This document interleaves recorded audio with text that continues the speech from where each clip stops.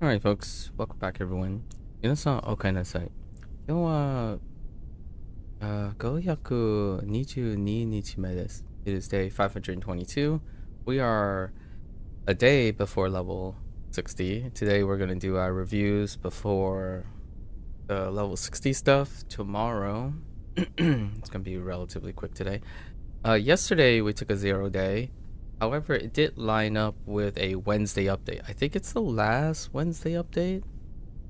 Next to last Wednesday update for the content, so we'll do the lessons after our review. Yeah, not much. We're gonna try to be a little brisk today for an evening event. So, here. 引く、放射、時期、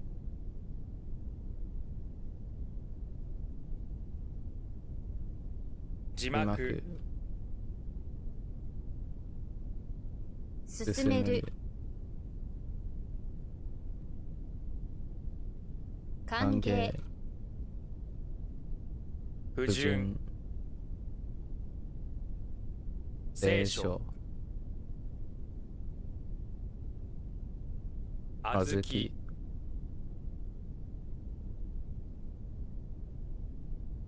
紅茶、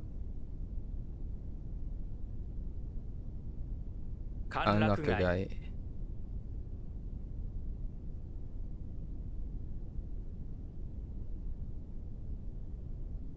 腐る、心臓、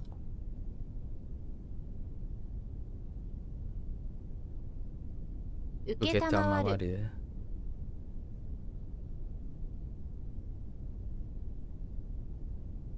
内臓、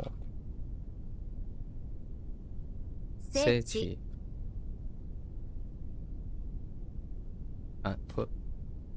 推定、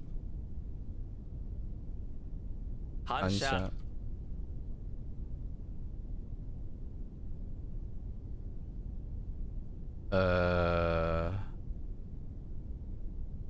what is that?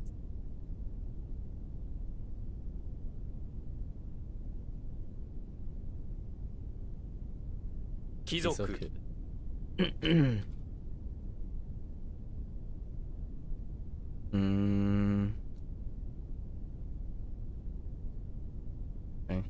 Okay. Oh, this is a special one. How do I do it? Is it this? Nope.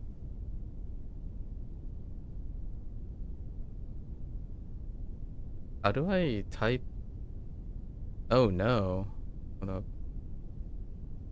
How do I have no idea how to type the special, like,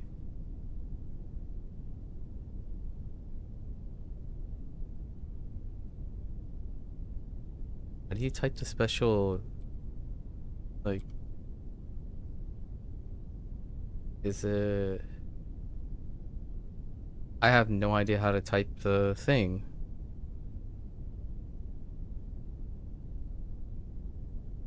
Like, it's chizu.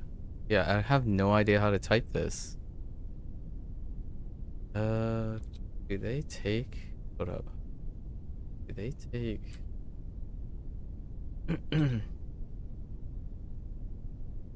no. So it's JI, but it's the other one. I have to look.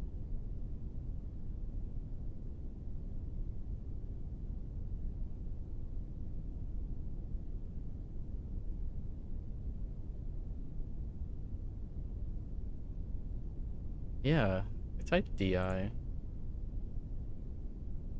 Okay. 縮まる、縮まる。はい。縮まる。真似、吐く、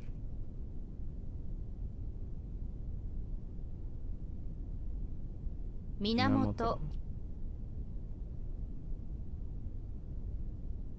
承認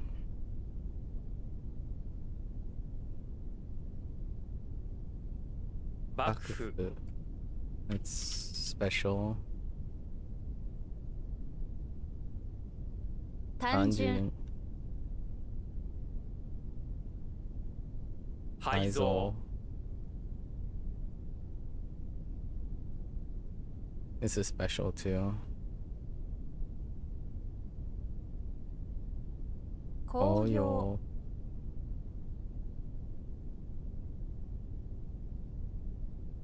送信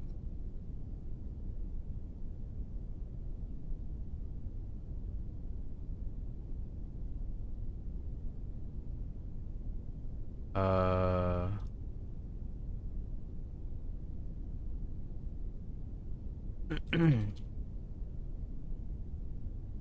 what?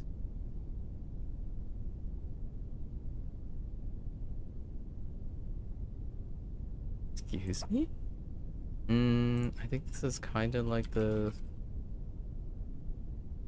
I think this is kind of like the same thing. So...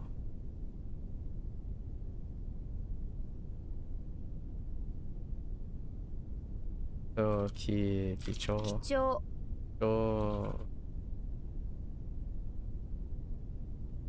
宴会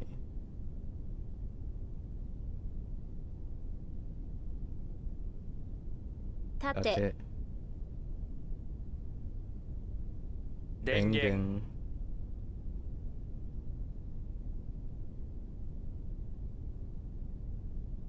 Day 6 and you already feel tired of Anki reviews? Okay.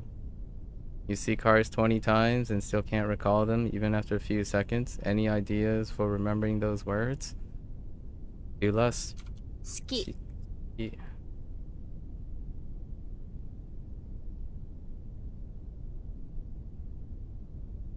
Spend more time with the words.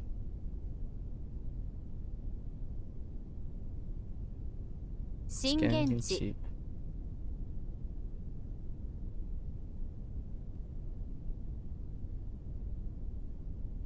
I mean, what was your original idea behind what you decided to do originally?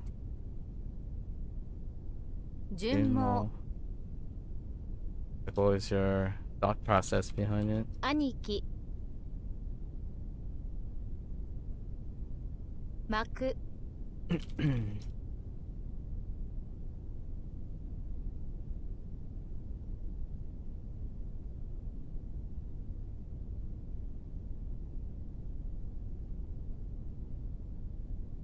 推理 腐食 Joku.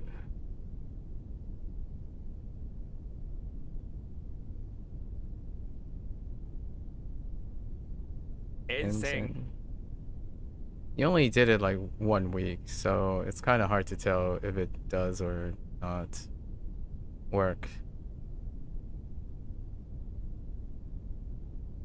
However, I don't really know what your thought process is by what you're currently doing.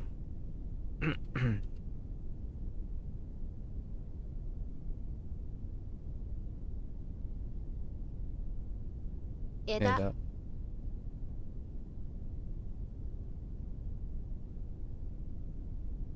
奴隷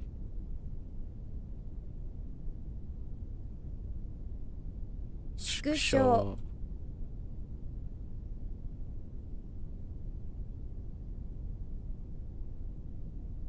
どんぶり 申請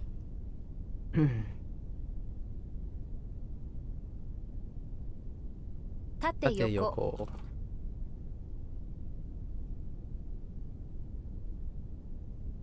Whoops.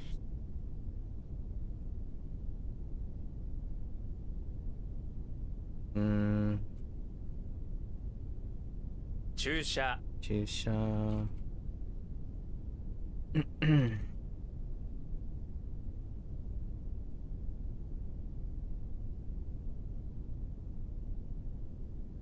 沿う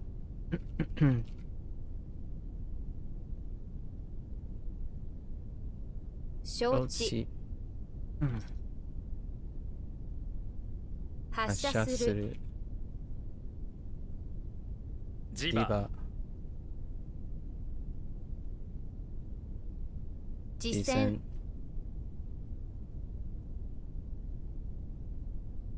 行き。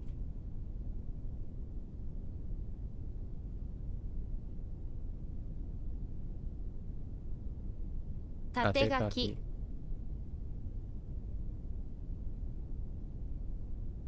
牛丼。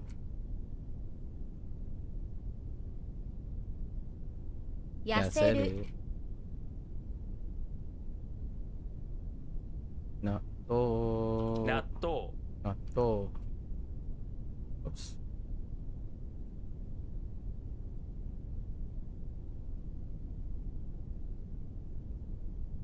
拝む。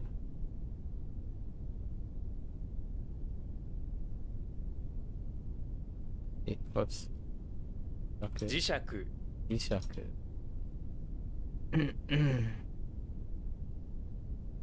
純粋。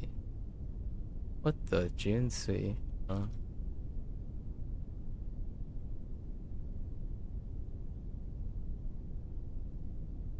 やつ。やつ。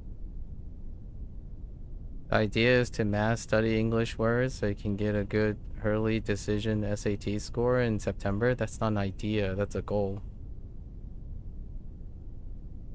I was asking what's the idea behind your method.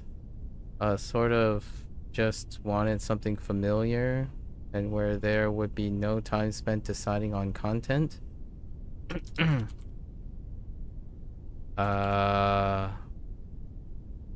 And that's the only way you can imagine there's no deciding on content. Maybe missing the point of your question. Well, you told me what your goal is.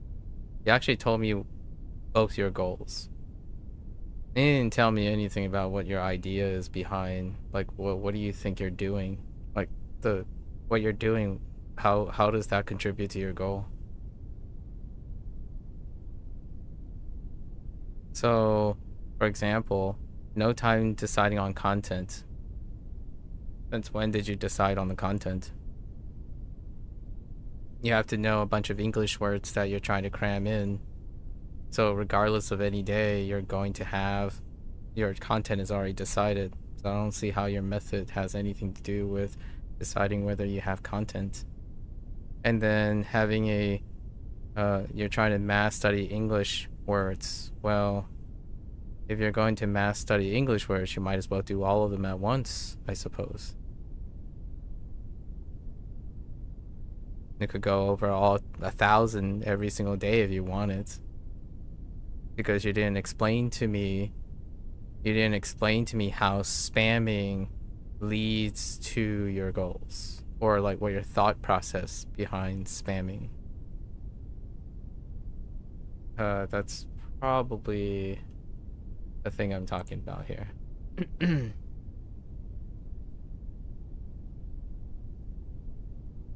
You're focused on a goal, but your method is not working. So, and the thing that's keeping you from doing it is that you're exhausted. 貴様。What the? Oh, rude you. 沿岸。発揮する。発揮する。Point out? What is that? Oh.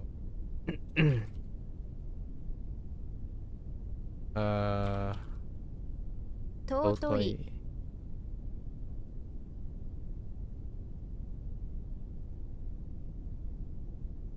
黒幕。黒幕。腐敗。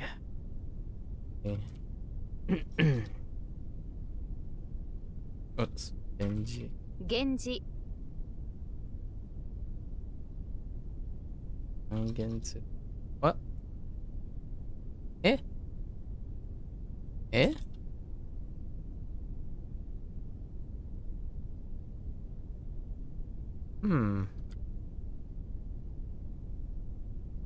Oh, I consider. 拝見する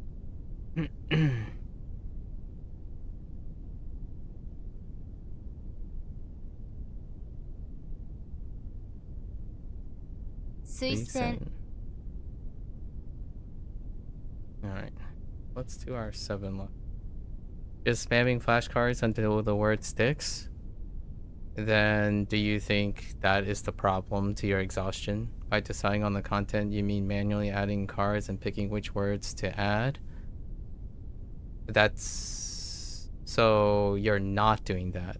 There would be no time spending deciding on content. So you're not doing that. Is your goal. So if your goal is that, and you say manually adding cards and picking words to add, you are doing that. So that's exhausting too. I mean, what you're doing doesn't match with your goals. So if you're spamming words, flashcards until the word sticks, and you're saying you're exhausted to get to your goal, then what you're doing is causing exhaustion to stop you from getting to your goal. And if you're manually adding in cards and picking which to add, by deciding on content, you mean not doing that? Okay. Then if you're not doing that, then that is the problem for your exhaustion. The method mostly seems to work. I disagree. The method doesn't seem to work. It clearly doesn't get you to your goal. You just get reviews done daily so far? No, you don't. You are exhausted. You don't get the reviews done if you have to do them again tomorrow to remember. You didn't do or finish your review. But the problematic 5 to 10 or so new cards that just spam again and again are what you dislike. It's because you don't get anything done. You're repeating the same thing over and over again. The idea is you take the 5 and the 10. If you're so convinced that all the others are right, then only take the 5 and 10 and spend whatever time you have on the 5 and 10. I don't see what your point is in mass spamming something when your method doesn't tell you your problem. Your problem is the 5 to 10 that you dislike. So your approach is to do everything, make yourself think like it works, and then have the same problem. So hear me out. What does this result tell you? You have to manually select the 5 or 10 new cards that you have problems with, devote all your time to those using an initial screen. Then your volume goes down and you work on the words that don't stick with the limited time you have. That would be a reasonable way to learn from your mistakes or learn from your problem. So you do all the cards, the ones that you say are good, remove them out of the shuffle or generate a new deck with all your problem ones, and you only work on those. This is assuming what you're telling me is true, which you say you mostly seem to work, basically all the ones that you remember. Well, if you screen them and you remember them, then they're not your problem. You're not addressing the problem. You're presuming the rest works, and it's the problem that stops you from continuing. So that's, to me, that screams to me you're ignoring the problem. If the 5 to 10 new cards is the reason for your exhaustion, then it doesn't matter how well your other things go, you're never going to finish. That's what you told me so far. If you're going to say, but if, but what, and you're going to add another condition, then that is up to you. Because I'm not you, so I don't know all your conditions. From what you said, your problem is, you do the 50 cards, all the problem ones go into another deck, and that's what you work on. You do another 50 words, get all the problem ones, put them into another deck, and your entire day and all of your efforts and your method refinement is going to be on a deck full of cards that make you exhausted and you dislike. Because then you have to face your mistake and your problems, not ignore them by saying, oh, I got 90%, so that means the 10% is not important. And then here we are the 10% stopping you from going past and increasing your yield. So anytime you say your method is working, it doesn't sound like it's working. You're saying it, and you even said it's again and again, same problem. And you might think, like I told you before, you asked me something about what should I do based on what I know about your Japanese studies. And then afterwards you told me, oh, I'm going to do exactly like the Japanese studies, only I'm going to spam even more because I think I know English better than Japanese. And I've said this before, the method is independent of the language or the thing you're learning. If you have the same problem with Japanese and you repeat the same thing with English, you're going to have the same problem. What does the problem you're describing is exactly the same problem you have with Japanese when you're using Anki. It's the problematic 5 to 10 things that you don't remember that drags you down. So your method is exactly the same with a tweak in volume. It's not quite the same, but you'll intentionally mark the ones you're good with to be reviewed much less and tag that. That's exactly the same. Like, I don't know who you're trying to convince. If you're trying to convince me it's not the same, then to me personally, if you want to ask for my input, you are lying to yourself. It is literally the same. You think tweaking volumes and magically doing the same approach over and over again, but you're telling yourself that you're marking yourself differently, then it should result in something different. Why do you have the same problem then? You don't have to convince me if it's not the same. Then fine, go convince yourself it's not the same. I don't care if it's quite or a little bit more. It's not my problem for that. I'm telling you it's the same problem. So you can take it or leave it, but if you don't think it's the same problem, then use something different to solve the problem. If you think it's the same problem, stop using the same method to solve a different problem. I think you think it's a different problem and you're doing something different about it. I think you're doing the same thing, solving a problem that is the same, but you think it's different. There's no way around saying that you have a different problem. Your methodology can be different and it can still result in the same problem. How does that work? If you ask yourself, how can you think you're doing something different and still come up with the same problem? The one reasonable consequence of that is you're doing something that does not address the problem. So it is the same problem. You may have tweaked the methodology, but I'm asking you, what is your problem? What are your goals? And what are you doing to get to your goal? You said you want to learn a lot of English words to get a better grade. Okay? So spamming more words somehow and changing the way you mark in the way you spam somehow leads to that goal. And now you're saying you're exhausted. Well, that's the same problem that you had with Japanese. And then you listed another problem, the 5 to 10 or new cards that you spam over and again that you can't remember. That's the same problem with Japanese. So despite your intentions to do something slightly different or whatever, it led to the same problem. So you're not denying it being the same Japanese problem. You are denying it's the same problem. I'm not going around beat around the bush. If you think it's the same problem, then why are you doing the same thing? You say you're not. You're intentionally marking the ones you're good to be reviewed much less. That is what you did for Japanese. That's what SRS is. That's what you did for Anki. Oh, I know this, so I'll repeat it less. That's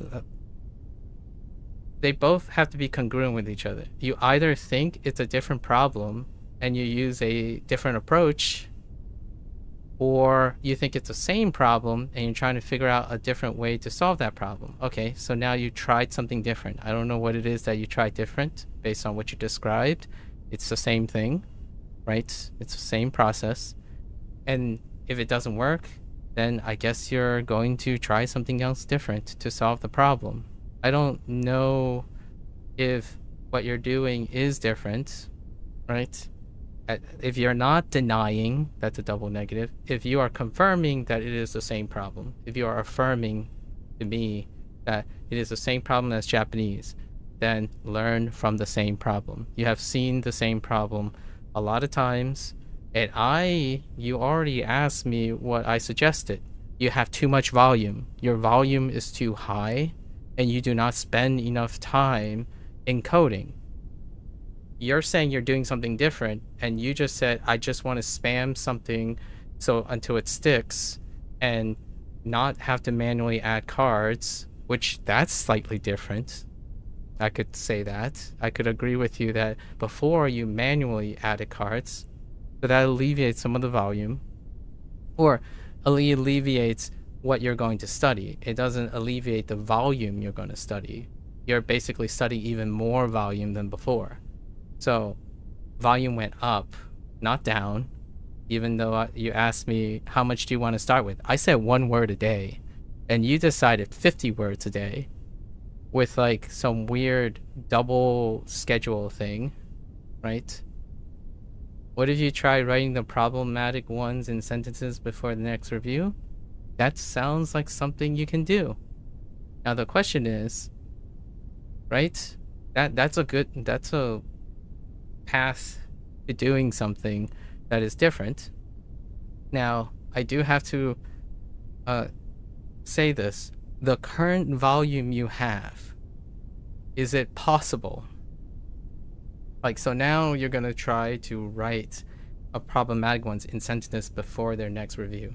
The question is, are you going to be able to maintain that volume? Right? Because you think 50 is the number. And I said 1. 1 is the number. So it's got to be somewhere between 1 and 50. 50 being too much, and 1 being apparently 50 times less than what you think you can do. So for me, I was going to say 1 problematic one. Each day you work on 1 problematic one. And by the time August rolls around, at least you could get 100 or so problematic ones complete. So like around 100. Like you could even increase it to 2 when you find 1 is comfortable. Now what you're doing is you're hoping that you can do 50 every 4 days because you have a 2 on and 2 off cycle. So every 50, and you're hoping you keep that up all the way to the end. So then how many problematic ones will you have? Well, for every 50, there are 5 to 10. So we'll take 10%, right?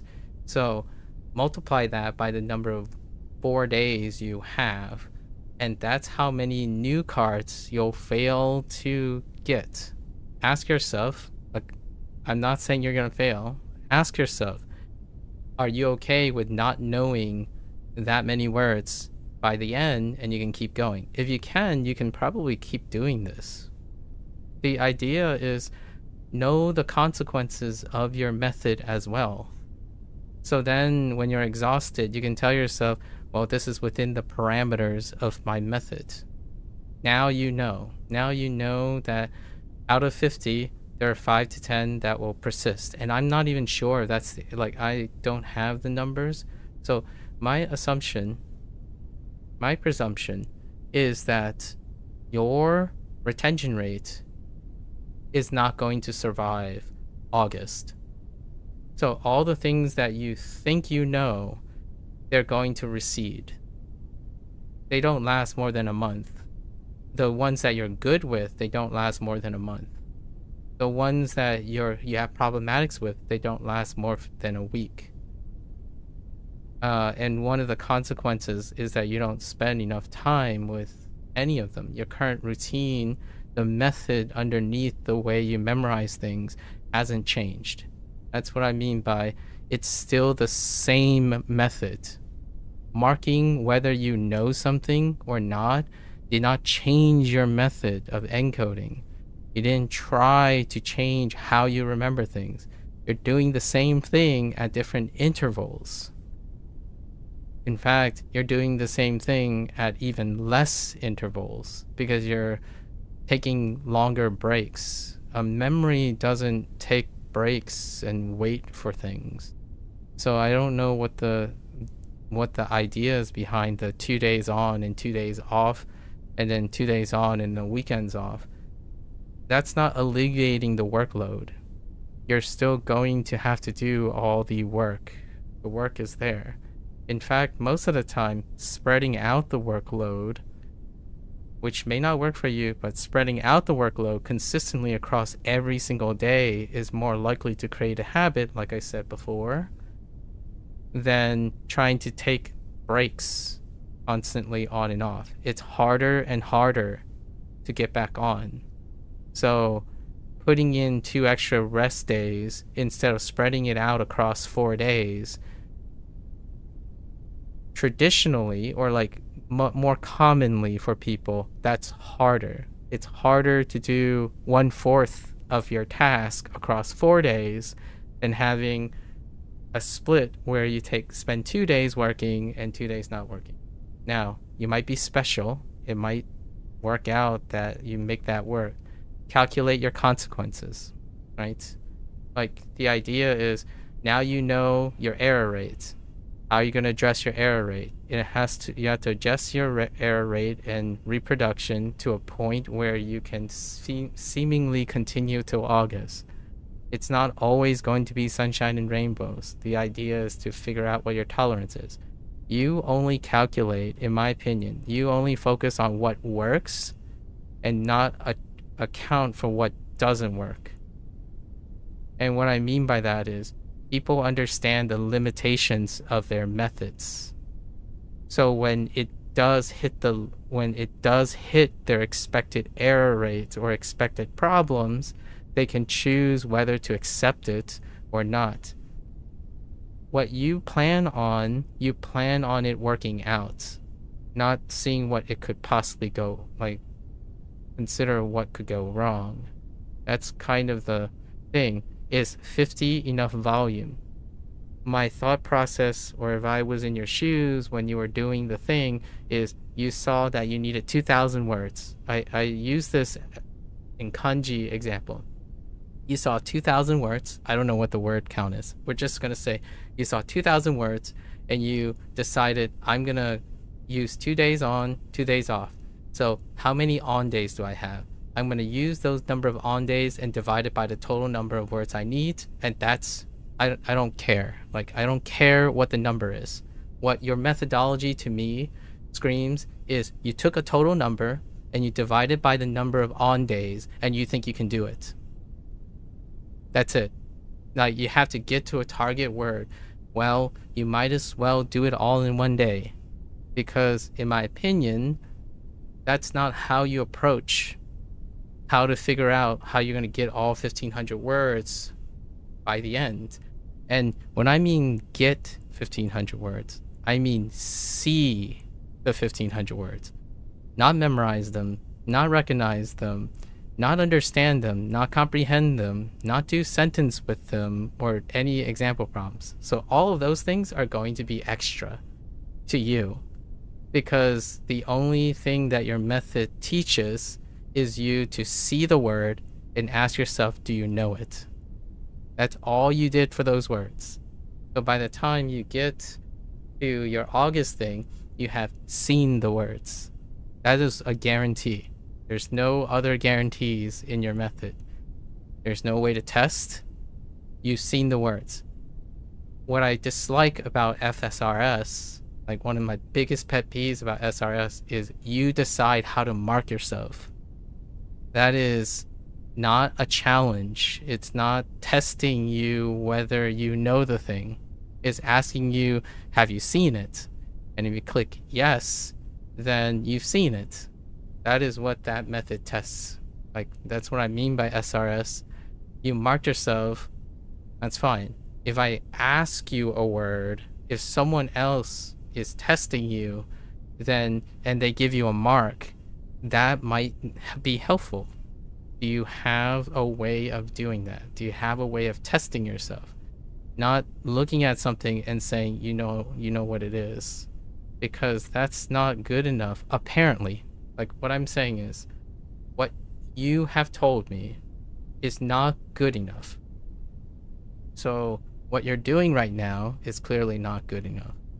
I don't think it was good enough for Japanese, and I don't think it's good enough for English. Whether you decide on, like, you decide whether you know something. I've, like, shared this before.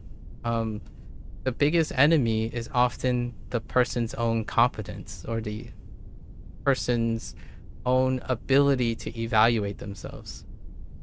It might not work, so try to find something else, make it work. You could create sentences, fill in the blanks, sure, that's something. You do have a problem with workload already. If manually adding cards and deciding on your content is tough, I am a little bit worried that when you're going to write sentences, that's extra workload. So I don't know how you're going to adjust the workload. It's not going to make you any less exhausted. Writing sentences make people exhausted. So you're actually increasing your workload. That's something to consider. You'll make it work and stick to the review schedule consistently. Also, it's 25 days average, which probably isn't the point. It's 50 days per on cycle.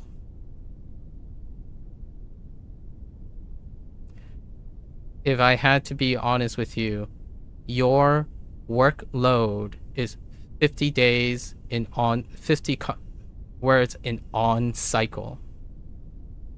Not trying to split hairs here. You think you're doing 25 words a day, but your accounting is 50 words a cycle. Then you go rest. When you're resting, what are you accounting for? 50 words, not 25 a day. If you were doing 25 a day, you would be doing them every day. Like, it's, if you want to be, if you kind of want to be really technical about things, the idea is, how many things are you trying to remember? Well, you're trying to remember in chunks of 50. You're not trying to remember in chunks of 25. If you want, you can try to do that. So, like, you can test yourself for 25 every single day if you want, and see if you remember them. So, like, even though you have rest, you still need to test yourself every day for 25. Sure. That's fine if you want to do it that way. The idea is how much volume are you responsible for?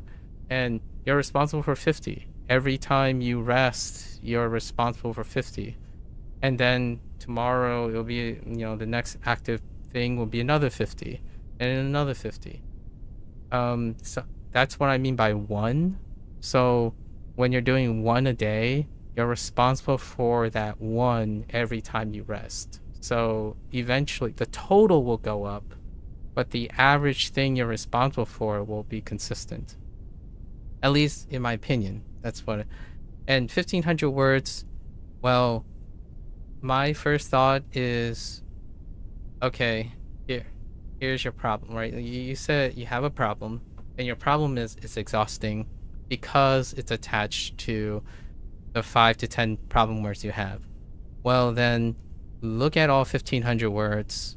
Which one are the problems? Add them to your deck so you don't have to decide anymore.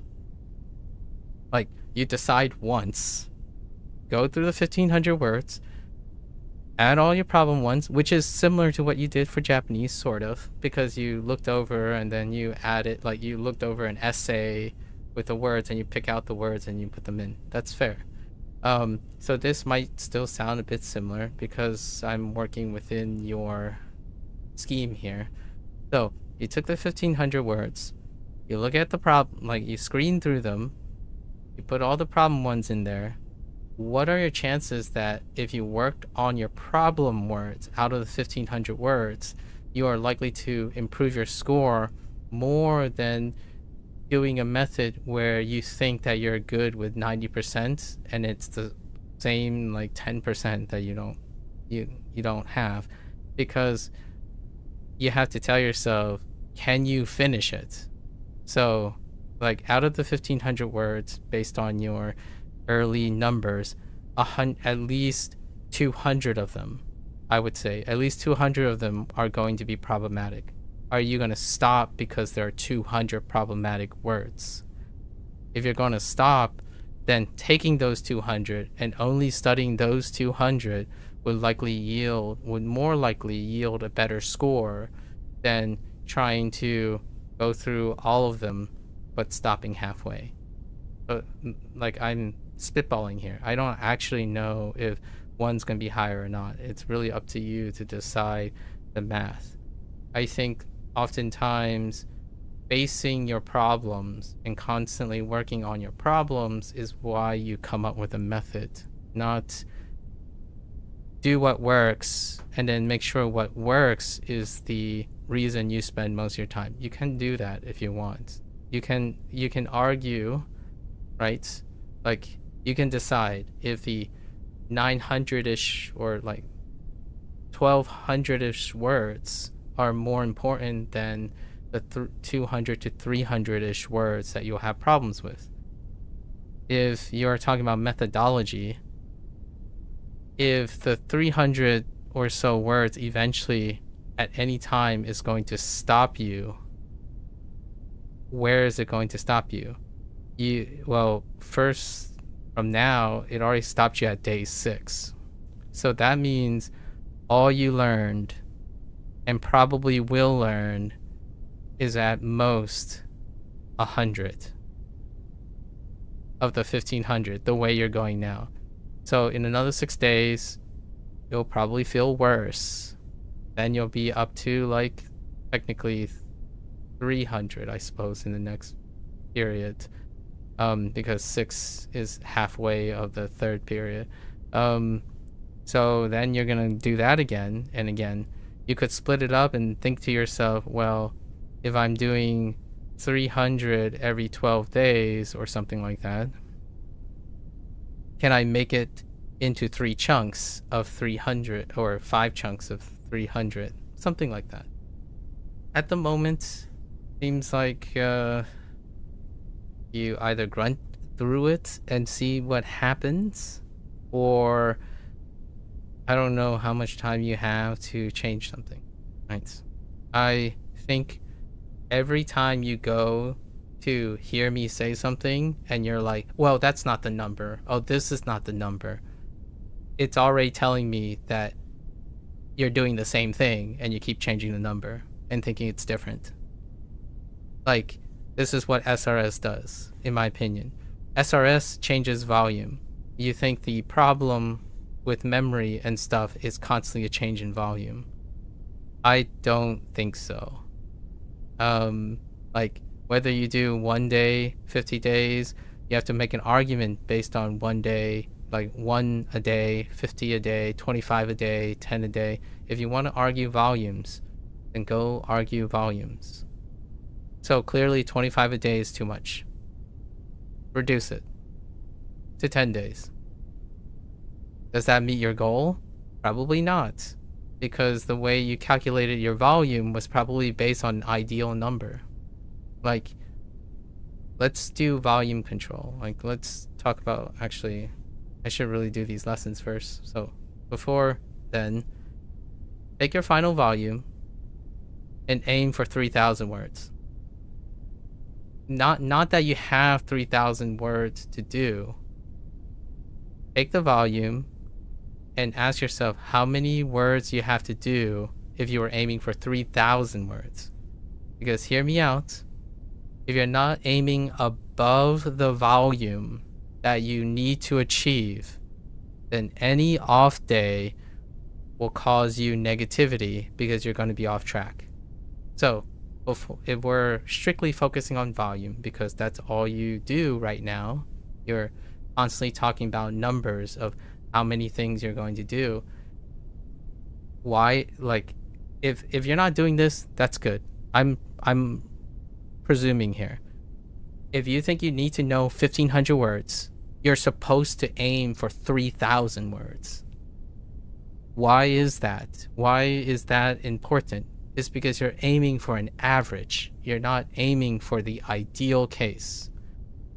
SRS, in my opinion, is one of my biggest pet peeves about this, is because when someone thinks they need to learn a specific number of items, they plan their schedule based on the ideal number of things.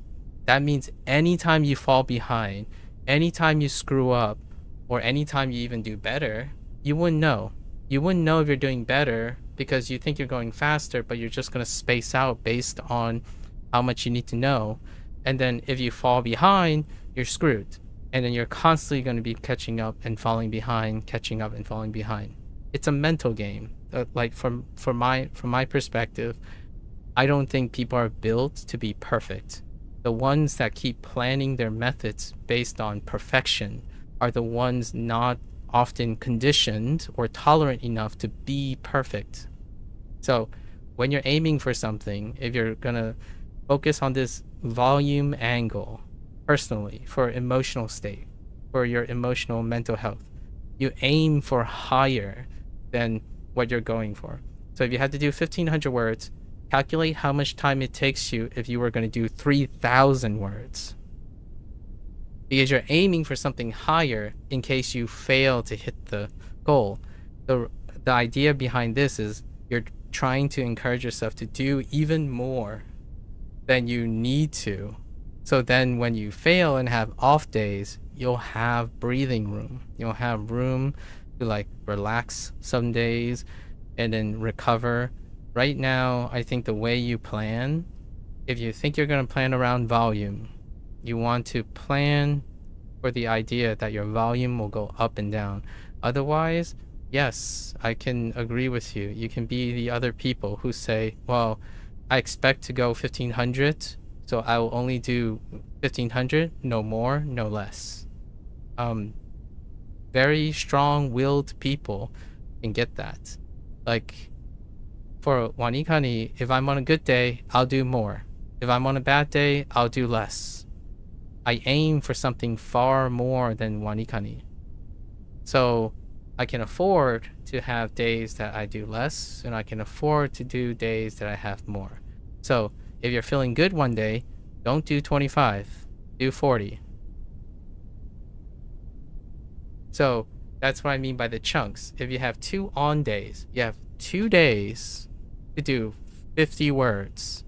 So choose how to deliberate that. But an argument being made about the fact that there's a month between when I should finish seeing all 1,500 and when I have my exam be made, so hence there's already a little breathing room? No, because you plan to do something with that breathing that day. It's not like you're resting or anything like that.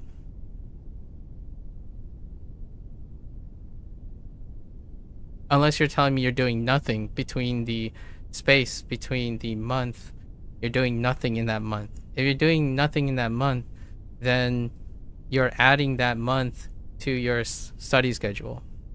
It's not the same thing. Like, are you telling me you have an extra month? So why didn't you spread it across that month? There's no plan aside from keeping up reviews of old cards? Then why isn't it part of your calculations?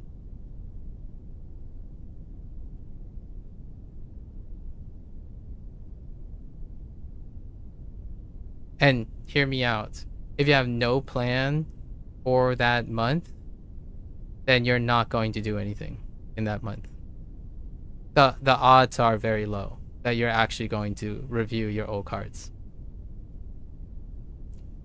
The reason why I say this is because you never done it in the first place. a plan is to help you set the habit. So now, if you plan on reviewing the whole month, that's assuming that you're going to form a habit to that month. Like, your plan is that your first plan works out so that your second plan works out. Right now, it doesn't work. It's not working. So I'm not sure how you think that that's going to happen. Like, if you're banking on your 3 months to be useful, that is on the exception that your first plan works. It doesn't happen even if it fails, because you wanted to give time to the problem cards in case you have many despite seeing all cards, so all 1500 are able to remember well by the exam, ideally speaking. Then you have no problems. If you're making an argument that that is what you're going to do, then keep doing it. Why are you exhausted? You saw the cards that you dislike. Well, you can push it off to that month, if that's what you're telling me. But I'll push it off to that month and then continue doing all the stuff that you're currently doing. If your thought process is that I don't see a problem, your behavior does not say that. Your behavior tells me that it does matter, that the 5 to 10, you're not giving your, like, if those are the problem cards, then those are the problem cards. Keep going. You have a whole month to work on the problem cards. You've already thought it out, and you're gonna work. Hold yourself accountable, right? Then I don't see a problem. Why do you have a problem with it? All right, I'm gonna go through these lessons first before I forget, because I have like 19 minutes beforehand. All right, landlord, big person in the house. Yeah, that's fine. Landlady too. Yeah. Oh yeah. Oh, using the double kun. That's fine. So if you have time for your problem cards, then there's no problem here. You can just totally push the worst ones off, you think. I have no idea. According to what you said, yes, you can push it off because you have a whole month to work on them. According to your plan. Your plan was to get them all done within the current time frame and assume some will have issues still by then. It's a safe assumption that you'll have problems. What you're not assuming is you get through them. You're going to get through them because you have those problems. But there wouldn't actually be an issue with suspending a couple now and then. I don't see an issue with suspending all of them when you have a problem. You told me that you have a month's time set for problem cards.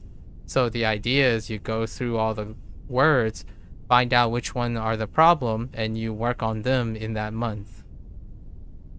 The problem I see now is that your first plan doesn't work. So you never get to the second plan. Like, it's kind of like you're not planning a contingency. You're planning for things to work. Like, you're hoping A works so that you can get to B. And right now, A isn't working. So you never get to B. It doesn't matter if you plan all of the stuff at the end. If you never get through A, you never get to B. So the alternative is you do A and you do B. So as you're going along the A, you're shuffling things to B. And B occurs in that month later. And no matter what happens with B, so if B doesn't work out, you still carry A to your goal. So your A to your goal is to see all 1500 words. B is when you use this month to do all your problem words. So no matter what, you'll always get through A. It doesn't matter if B fails or not. The nice thing is, in that month, you can test if you can get some percentage from B. So you're going to have a bunch of, like, you're going to have 10% of the words, right? maybe like 150 words. At least you're going to see all 1500, and ideally, right, you'll know 1350 words. And it's not, no matter what you do, you tell yourself, or you are saying to yourself, right, it doesn't matter if I have problem words, because these words are going to be tackled later as well. And if I don't, I will still at least have covered 1350 words. Nothing is stopping me from seeing all 1500 words, regardless if I have the problem.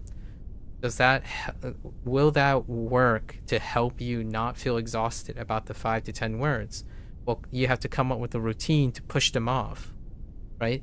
If you see the same word 6 times over and it's not sticking, you can set a threshold. Maybe you can say, okay, if I see it 4 times in a row, if I see it 4 times, it's gonna go to B. That's it. Gone. Right? It's a problem for later. You're telling yourself you're not willing to sacrifice finishing all 1500 words for the sake of the 10% for now. You can work on them later in the month. However, is 1350 words worth more than the 150 problematic ones? Probably yes. So now you have 2 separate goals, not 2 goals tied to each other. When they're tied to each other, that means one has to work before the other one. And that means that if the first one doesn't work, you fail completely. There's 1 point of failure, as in there's no redundancy, no contingency. So maybe that's how you can get over your exhaustion. You're trying not to stop yourself from achieving your first goal, which is this, whatever B is happening, you're gonna create a routine that it's not going to like stop you from A. You're trying to remove a gap in this. So maybe that's the way. You can just totally push the worst one off. You think your plan was to get them all done within this current time frame and assume some would have an issue, right? But there wouldn't actually be an issue with suspending a couple now and then. Yeah, there's a month. You'll start tagging the problematic ones to delay until, right? Remember, you have to make it consistent. Know how, like, so now you're creating a routine. What is problematic? What is problematic? Like, how do you determine it? What is your method to determine it's problematic? And yes, I do this too. So, like, if you're wondering, I'm kind of leading you a little bit because I do this method too. I create a routine to know how I know it's problematic. So then I stick to the routine, observe what's problematic, and then solve it later. So, like, doing this, right? If I have a problem with this, I'll make a note of it, but it's too much. Like, say you're encountering the problem where this occurs too much and it's causing you to stop. So, why is it causing you to stop? Figure out how you can screen for them. Then when you notice these things, later down, when you observe them, you might be able to come up with a solution to your problem. You might notice, oh wait, all the characters or all of these words have this in it, or all of these words are like this. Oh, there's a certain characteristic of these words that are problematic. So when you group all your problems together, you can also see if there's a pattern among your problematic things. Constantly touch and go over and over again is going to be tougher to see if there's a pattern to it. Like, maybe they're all adjectives. Maybe they're all positive words. Or they all belong to a specific subset of a characteristic, like they are words that consistently characterize a subtlety that you're having problems conceptualizing. That's kind of where the English is probably going to go for higher level, because we're we're not talking about Japanese. So this is not Japanese now we're talking, because you are intermediate or advanced in English. So memorization is not going to help you understand your problematic English words anymore. The odds of being an intermediate advanced English speaker, a native English speaker, is that memorization and recognition is not going to solve your problematic words. They're beyond memorization now. You've already done the whole memorization recognition game. So this is where it's not Japanese anymore. When you become an intermediate, you need to do other things like sentence structure, grouping, antonym, synonym relationships, something that's beyond memorization, because obviously it doesn't work, right?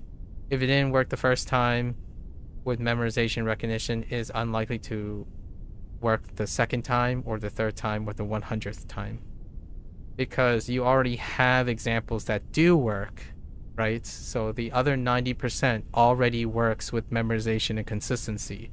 These don't. So doubling down on that is not going to likely yield an effect.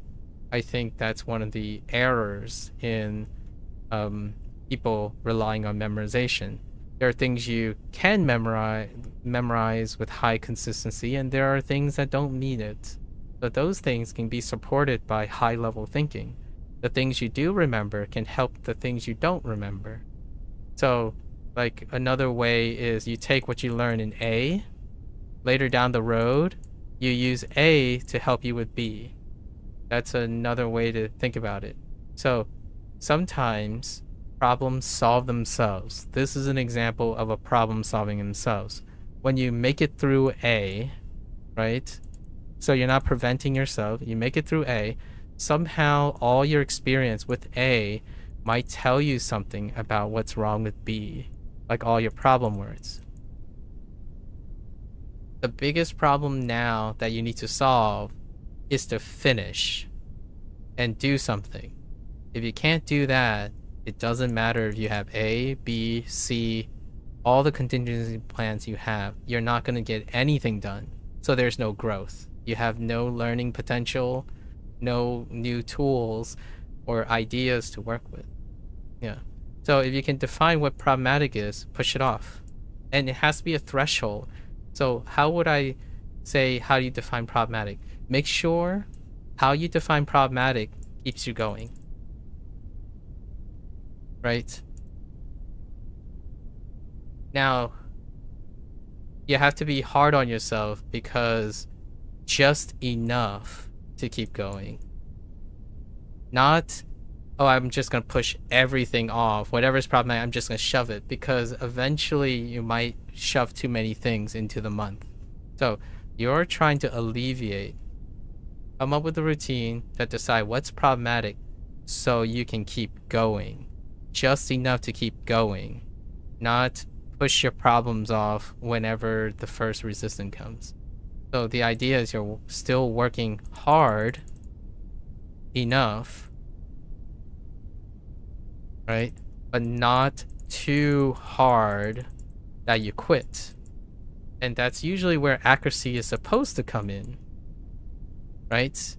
Honestly, that is what SRS is supposed to do, or FSRS is supposed to do. Is supposed to hope that you can determine a volume that you're working hard enough, but not too hard that you quit. Right now, clearly you're about to quit. So you're either working too hard or you're working not hard enough.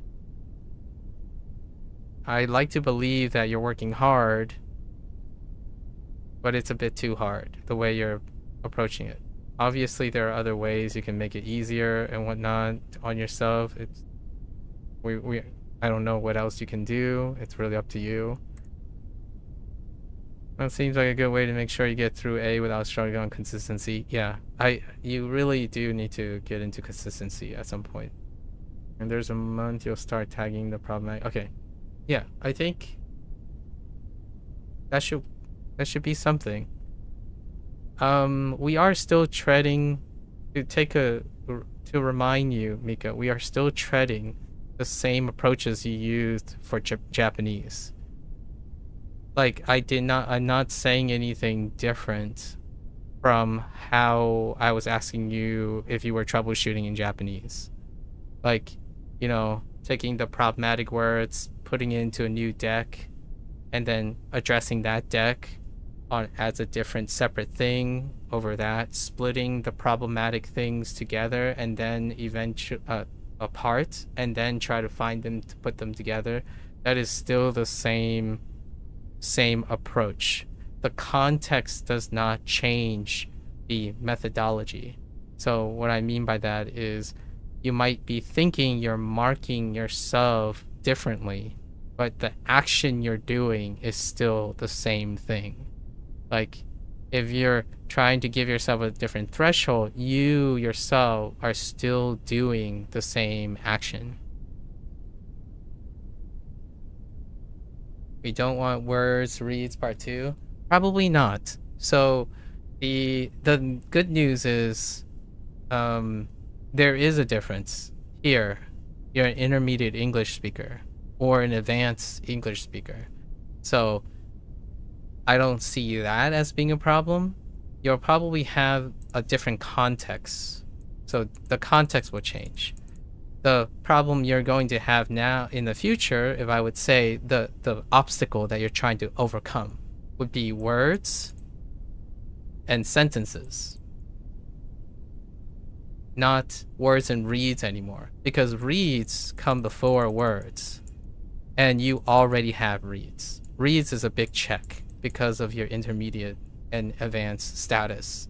So you're probably in August or like your last month, it's going to be the difference between words and sentences. And my hope is that the way you do sentences is not similar to what happened with words and reads in Japanese. We'll see. Like, sometimes people think differently, different ways in different contexts, so I can't account for that. I can't account for whether you start doing sentences in English if you're going to encounter similar problems with reads. Because if you think about it, I don't want to bias you too much. When you're writing sentences, it's a mnemonic. So if you had problems generating mnemonics for reads and words, it's not really internally that different from using a mnemonic. A sentence serves as a mnemonic. So hopefully somehow that's different. We'll see in another 2 months when you start doing that. So fingers crossed. So ofuku ga tsuku. Tsuku is the onaka ga tsuku. Sorry, this is onaka. And we had this in Bunpro. We'll keep going here. Cityscape. So we have street. Is that guy? Are we gonna use guy? Guy Fumi? Guy.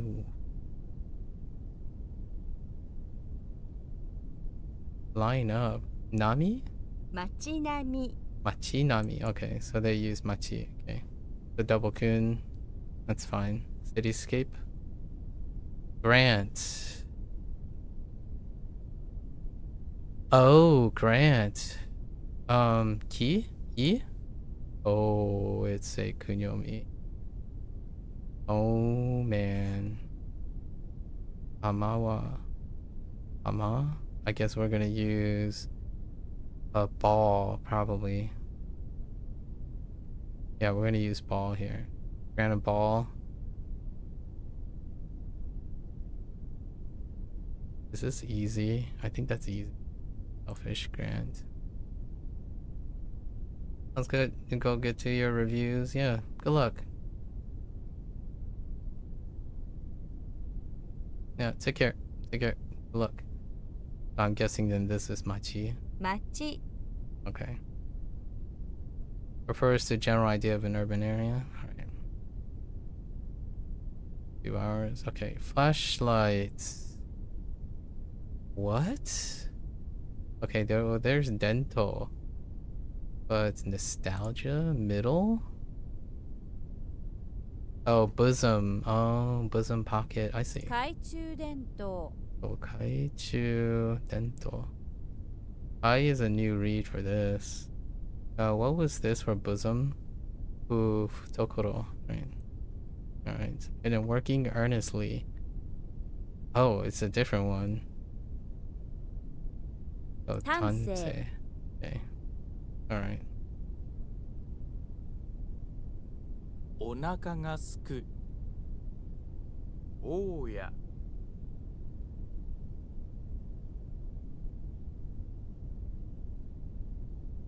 Oh no. Oh. 街並み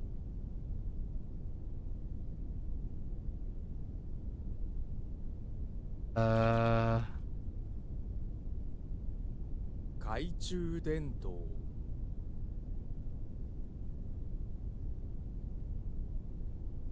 Okay.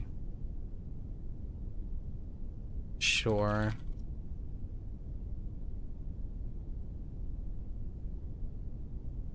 Hmm.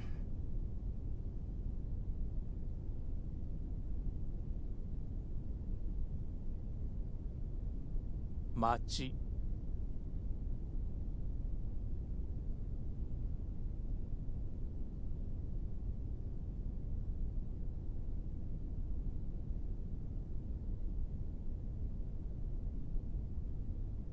丹精 Alright. Well, it's 5 p.m. We're not doing this. This is gonna be tomorrow. Tomorrow's level up. I was trying to pace myself on the explanation. But yeah, we're gonna be setting this up for tomorrow. Because we're out to get to something in the evening. I was off by a minute. That's alright. So let's go over our kanji. Here.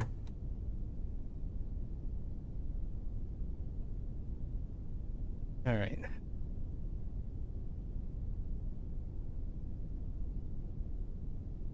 Last review until our last WaniKani consecutive stream. So after this, after tomorrow, we're gonna do our so tomorrow is our level 60, right? We'll probably be short one kanji. So what I'm gonna do tomorrow, I'll probably discuss in a little bit more detail. Largely, we will do WaniKani will end up being maybe bi-yearly, possibly bi-yearly. Every 6 months, we'll do a WaniKani update because I think I feel like the WaniKani team will be updating the material, or they might be there's a chance they might try something different, like add a companion or something like that. So I will keep up to date with WaniKani, like everything else. I've got to say this in the 500 review, 500-day review, since it was I made a snap judgment there, where it's gonna be the last tentative take. More or less, it was the candid conclusion for my WaniKani experience. We might do a subsequent update. So all the things that I have done, that I've stored on YouTube, for example, all of those can have potential follow-ups. It is very dependent on the devs' insistence on following up. So WaniKani will have updates. So I do anticipate to come back to WaniKani or doing some sort of chalk related or canvas related perspective or retrospection when we get back. Wakotabi is next, right? Wakotabi, it's been over half a year now because of scheduling and whatnot. I'm actually specifically waiting for a particular Wakotabi update that they already mentioned they were going to do. And when that update comes through, I visit Wakotabi again. It's very similar to the video games, the live service games. Like today, this evening, there's a Phantom X anniversary. Today is the anniversary. They update every 2 weeks. And roughly every 2 weeks, and the 2 weeks are hours of things. So in WaniKani, that's how I spread out, related to today's scheduling or my conversation with Mika. I schedule my things as well based on the content, right?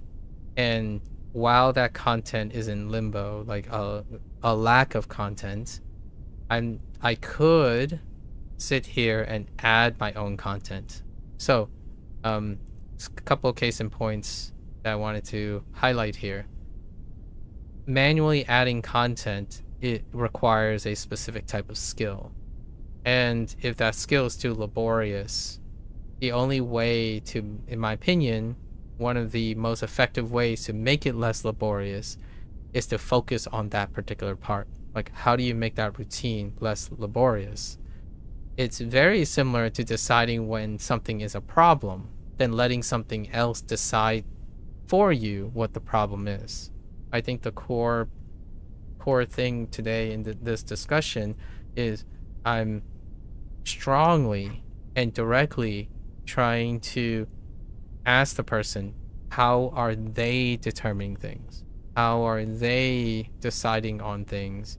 How are they taking account of their failures or their frustration and whatnot? Because in my opinion, it is very difficult to feel responsible enough to do something consistently enough. I'm not saying perfectly, enough to see something, do something, learn from it. One thing I specifically I tend to worry about this a lot, and I wasn't expecting it to be today. Yesterday I was like ranting to myself, right? I was monologuing to myself about my concerns about SRS and concerns about net approaches and stuff. I was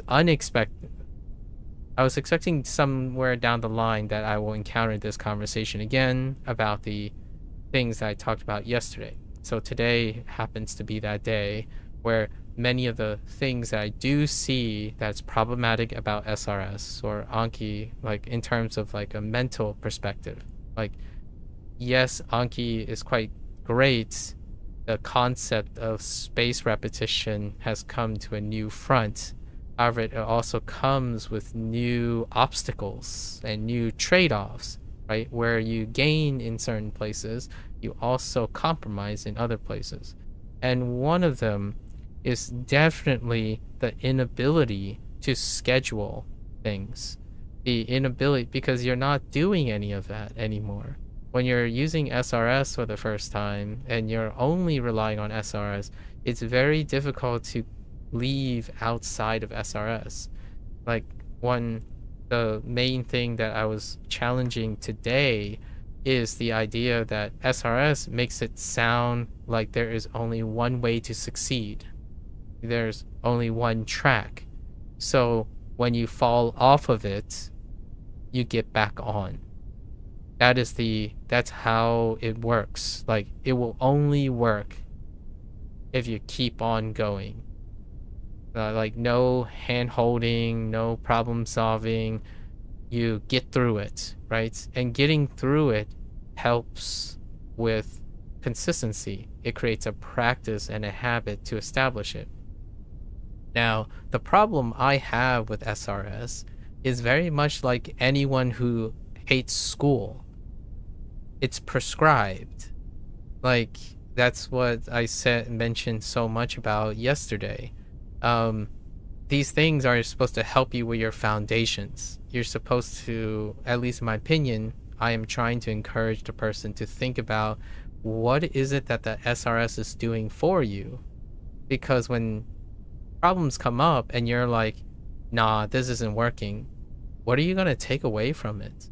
Like, are you going to come back and do the same exact thing again? And when I mean same exact, we're talking about the underlying methodology, not whether you tweaked your volume or tweaked how fast you did something, tweak how much you rested. Those things you can definitely adjust. And if you adjust those things and it gets you through the SRS, that's great. Now, when someone comes to me and say that is the problem right now, I usually think that they have it on lockdown. the volume thing. Like, that's my trust. My trust is they can manage their volume. They can manage their volume, their timing, and how, like, their exhaustion, right? When someone tells me their problem is not attached to the volume, then it's no longer a volume problem. Like, because the key word that I heard in all of that is like and dislike. Because if it was about the volume, right? If it was about the volume, 5 is much, much less than 50 in one block, right? Or 40 in one block. Like, the one block of 5 to 10 problems come from a block of 50. This is much, much less. So overall, there shouldn't be a problem. Right? No problem, because this is far less than 45. So you keep going. This should be sufficient to provide motivation to do so. At least that's my assumption. The person is able to do this. At least that's what their plan is. They decided on numbers, right? This is your volume. And that should be sustainable. If it isn't, then I look for other explanations. I don't look for, like, oh, maybe you should adjust this down to like 30 a block, and then maybe that means that you'll still have the same proportions. It'll still be the same proportions of problems. Probably. So if this goes down to 30, this is probably going to be like 2. And this is still much less than that. Is that going to keep them going? It can. It can keep them going. But I'm not focusing on something that I think they can do.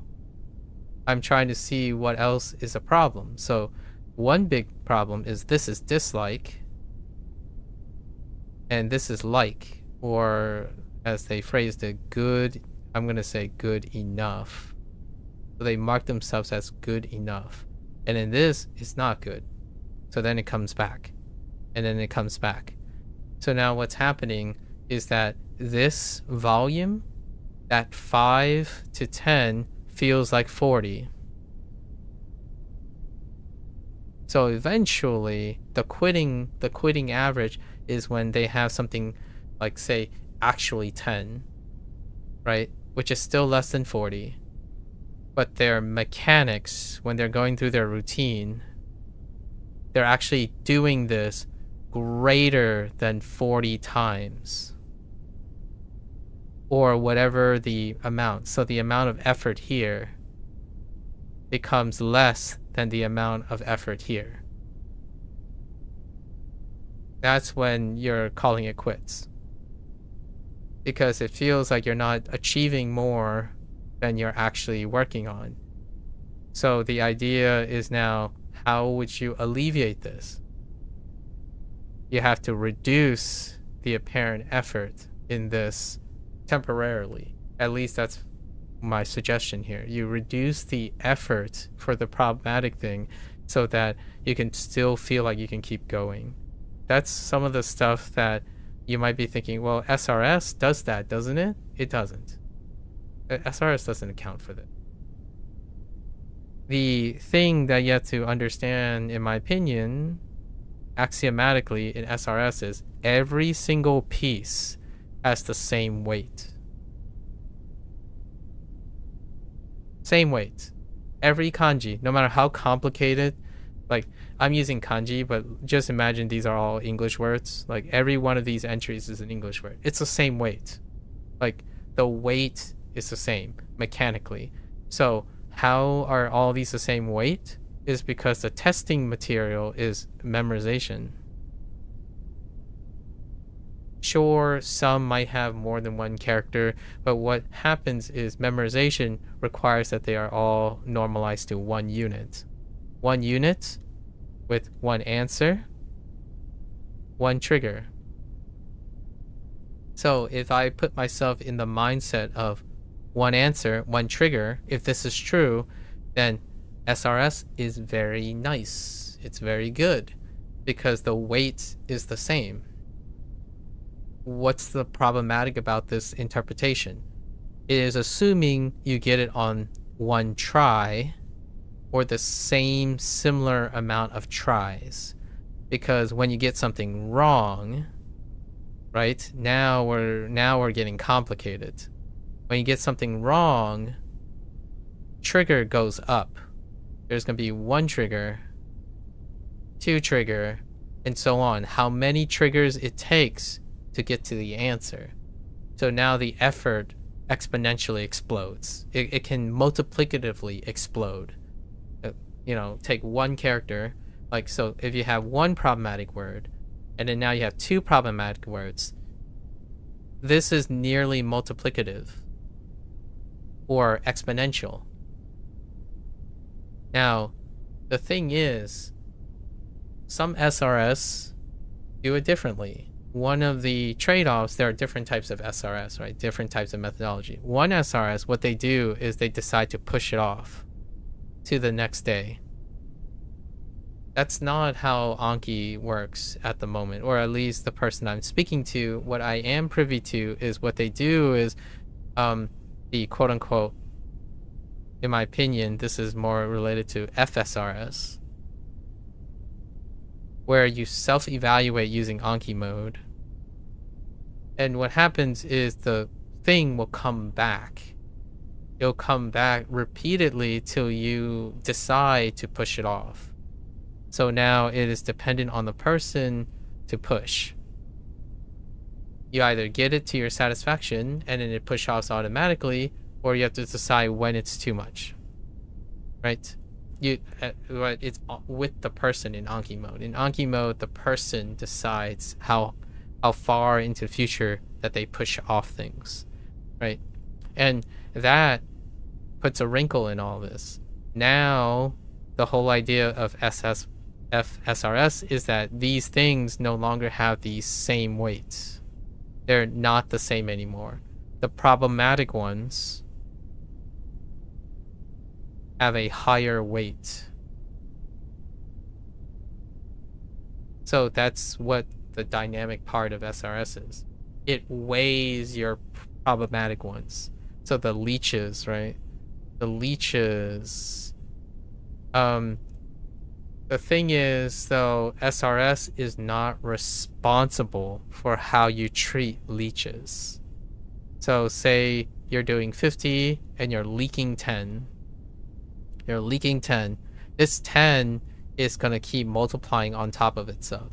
So the effort it takes is going to exceed the effort it takes to do all your easy ones. So that means that most of your efforts should be tackling this problem. I don't think SRS trains that. It encourages it, though. Like, it doesn't tell you how to do it. It encourages you to, hey, here are your problems. You should really focus on these problems, because when they start to stack up, they multiply on each other. And it's brutal. It's absolutely brutal. You know, that invisible hand, when you look at your reviews, right? You could do it like I am, which, again, take a grain of salt. I don't account for leeches. I account for correction. So technically, I am doing a part of FSRS. Like, I'm changing WaniKani's. WaniKani uses an older form of SRS where it pushes something automatically when you get an error, right? And then it reduces the proficiency rating of a entry when you get it wrong, and you have to wait for it to come back up again, right? That's like the old one. Now FSRS tells you you can decide when to push. So I technically do that, like, you know, same but different situation. That's why I was having a problem communicating with Mika here. It's same but different. When I say I'm going to keep on trying until I get the right answer, it's like FSRS, the idea of I'm rating myself to see if I can figure it out, and if I can figure it out, I don't push it. Or like, I don't push it in the sense of creating more weight on the SRS. So the things that I get wrong, they are solved in the moment that they get wrong, so they don't compound on each other. So my efforts do not multiply. Like I don't have multiplying parasites or leeches. I'm avoiding that. On Bunpro it's ghost, and then right, HanziHero use that. So I effectively do the same thing. Now what is different is I actually spend most of my time addressing the leeches or the weaknesses. So if you look at my post 100 day, like my 200 day, 300 day, and 400 day, nearly all of the routines, nearly all of the stuff that I talk about is how to address my weaknesses, the problems that I have, not concerning how to make memorizing the easy stuff any easier. It's sufficient. Like 90% of the time, it's good. I had a routine ironed down the first month, right? The first month, it's good to go. Now, all the other 10%, it's 10% right now. Like, for the moment, mechanically speaking, like how much time you're spending. In SRS, the time you spend on the 90% that you're good is a fraction, probably, of the time you're going to spend on versus the 100. This is going to be a lot of time if you don't start solving the problem, right? Because eventually when the volume gets high enough, this 10% will consume more than 50% of your time if you don't solve the problem. Like if you don't learn from it, you don't figure out how to manage it. And oftentimes some people will argue, well, memory will manage it, right? Memorization will manage it. Repeat, and it will manage it. And good for those people. Like it's good enough for those people. They solve it by brute forcing. That's good. Now, we're not talking about that situation anymore. Like, the conversation that me and Mika have is that this part is it's gonna cause her to quit. And quitting means that nothing else gets done. You don't get this 90%. Like, this 90% goes away, right? So, not only did this 10% rear its ugly head, it doesn't get done anyways. And that's my problem at the moment with some approaches for SRS. There's no contingency, right? There's no contingency in the sense that it's not the responsibility of the devs, by the way. I'm not saying, yo, devs, you should do this. This is your fault. That's not what I'm saying. I am very impressed of devs that do include something like this, where they design a extra routine flow to help with the problematic ones. So, for example, while WaniKani doesn't do this, Bunpro have extra layers of hints, right? A hint system that's even have a Japanese and an English counterpart. That's a bit to alleviate some of the stuff, right? Adding more layers of routines can inspire new ways of doing things. Hints come as a form of mnemonics. Now, you might be thinking, well, yeah, but what if the hints don't work? It's like, then that becomes a multiplicative. It would also multiply on the problem as well. A popular thread in Bunpro is hints that viscerally get you angry. Because eventually, if the hint doesn't solve the problem, then now you have more information. You have the hints being a problem because it doesn't help you solve the initial problem. So they kind of stack on each other. The idea is, though, for those people, they hope that they can look at the hint and ask themselves, what have I learned? Right? So now you can decide, okay, what type of hints don't work very well? How can I change the hints? Now, developers, again, it's purely optional for the developer. The developer can add more layers of routine. And this comes from having a developer. If you have a developer that is doing this too, they will likely incorporate designs that they use themselves. And my design would incorporate something else. It would, instead of using a hint design, right? A hint design which I would write, I would try to write an analogy as opposed to explaining the hint. So right now, Bunpro, what Bunpro does is their hints explain the grammar or the thing in another way. Alternatively, you could write an analogy. That's a hit or miss too. Like, I could write an analogy that I think a Gen Z person would like, or I could hire 3 separate people, one a Gen Z writer, one a millennial writer, and one maybe even like a Gen X writer, right?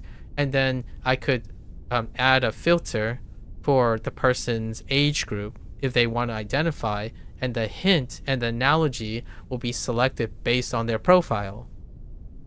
That's a different way. That's how I would go about it. Because if my design is, how do I solve someone's problem with their memory aid?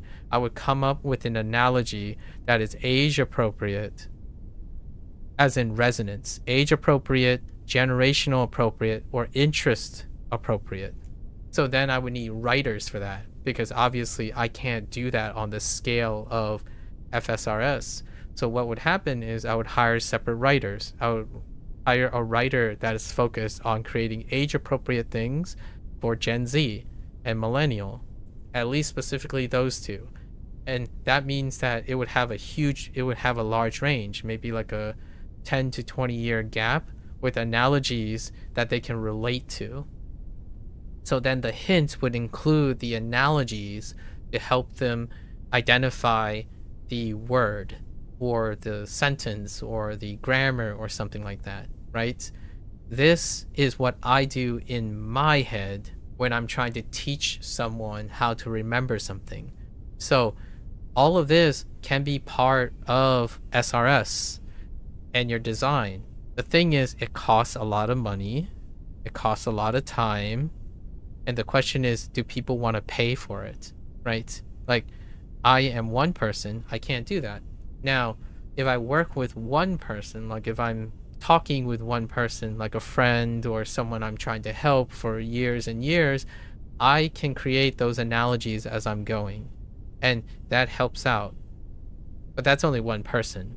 How can you scale it to all of this? Well, you can find design choices like this.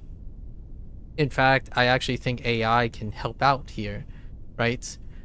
You can model a specific AI to output, try to tweak and deposit my analogies. Like, I could train an AI model on my analogies, my perceptions, and then have them generate something that could potentially have an increase in age appropriateness or cultural appropriateness. Like, you could even put age, culture, like a place where you are, right?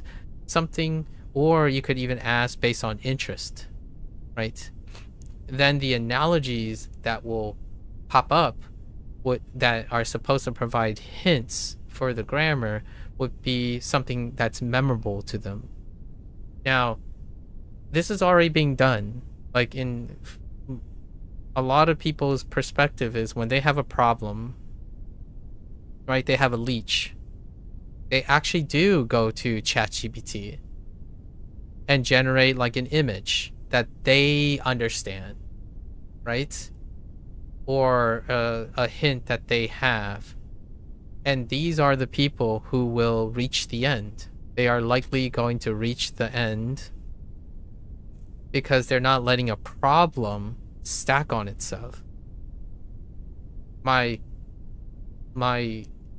really big, like right now, it's starting to become a growing pet peeve, because it's not so that it's making me negative, it's so that telling me where it would be nice if there was some evidence of telling the person, hey, well, you have a problem.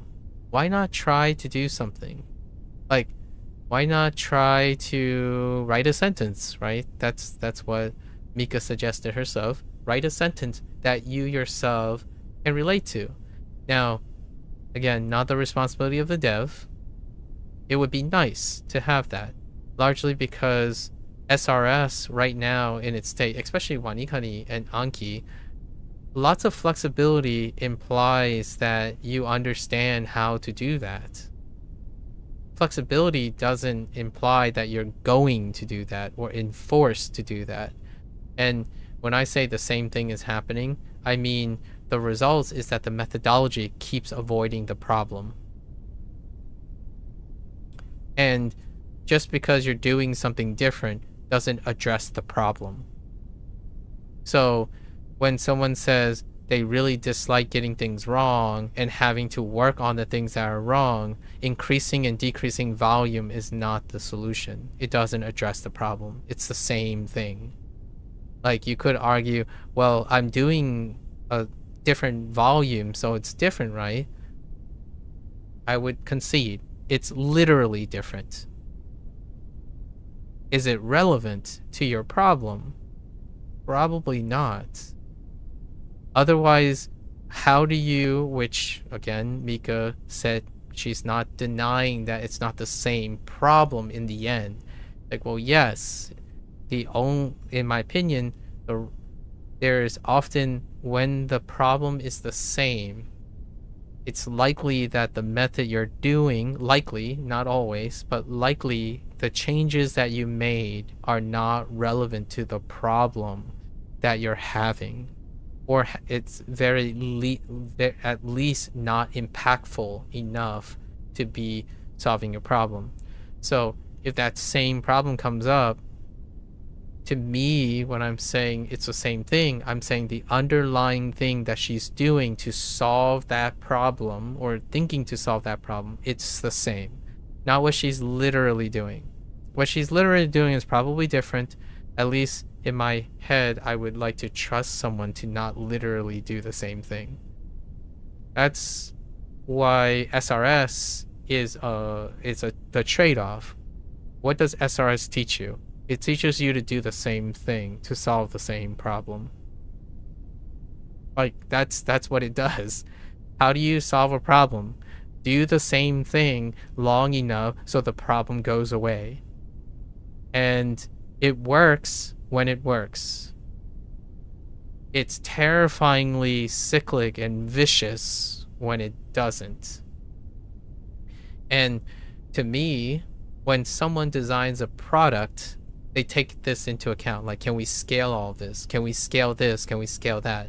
And to me, it also reflects what the devs have done.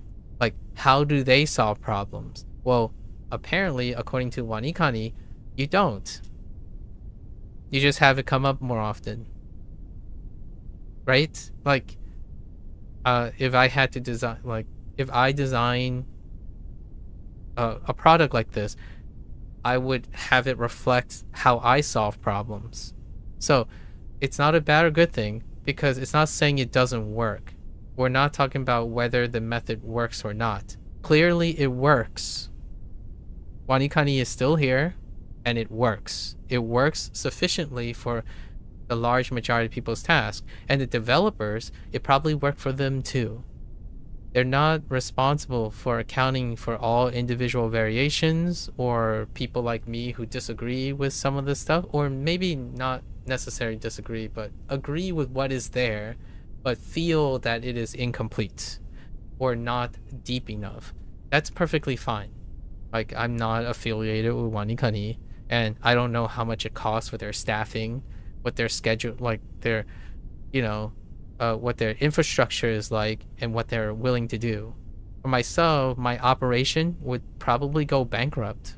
Like, for me, if I were writing like WaniKani, for example, or English, I would have to require like 5 different writers, and all 5 of those writers would need to be able to be competent in some sort of AI generator that they can curate, because it would be really tough for me to expect someone to write like 2,000 different sentences paired up with 2,000 other pairs of sentences with the other writers, so that your backend, right? Your backend is filled with a pool large enough so that when you go to click on that hint, that person who says, I don't get it, this sentence, this word is really problematic, and then you hit that generate hint button, right? And then it takes in all your filters into account.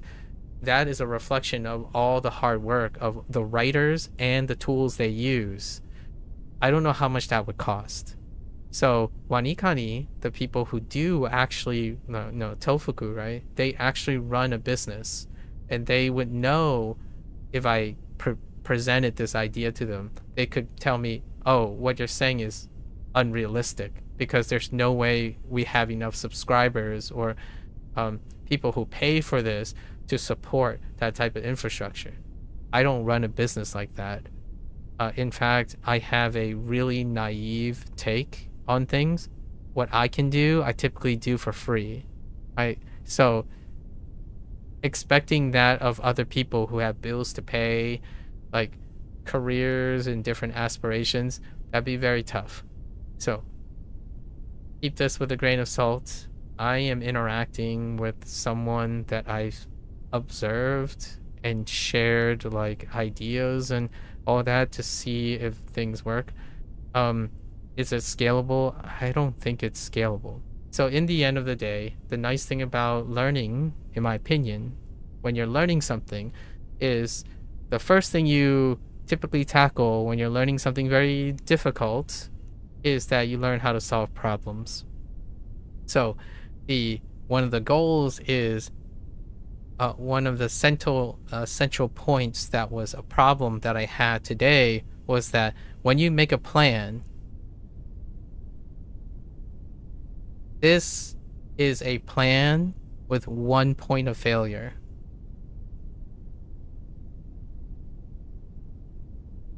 This really is questionable. You have to be very safe. So your A plan, step A, has to be the safest thing you can ever think of. Step 2 could be safer, and step C can be, the riskiest. Otherwise, when A fails, it doesn't matter how well you plan B or C. It's gone. Like, without A, you can't do B or C. So that was my problem today. My really direct problem is I do not want to see someone who plans all this stuff, who thinks everything's going to be neat, and then fail right in the beginning, so then nothing else happens at the end. Like in all the other plans, whenever someone argues about, oh, after I do this, I'll do this, and then do this, and then everything will be easy. It's like, yeah, after you do that, and then after you do the next thing, and then it will be easy. Like, the chances are you have no contingency. So you're not doing right? You're not running a contingency plan. You're not running something in parallel in case something fails. Or doing this, right? You're not splitting it into two things. So if A is the safest route, right? Then immediately you want to take A and you want to split it up into two possible routes. Because if one fails, sure, you can still get to the route later. So at every time there's a fork, is to create, so this step then has 2 points of failure, or it's still 2 points have to fail, right? You have to fail twice in order for you to fail entirely. So that's what I'm saying here. Unfortunately, right now we're only on the first step. So creating two separate goals that don't depend on each other, at least try not to depend on each other, is probably good. So what today, the thing that I saw was exhaustion. Exhaustion is a problem. And exhaustion is tied to the thing that they dislike. And what they dislike is the things that they get wrong. Right?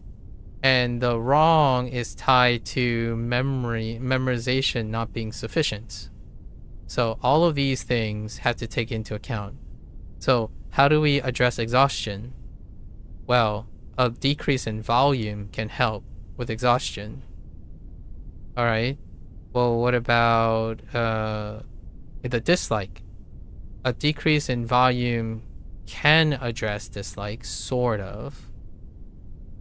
The dislike is really coming from the idea, I'm inferring that it's coming from the idea of the dislike is because it keeps repeating. So repeating means that it's potentially volume dependent. Getting it wrong is not that great. Or so volume, decreasing the volume doesn't really solve whether you get it wrong or not, because right now we know that these two memories are not that great. Like, in order to improve memory, you have to increase volume, right? That's the opposite of stuff. So how do we address wrong and memorization? Wrong and memorization, that means we can try to offer an alternative, which is what she mentioned by sentences. However, this requires a different amount of time. So then we have that spare month, right? The spare month that she mentioned, that could help. That could solve the problems in memory. And then the wrong thing, well, she's always going to get something wrong, right? I'm always going to get something wrong. You can't, perfection is a very foolish way of looking at things. So in terms of wrong, we're trying to decrease wrong, which can be lumped into this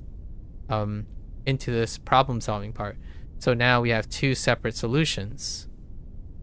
And how would you achieve a decrease in volume or perceived volume? Not literal volume, but how do you decrease perceived volume versus, and as well as incorporate this?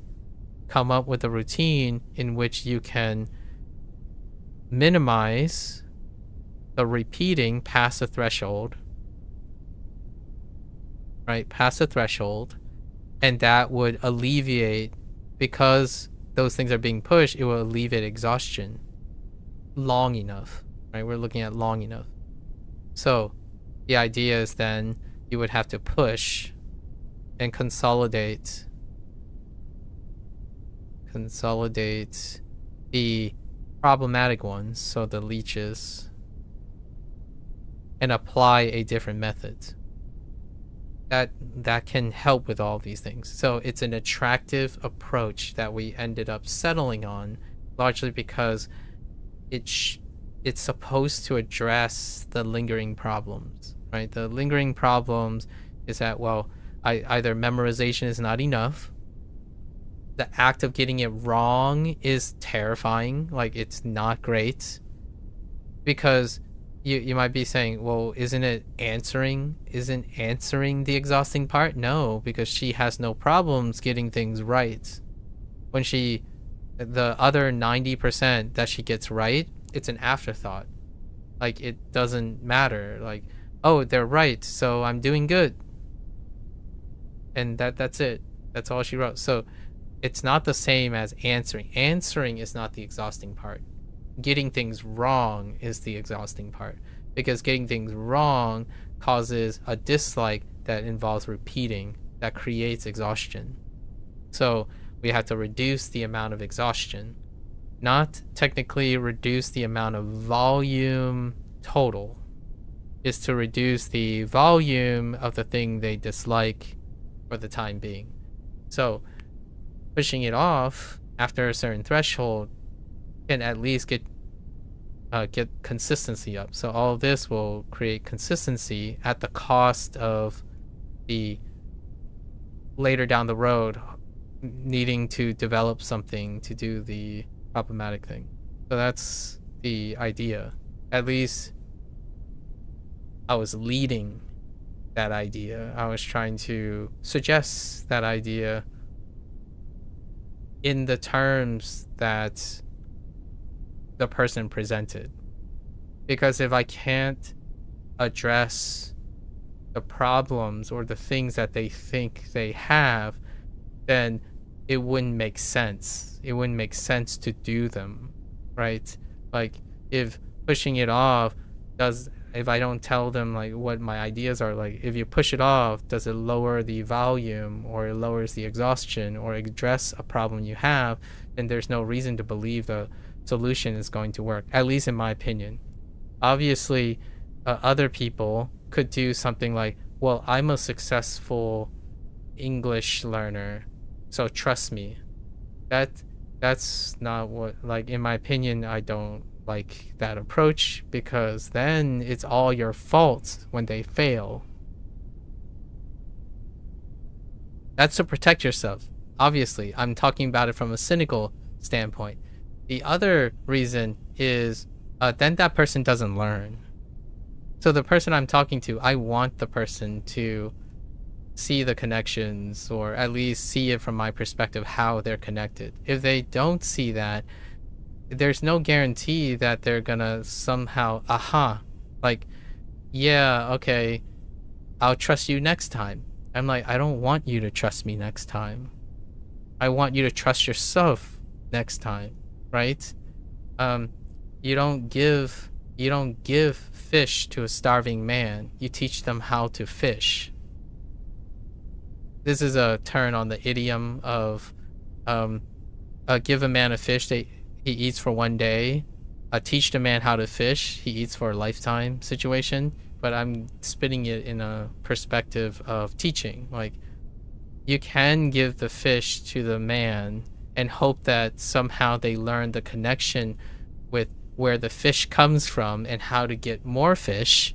That is possible. It is possible to give someone something and they learn the connection of how to get more on their own. Or you can demonstrate it and see how they go about achieving it. Like, you can demonstrate your way of fishing, like say, hey, this is how I got the fish I gave you. And then that person's like, oh, I see.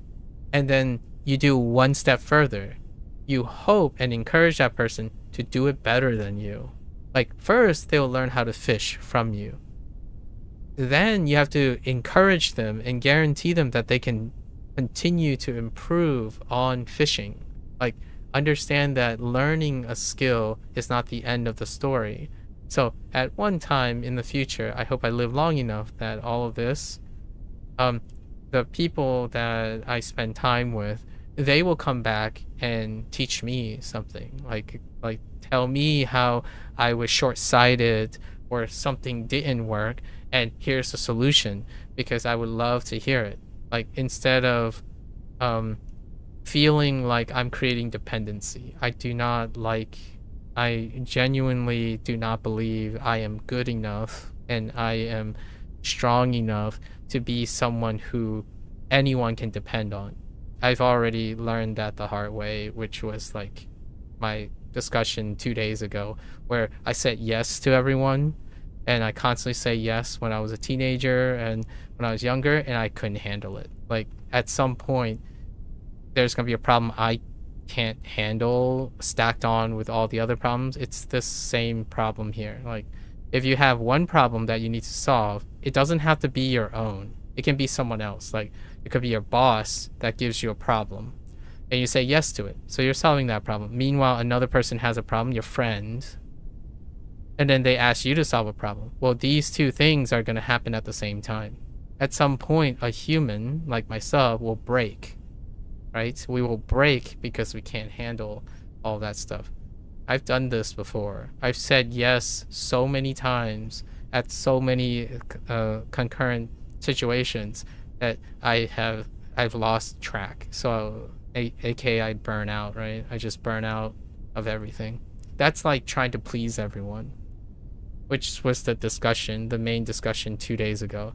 Trying to be a people pleaser. Like, early on, you have this habitual nature or like a human condition to try to do that because of the way the internet supports this behavior. where you constantly feel like you have to please everyone, right? So this is a parallel with that.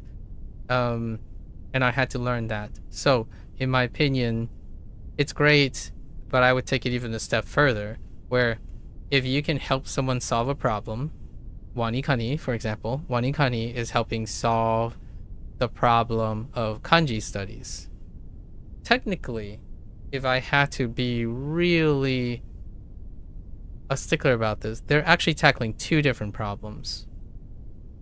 They solve the structure problem and then the mnemonics problem. They actually don't solve the kanji problem. The kanji problem is downstream of the mnemonic. And the structure is the memorization.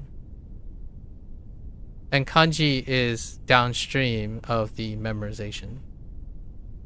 So if the structure fails, WaniKani fails at this. So then it's up to the mnemonic. If the mnemonic fails, then it's actually technically, if I had to be even more stickler, it's more like they both go to memory and then to kanji.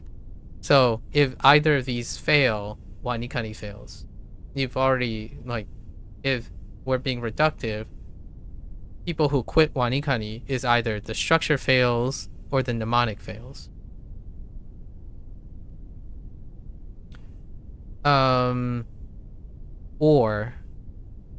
However, for those who are like a bit more hardier, sometimes they can get by with just structure and just mnemonic. Now, if they both hit, both structure and mnemonic hit, then those are level 60s. That's in my opinion. I'm not saying there are no level 60s. Like, there are no level 60s who rely strictly on structure and strictly on mnemonics. But these are the two big things. And they're both upstream of memorization. So that means that memorization is the same. The way WaniKani is structured, it does not encourage changing out this method. Like, WaniKani itself is not encouraging that. You yourself, so you, the user, can bring in alternatives into the memorization. Or you can take the memorization and have a user-based memorization. So like manga, podcast, the user is responsible in figuring out alternative methods to reinforce and diversifying memorization. So the structure goes like this. You have the structure, you have the mnemonic. So either of these are not necessarily dependent on each other. If the mnemonic works well, it can compensate for the structure. So these are not tied together. Like, if one fails, the other one doesn't automatically fail. However, they both funnel into memory reliance, which then funnels into kanji. It's more like radicals than kanji, but let's just go with kanji, the purpose of kanji, right? Now, here is where they can do something else.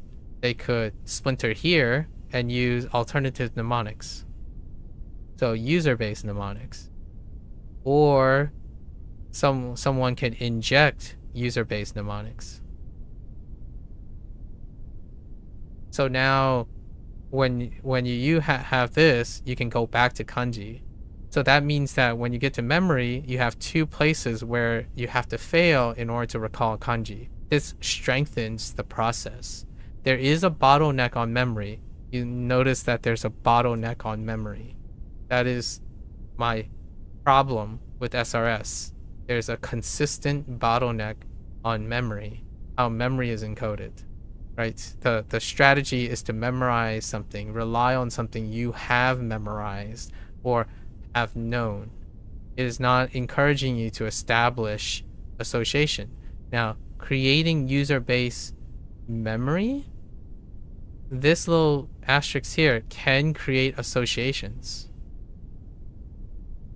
So there might be a way, like encouraging user-based mnemonics off of their existing mnemonics that's relying on memory can help with creating multiple points of potential redundancy. These are points of redundancy, right? So then you can recall something more often. And this gets more complex, right? Because kanji, then you could say, well, kanji is downstream of words, right?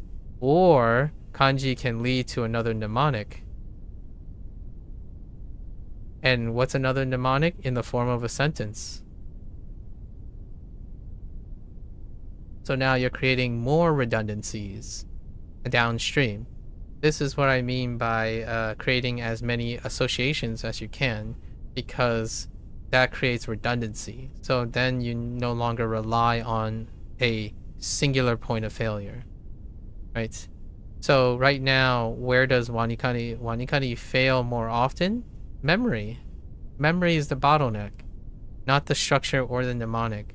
So whenever someone says, oh yeah, I just ignore the mnemonics, I still get by because it's all about the SRS. The SRS is the structure, not the mnemonic. WaniKani is the mnemonic, the people who are writing the mnemonics, right? So in this case, you're like, oh, well, the mnemonics help, so then it makes the structure more bearable, right? If the mnemonics help you decrease getting wrong, then the structure becomes less taxing. And that's the problem Mika has right now, where the way she's trying to remember English words, it's predicated on memory, is the single point of failure for the structure, and she does not have any form of additional mnemonics. What she can have is user-based mnemonics or association, as in being an English speaker, an intermediate English speaker, and an advanced English speaker. She is capable of injecting alternative ways that aren't solely reliant on the act of memorizing something that's being produced from a taxing structure. That's another way to look at this problem, so how do we create redundancy, right? So there were 2 or 3 separate things that was suggested today that can create redundancies so that it doesn't break down at the point of memory, or it doesn't break down at a bottleneck. And one of the bottleneck is memory in the context of like effort, I guess, like repetition, basically. I'm making memory a form of repetition because that's her method right now. Her method is to repeat doing memorization. The other solution down the road for the problematic thing is not to specifically rely on repetition, but augment it or like complement it with some form of memory association, which deals with construction and output of the stuff she has. Anyways, there you have it. Another day, another dime, right? I don't know. I'm combining idioms at this point. Okay. So let's go over our reads and definition here. Obviously, the more ideas we have, the more alternatives and like other people having different perspectives, different strategies. That's how you synthesize and collectively create individualized plans to solve people's problems. So I am one person. So pretty much it's very rare that I will have all the answers, nor will I have the ideal answers or the perfect solutions. I can only do as much as my experience and my knowledge can take me. So when someone talks about this and say, oh, you could have approached it differently, you could have done something else, definitely feel free. Feel free to chime in because it's not my decision to make. I don't tell people what to do. I suggest things. And oftentimes, as believe it or not, at this point, because I don't have evidence of this, 9 out of 10 times, whatever I say, it doesn't end up being part of the decision of the person that makes it. Like, I'm not being paid for you to listen to me, right? I know what I said. When you pay someone to help you, you are more likely to listen to them. And if someone flaunts some sort of popularity or licensing or certification, you are more likely to listen to them. I do neither of those things. I'm not paid to do a job so that they have to believe in me to get their money's worth. So I do this, I do most things for free. But there's no obligation either way. Like, even I don't have obligation. Despite no matter how hard I work, I technically have no obligation. A paid commenter. Yeah, so that's one of those things. Like, it sucks. It does suck sometimes. I get that some people feel angry when they're like, oh, I'm an expert and I know all this stuff, and then all the things I say, the other person just ignores. Like, well, here's the thing. If they're paying you to do it, yeah, you can most certainly get angry. If your livelihood is dependent on their success, you can most certainly get angry, and that might be justifiable, like ethically and morally justifiable. For myself, that person isn't paying me, nor am I demanding that they obey me. Like, I'm not responsible for their success because I'm not a hired professional. And my integrity and my record is not dependent on their success. That doesn't mean I'm not trying. The idea is it doesn't hurt my pride or anything if they don't listen to me. If they get bad grades, it's not like I'm saying I failed them because I was responsible in guaranteeing them to get good grades. I don't. I'm not a working professional. When I was a teacher or something like that, yeah, it was a high pressure situation. I get really upset with myself when someone I'm tutoring continues to get worse grades because it tells me that I'm failing too. So that's a different story.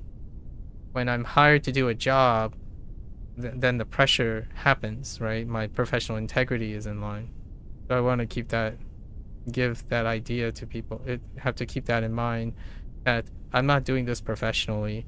So when I'm experimenting with direct commentary and stuff, I don't expect the other person to have to obligate to follow what I'm saying. I have no curriculum. I'm not a hired teacher. I'm not a published author. I have no form of credibility to suggest that the things that I was rambling about like points of failure and redundancy, if all of that actually does work. It works enough for me in my life to share it. So at most, if I wrote a book, it's more of a biopic than it is a systematic evaluation of academic procedure. If you want if you want to experience what I've experienced, go to college, go to graduate school in the United States. That will probably get you the most certified, reliable experience that I have had. Otherwise, and yes, and it's really expensive. You could say, well, why would I do that to spend like $150,000? I don't even know what tuition is like now. It's probably like $250,000 for the education that I had. Why would I do that? Like, well, you don't have to do that. Just like you don't have to trust anything I say. You can contribute to it though. That's free. Like, at least I think on YouTube, most people, when they like give unsolicited advice, it comes freely. I have a big asterisk next to unsolicited advice. I don't get the impression, personally, when someone gives me unsolicited advice, I don't get the impression it's free. Because a large majority of people that give me unsolicited advice, when I choose to tell them, like, oh, I'll take that into consideration, I'll try it next time, And half of them might get upset. Like, what do you mean, try it next time? Do it now. Don't you trust me? That's when you know that that person's pride and ego has something to do with their unsolicited advice. I don't care if you don't listen to me. It's perfectly fine. I'm not responsible for your success. So it's a trade-off, right? What protects me also protects them. And what they think about it is they're responsible for their success. So the last thing I try to create harmony is that when someone becomes successful, it's not because of me. Like, not entirely. Like, I'm flattered every, like, once in a blue moon, someone's like, oh, the things you said, that was really helpful. I'm like, and the first thing I would say is, it was mostly you. You're the one who decided to listen and take whatever it is and do whatever. It's not like we are professionally connected or something where I guide you through something or I understood how you were successful. It's great. Like, it's incredibly flattering. However, I think you have to keep this in mind, that you are responsible for most of your success, just as much as deciding whether or not to listen to someone else who may not have the answers, right? I think that's something that people need to hear more often nowadays, because that dependency is pretty wild. The idea that when you meet someone or you have a parasocial relationship where you watch a YouTube video and like, oh yeah, this person's recipe is so awesome, and then everything else, like your self-worth and all of your strategies and everything you built, you literally follow and imitate this person, as opposed to encouraging yourself to innovate and iterate and, you know, compare and contrast things. I think that has become a rare thing. So there is, in my opinion, personally, I do not want to create dependency. Dependency, in my opinion, makes people weaker. Like, overall, they become weaker in the sense that they can no longer think for themselves or educate themselves. So today I was being a little bit more forward with Mika, because I was asking her questions like, do you think it's the same? I think it's the same. Can you defend yourself? Defend to me that it is not the same. Like, strongly create robust counter arguments and ask yourself, like, can you explain to me and convince me that what you're doing leads to the same thing or doesn't lead to the same thing?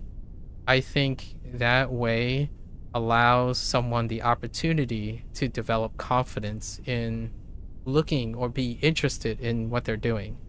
Right now, though, I feel like most of the time youngsters would become so dependent on having something explicitly told to them that they have no more interests. They're no longer interested in feeling pride or feeling like the curiosity of solving a problem. They simply want the results. And that is tough. That's really, really tough to try to get them to empathize. Like, I like going through the steps with them. So, however, when they explain a problem to me, they simply tell me the results. They tell me like, oh, I'm tired now, I want to quit. I'm like, okay, go through the steps with me. What did you do? What is your approach right now? And then they would tell me their goal, and I'm like, no, like, what did you do? And then why did you do it? Well, guide me through your thought process, because when they do it, it helps me, and it may very well help them, because honestly,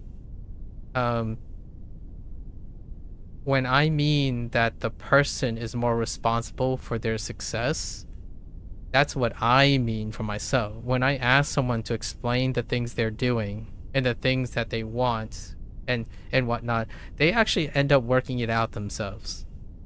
that's kind of like going through a problem, right? Like, let's say you have poor sleep hygiene. So it sounds like a therapy session. I'm not a therapist, by the way. I'm more interested in the scientific method, which it's not a coincidence that therapy might sound like this sometimes when you're thinking about people's emotional state. You ask them like, okay, well, take me through your day. Like, can you tell me, describe every moment that this process is being exhausting?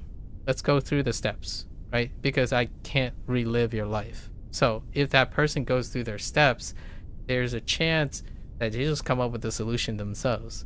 So there's this idiom, right? There's this stereotype, or there's a meme about therapists or like teachers, maybe even mentors and supervisors and coaches.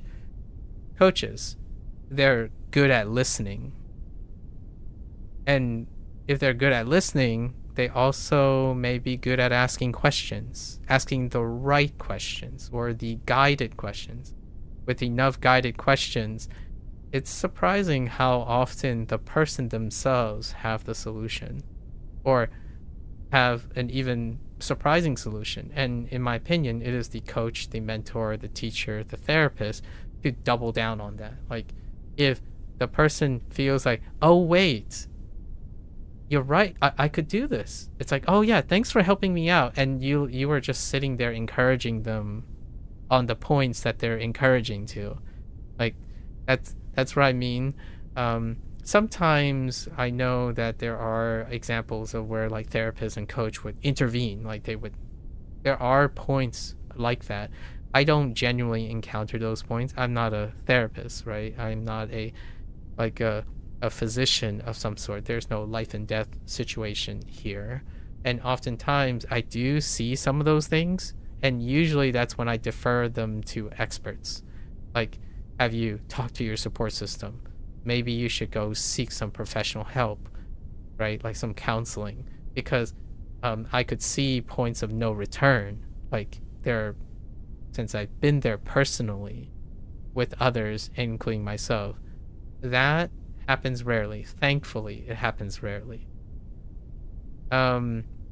Predicting that someone's gonna go down that line in another 10 or 20 years, that's not my job. Like, or at least I would really be hesitant to want that be my job. I can reveal some sort of vulnerability. I didn't become a doctor because I couldn't handle people's life and death situation. Really couldn't manage that. When it comes to intellectual pursuits, you could say the worst thing that could happen in intellectual pursuit is quitting.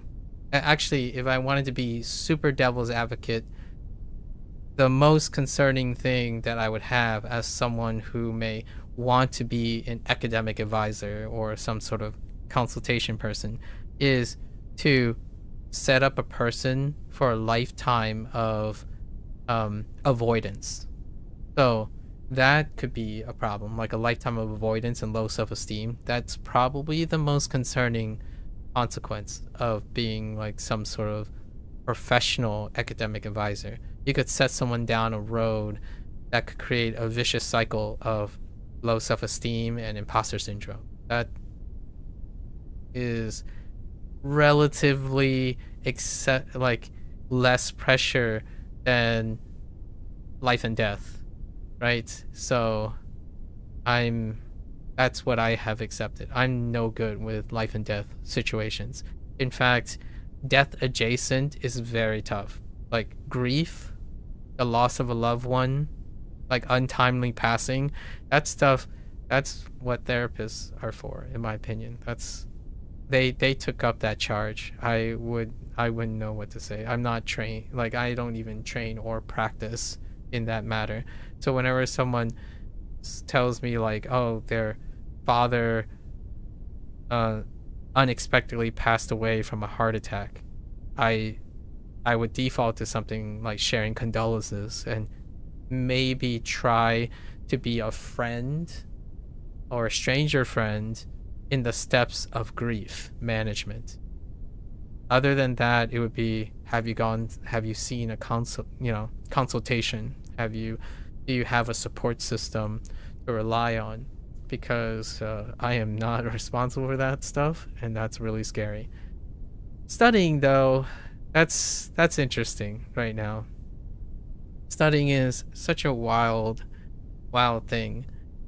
I don't know if this is going to change in the future. I think right now it's really tough to encourage people to solve problems. I don't actually think this is exhausting. Like, I don't find it. Some might find it aggravating, possibly. Like, they would try to help someone and then they repeat the same mistakes, or they think they repeated the same mistakes, like the person trying to help, and then they would lose patience. I'm not like, I actually enjoy doing this. I enjoy every day when I have an opportunity to help someone with stuff like this. And I sometimes like do different ways to go about it, but I would never give up on the person. It's up to the person to give up. That's kind of one of those things. And it could be a consequence. Them giving up could be a consequence of me failing. Absolutely. And much like most failures, I wouldn't get better if I don't try, right? If I don't do things, I don't get better at it. So yes, a failure it can be discouraging to some people. I walk towards failure. Basically, when I fail, we get up, we learn from it, we do something about it, and then continue our way. This is definitely something that I preach, right? Like, I practice what I preach. This is one of those things. What was that idiom? Do as I say, not as I do. Yeah. Do as I say, not as I do. That is certain things. There are quite a lot of things that I am. If someone asks me, well, aren't you ever a hypocrite? It's like, absolutely. I can tell you a bunch of things that is do as I say, not as I do. Sometimes I sacrifice sleep for video games. I do often emphasize that you prioritize sleep over a lot of things, and that's usually a great rule to set by.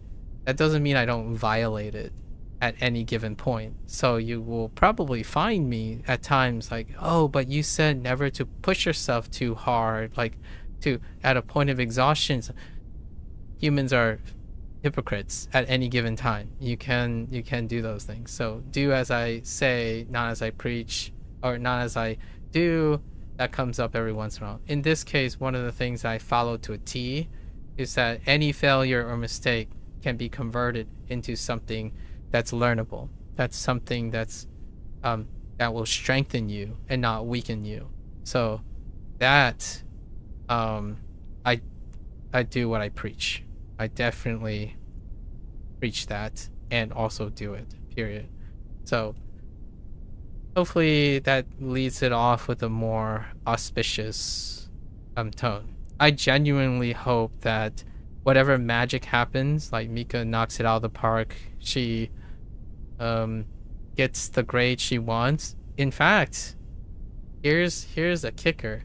If she follows through with everything that she decided to do, and whatever we said here, it was just like, it didn't matter, right? It didn't matter, or like she ignored it, she took it into consideration, but then went on her own way, and 2 or 3 months from now, she gets a baller SAT score.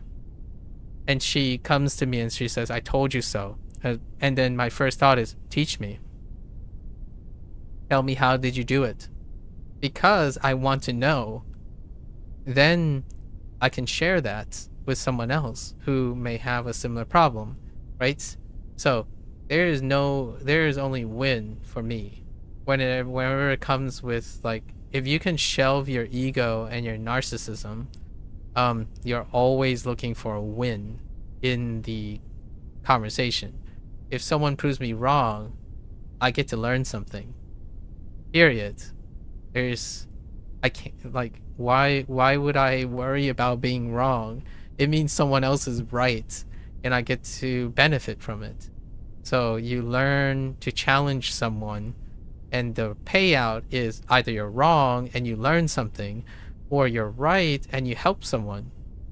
And in the process, you still want to learn something when you're right. And the idea is when I'm right, I also still learn something because it presented challenges. I usually don't pick my challenges as much as I feel other people do when they're worried about their reputation. I don't like say, oh yeah, this person, I just don't like this person, so I'm not going to help this person. I try to be helpful when someone gives me time. Like, I mean, there was a time when I was speaking to a person who was racist towards me, so openly, and we still tried. I mean, obviously it didn't work out. I could try something else different. Clearly, holidays are a touchy subject when it comes to open racism online. That was like a couple years ago. So that's always win-win for me. I get paid back, honestly. Like, I don't think others who ask for help, especially ones that are a little bit desperate or having problems, realize that someone who's trying to help may be willing to help, like they have time to help, not that they're helping out of convenience. Time to help, right? If you want to be someone who helps people, you have to have opportunities to help people. So I understand there are times when people are in trouble and they ask for help. They are constantly apologetic and asking, like, I'm sorry to waste your time, I'm sorry to do this. Well, if you're talking to someone who wants to help, that is the task. So you're actually helping them, in my opinion, for those who want to help. Like, I want to help because, fail or not, it's a privilege to practice. That's the job I kind of want to do. I want to be helpful. Those who give you a different message, like, oh yeah, they keep reminding you that they are losing patience with you, or they're running out of ideas and you're not getting those people. They're not necessarily wanting to help. They're helping because it's their job that they may or may not want to do. That's a different story, and I can kind of say that's more the common transactional. Like, they only want to help people if the people they help is guaranteed to be successful. They jump ship when the person is looking like a bad take. And that is tied to their reputation and how much they're getting paid, or like how much they're getting compensated. So again, really, when Fictitious says paid commentator, around that time when I was mentioning I have no professional obligation to make someone successful, and that is a safeguard in the sense that when someone fails, my professional obligation is not attached to that either. Now, when you have a professional obligation attached to it, then it does reflect on your pressure. So then you can start to choose who you want to help. Kind of like selling a product to the people who need that product and not to people who don't need that product. So like, if you're trying to sell SRS, you probably want to advertise it appropriately to people who lack structure. That is when advertisement lines up with what you're selling. Now, when you oversell, that's a different story. That to me is corporate greed, or like financial greed. When you oversell your product, like you overreach what your product can do. For myself, if I sold a product, I would have to know really well, because my reputation's on the line, then who I'm targeting. And yes, that sounds like business practices. It's like, yeah, it is. Now you can abuse data or not abuse data, right? Abuse data would mean like make your product as dependent as possible. That's a way to achieve better business. So pragmatically speaking, it's just business. Ethically and morally speaking, that's a moral and ethical dilemma, right? For myself, if you are selling an SRS, the first thing you probably want to advertise is, do you struggle with staying consistent? And you're willing to follow through with a plan no matter what, as long as you have a plan provided for you? Try our product, because SRS does that. It's one of the foundations of SRS. It provides a structure. And then you could even go further and say, are you a person who wants to be provided a structure that adapts to you, but you don't want to think about how and when and where, and you have a lot of time and a flexible schedule in your life? SRS is probably for you, because it demands those things and it gives those things. Now, when someone advertised SRS is going to help your memory, like help your memory, like improve your memory, that is questionable. And that's the moral gray area with SRS right now, where someone sells a product and say, this helps your memory of something. It doesn't.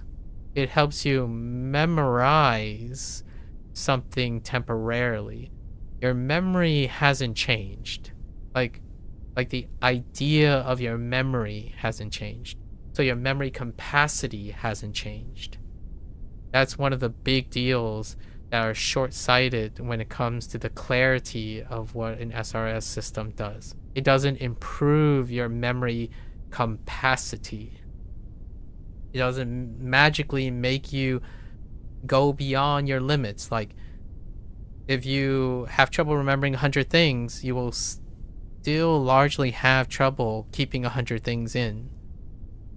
Like, the memory itself is not improving.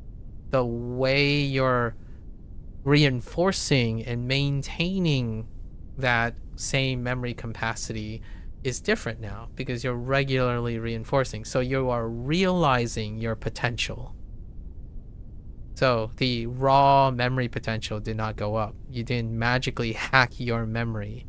Your long-term and short-term memory doesn't magically become more successful. It was there. You're tapping into it. And that structure is what creates that, because you haven't done it before. Like, when someone asks, me, like, how do you remember all this stuff? Like the directors and the movies and stuff. It's like, well, when I was a teenager, I barely remembered anyone's names. I barely remembered the name of the game that I was playing. Like, and then someone's like, so then what changed? I became more consistent at thinking about those things. So when I talk about a movie, I encourage myself to talk with it in the context of directors. If I talk about a motif or like a theme, I think about all the television shows names that are associated with that theme. So it's SRS. Like, you tie all the things together, and many of the ways you encode your memory comes up again. It comes up so much more frequently that I can't possibly give an example of how much overlap any one memory has. So that's how I improved my memory. Quote unquote, improve my memory. It really wasn't necessarily the memory, my raw memory, that went up. It was my strategies of how I can trigger and maintain the more or less same memory capacity I have. So no, you don't have to stretch your SRS. Like, what I mean is, I think here's one hot take about SRS. It teaches you to do the least amount of effort. Right? Least amount of effort to memorize something. That is the limits. It is the upper limit of your memory. So now, the reason why it feels like SRS is such a hack is because it's teaching you where your upper limit is. It's not encouraging you to do anything else. Like, you don't have to always work at the upper limit of your memory. You can double down. You can create redundancies. You can create multiplicative effects, supplementary, synergistic effects. You know, you can also create antagonistic effects too. And one of the consequences of SRS's antagonism is that anytime you don't achieve that ideal extended low effort spacing, it's a waste of time. Well, riddle me this. If you go watch a YouTube video and you go watch another YouTube video about something you like again, you're wasting your time then. And that sounds trivial. You might be like, oh, well, there are plenty of YouTube things online that I can keep watching that don't overlap with another thing so that I can space out my memory about the concept, right? Like, good luck with your emotional baggage about that. Because that also means when you play a Souls-like game, you shouldn't play another Souls-like game. Right? Hey, if you like fighting games, you might as well play a puzzle game next time. It's a waste of time until you space out your fighting game. Like only come back to fighting games every 6 months since you played so many fighting games. That's what I mean by the perception of memory gets warped with SRS. There are ways to improve things without having to find the lowest effort. Passion projects are not low effort things.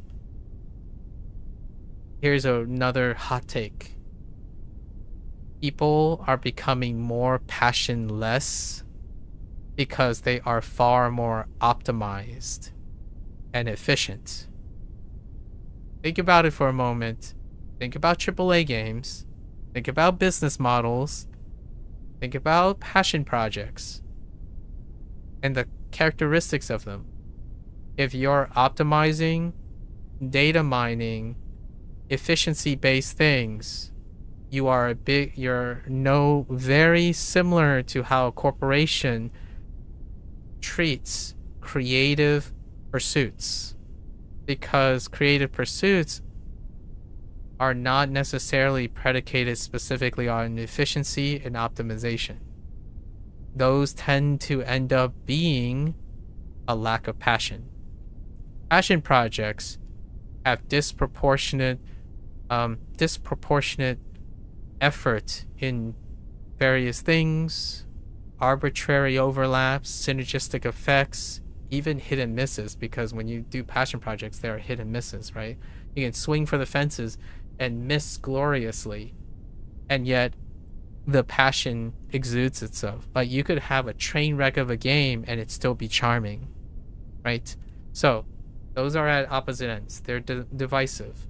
So nowadays, when you think about what I'm trying to invest in, is I'm honestly trying to encourage kids not to end up being hyper efficient people when it comes to the things they're voluntarily trying to choose or pursue, because it's a balance. You need a balance of it. There is passion and innovation and like pursuits of pride and whatnot, and then there's optimization.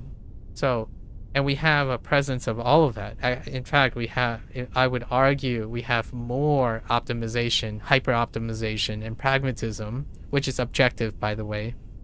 Right? If you think about it, it's far more objective than it is passion projects. What makes you feel that games are cool and exciting or angry, or it ticks you off because they did this? Passion. Passion projects are more subjective. What are games that are boring, dull, generic, safe? Objectivity. Pragmatic data farming. Because they are the most representative. They're the most optimized thing. So when you look at SRS, let's take it back to SRS. What is the dullest thing you can do when you're studying? SRS. I'm not saying it doesn't work. It's also dull. And you'll hear this over and over again on threads. It's boring, but it's effective. It's boring, but it's efficient. It's boring because that is what the science, quote unquote, the evidence suggests. Like, consistency is king. What is consistency? Boring. Like, you're trying to do the same thing as consistent as possible. Objectivity is boring. It's the whole nature. It's a running paradox when someone says objectivity is exciting. Objectivity is void of subjectivity. It's typically friendless, emotionless, because it doesn't care about your emotion. Now, hear me out. There's always a chance that a particular objective thing that people do, you end up subjectively liking. That is not the rule. It is the exception. Like, I enjoy consistency. For example, I like running a mile a day every day. Did I originally like it? Absolutely not.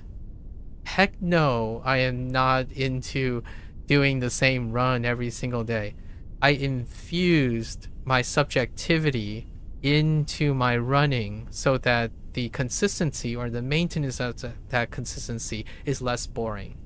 So when that's the biggest irony that I have right now, or the big like dramatic irony, when someone tells me like, hey Maku, I'm having problems, SRS is just boring, and my first thought is like, yeah, you're doing it right.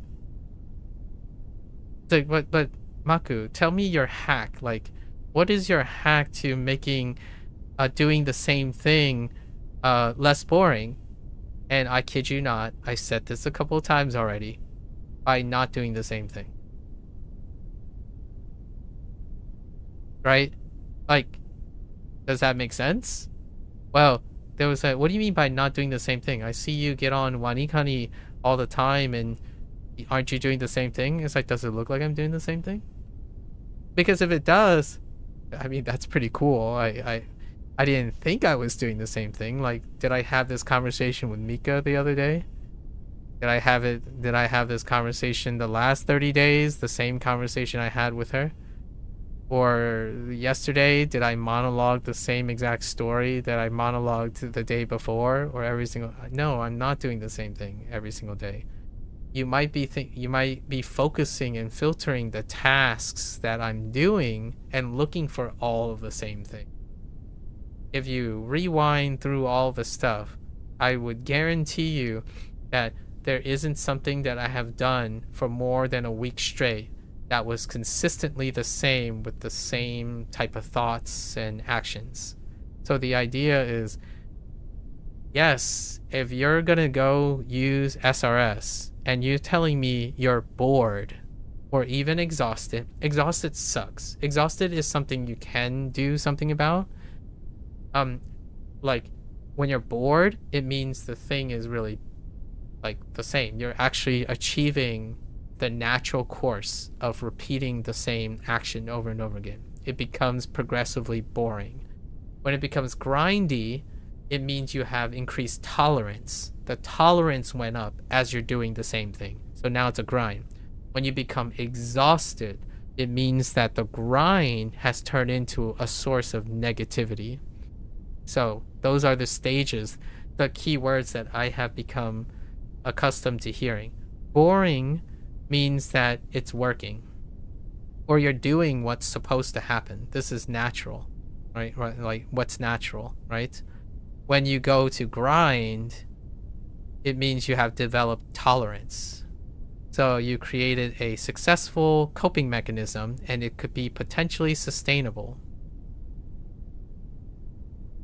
When it becomes exhaustion, right? Exhaustion, that means there's an increase in negative feedback somewhere.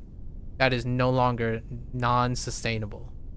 Those are the key words that I typically hear.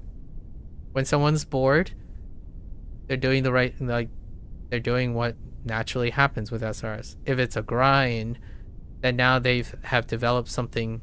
This is the sweet spot. When you're grinding something that you're doing the same, you have learned how to tolerate it through coping, and it can keep going that way. You can continue to grind for whenever, long enough to achieve your goal. However, from time to time, someone can become exhausted. And when they become exhausted, it means that there's such an increase in a negative feedback somewhere that that grind is no longer sustainable. It leads to exhaustion or burnout, if you will. Burnout is usually the other phrase. Boring would be boring typically is like competence or perceived competence goes up. So whenever something is working, it's natural for it to get boring because your perceived confidence went up. As in the things you know, and if you just continue to do the same thing with the things you know, it becomes boring because you're competent in it, right? Like, oh, I already know this Japanese. Now it's boring. And like, oh, I've been doing this for 300 days. It's boring. It's the same thing. I know this so well that it is very boring. That is natural. So then when someone asks me, how are you not bored of this? I don't do the same thing. Like, I'm not telling you that this doesn't happen with me. If someone told me my job is to do the same thing, exactly the same, every single day, pretend like I never learn new things to do or new interesting things to talk about when I'm learning something, and then like go online and go on YouTube and find new stories about people like WaniKani's problems, right? Like the community. I read the community forum. I read the HanziHero forum. I think of new ideas and talk about new commentary that I can adjust. If I'm not doing that, I would totally agree with you. It would be boring. And guess what? In no time, I will tell you I'm grinding this. Like, then someone says, so how do you grind WaniKani? Let me tell you a bunch of coping mechanisms. One coping mechanism is to keep telling yourself you're gaining levels, right? That's why the levels are good, right? You're gamifying it. Gamification is a form of progress tracking, right? If that's not sufficient, start writing a journal. Journal your things. Those are coping mechanisms because they already happen. You're not actually doing anything extra to learn. You're simply reminding yourself what you're doing, what you're grinding for, right? That's creating coping mechanisms. Now, there are proactive things you can do, which then changes up the boredom. So, when you're doing something proactive, you can address your boredom. And that's what I typically do. I spend most of my time addressing my boredom. Someone comes up to me and say, hey, yeah, appreciate the grind. And I'm like, it's interesting that you see it that way. I get up looking forward to something, so there's no grinding involved. I'm not coping with myself saying that I don't like this, but it's part of the process. Like, in order to get better at Japanese, it has to be boring and efficient and objective. Because if I slightly do a new thing, it will slow me down. Any new thing or deviation from the grind will slow me down to get me to the goal that I want, right? That's objectivity. So when I'm talking to someone who is grinding, it's very obvious. Someone will say something like, Maku, why are you spending like an hour and a half doing this when you could be finishing your lesson and then moving on to P5X? I'm like, that's how I keep boredom at bay. Like, what I'm doing now is legitimately the most rewarding thing I can do with why I'm learning Japanese and using WaniKani. Talking to Mika and trying to find a solution to her Anki issue in English is related to all of this. I would not be doing this and having this conversation with her if I weren't focused on the act of studying, not the act of becoming proficient in Japanese. Like, that can wait. It's fine. And then someone's like, well, you're wasting your time. Yeah, to that person's perspective, anything that deviates away from becoming more fluent in Japanese is a waste of time. It's also boring. And if you're wondering if there's a conflict of interest, what's more interesting when someone watches things? Do you really want to sit there and watch the person do the same thing that you are doing, which is the same thing, and you're grinding together? That can help, other people profit off of that, and also other people find catharsis in that, where they see someone and they grind together, right? Like if you're grinding, I'm grinding. Kind of like a classroom, right? If you have to be in class bored, grinding, and listening to a professor tell you examples and methods and stuff that you don't care about, at least you're sharing the misery with like 29 other students. That's usually not the truth. There's usually one student in there that is doing something different and coming to class prepared with new content every single time to ask the teacher. That student would be me. I would be one of those students. In fact, I would say there's more than one student in a class of 30, maybe 5 students in a class of 30 that would prepare, read the new content, come to class, prep with questions that they may or may not get answered automatically by the professor, and if they don't, they ask the professor during the class.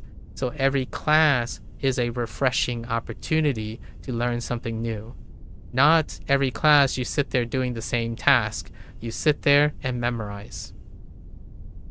That is a difference, in my opinion, between a classroom, like a student that is curious and consistently learning something to starve off boredom versus a student who's grinding their classes to get a good grade. And their coping mechanism is hopefully they get that good grade. If they do not get that good grade, their coping mechanism fails. And if they get consistently poor grades, their tolerance fails and they lead to exhaustion and burnout. They double down on the grind and they fail to learn anything.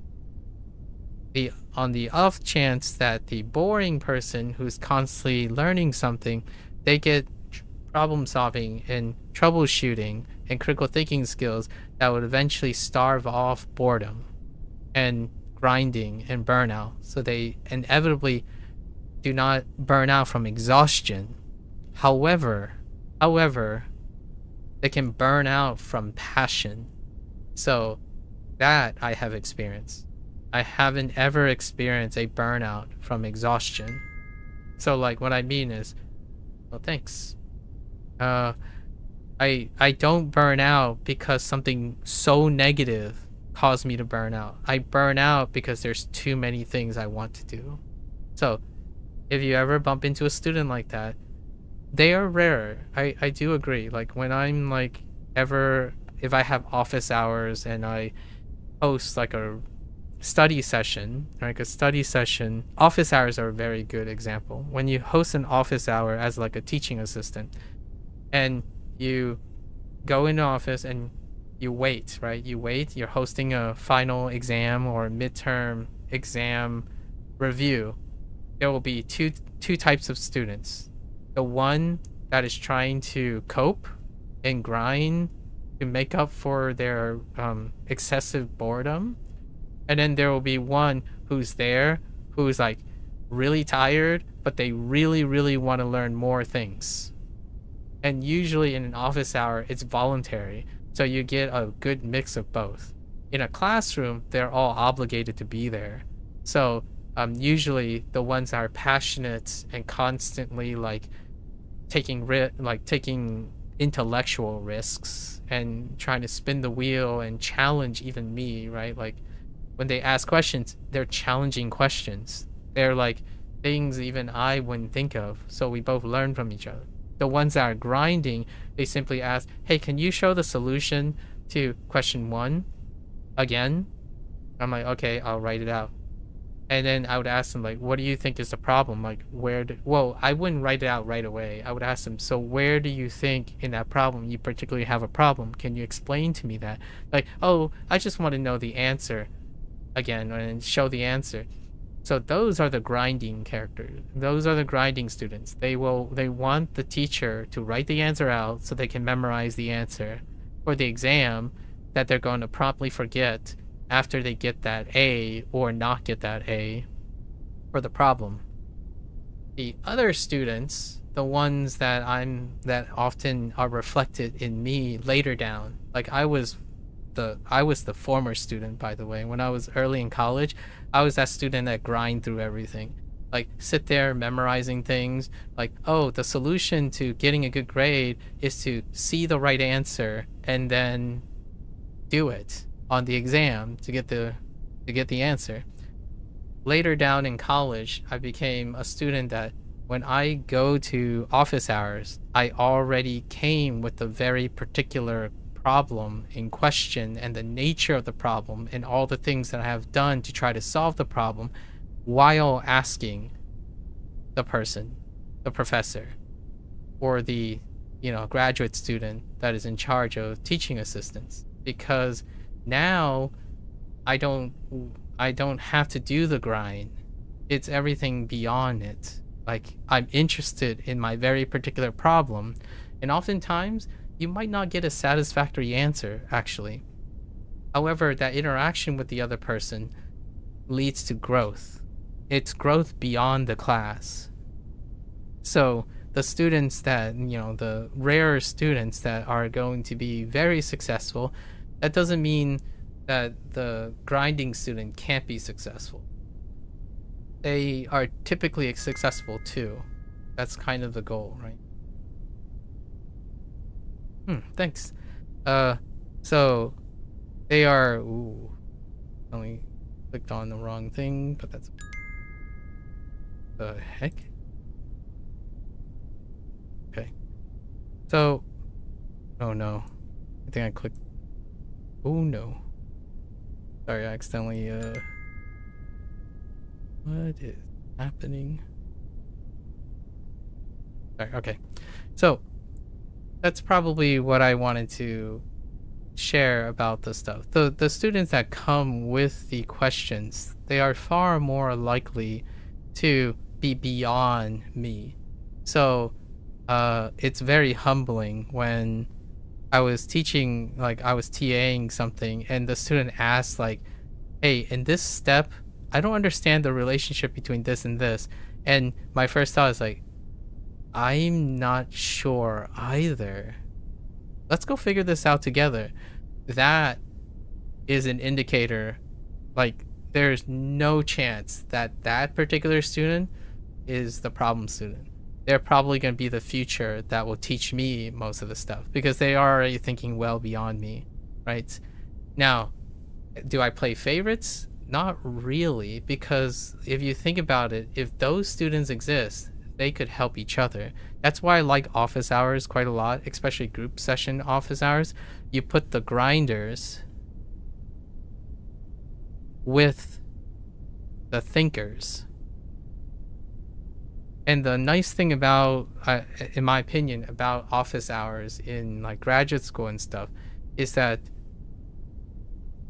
these two can interact with each other. So when a thinker approaches me or like talks and stuff and volunteers a question, these guys get to thinking as well. So then the answers that could happen, the things that they see, they can mirror and produce similar results. That's usually why, in my opinion, when you get to like graduate school and whatnot, most questions and answers and like problem solving involves a discussion. And the success of the student, at least in my opinion, or even the professor, right? Because the student's success is reflected in the professor, is how much the professor or the student body can engage in discussion, like encourage each other to have questions and stuff.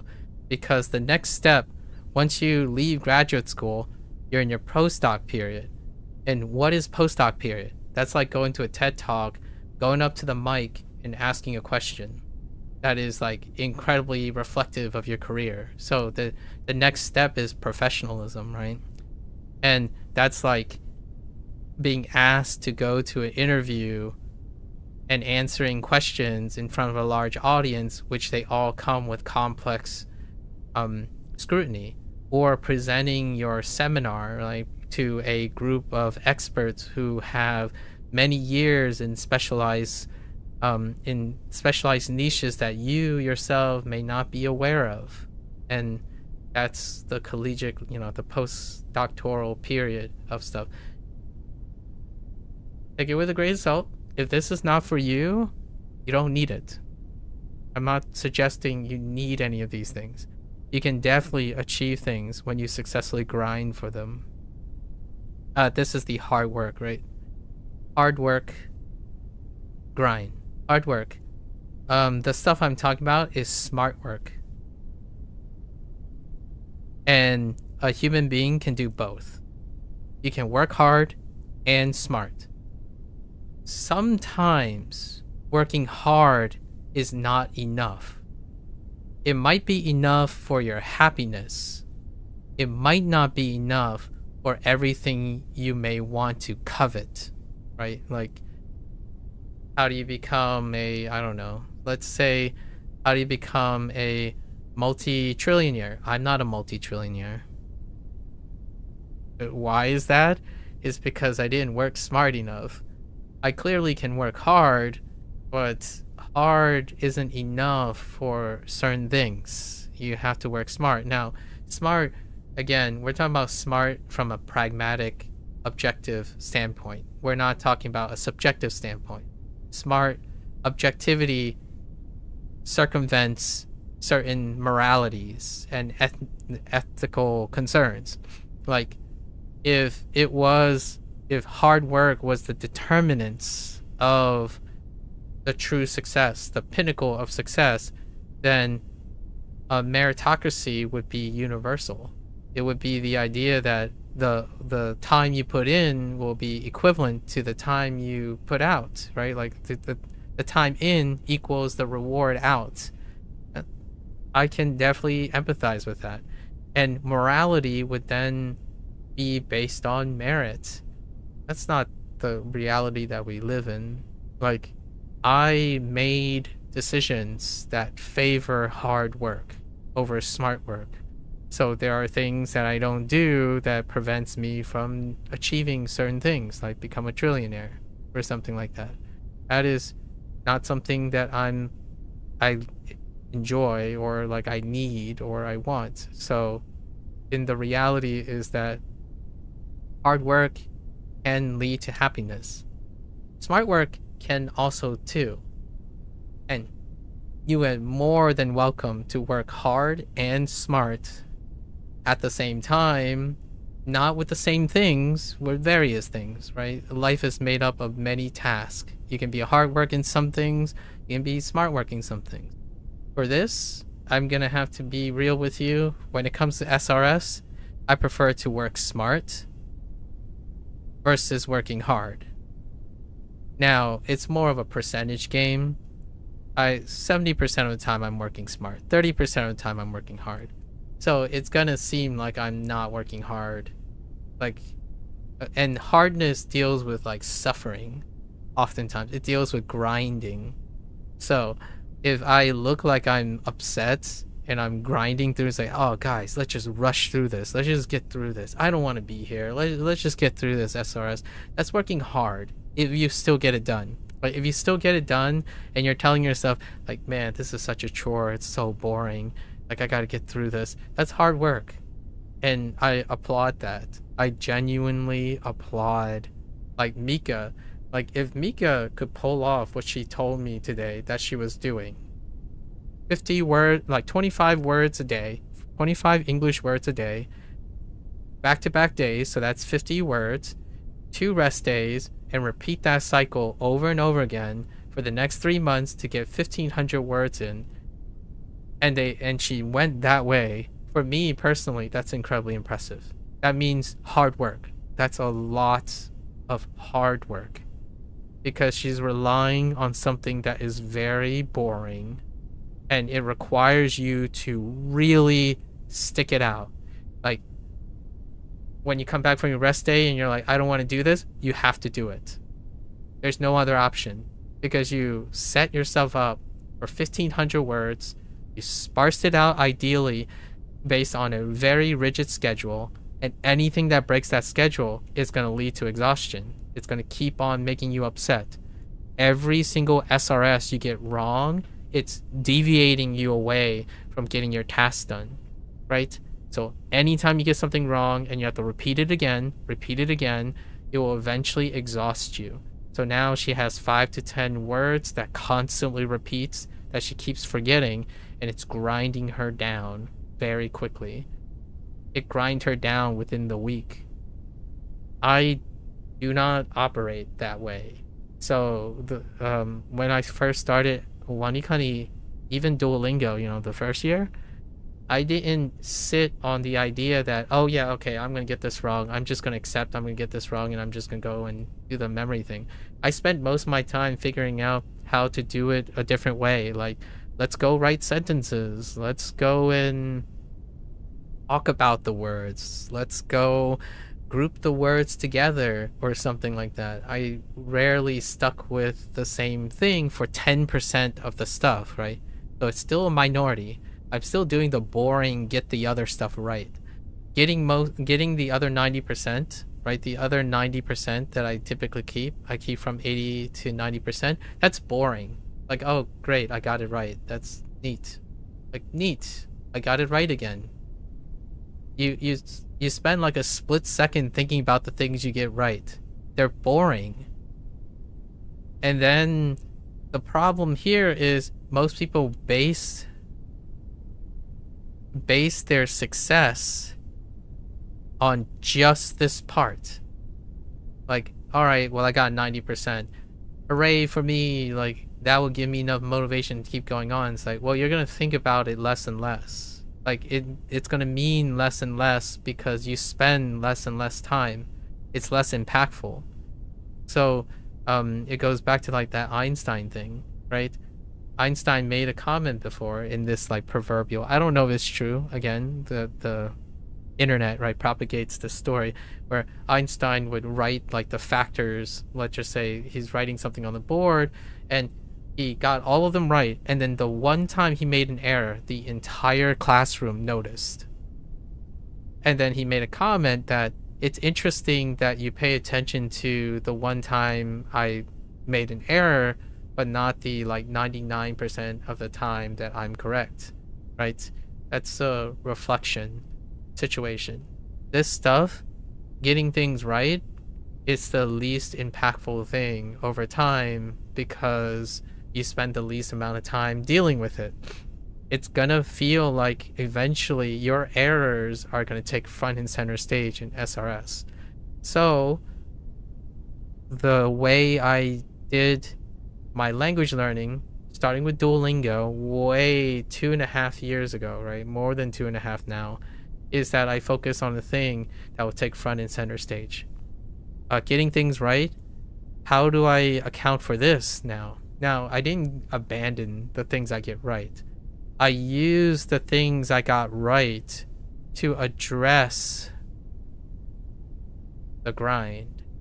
So the things I got wrong or are having trouble, I frame them in the things I got right or I already know. So now this value goes up. It gives you value for the things you barely pay attention to anymore. And it helps you with the things you're pretty much paying attention to the entire time. The longer you use SRS, the more likely you'll spend more time noticing all the things you get wrong than all the things you get right. I'm not abandoning either of them. What I get right has to be part of what I get wrong. So then it is less boring all around. It's whenever I get something right, occasionally I would say, oh, you know what? I could use this to help me with something I'm getting wrong. So in HanziHero, that's what we're doing. Every time I get a character wrong, I'm thinking about all the characters I get right because they look alike. Oftentimes, when you learn enough characters, you're gonna have at least 2 or 3 characters that look alike. Most of the time. There are a couple unique ones, and those ones are grouped together. So, whatever you get right is part of whatever you get wrong. So things become less boring. You have value systems attached to them. And you can do it within the SRS. Otherwise, you can go and read a book, right? Read a book, do manga, podcast. Why is that important? It creates value from the things you got right and maybe associated things you got wrong. So you're trying to keep the grind at bay. You can grind. I feel the magical, like in WaniKani, the magical formula is that you grind for 3 to 4 months, and then you add a new layer, right? Usually it's some sort of immersion when people talk about things. You add a layer of immersion, and then this will go on for 3 to 4 months, which extends this to about, let's just say it extends it to about a year. Then you add another layer of immersion or whatever you do, right? Or this will then extend it to 4 months, right? This will extend it to a year. And then if you still continue to do the original grind, it can extend it to 2 years. And vice versa, it keeps going. Eventually, there'll be so much of this that you start grooming away older methods because of your maturity and your comprehension, and then proceed to add more layers while doing this. So you effectively grind until exhaustion is starting to rear its head.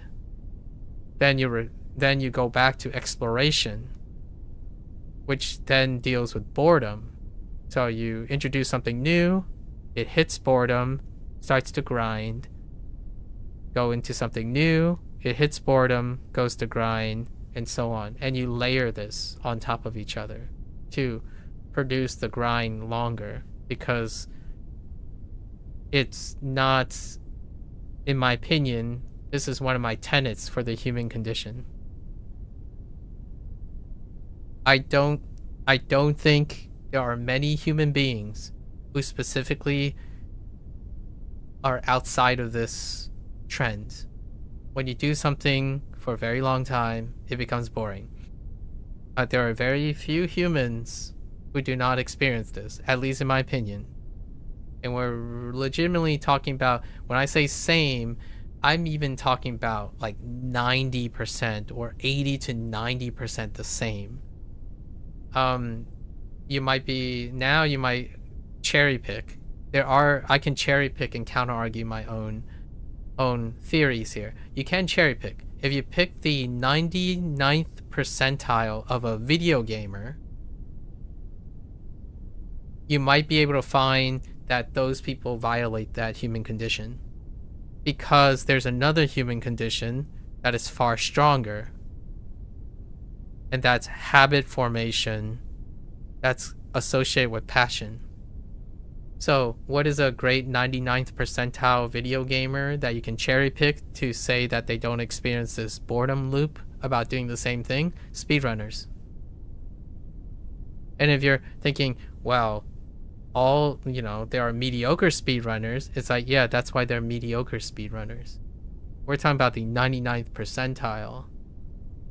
Like the people you see that are extraordinary grinders, the ones that feels like they're mechanically incapable of becoming bored of doing the same task with the most minute resolution, those are the typical people who are in the 99th percentile. So when I'm talking about human condition, I'm not talking about the exceptions to the rule. I'm talking about the rule itself. And I'm not a 99th percentile in many things. So a bit ironic is I'm probably in the 99th percentile when it comes to education, right? Like a PhD already puts me in like the 98th percentile in the world population. But that still is not even close to those who willingly and voluntarily choose to be 99th percentile through the repetition of a very, very exclusive task. I think a PhD was with a skill that applies to a lot of things. It was the innovation, the refreshness of problems that allowed me to pursue a graduate degree. So it was kind of the opposite. The whole idea of not doing the same thing over and over again was what attracted me to the PhD, not the refinement of something and iterating something to the point that it is almost an addiction, right? It's the habit formation of stuff. So you'll probably not find me do something long enough to ever utter the words, "This is boring." I really hope that I haven't said that in the last 3,000 hours of language learning. I do not believe that I have said, and I just sat here and said, "This is boring. Let's just get this over with." I hope I didn't say that. If I did, boy, I must have had a really bad day that day. Usually I would say I'm 99% confident I haven't ever sat here and tell people, "Hey, this is really boring. I'm wasting my time. Like, why am I even doing this?" It's probably something more like, "Oh, you knucklehead. Like, you got this wrong again. All right, now what can we do about it?" It's like, maybe I should pass on this today. I'm feeling a little tired. That type of thing. That's probably what I would say. Or like, "Ugh, I got it wrong again. Oof, this is trouble. Maybe I should brainstorm something." That's probably what I would say. I don't think I've ever uttered the phrase, "This is boring and it's a waste of my time." I might say garbage, but it was more like possibly garbage. Like, this is garbage, but I was more referring to the method that I'm using is garbage. It's time to innovate on the garbage. Like, I need to figure out something to make this feel less like garbage. Yeah, so all right. Now I'm done beating the message over it. Tomorrow is gonna be a big day, so it's gonna be the end of my daily coverage of WaniKani. So I'm being a little bit more, I don't know, sappy. It's been a reasonable journey, and I still feel like I'm as enthusiastic, if not more enthusiastic, than the first day of WaniKani. I think now it's a different flavor, right? Now I have a lot to talk about when it comes to WaniKani or SRS in general. As opposed to sitting there, it's like, "Oh, look at these shiny buttons." It's like, so that's how that works. Or so and so forth. That's how I would be when I'm in day one. Now I'm just sitting here. It's like, what do you want to talk about? Like, boy, howdy, do I have thousands of hours of things to talk about. Where do you want to start? That kind of thing. It's gonna be interesting to not see WaniKani as the first task. We'll talk more about that tomorrow at the level 60. Okay. I still have to go over these, so we'll go over these. We got heat, morning, sen, transition, setsu, clumsy, daku, no, toku. Yeah, deliberate, toku.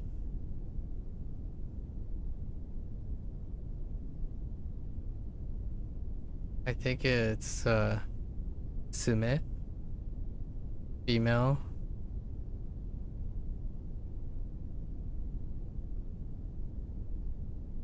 Koda, endure.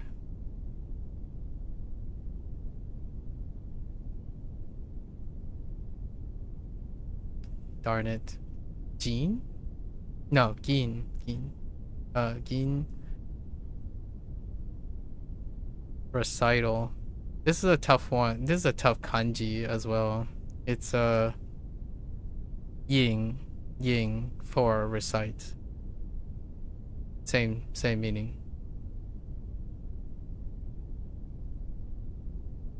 Jin, very. That's a weird one. They're not different, divergent.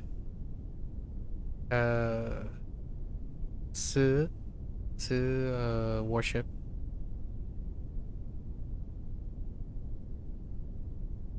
Divergent. This is divergent too.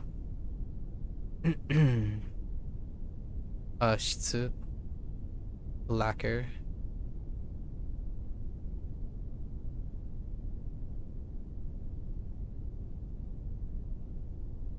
Misaki. Misaki. Ape. Ball. Spinning. Shaw. Brief. Tone. Barracks. In. Mary. Keep. Imitation. This one's tough too. What was the Japanese?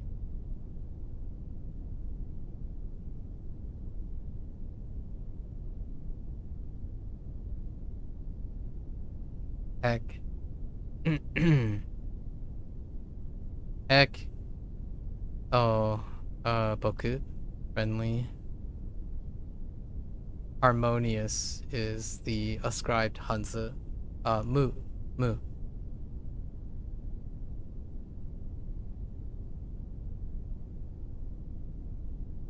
Fun. Leisure. No equivalent. That's actually Japanese. Inclusive in my head so far. Soul. Official. Compose. Eat. Lowly.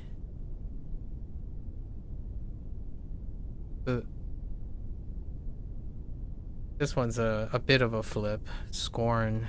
No, despise. Despise. Chew. Asked. Jaw. Right, jaw. No, Ju. Ju.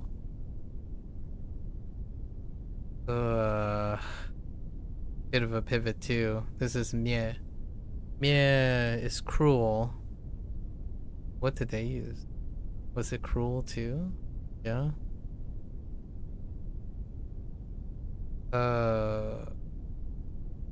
Bets it. Cruel. Or scorn. Scorn. Scorn is the keyword they ascribe to this.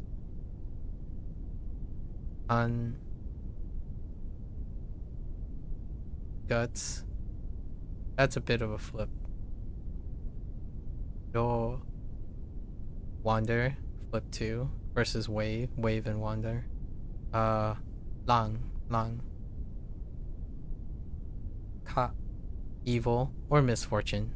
Huo. Right. Huo.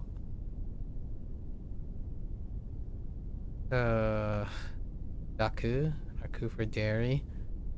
What is that? Luo. Also dairy related.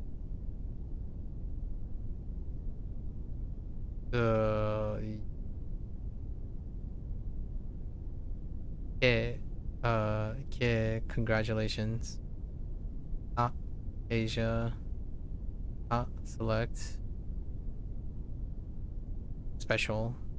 Japanese birch. Azusa.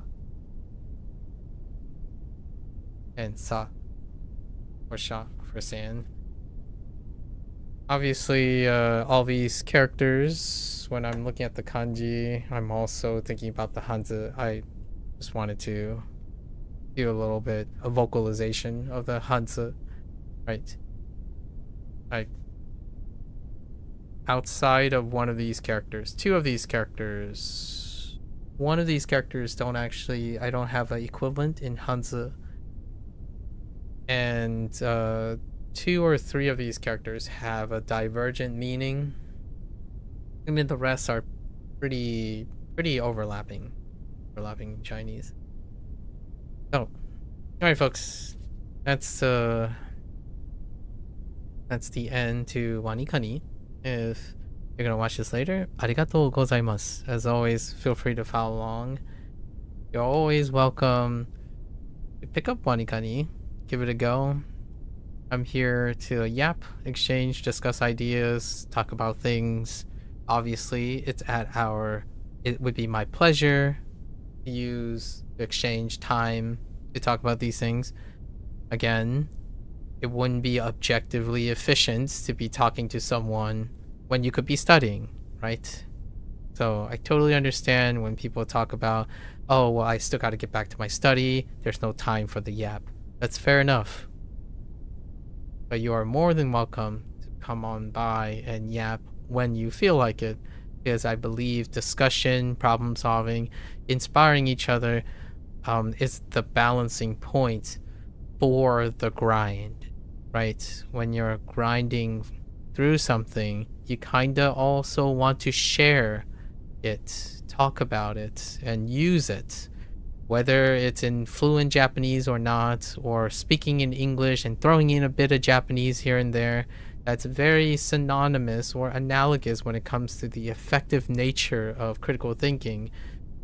When you're reading manga and translating only part of the manga or reading part of the manga, and it's another avenue for engagement that can starve off boredom and grind. It creates actualization of the things you want to talk about.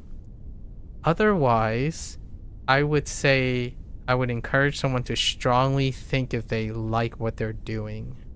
Because if you're saying that the only thing you want to do is do something as a means to an end, then I would be honest with myself and say, I don't like studying or learning. I simply like to be good at Japanese.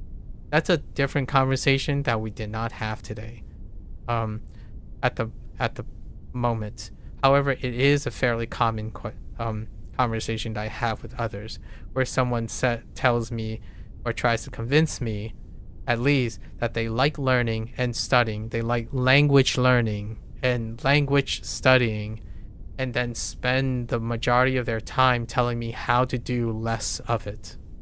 Like consistently trying to do less of it. So that tells me that there's a cognitive dissonance between liking the process of learning and studying versus the results of learning and studying. So some people, a lot of, maybe more than the majority, like the idea of telling me that they enjoy learning and studying and showing me that they don't. Right? Like if you're minimizing the amount of time you're studying and minimizing the amount of time you're learning because you think it's a chore and it's grindy and it's leading you to exhaustion, that doesn't tell me you like learning or studying. It tells me you like becoming good at something, but you don't want to put in the work, right? When someone tells me they like learning, they like putting in the work. I do too.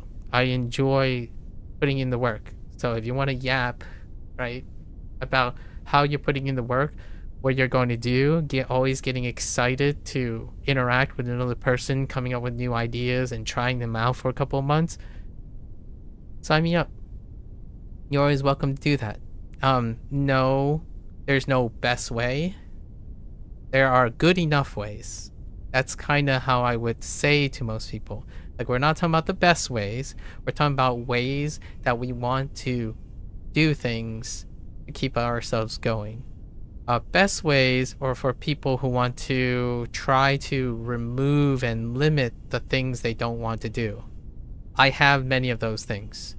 One of the best ways that I would love to have is how to not get heart disease, right? Let me be real here. If someone gives me the best way to not have heart disease, I'll take that in a heartbeat. I wouldn't even care about how it works as long as it reduces my chance of heart disease, right? So there are plenty of things in my life that I can totally empathize with. Give me the best way and spare me the details. Like, if I consume this thing and it prevents me from getting heart disease, I'm all for it. Would I be interested in learning how it works? Maybe, but I can choose certain things that I would prefer. Yeah, just cut to the chase. Like, sometimes you can get a little hairy. Like, for example, we'll use a topical Topical example, Ozempic. Like, if you use Ozempic, one of the side effects is weight loss, right? Some people might be interested in how it works because there might be side effects and all that stuff, and then so on. We pick and choose. And as always, you're welcome to pick and choose when you want to come by, yap, discuss, counter argue, keep each other motivated. So until next time, 皆さんまたね。見てくれてありがとう. Thanks for watching. I'll see you guys next time. I'm gonna get up, take a quick bathroom break. I'll be back for Bunpro. The next two things are gonna go fairly quick because we gotta get to Phantom X today. Alright, I'll be right back.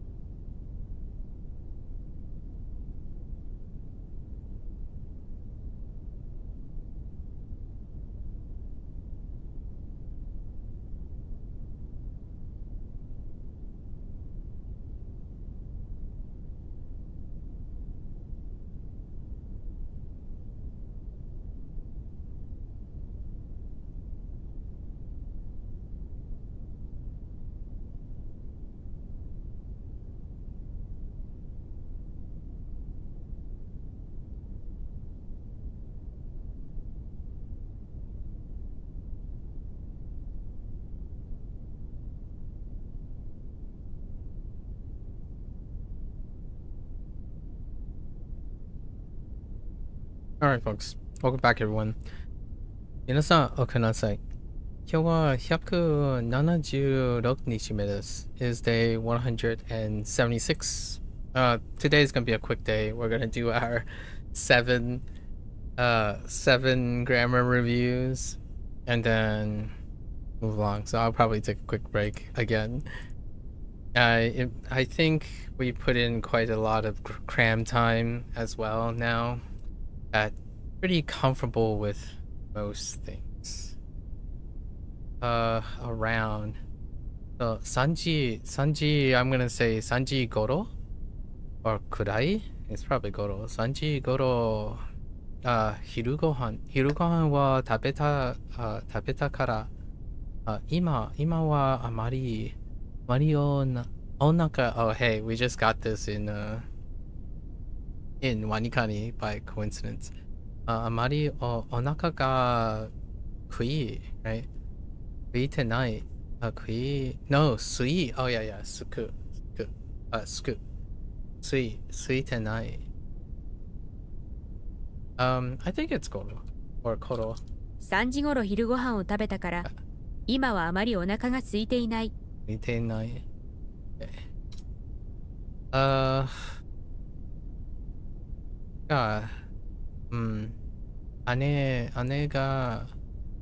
姉がね What is that?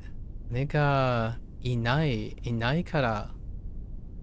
Oh, they're writing iru as the live kanji. Inai kara dareka to doko ka ni ano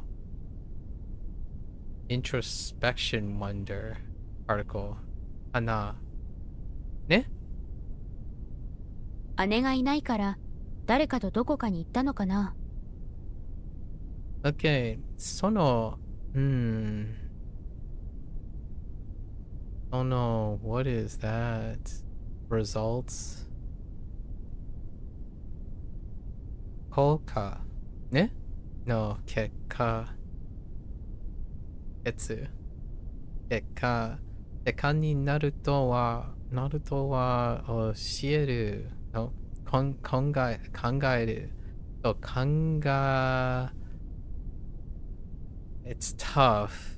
So tough uses the stem, right? Kangae is oh no. How do I? Oh no.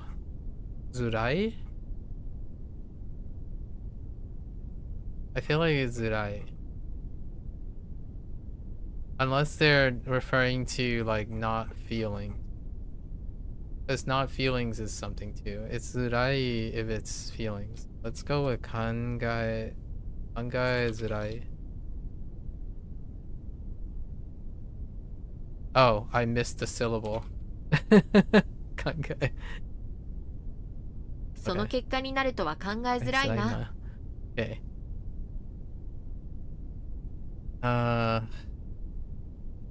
Yubi? It's Yubi, right? Yubi no nagai. Yeah. Yubi wa no nagai kare wa. Yubi no nagai kare wa. Oh, intriguing. Oh, yeah. Oh, I totally forgot about this grammar point where you can use a descriptor phrase in front of a noun. Yeah. One who has. So this is your I don't know what this is called, but a phrase, an adjective phrase of a noun. I don't see this too often. Yet. Piano wa jozu. Piano jozu ni ikuso hito da. Maybe? Hikiso. Hold up. So for so, it uses a stem, right? So, oh, whoops, I forgot the na because of noun. 指の長い彼はピアノを上手に弾きそうな人だ。そうだ。Okay, fine. 彼らは来週日本へ行きます。彼らは来週日本へ行きます。Mother-in-law. Giri? Really? 義理の母に家にpaid a visit. Came, I mean, oh, passive. Really? Oh no, what is kudu in passive? Do you still use like ira? Eta? Check my conjugate. Kireta. It says passive. I'm thinking it's kirareru. But it says Oh, is it kurareru? Kurareta. No. Yeah, it's irregular. That's the problem. Like, I don't remember the irregularity for... Oh no. Oh no. Irregular.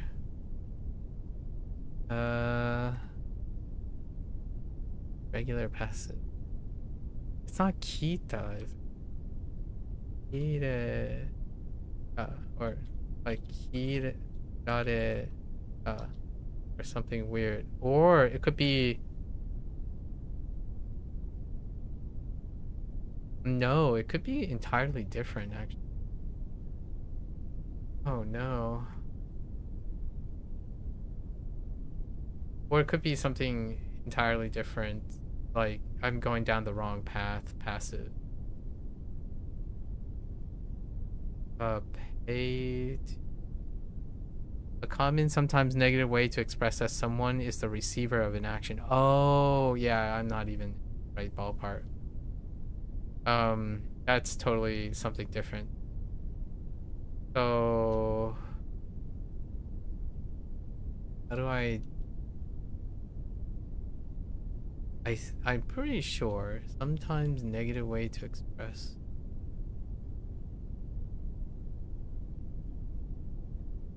Not doing in advance. Ooh, this one's tough.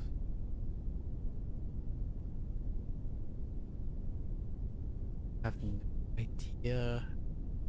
Talking. I'm still thinking it's causative. Like, causative and passive situation. Maybe it's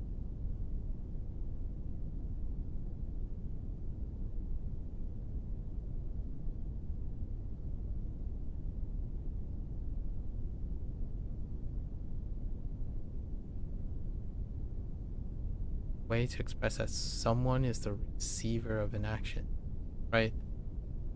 And it's haha. So ageru? Morau? Like, do we do like... No, I don't think.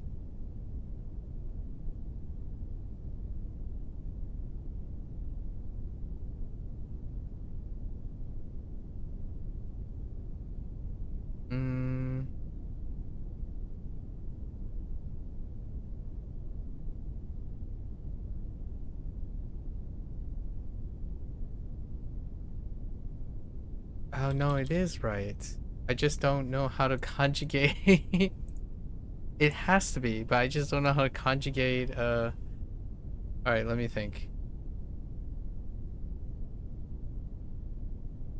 Ko? It might be kora. Korareru. So korareta. 義理の母に家に来られたからイライラしている。 That's either I know it or not. Kudu is irregular. The other irregular is suru, which is sareru, right? Yeah, those are the only two exceptions. So ko, it's korareta. Ko, it becomes ko.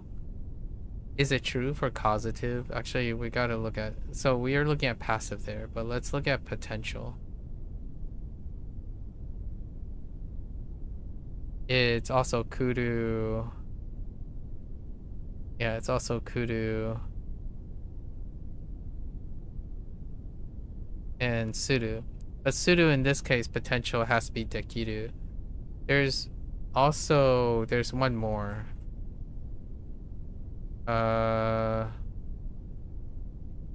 this is being linked with potential. But there's also causative passive.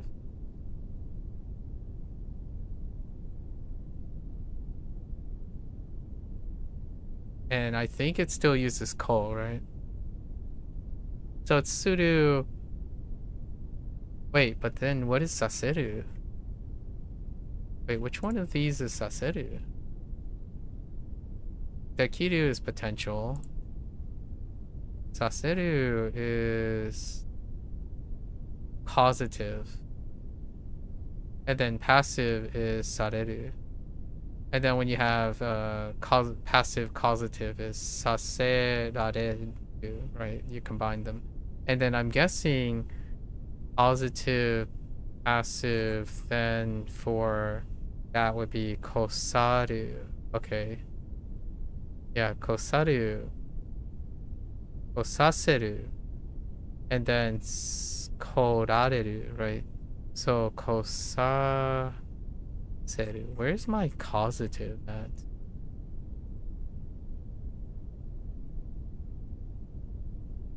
Do I have causative as a... I don't think so. Hang on.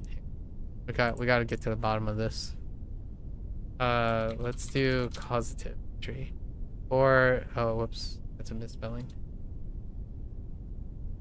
So our causative is listed under saseru. Okay. And then saseru is kosaseru. Okay. Got to get all of these straight. Right. This is the supergroup. The causative and passive. Causative, passive, and potential. Those are the three that we're working on in N4. And I have to get all these sorted. And I think I'm going to link them paralleled with the stuff.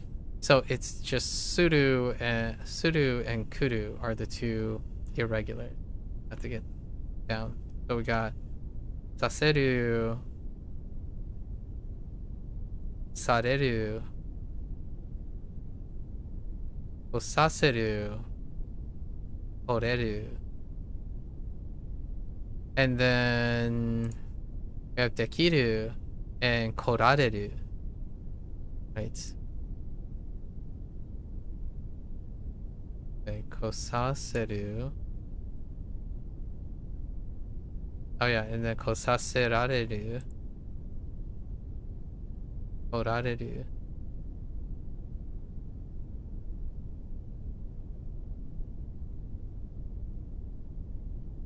Well, hopefully. Eventually. Okay. That's a rough one. Irregulars will be rough for a bit. And our last one, kono kusuri. Kono kusuri wa no. Easy would be nomi, right? Nomi yasui. この薬は飲みやすい。 Okay. Alright. So, our hang up today is most definitely irregulars. So, suru, kuru, get it intact. Actually, let me write it out for a moment.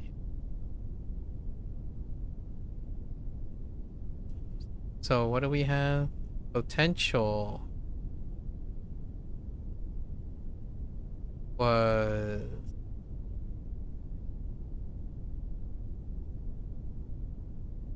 Akiru and Orareru?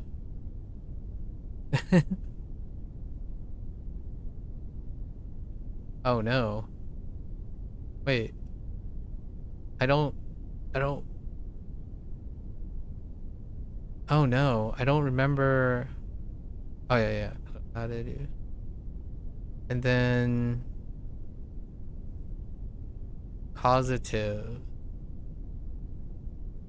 I think the jury's out on causative for causative was sareru?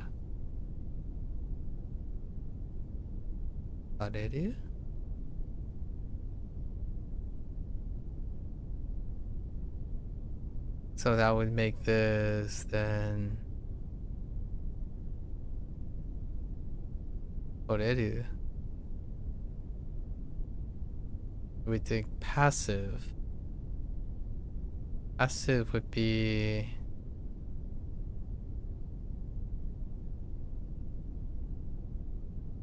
saseru.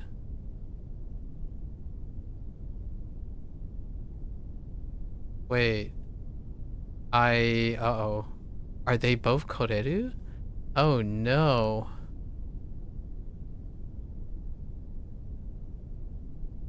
Okay, let's go look.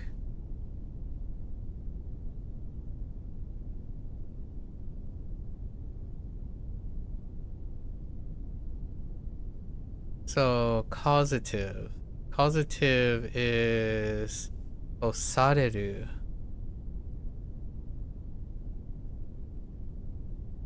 Oh, that's kind of helpful because sareru is in thing.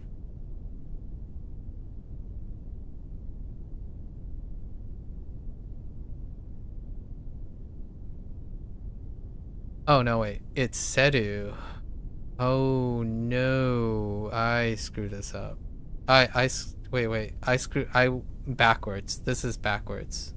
Hold up. This is backwards. This is passive. No, this is causative.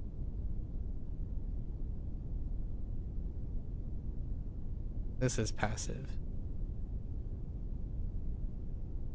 Because it's sase rareru, right? Rareru. That means that if this is kosaseru,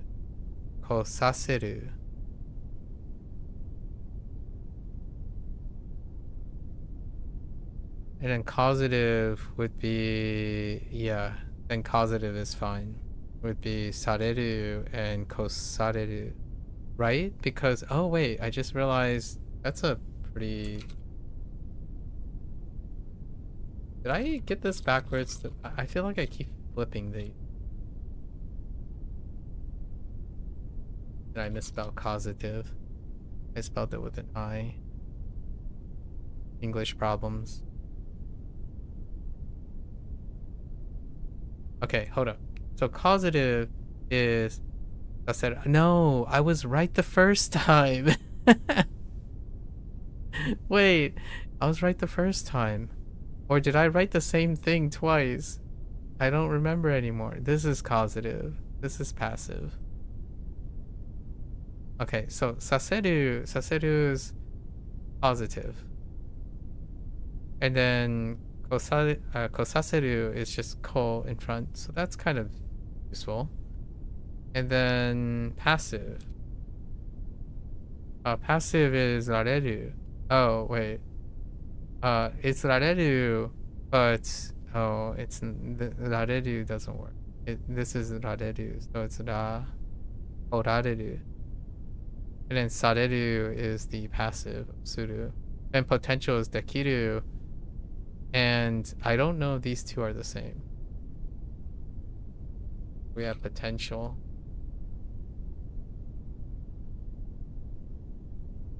I think they are. Orareru is for both. And the way to tell is do context.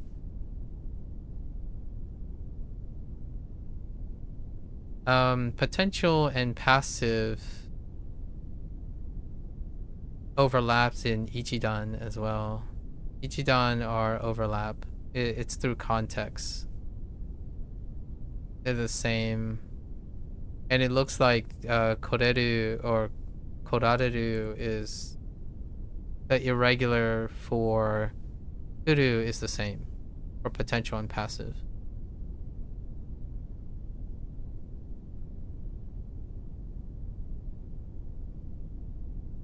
This has been an ongoing thing. Yesterday we had a potential and passive thing going on using miru, I think. Or it was an Ichidan gun. I have to get it straight. And the quickest way that I typically remember is I remember it as the passive aggressive, or not passive aggressive, passive causative, which I take sa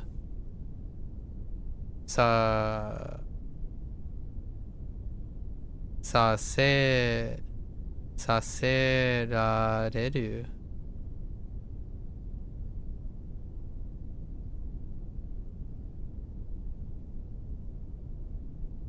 Is that how that works?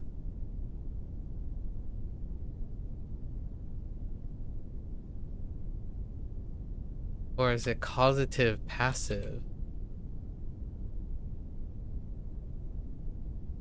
Uh-oh. Yeah, it's causative passive. So you do causative first, sase, and then da redu.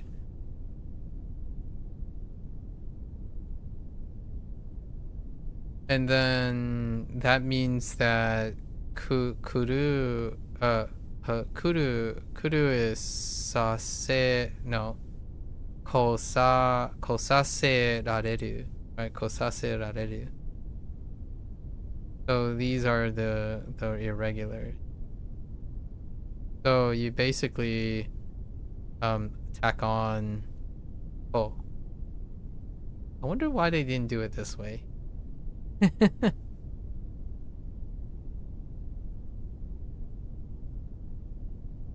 call it kosareru. All right, that's a wrap for Bunpro. It wasn't too long. I anticipated that today would be a short day. We set it up to be a short day. All right, folks, that's a wrap for Bunpro today. If you're going to watch this later, arigatou gozaimasu. As always, feel free to follow along, pick up Bunpro for yourself. You're always welcome to come on by, yap, discuss. Let me know how you get across the irregulars for different forms, right? You're always welcome. So until next time, 皆さんまたね。見てくれてありがとう. Thanks for watching. I'll see you guys next time. I'm gonna get up, take a quick break, stretch a little bit, stare out the window blankly for a while, and I'll be back for HanziHero. Thank you.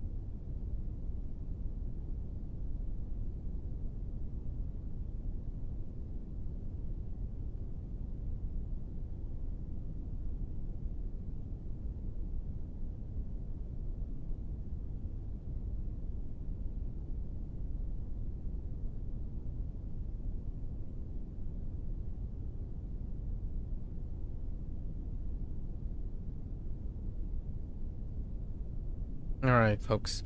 Welcome back, everyone. 欢迎大家回来。今天是第529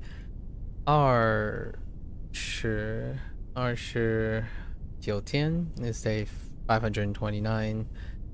Let's get into our active recall. We collected 5 yesterday. 翡翠 We are getting fairly close to like a fairly comfortable place where the the character studies are shrinking. So then we're gonna start working on our word sentence constructions soonish. It's almost the end of June. I'll continue this type of routine that we have where we're doing word discovery or word connection on top of the character studies and then converging, right? Mastered characters that I'm doing on my own time, and then word discovery on the later characters that are still going on reviews. And then for the next month, we'll slightly do our vocabulary reviews. And then we'll cut into our vocabulary reviews that have been stacking indefinitely in the month of July in anticipation for sentence writing going into August, where we'll be writing the sentences as a construction exercise for the vocabulary word. So for now, I am also going to be away in July for 4 or 5 days as anticipated each year. So, and then Inktober is around the corner. I have to start prepping all my art prompts, like deciding what my art theme is going to be this year and all of that stuff. It's already past the halfway point of 2026. All right, so Fei Chui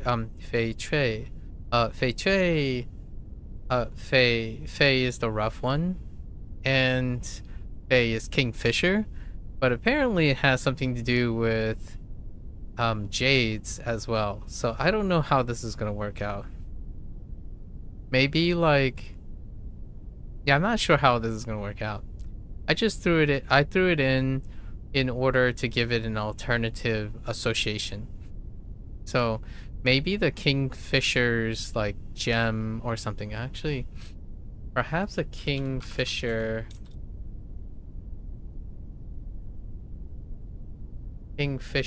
is greenish. It's supposed to be a bird. Oh no, it's not green. Oh yeah, wow. Kingfishers are not green. I mean, they're blue though, and blue can appear green. No, that's a bit of a stretch. Yeah, that's rough. Yeah, this one's rough. I included it because you can associate it with a jadeite. This is a jadeite, right? Jadeite, like a material. And then it also means tree kingfisher for the bird. So it's either or. In this case, at least I can add another layer of context with the vocabulary word. 翡翠 Trey is fairly reliable. Fairly. We'll go with it. I don't even know how to pronounce this. Like jadeite. If there's an extra syllable here or not. 银虎 Yinghu is tough too. Ying is the sign of the tiger. So, and then you add a tiger, then you think about the year of the tiger. Year 3. Yinghu. Ying is knowing the definition of ying is kind of tough. 银虎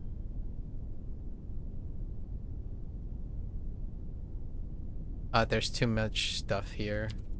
We have to add an extra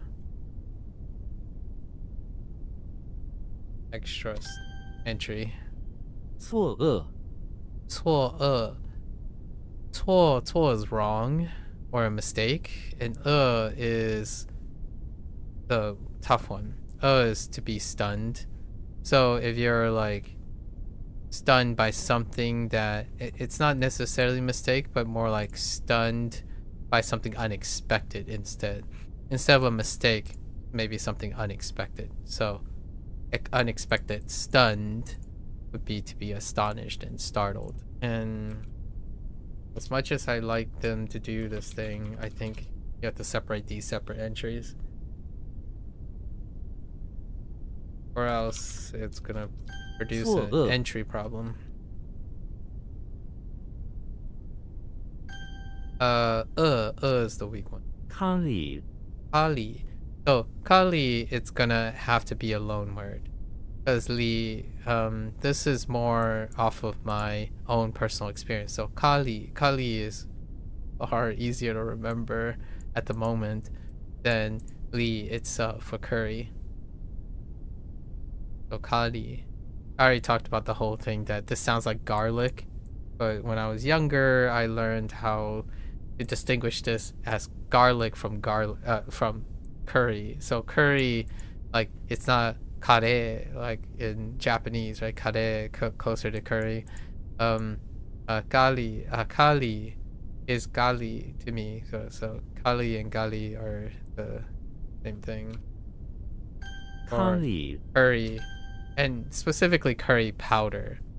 Like whenever we're talking about garlic powder or curry powder. 静乱. 静乱. Jing is the weaker one, and the read is kind of okay. The meaning is a little bit rough. So if we're gonna talk about chaos, right, or rebellion, chaos, to put down a rebellion or to pacify a rebellion, or pacify chaos is to put down a rebellion. Yeah. I will have to think about if I want to add in like an alternative way. 静乱.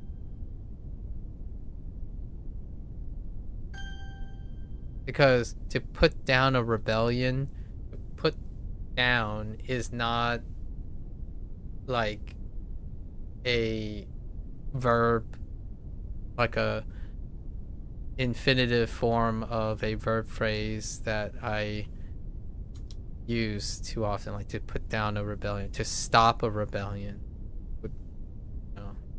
to control, or to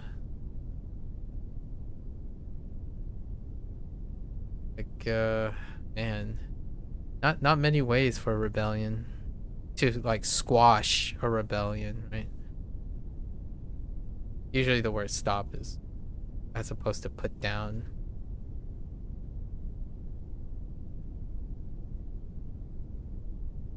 Jing Luan.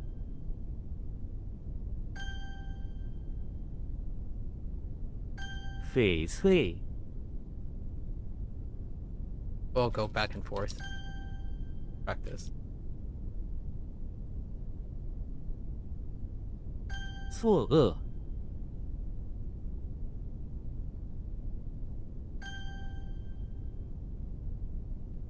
Yin Hu.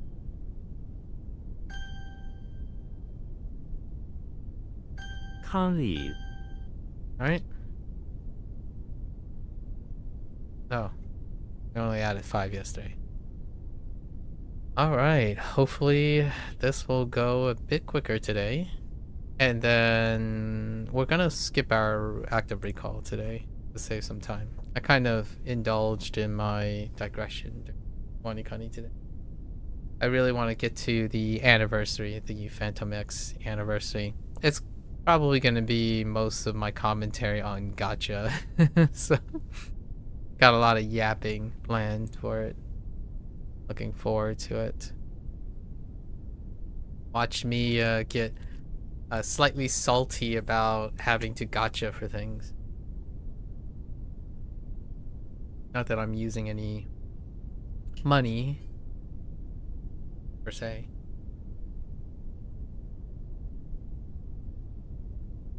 Mu.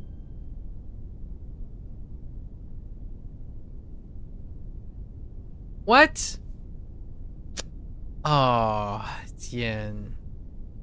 I got the two of them mixed up. All right, let's check on our aquarium game. Yeah, dang it. Ah. So, Yen and Quo are the two, like, lesser of the two. Okay. So, water performance. Wait, can I? Oh, wait. Sign of the tiger. Perform. Sign of the tiger.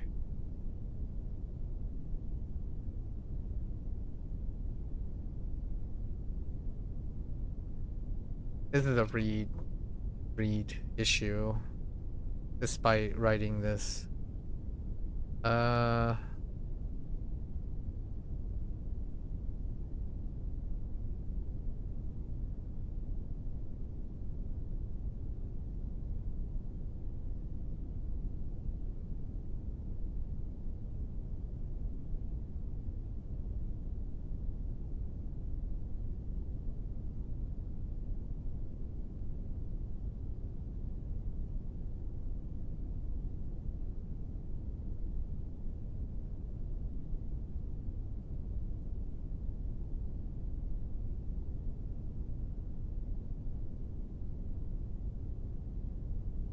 Sure.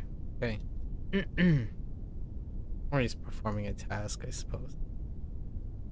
Turntable. Just a vanilla turntable?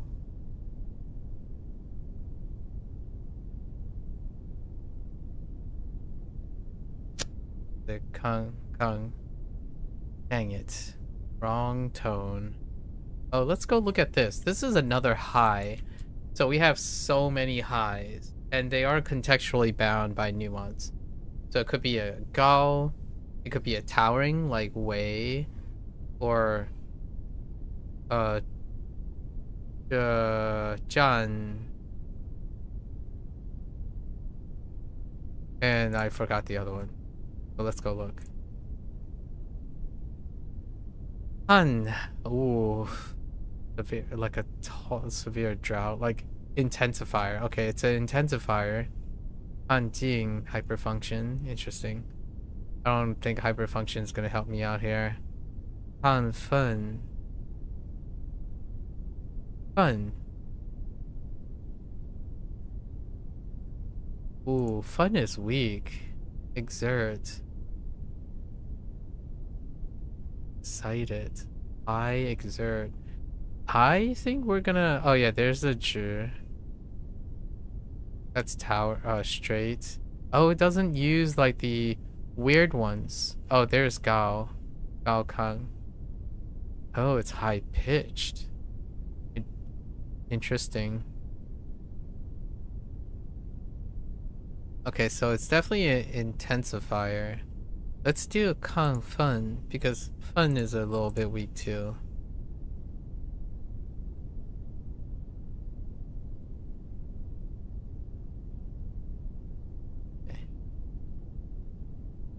I had the wrong tone.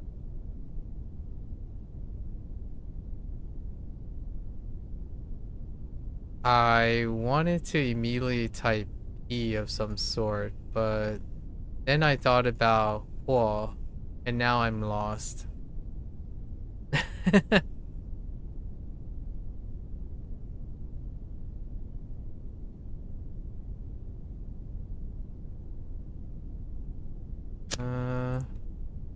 It's Bay. Dang it, it's Quilt.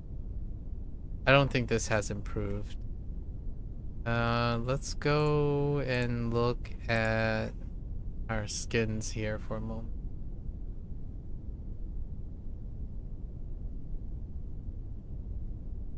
The suit makes me think of P.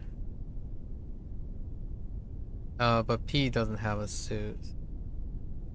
Interesting. And then my next one would be Bo and Po. Yeah, Bay is the difference. The quilt part is fine. The read is not. Bay. Even though there are a couple of bays already, like a couple vocabulary. So what? The suit is the exception.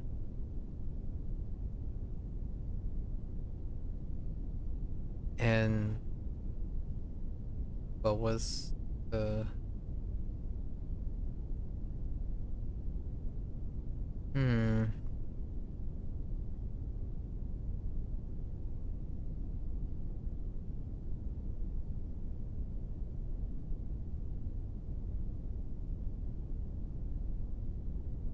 Tao.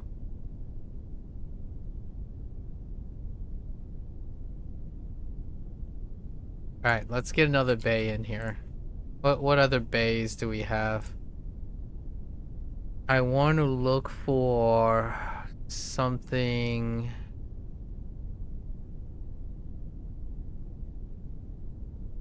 Oh no. That is not great. Oh, hey, bay pool. Interesting. Trapped. Oh, to like cover up.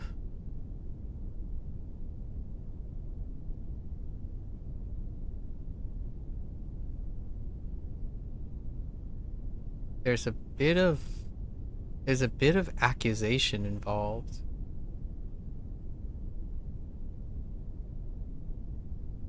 This is urge and accused to be forced. A Quinn trapped. That deals with more like cover.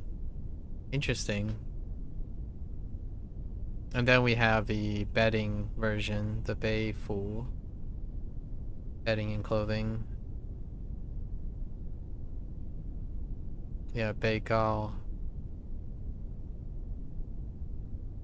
The person being accused, the defendant. Bay Kong. Kong is troll.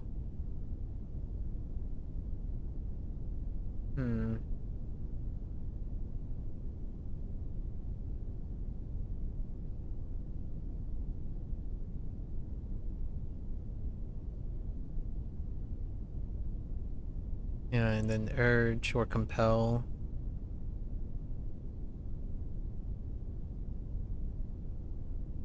Trap, I can kind of see the trap being like covered and trapped.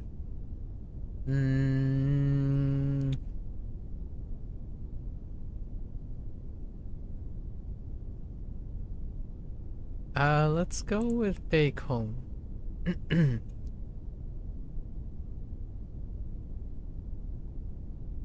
So how do they function in all this? You're covering. It seems like they're taking the bay is taking on the right side character. Like Zhi is like pointing out, like you're using a finger and you're pointing at someone, so like accusing in a sense of pointing. Here, this is the person who's like declared as the person. It does have to be at fault somehow.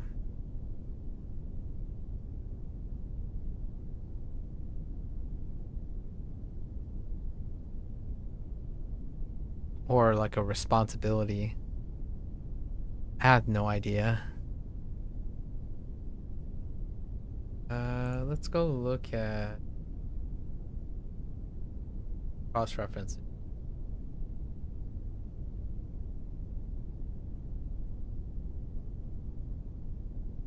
It's a passive voice marker in Mandarin Chinese. It translates roughly as by, shifting the focus of a sentence. Wait.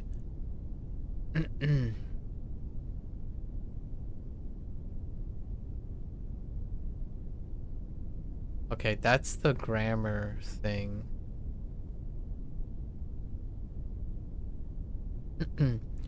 Mainly used for unfortunate or negative events, getting scalded, losing something. However, in modern, it is frequently used for neutral or positive occurrences. What?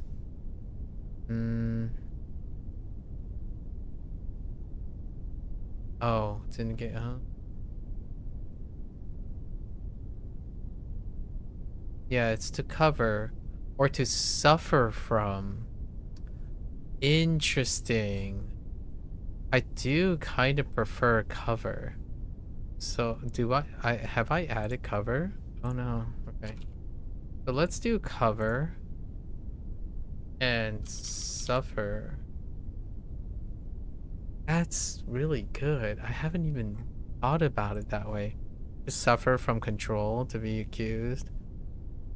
To suffer from being compelled, to be forced. Interesting. To be trapped. And then you have the cover aspect, which is like bedding, clothing, quilt, duvet. Alright. We'll see if that goes together at some point.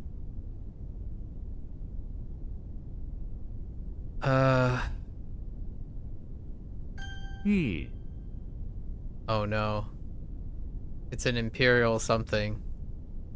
But it's not quite imperial. It's oh no, it is imperial. Okay. Let's look at imperial. I have a feeling we're gonna get like a palace family system. There might be government. Like Jiangfu. Yi Jiu. Okay, imperial. That's not really helpful. Yi Shou. In the Emperor's hands. Not great. Yi Yong for the use. Okay, I got that. Yi Chu. That's still attaching something to imperial. Yi Rong. Can I get something that is inherently imperial? Yi Si. No, that's to bestow or grant. Yi no, Yi Bao. An imperial seal. That's interesting.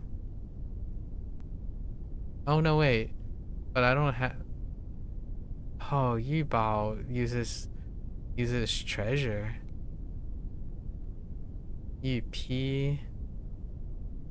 No, rescript. Wow, that is. Oof. Yi Jie. Mature, assertive. Yi Shu. Hero sensor, no. ED, oh no, we're getting into. Okay, so it kind of just stands alone on its own. So any of these don't help me dictate what it is. It legitimately stands alone as its own modifier. So it's a suffix. I mean, not a suffix. It's a prefix. It functions as a prefix. So we'll leave it at that then. I was kind of hoping for something particularly imperial that they would lump it with, so I can remind myself it's imperial. I was thinking like Yi Huan or Yi Guan, like the imperial crown or something like that. We'll leave it as is. It's on a weaker side. This just makes me want to type Shun. Oh no. Sun, that's probably Yuan. This is a pivot for sunlight. We're gonna need a pivot. Need a pivot sound. Because, oh no, it's yen, not okay. Oh, I screwed up. Okay. I totally screwed up. Alright, so sun, this is yen with sun, which is supposed to scream sunlight. But I do have one character that I think we could use this with. And I hope it is that one. What is it? Young. Or Jung. Oh, no. It's a name. Okay. I guess we're back to yen. It's fine. That didn't work. So I'm gonna say oh no. So then this has gotta be Jiao Jai. missed the U. Dry for pole, right? Okay, I just messed up. That was a typo. 眼 Okay. Read is 云 uniform. Warm sunlight. Why do I think it's Cho? It's not. When you talk about laps, it's probably Dao. This is a pivot. Diao. This is a pivot from the laps.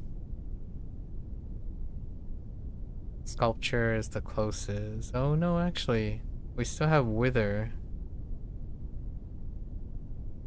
and Eagle. I disappointed myself here. 50-50. It's kind of like a 30-30 thing. So we had a 33% chance on the read. So the tune is the words.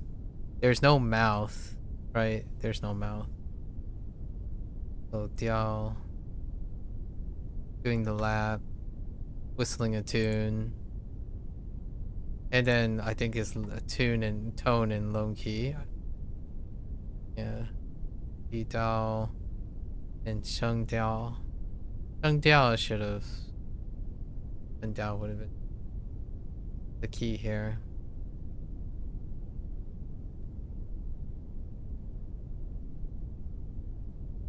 Hoang Hoang.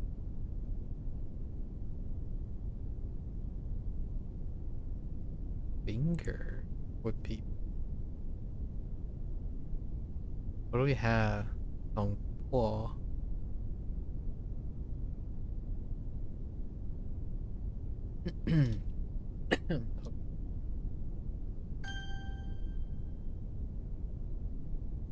Bei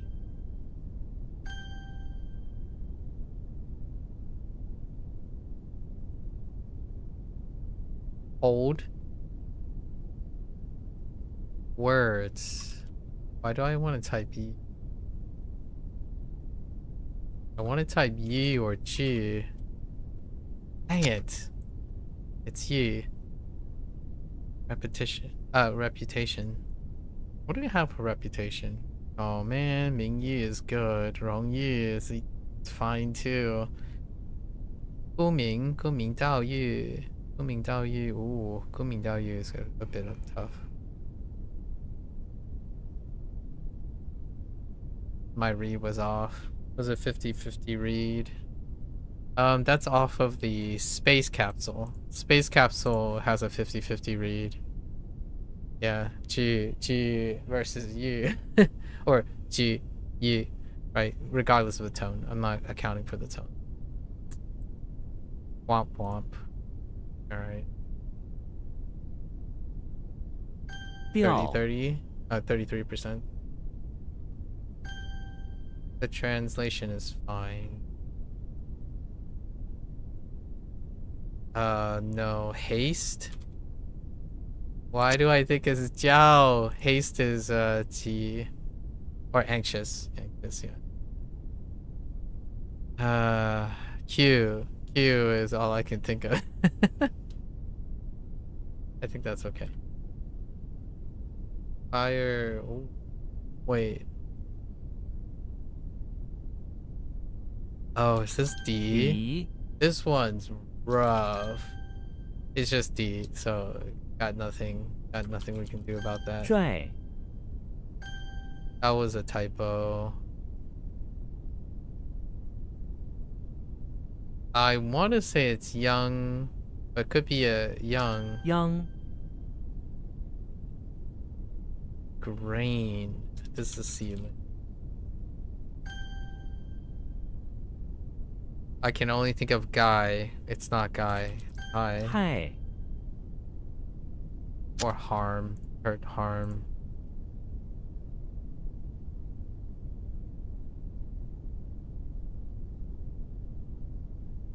What the armor box? The heck is an armor box? Armadillo. Like, 侠 hold on. Hold on for a moment. I don't understand this.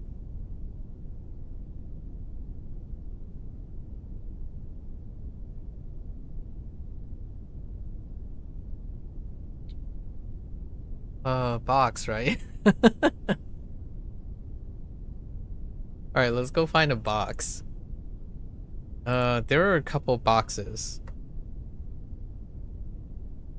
Maybe like Hoang, like maybe a box frame or something, or a cupboard. Maybe like jia, maybe like a shelf, combined box and shelf. Oh, 匣子, I mean 匣子 is not gonna help. A Mauser pistol. Oh, like a Mauser Lagan. Oh, that's pretty good. That's pretty good. And I can kind of see why they called it a, because the Mauser, like the old Mauser that looks like a box, like the side profile of the Mauser, like this one. Hang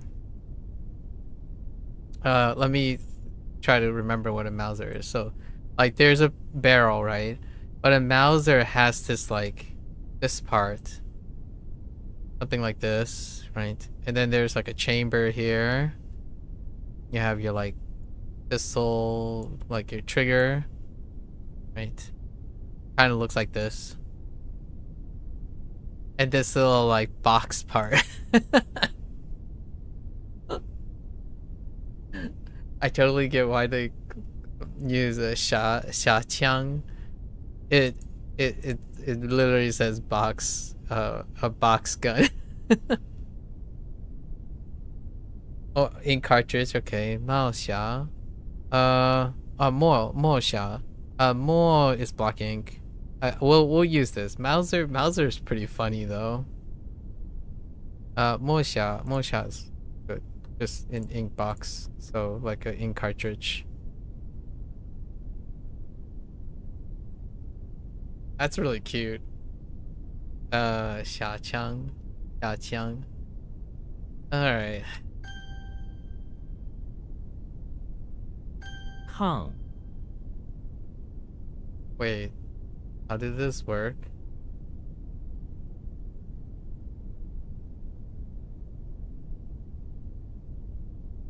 Did I add anything for high?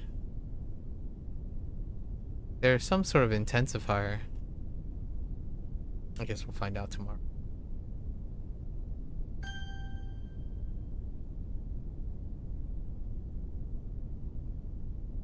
Ilk. Bureaucrat. I mainly want to type Guan, but it's not. But it's definitely a bureaucrat. It's probably one for coiling the bureaucrat. Let's go find something for coiling.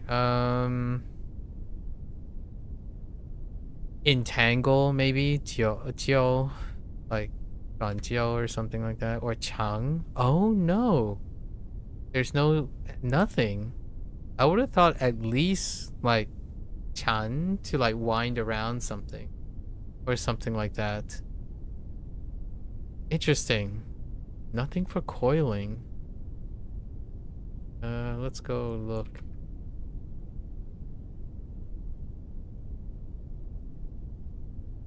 Interwebs here. One to tie a coil. Oh, and it could have ended up with jie. Oh, there is a jie. One jie. For a knot. And then there is one fa. Fa. Interesting. Fa. For like the coil pin up the hair. Interesting. I was expecting one jie or one chang or something like that to coil around, but it's not in the dictionary, so we're just going to take this with a grain of salt for now.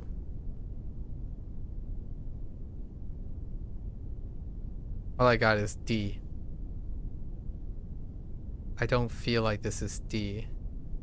It's kind of like a peddler, right? D. I want to type enemy though. Okay.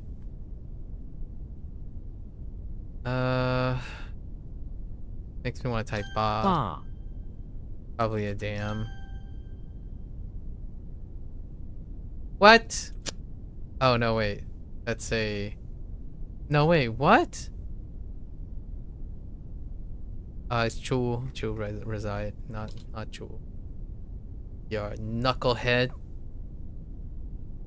Ah. That's not Xian. Oh, Chen for spring, like a water spring. Why do I think this is Xian? Xian. No, wait. What is Xian then? Is it a line? Do I have a line? Oh. Right. Honest mistake. Honest mistake. It's fine. It's fine. We're fine. I'm not fine. Does this have hot spring? Oh yeah. Okay. Hold up. But what about line? Okay.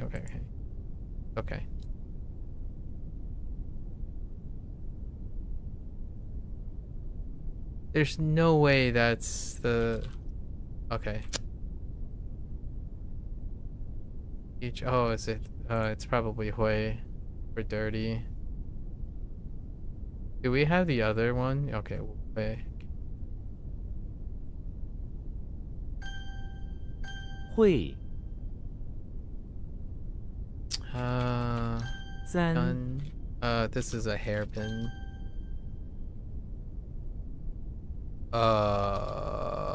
It's pa, not po, pa, I think, or padding, or it actually. I think it might actually be pie.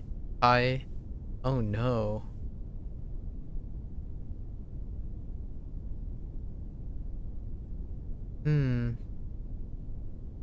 Yu.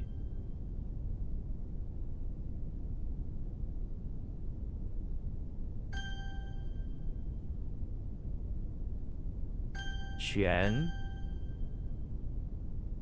Wan. Coil up. Same difference.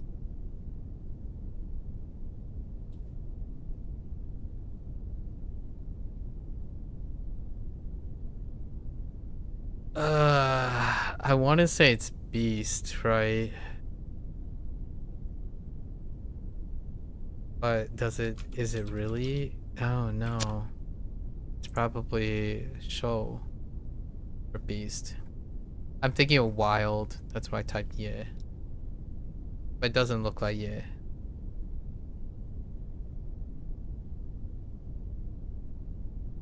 One of the wives things. I'm gonna go with Xi. Okay. Shou. Actually, do we have a word for this? It should be like wild. Yeah. Okay, fair. Got you. Alright, it's not Q.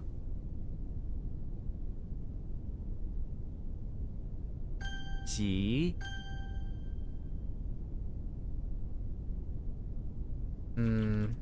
Guai. That one's weird.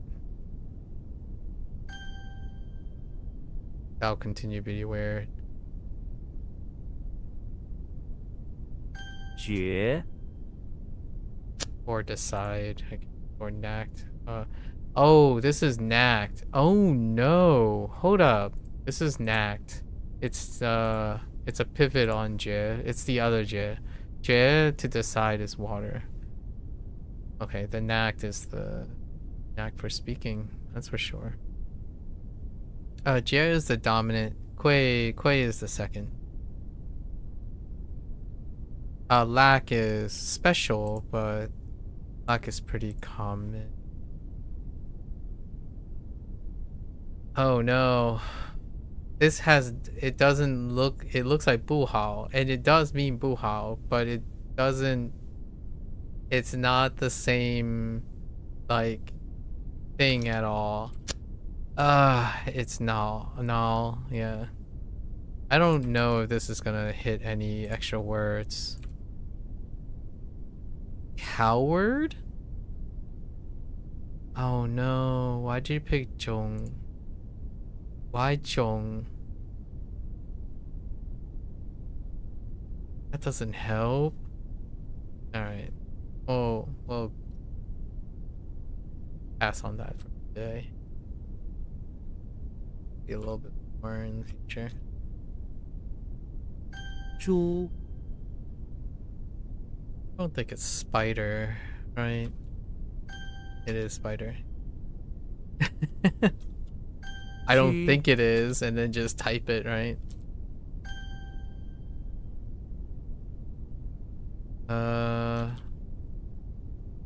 Lu That one, this one's weird. Oh, income as opposed to salary. Oh no, this is record. Oh, income is so commonplace is the stone. Salary is the suit. Dang it. Come on, you got this. Green is the silk. We're doing relations now. Do we have record? Yeah, we have plenty of record. Feels bad, man. What the? Oh no. I don't think I have a shot at this.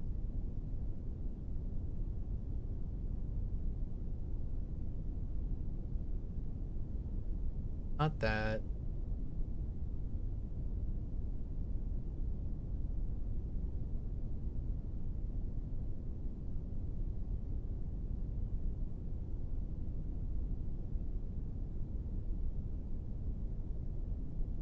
Yeah, no shot. That's in. That is the in. The trombone in. Man. Alright, let's see if we can get anything. Names. Yigwe? Of a girl? Maybe that's interesting. The joy of matrimony. Oh, in marriage. That's interesting. Yeah. So it looks like it's kind of...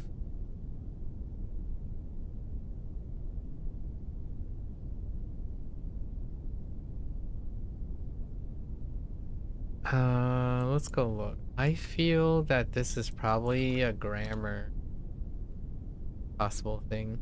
At or in and by, right? Yeah, it's a preposition and suffix. Okay. So I think we're gonna give it a pass with it. Until we write something.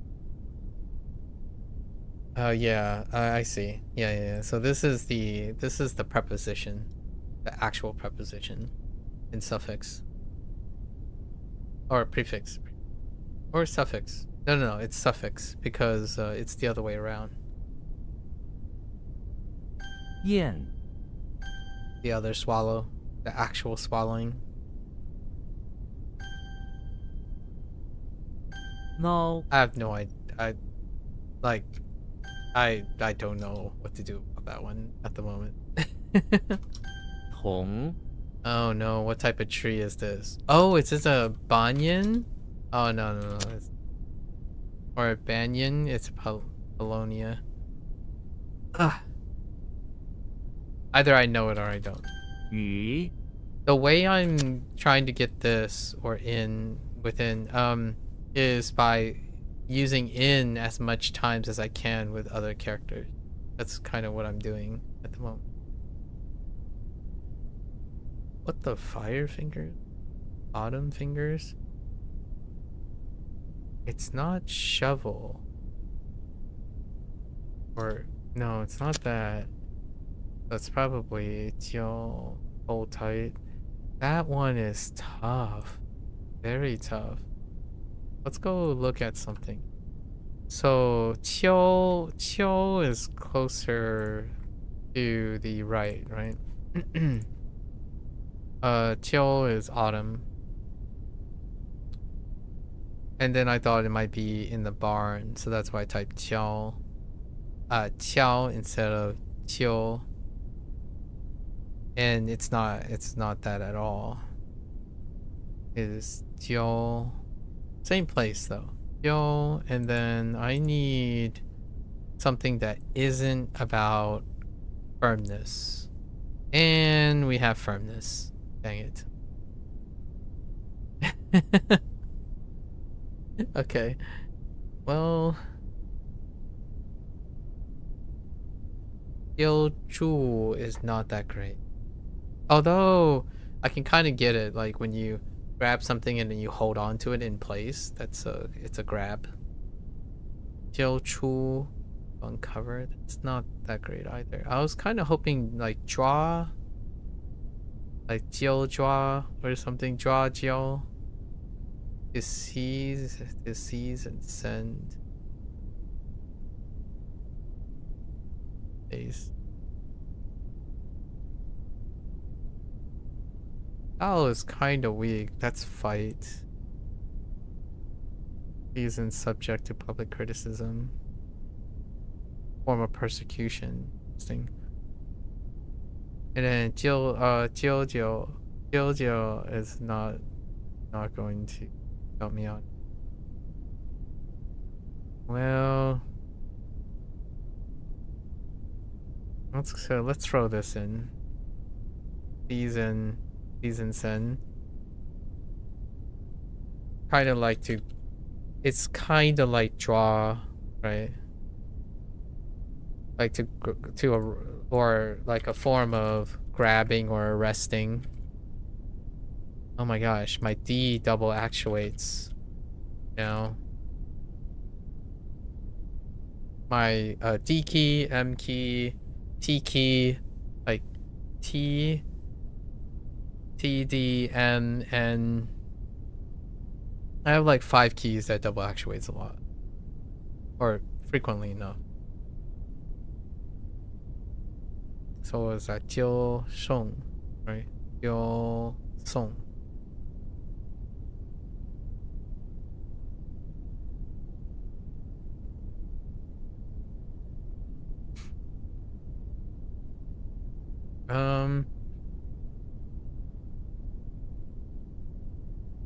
Why did I think of Lan all of a sudden?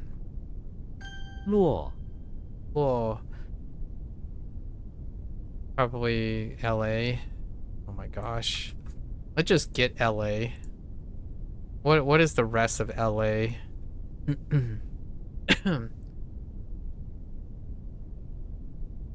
Oh, that doesn't help. That LA is not the top. Where? Oh man. At this point, it might as well just be typed as law.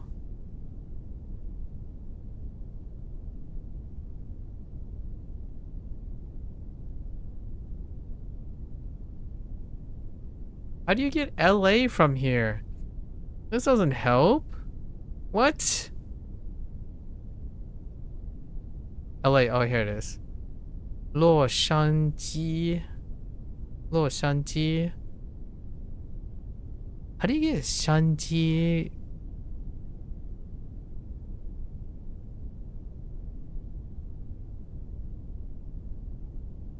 Alright, we're gonna bypass this and just call it law. It's just gonna be law, right? Because it's functioning as a name. So we're just gonna call it law for now. That's how we're doing the other proper noun. So if it's being used as like transliteration or a name, we're just gonna specifically tie it down to the sound that it's trying to make for the time being until I can decide what to do. 鸠 Autumn feet.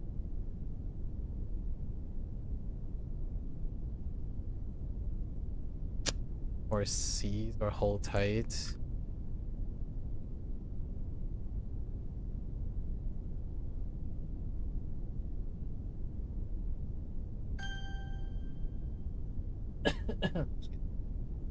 Oh, I could rewrite that a bit, actually.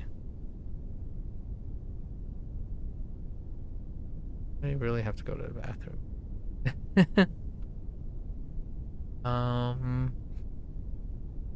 How was this pivot?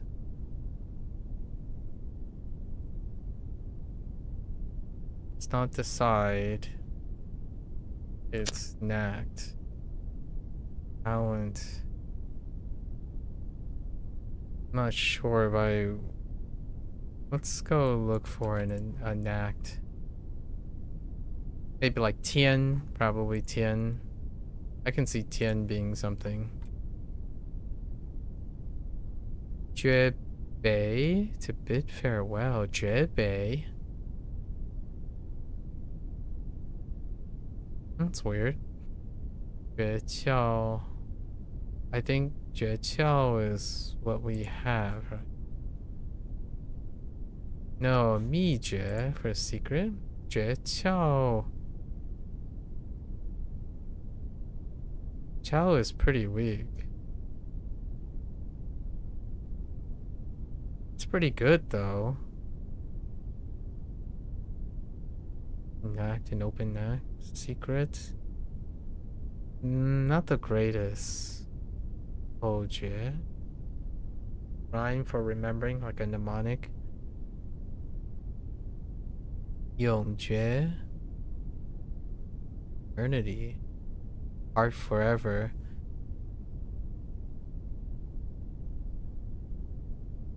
Why does it look like Jie is talking about...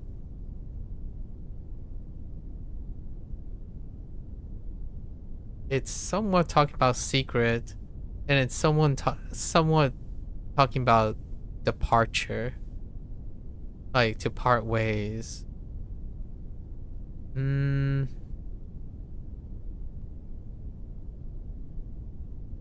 Maybe an act and being open to ideas, perhaps. An act is not the word, not the type, not great. Oh man, oh, this is evil spirit. Sway. It is pie. Dang it, padding is pie. Alright. 教 Japanese to the rescue. 拍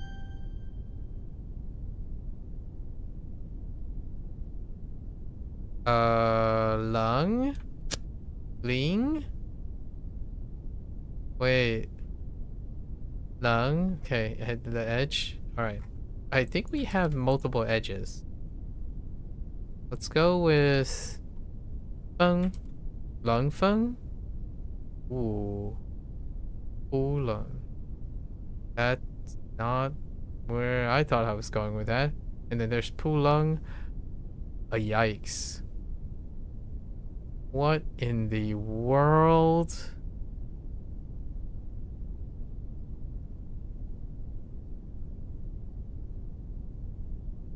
The flap. But this is like bouncing the edge. I can kind of see it. Like you're like moving the edge of wings, right? So it's like flapping. Ay.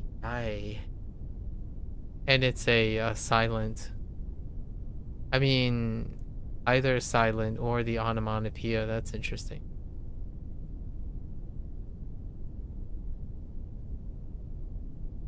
What is this?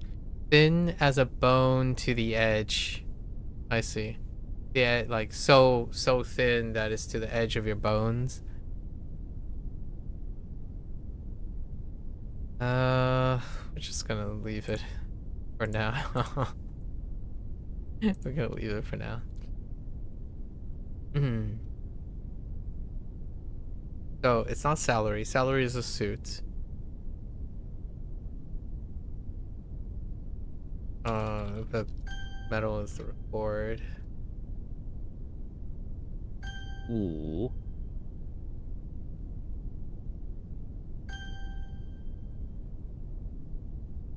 冷胃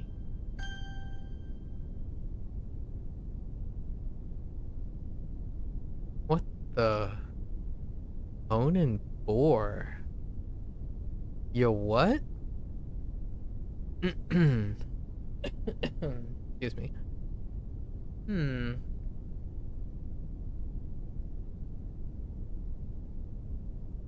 I'm gonna YOLO this. Dang it. Hi. Bones of the body.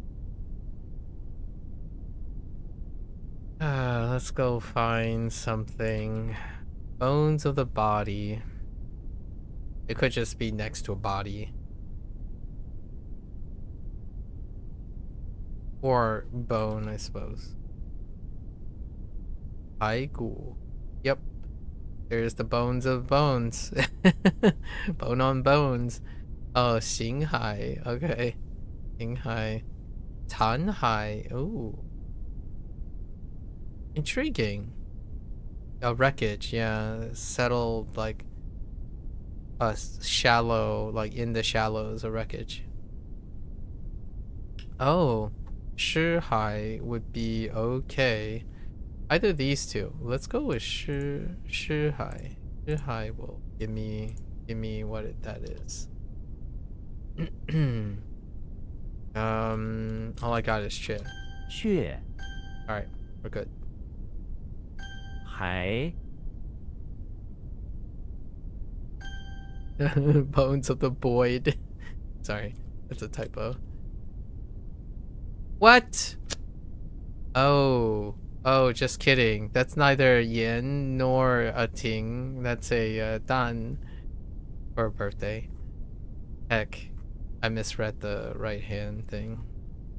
You know, how many things actually have this? I think Dan might actually be alone. Is Dan the only thing? Oh, no. There's prolong. There's prolong in it. I feel like I wrote something for prolonging the room. It was okay.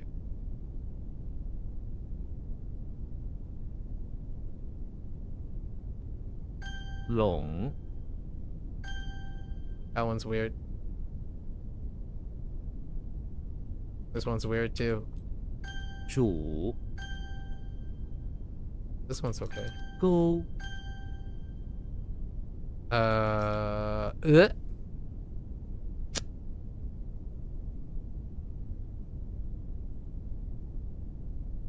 Oh, it's probably Ja for Mary.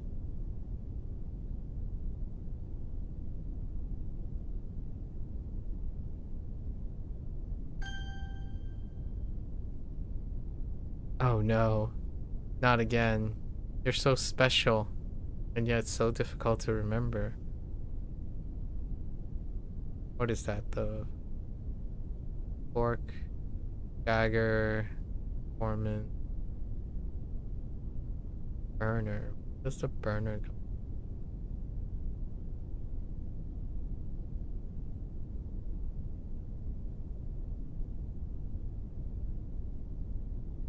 Just don't know.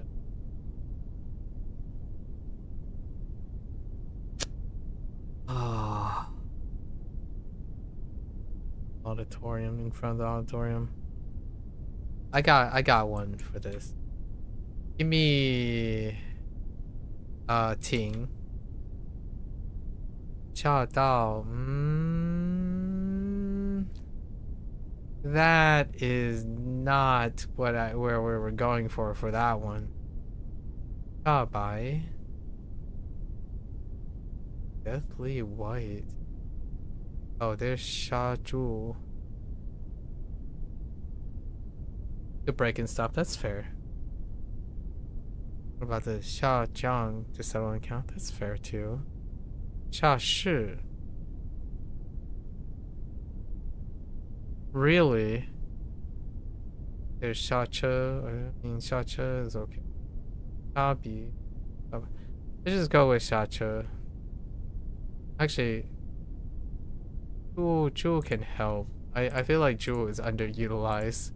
The position of to get something to maintain its current position.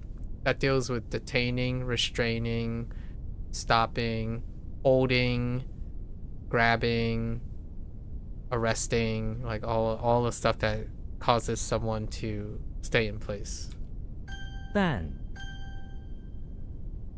Then 杀 I think Sha is a little weak on its mnemonic too.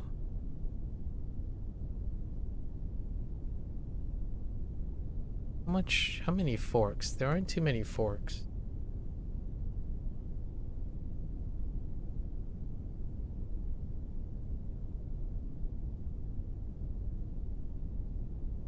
That was my gamble.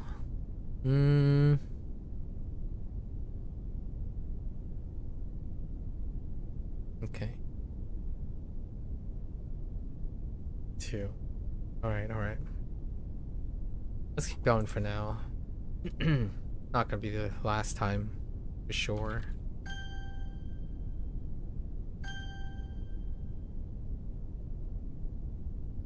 Immediately I want to type law. And I got shot down. This is probably law. Heckin' law. Alright, pile. Maybe like a mound. Chill. Or build up. Could be build up too. Masturbate. Oh, joy. Wait. The heck? I think oh no, I think that's happened before. It's fine. We're just gonna we're just gonna ignore this one. Hang on. Let's go check. To stack or to pile up. Okay. And then I remember what does it do? I think it operates on its own, right? Yeah, it operates on its own. It's a measure word. I see. So I can proceed something. Okay. Oh, pile up, stock. Yeah. Okay. It's a count. The measure word. We'll just have to go with it. Polonia.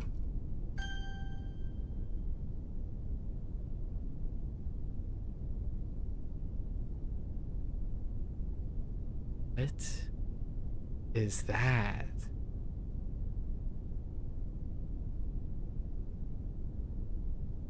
How in the world? Hang on.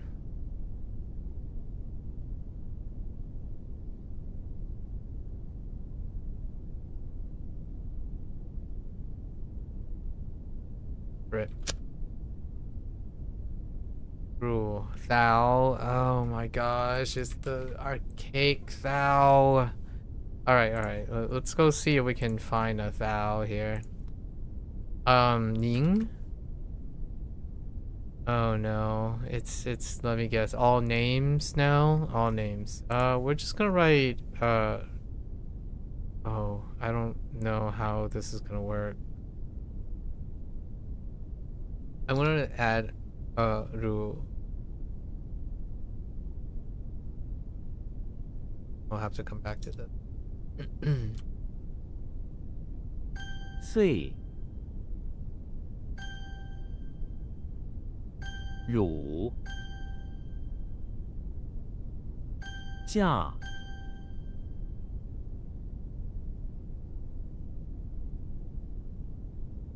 落 Okie dokie. There's some rough one. I think I passed on like 3 or 4. We'll have to think about being creative in the future. The nice thing, 2 of them I passed, they're like construction words. So the good news is, especially prepositions, right? Like you for preposition. And then that last one, law can be used, we can throw it in. Like stacks of books, or like stacking up some books, stacking up chairs, that type of thing. The other ones, 2 of them, I ended up dictating that they are just simply the words themselves. Ru, I don't know how we're gonna use that. Ru is thou, as in an archaic thou. It's an archaic you instead of like ni or ning. So that's a rough one. All right. We're gonna move along for today. Oh, it does create infinite scroll. Okay. So it caps out at 150. Yeah, because this is included 4. So we did hit the... It's not infinite. It's caps out at 150. So we must not neglect our vigorousness, because the 4, the ones that are very familiar, are getting phased out now. Although I've iterated on them like 7 times over already. So we'll be vigilant after today. Alright. So that's a wrap. And that's all the time I have for today for HanziHero. So if you're going to watch this later, 谢谢. As always, feel free to follow along. Pick up HanziHero for yourself. Give it a go. You're always welcome to come on by. Yap, discuss how you transition into intermediate construction or like higher comprehension organization. That's kind of like the current topical thing we're in now for HanziHero. Exciting times. I enjoy doing this. Is kind of somewhat stressful and disappointing in a way. That's good to be challenging. Want to figure out some clever way to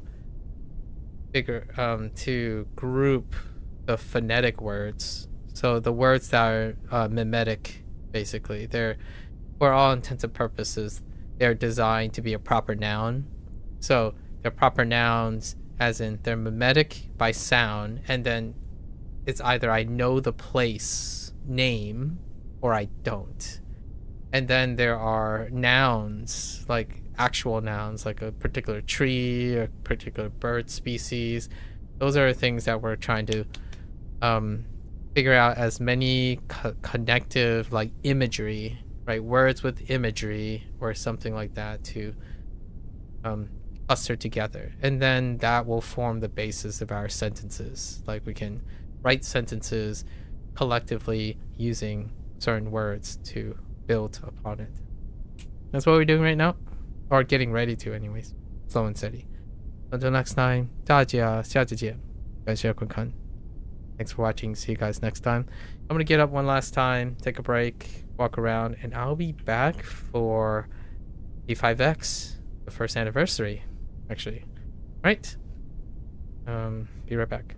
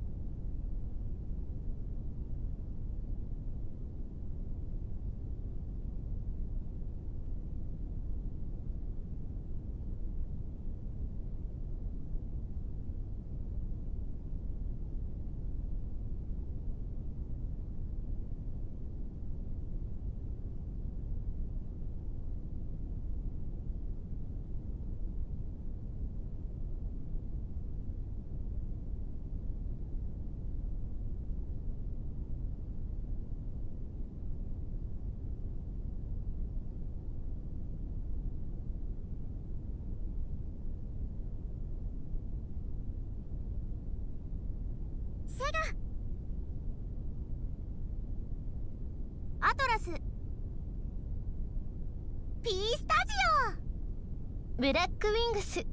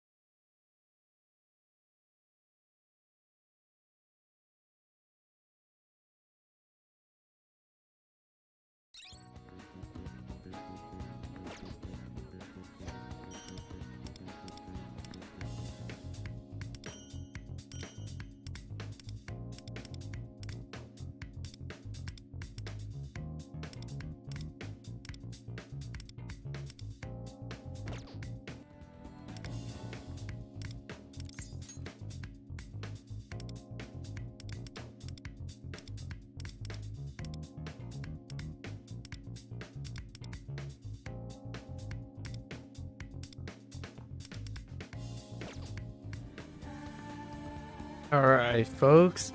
Welcome back. Today's the day, right? And obviously, I just basically muted my early. I just copyright struck the stream basically because the beginning intro is Deco or DCO, the Vocaloid song Ghost. Probably, I think it's called Ghost. And I imagine it's a copywritten song. So today is the anniversary, right? For myself, there's still a couple more hours. It's the first anniversary of the global server launch of Phantom X. I have been playing Persona 5, the Phantom X, every single day. I'll show an example of every single day. Although it's a weird mix bag here. On the content side of things, know that today is probably going to be filled with like copyright stuff because I'm pretty confident that most of the Miku stuff is going to trigger copyrights on YouTube over and over again. And so I don't know how I'm going to circumvent this or talk about this. Maybe it turns out not as bad as possible. But I'm pretty sure watching that opening, which is a fantastic opening, by the way. I love what the animators are doing for the intros for all the events, right? Especially this one's no exception. Again, I've already made my statement a week ago about my relations, I guess my investment in Miku, like Hatsune Miku. And that doesn't mar how wonderful the animation is. And it pretty much was a copywritten song, so this stream and this like video is probably already gonna get hit by a bunch of copyright claims and whatnot. And it will continue to be the case because Miku for today specifically, Hatsune Miku, we're going to hear live the Hatsune Miku like background music and her track because her theme is the music, and it already happened with some of the Persona stuff. Like some of the Persona music is creates copyrights triggers too, despite like the people who are publishing it, right? It's a complicated world of DMCAs and all that stuff, so we'll take it with a grain of salt. But today, especially today, like I really like playing the rhythm game stuff that they have imposed. I have a long history with rhythm games, especially like OS, DDR, Dance to Step Mania, and whatnot. So, however, when it comes to streaming content, you get like blasted by copyright claims. For the anniversary, though, I'm going to make an exception. Right, we're gonna try to listen to it. Don't be surprised though later down the road when you reflect on this, or when I post something about this, half of the video is gonna be like muted or something because it is copywritten music. I will talk about it next week, or like 2 weeks from now, if in the next update, if it turned out to be ridiculous. So for now, I'm pretty sure Ghosts by Deco is copywritten. The animation is fantastic though, and I quite like that song. It reminds me of my OS days. It's one of the early maps. Now, today is of course the anniversary, and the anniversary banner or units is the Hatsune Miku. Now, I mentioned this before. There was a really early leak, like 2 weeks ago plus, like not 2 weeks ago from that, but like 4 weeks ago, maybe around 4 weeks, almost a month old now. There was a leak that inferred there was a chance that it was Hatsune Miku, right? However, throughout the weeks of the broadcast, I was holding off for like a Velvet Room character, or like another like P3 related character, or a P5 related character, in the sense that that was where the natural standing point was for the global servers, the Japanese and global servers. Now, with that said, some people, like a very notable content creators that I've been suggested on my YouTube algorithm, suggest their counter argument is like, well, they don't want to exhaust the archetype, right? Like if they released JC in the last half anniversary, releasing another Velvet Room character now would be like using the theme too quickly. And my first thought is, well, Ange is an idol and you're releasing a Vocaloid, and they're both elucidators. I don't think that's kind of the conversation we're having. So I want to summarize some of the controversy or counter arguments as well in part of the dialogue, because I enjoy doing this type of dialogue. And one of them, from my perspective, is that I don't really have a connection to Hatsune Miku. So, like, connection in the sense of like fandom. I have been associated and know and become familiar with Hatsune Miku, at least in her scene. And what I can definitely say is it's a 2 out of 10 for me for Hatsune Miku.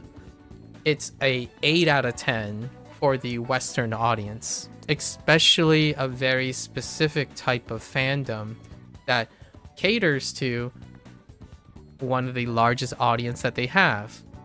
And this is not, I want to say this with a grain of salt, it's not necessarily out of ethnocentrism. Statistically, the United States is one of the largest market outside of, say, Japan or China when it comes to monetary gain for this game series, and like in many things. Other countries do contribute, but if we're talking about the statistic likelihood of what this is catering, Miku is a Western, it's a very large audience concentrated in the United States. So I can understand their business practice for Hatsune Miku. And due to my background, like in multiple years, like 5 years of OS and then other gaming, like rhythm gaming stuff, Miku is a household name. Her presence might actually rival it speeds far past Persona. Like, she is far past Persona, but it rivals like Sonic the Hedgehog and Mario and whatnot, and probably even beyond that. So it's a solid like global forward business move. Now for me, I think she's like middle of the road for me. Like I'm okay, she's cool. I heard Vocaloid music before, but I'm not very like sentimentally attached to this character. Now on the flip side, the other divisive part about this choice is that it feels like this is part 2 of the Chinese and like Korean server anniversary. Like this to me feels like their 2.1 anniversary deal, because to me the way they're rationalizing and putting these units, it feels like it's not for the global server or for the Japanese server. That's how I feel about the diversiveness. The timing is questionable. It feels like so the Chinese server had their second anniversary, and this is take 2 of that second anniversary. Like, hey guys, we understand the second anniversary, it was like kind of okay, but the activities were kind of low. Here's a second one, and we're gonna use the global and the Japanese launch to service the Chinese and Korean releases. That's kind of what it feels like, and I've spoken about this last week. It feels like a second-class citizen situation.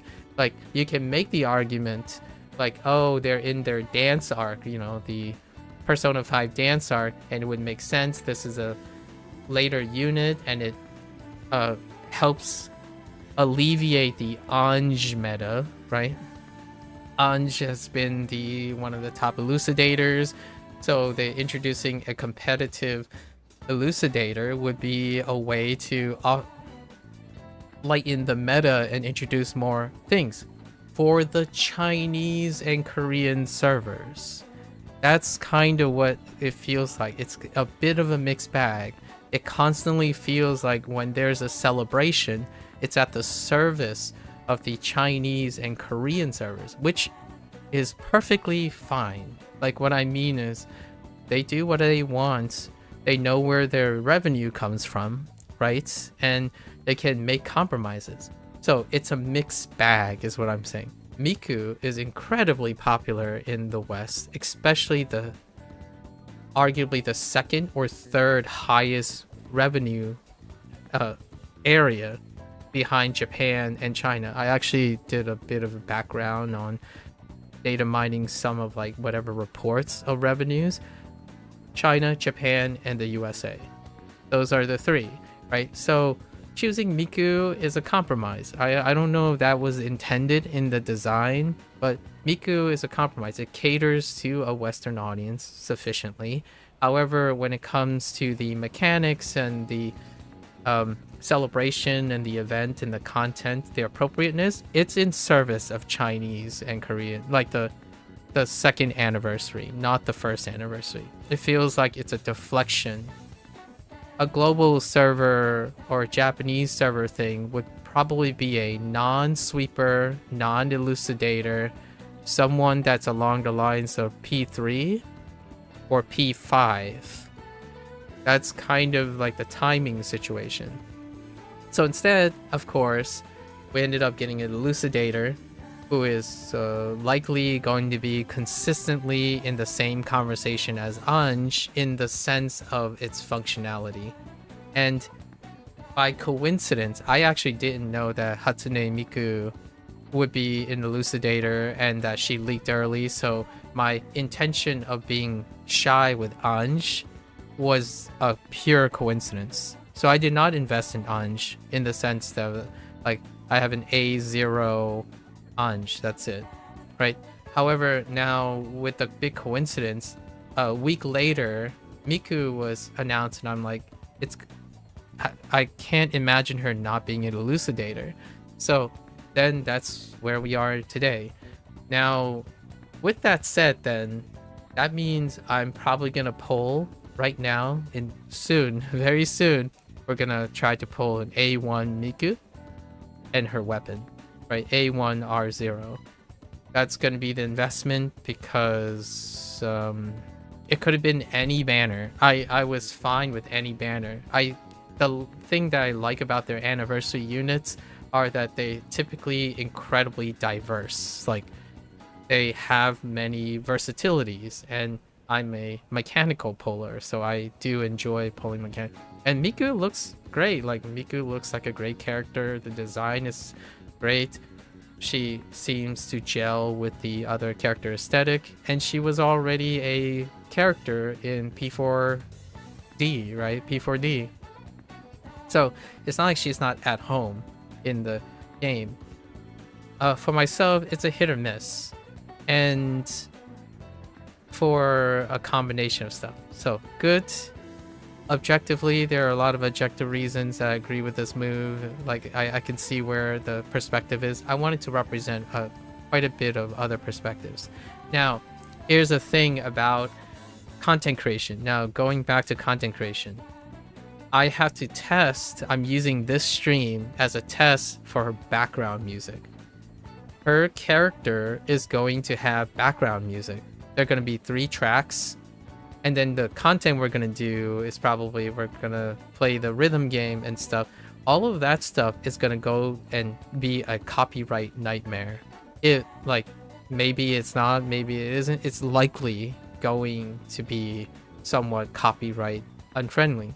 So in the future, despite my excitement about characters, when I play in the future, and Miku is going to be part of all the compositions, right? Lots of character compositions. We're basically going to mute her or turn off her album, which they did allow, which is good because, like, just to show you, they did consider this problem that can occur. So if you go to Miku, which we're going to pull her soon, you can turn her off stage. Basically, you can set her background, her special background songs to off. Because right now, I'm confident that most of the background music in this game won't slap me in the face with copyright. It's not guaranteed, and today we're going to test it because this is the anniversary. We're arguably sacrificing Miku, I guess. It's crazy to think that I'm saying that now. To test if any of these special background music is going to trigger a copyright. So that's something extra that I am considering. It's important to me that I can enjoy investing in something like Miku, right? So that is something we have to consider. Outside of that, yeah, Miku is another character who, as expected, as an anniversary unit, have a lot of utility. So I like her kit. Her kit is fantastic. It's not an extra action. I recently read it's not an extra action, so we'll go into what she does. But I like versatility things. On top of that, we got like a bunch of gifts for the anniversary. We got a selection pack that goes all the way up to Mont, Frost Scale Mont. And I'm probably going to grab Frost Scale Mont because of her utility. I'll talk more about that in a bit. So, right, new banner. It's her. We won't have to read any of this. We'll find out in a bit. The collaboration events. I imagine this is going to be a mini game. So boss battles is self-explanatory. It's probably the same like Thorn Trials of Thorns and whatnot. Let the show begin. There might be a this is going to be questionable because we're viewing a story. Now, the story could be animated in a way that can trigger copyright, and it can involve music that can trigger copyright. So all of this is very questionable at the moment. The hidden problem with having, in my opinion, from my previous experiences for streaming like music dependent things, is that genuinely, it's great to consume on your own. However, I like to share my passions with like games like this. Miku presents a special case where this can create a lot of problems with music.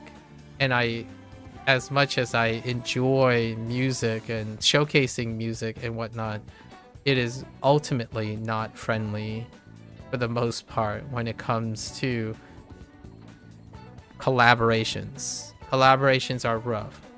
Recently, I finished playing, or temporarily finished playing the In the Jungle DLC for Dave the Diver, and the 2 songs, despite that person being a collaborator, like in Mint Rocket, right, on YouTube, they even shared their channel and all that stuff.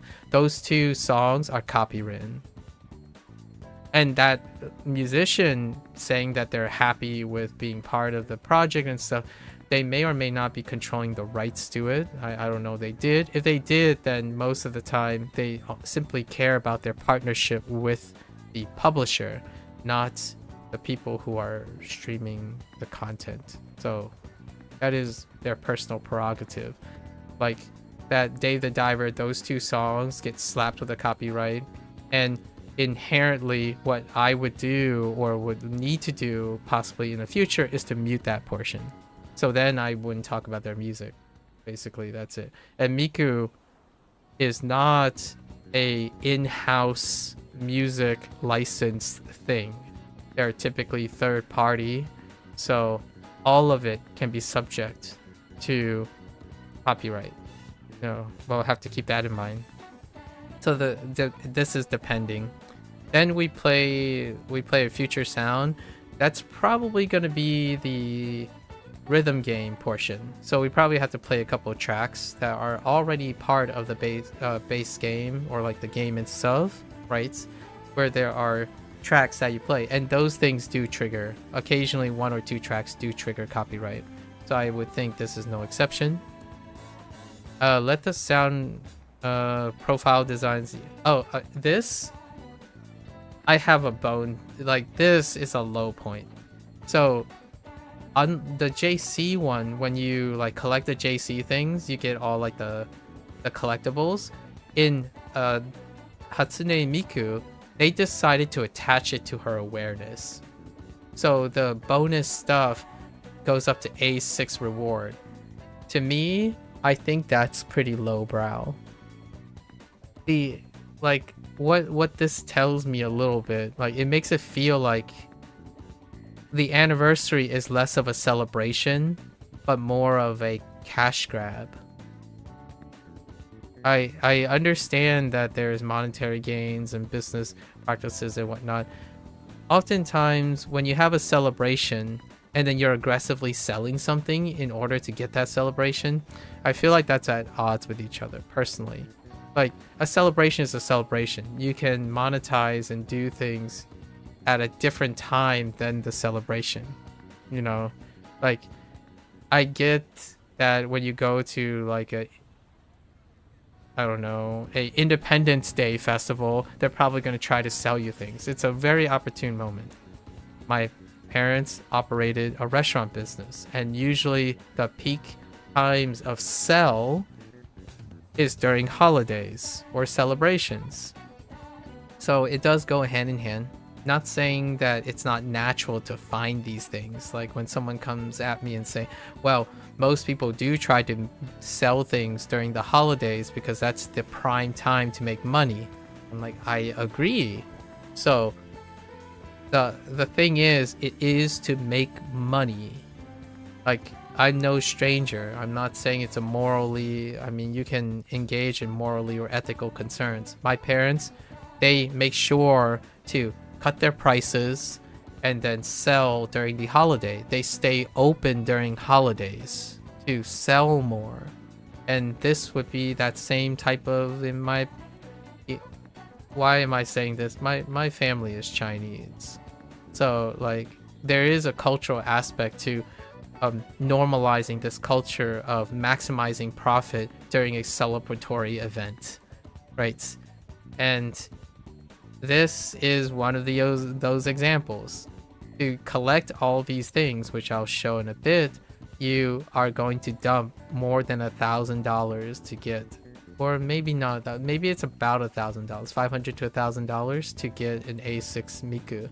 Obviously they're throwing some gems at you and stuff for those who are free to play.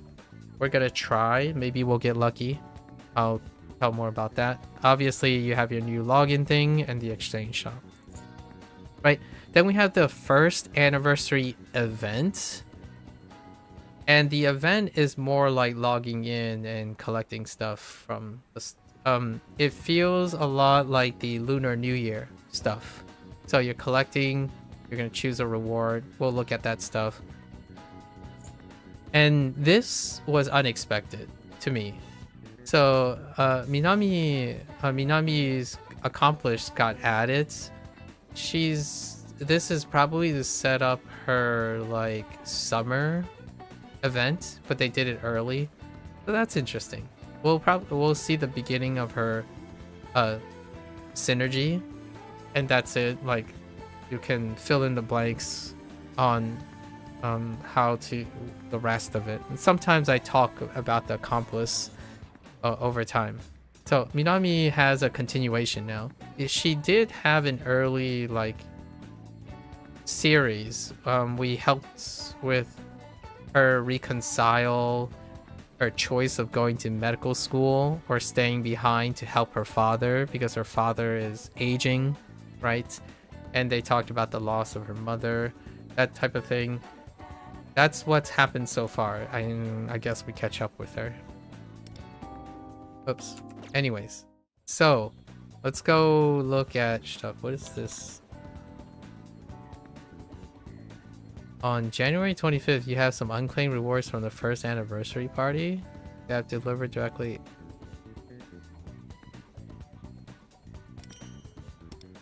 Okay, that's weird. Alright, hang on. Let's get this to stop yelling at me. Alright, so let's first start with looking at the event. So we have our login stuff. So, you know, you get free polls, right? Always welcome. 10, 10, and 5. And then we have our character trials for Miku. Our new bond, right? So let's go over here to anniversary. So this is the decoration thing. Basically, you're going to collect things to decorate the cake. We'll try to decorate the cake at the same time. And then we have the scratch off tickets, which are similar to the New Year's thing where you spam the chat. You get something from completing the task and you spam the chat, and then people can open it, and then they have a maximum daily allowance, right?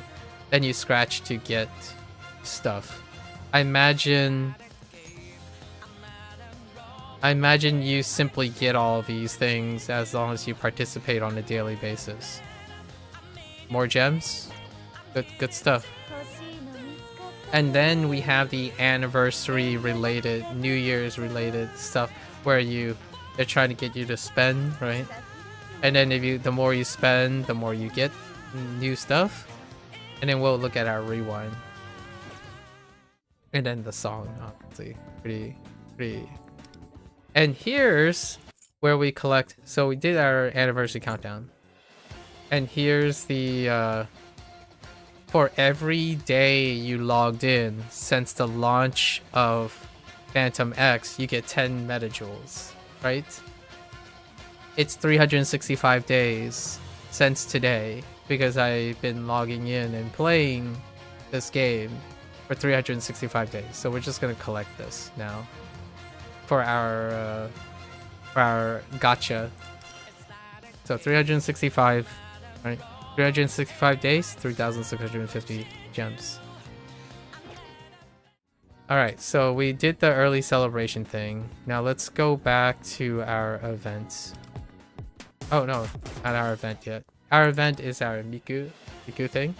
So let's do our character trials and on with our gacha.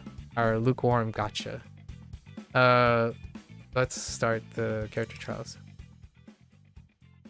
Also, chairs got added to the standard banner finally. Alright, so again, a lot of this might be copywritten. It might be muted. I have no idea what I'm going to do yet. So, Miku has exceptional support capacities. She can change the scenery and song playing during battle. Based on the current song playing, she can grant various buffs to allies and gain a corresponding track, right? After 3 types of tracks, she can activate Virtual Concert, which stopping the enemy's action, basically stunning them, and giving her allies 2 turns. 2 turns. Because it is not clear, or it's like in various sources, these don't count as extra actions, but 2 extra turns. That's a big deal because Anj is considered an extra action, not an extra turn. In this trial, Hatsune Miku starts with 3 types of tracks already prepared, allowing her to perform skill 3 immediately. In standard battle, it does not start because you need like a higher awareness for that. Anyways, so Hatsune Miku can change the background music during battle. When her support skills become available, the song playing will switch automatically. In this trial, support skills are ready to use from the start to showcase, right? So we press H. So we get to choose from 3. So we have Spring Storm.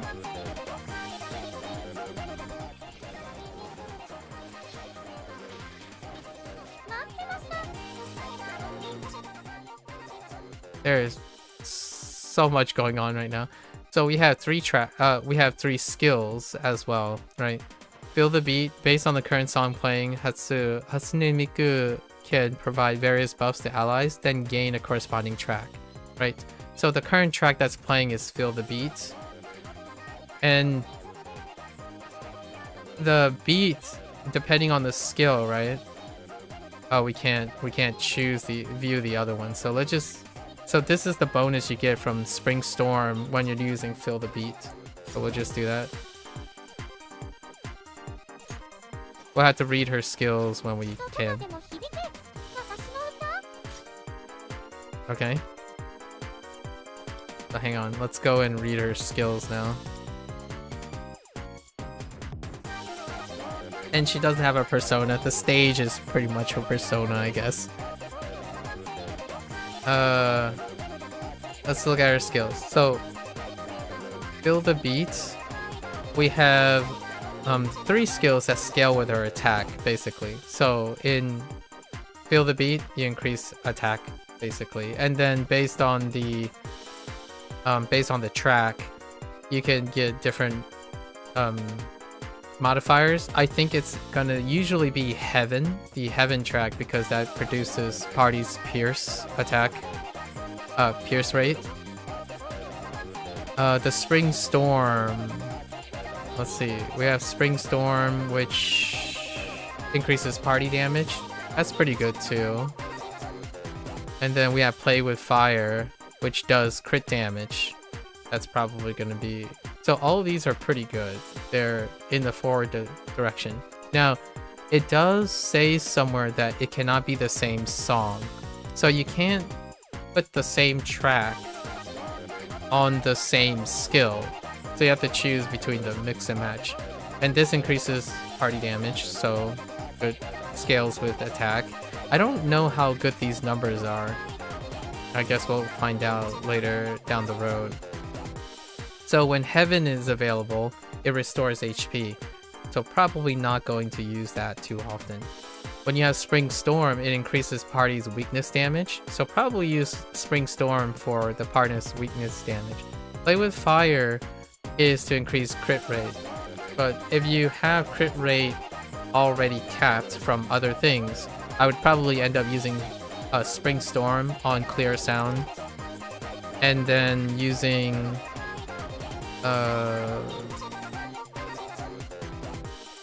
probably using Heaven for pierce rate, because String Storm does also increase critical damage. However, clear sound doesn't actually. You could use Play with Fire and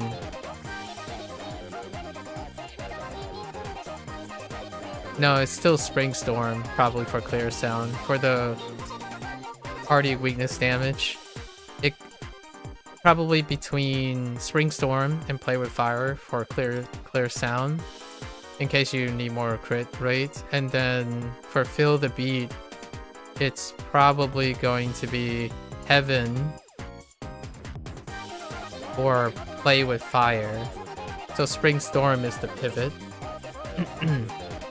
It does say increased party damage, but I think Spring Storm is probably the most consistent use for clear sound. Unless weakness is not what you're going for, then I would probably use Play with Fire. And then Showstopper is when you have 3 different types of tracks all together. So this is when you pretty much go through like 2, 1, and then pick another one. So you're probably gonna have to do it 3 times, now that I think about it. So Feel the Beat is probably gonna be Play with Fire in Heaven, and then clear. Maybe this is how you go, like you use Feel the Beat with either Play with Fire or Heaven, and then you go to clear sound with Spring Storm, and then go back to cover the 3rd track, which is either Heaven or Play with Fire, and then you hit Showstopper. I think that's how right now. Then you get 3 different tracks, right? Then you spend and it enters that virtual concert that gives you 2 extra turns, which gives you a bunch of buffs and activates all the existing buffs. And then you have your standard Elucidator support. So the awareness 1 is pretty good. It resets all the highlight cooldowns. So there is a chance you can set up, use many of your cycles of your highlights, and then on awareness 1 it resets when virtual concert goes up. Right? That's kind of a summary of all of this text, which is really complicated when it's reading, but not so complicated when you're using. And then now we have our legendary diva. So her weapon, I think it's simply her stage thing. I don't actually even know what this thing is. It's not clear to me what it is. Yeah, I don't know what that is. What this object is supposed to be. We'll see it with closer specs when we draw it. So it increases her attack when tracks are gained, increase party's critical damage. So that would be great because it's a constant uptime. And then when virtual concert you get more skill amplification. And typically we'll probably go with labor and hope and labor, right? Your standard elucidator thing. So that's it for now. I think it's pretty straightforward.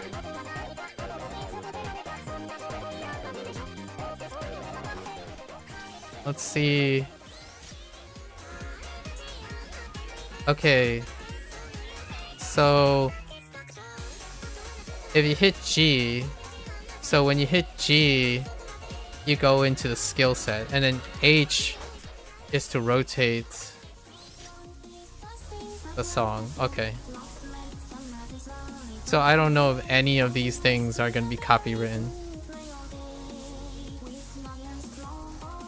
But this is Heaven.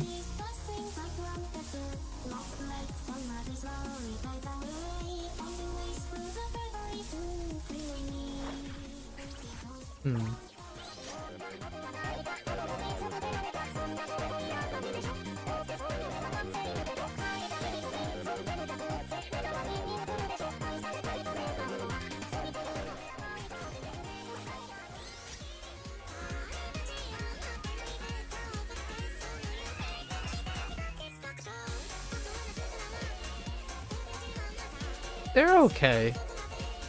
I'm not the target audience for Vocaloid music.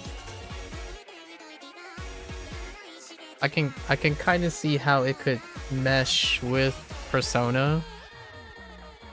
It's not quite there for me though. Yeah, this is a different target demographic. So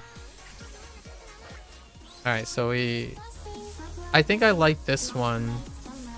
I think Heaven is... It has a bit more of a resolution that I like. There's a bit of elegance. The other tracks are a little bit too hyphy for me. Like it's really reaching the sound, like the sound roof, like the ceiling. Sorry, it's oversaturated, especially spring summer. There's a lot of sound saturation. And it's, in my opinion, this is more of the popular thing about the Vocaloid because of the way Vocaloid sound samples work. They can rapidly do that tuning sound, you know, the Vocaloid aspect. I'm a lot more biased towards like human vocals. And not necessarily like in that way.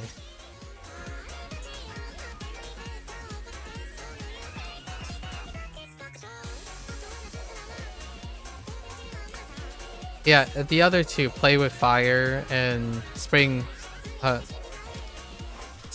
is probably the more popular tracks. I do like Heaven quite a lot more. So anyways, let's go and see who do we have. Okay.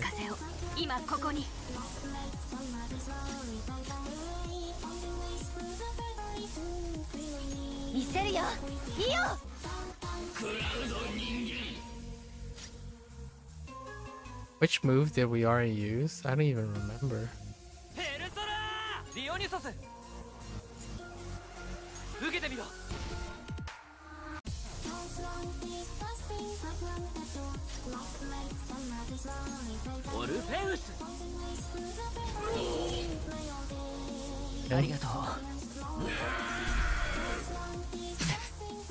I'm sure the tutorial is gonna come up. Okay. So okay, for this like tutorial, it will automatically switch, is what they said. So now we go back to her skills, right? And usually we would have to build stacks, like track stacks. This is when Hatsune Miku has gained 3 types of stacks. She can activate virtual concert. This is skipped over for the tutorial. So we can go straight into our showstopper. Which then this like bottom thing changes with like the display of the bottom's effect will change with the track that's playing in the back, right? So now we're just gonna do this. Why does it select Wanda? Does it matter who it selects? That's interesting.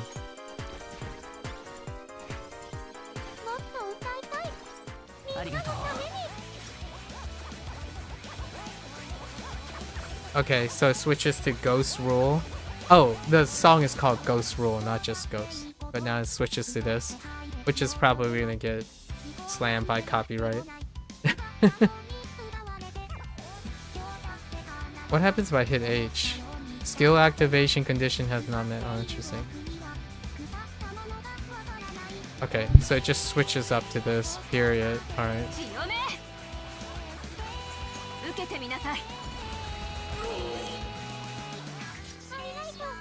Alright.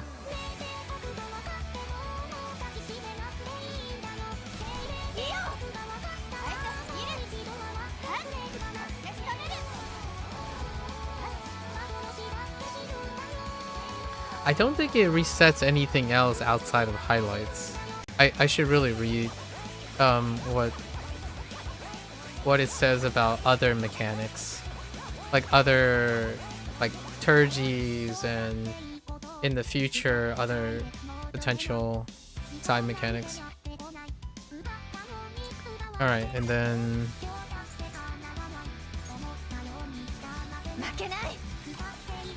I don't have Yukari. So...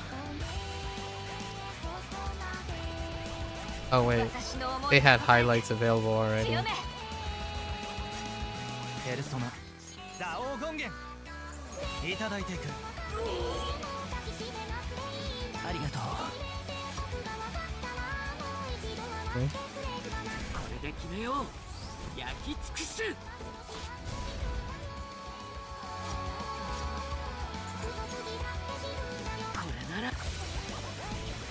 And then we immediately enter an extra turn, right?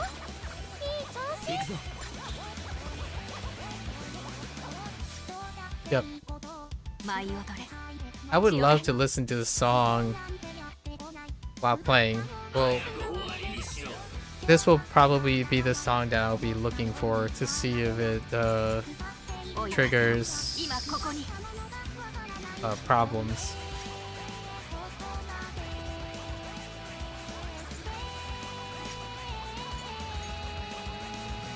So it looks like the turns carry forward. You still have to do all of the buffs and whatnot because they would eclipse, basically.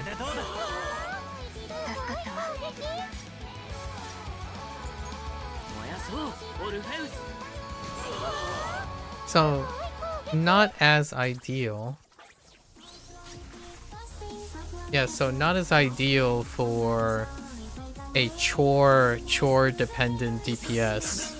Kind of like Makoto Yuki. He's a chore character, so you have to stack things up. So Anj at the higher Anj, which is not my accessibility. Like if you're thinking like A6 Anj and A6 Miku, that could create a competitive, like if you're like score farming, right? May not be as appealing for Miku. Let's read this stuff. Yeah, so now these modifiers are different because Heaven is playing, right?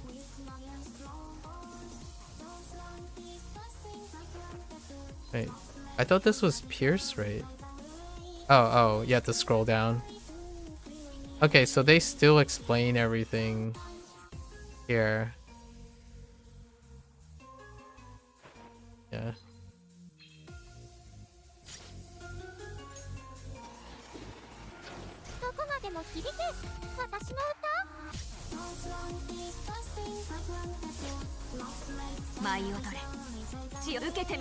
Alright. We basically know the gameplay.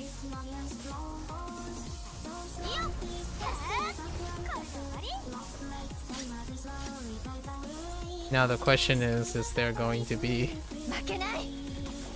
content to showcase this, or does it come back later? やめよ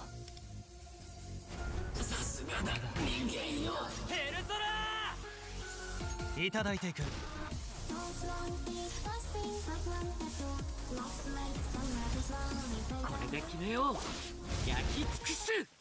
Alright. So pretty straightforward in terms of her gameplay. We'll probably use Heaven. Probably use Heaven for feel the... Oh no. Hang on. Gotta go to her skill stuff.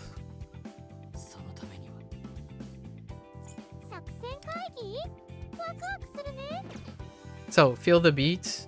Probably in either initiate with feel the beat or clear sound. I don't actually know which one you would start with. One increases party damage, one increases party attack. Probably clear sound, starting off with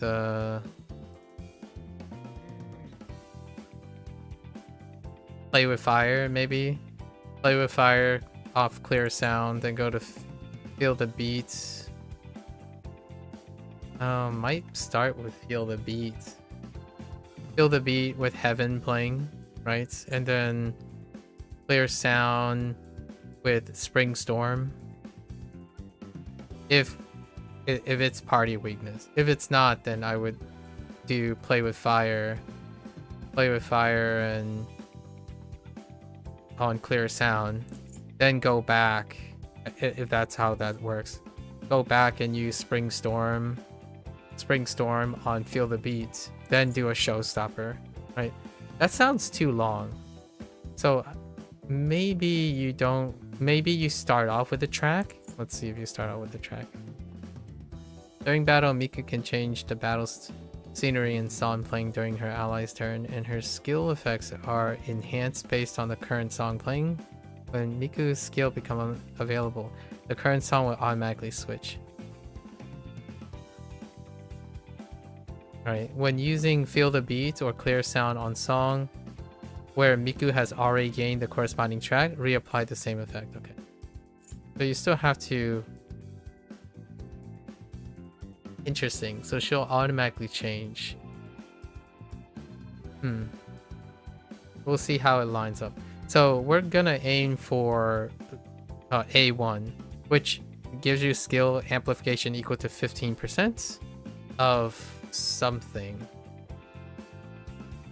I guess 15% of the skill itself, right?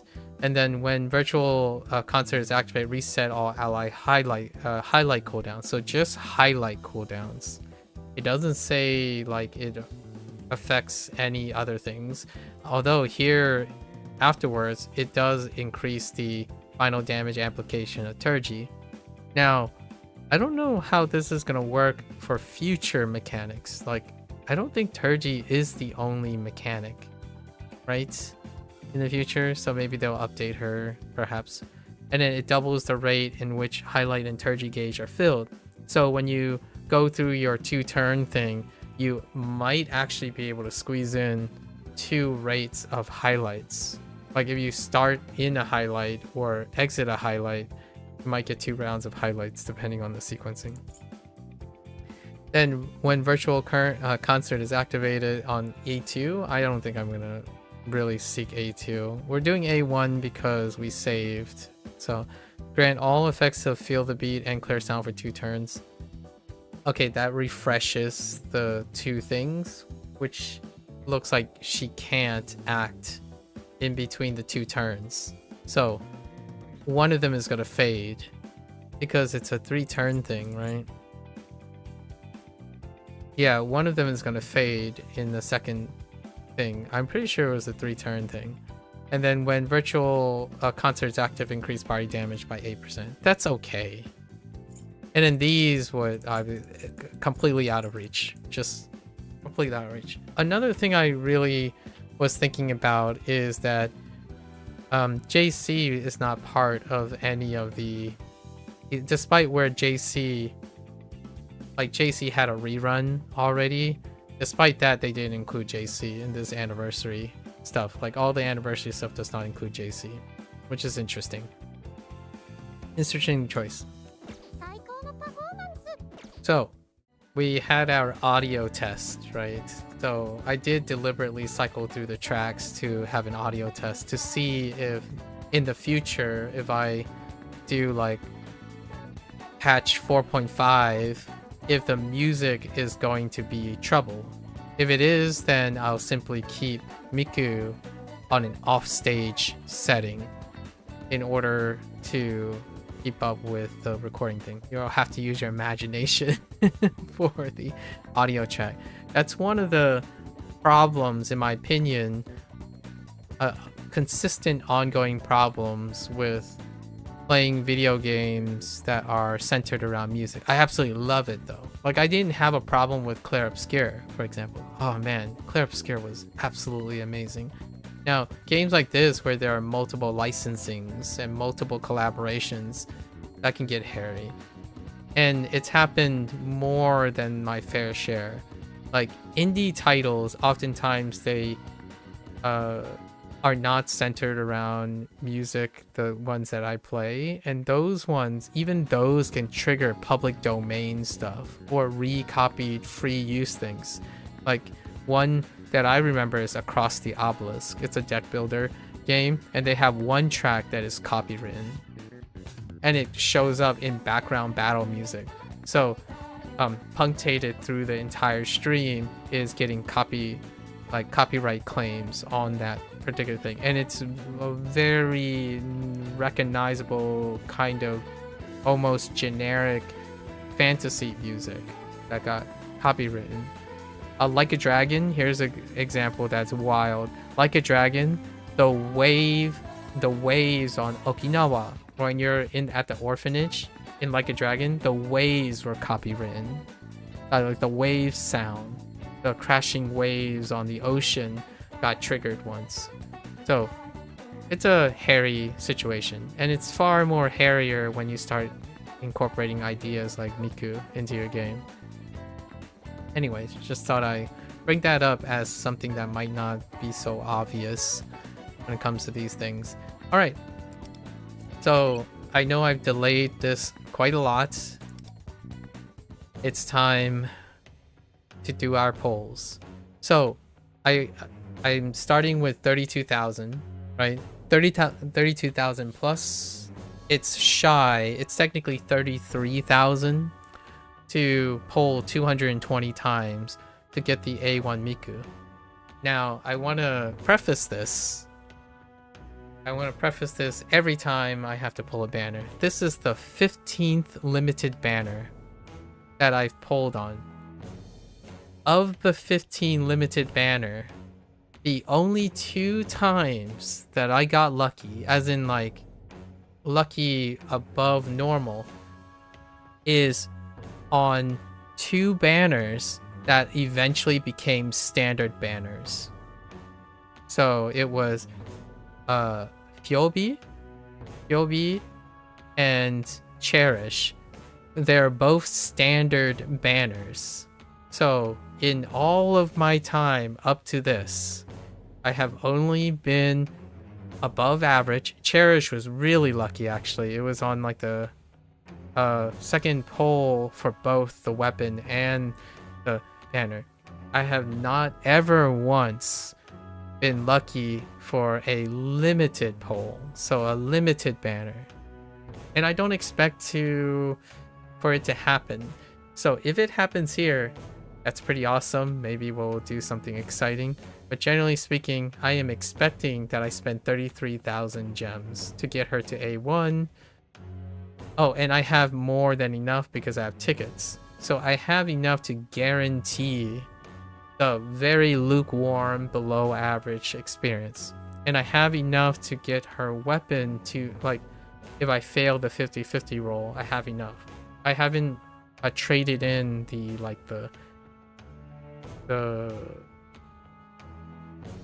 crystals to get more gems. So we are set. And I might also open some standard banners because Cherish is added to the standard banner. So maybe we'll roll a couple times to see if we can get a A1 Cherish for future reasons, or mechanically. I have to emphasize, this is probably to me, if you're asking me for my personal experience or my personal taste, this is, in my opinion, the weakest, it's the least attractive way to celebrate the success of a video game.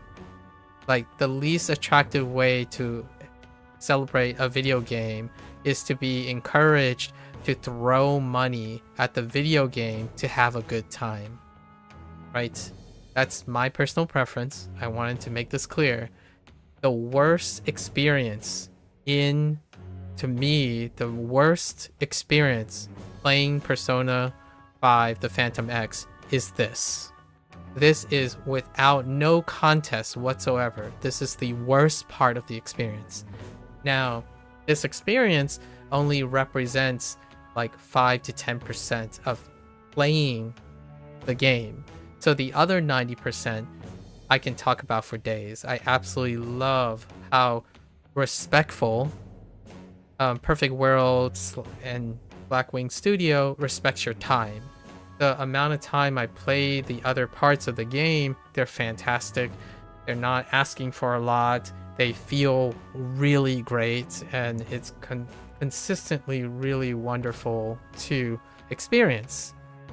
This part rarely mars the experience enough for me to say I want to quit this game. Like, this part is still the worst without contest.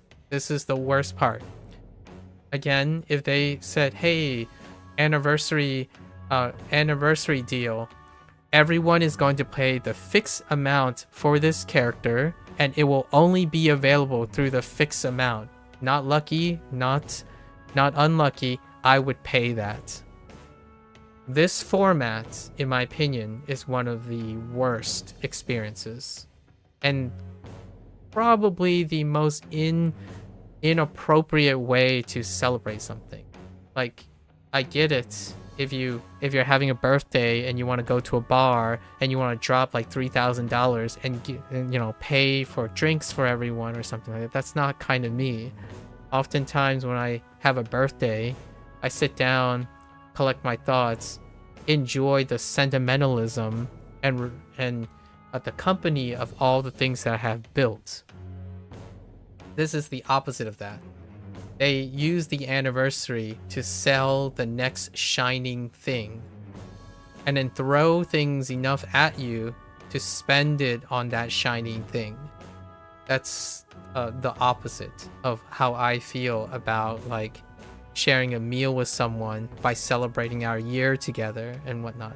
So I wanted to sober up a little this experience. And I don't expect this experience to improve because they didn't do anything to improve it. Like, there's no rate up. There's no like, hey, Miku is easier to get. Miku is just as hard to get as everything else, right? So there's no extra celebration. Yeah, they throw currency at you to give you the idea that have fun doing the thing that they want you to do any other day, right? Any other patch. So I want to be as respectful as I can about this.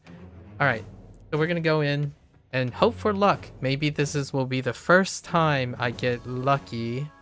I take luck. I will take any privilege, any luck that I can get. So I'm not immune to the effects of gacha and gambling. If I get lucky, I will be ever grateful. If I don't get lucky, it's expected. Right? So I'm not upset when I don't get lucky. I am appreciative and happy when I do get lucky. I want to make it clear that it is important that I say this at least to myself or my future self, that being unlucky or not getting the thing is not the same as being unlucky in this game, because it's a guarantee. All right, so let's get into it and see if we get it on the first 10 polls, right? Happy anniversary to everyone who has played every single day, right? Since the Phantom X launched on the global server. And let's get into it. We always watch this animation before we start. Alright. First poll, right? Nope. One's over. Maybe first 10?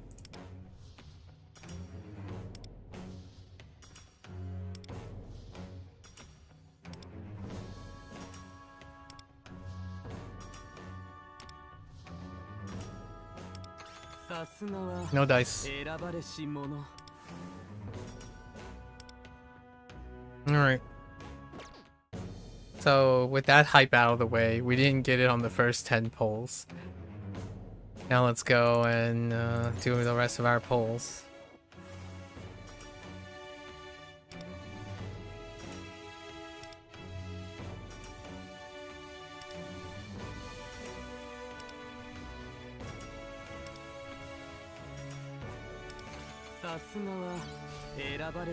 Give me all the dupes. Give me more than one dupe, please.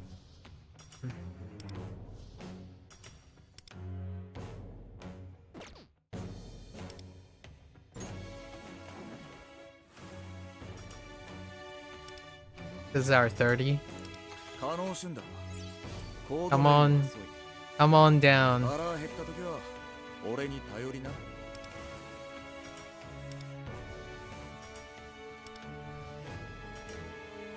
可能しんだ。 Absolutely. Come on. Come on, Shun. 腹減った時は Give me all the copies of Shun. It's fine.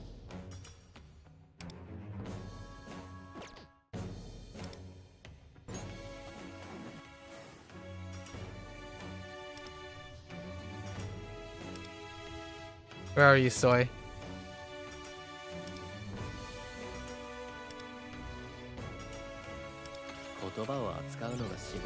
Fair enough, Sepia.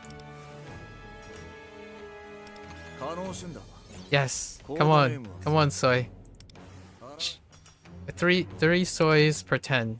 I'll take 3 soys per 10 any day.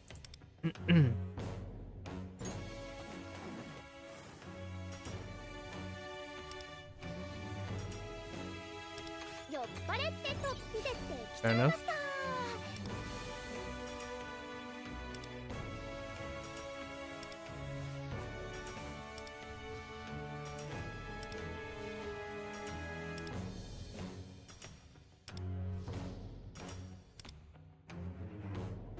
Alright, we're 60. Right, we're already entering our halfway point. Easy come, easy go. Fair enough.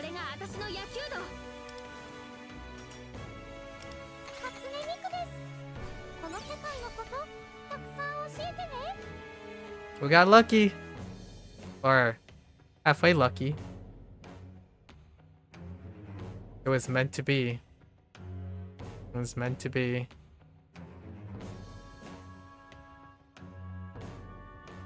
Yeah, this is the first time we've ever gotten lucky. I'll take it. I'll take it. So what was that? 60... It was like 63? 64? So that's our 1, right? That's our A0. Let's keep going. Give me another. Right now. Back to back.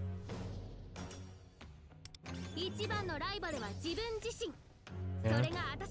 Your standard. So we got our first Miku. It was 65. So we saved 55 polls, right? 65 minus 45 polls.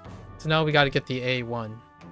This means that I can draw the weapon. I can fail the 50-50 on the weapon and still go back around for the salty pity, right? The salty pity run. That's good without like straining really hard, basically. So let's go get our A1. Right out the bat. First 10. Here we go. Or actually, technically, we're on our 15 because there's 5 overflow.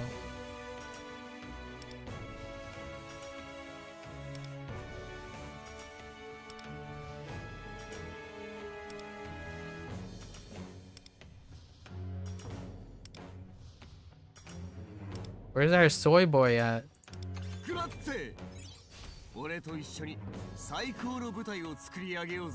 I will actually take Lucy. Lucy is still missing 1 more level, I think. Let's go look.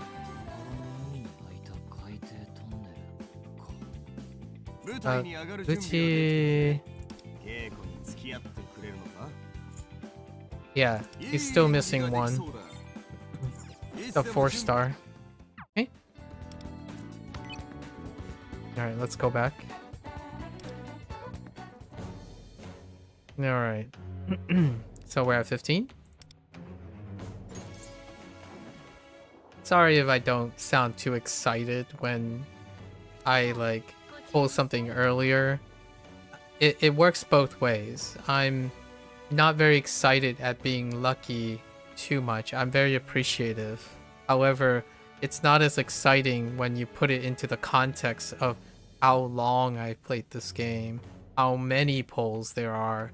So it works both ways. I'm not disappointed when I'm average or unlucky, and I'm also not that excited when I get lucky, because it's a game of probability, right? If and when it happens, it really isn't that exciting. I'm more of a look at the big picture situation. So I'm happy that we saved 45 polls for the A0.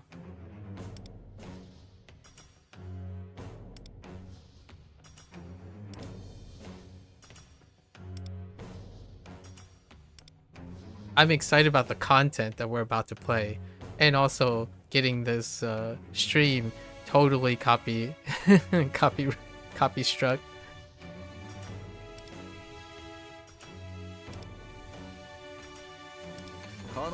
Alright, Shun. Yes, you're always welcome. Alright, Soy Boy. Soy Boy is constantly coming up. Give me 3 of them. There was one time I had 4 stars. That was wild. Out of 10.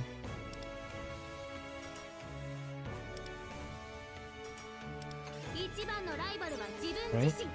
Fair enough.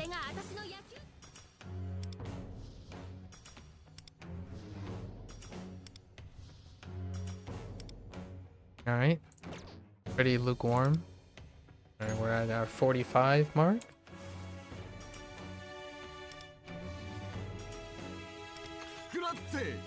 Our final. So that's nice. We complete all our 4 stars now. All our 4 stars are A6. That means more crystals when we pull them, so.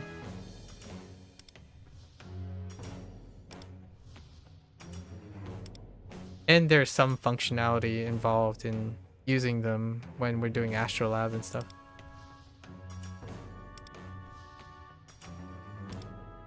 Alright.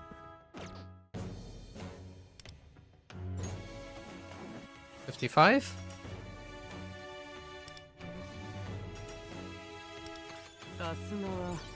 Fair enough.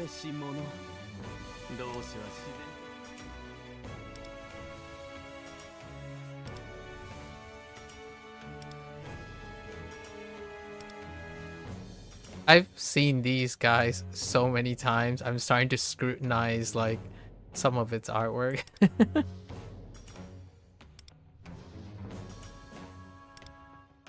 Alright. We're having some pretty below average, like 4-star action too.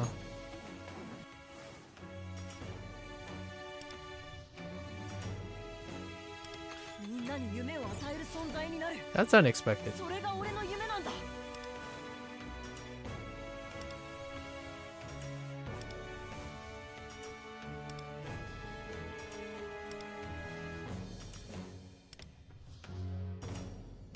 I really do be looking like a chicken.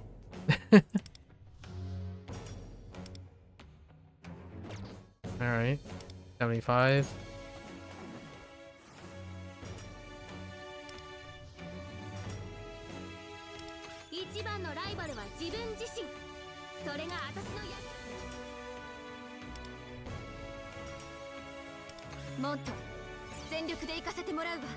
Okay. I'll take any dupes I can get. That's how you get your crystals back. Some crystal currencies. Alright, 85.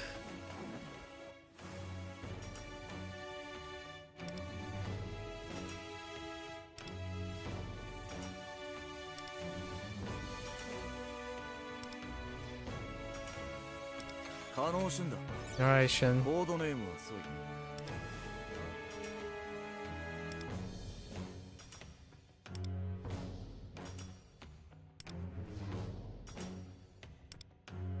Alright. Fairly lukewarm. 95.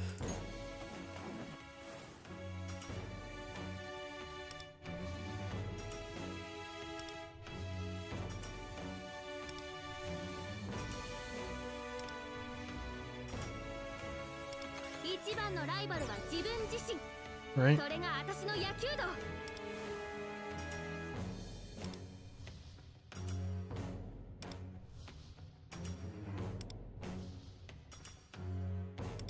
And just throw it all back. Alright. 105. Maybe we can say 5 draws.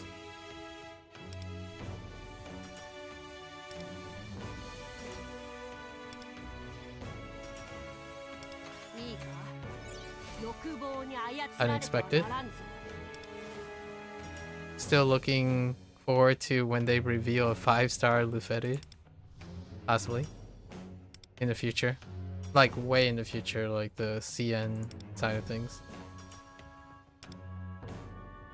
Alright, so we're just gonna draw one at a time and hit 110. Right, it will then end up on 165. Oh, exactly, actually. Alright. This one. Let's go. 5, right? Number... Here we go. Nope. Feels bad, man. Alright. That's 1. How about 2? Nope. Number 3? Nope. 4? Alright. Yeah, your usual. 110. So this is 110. Right.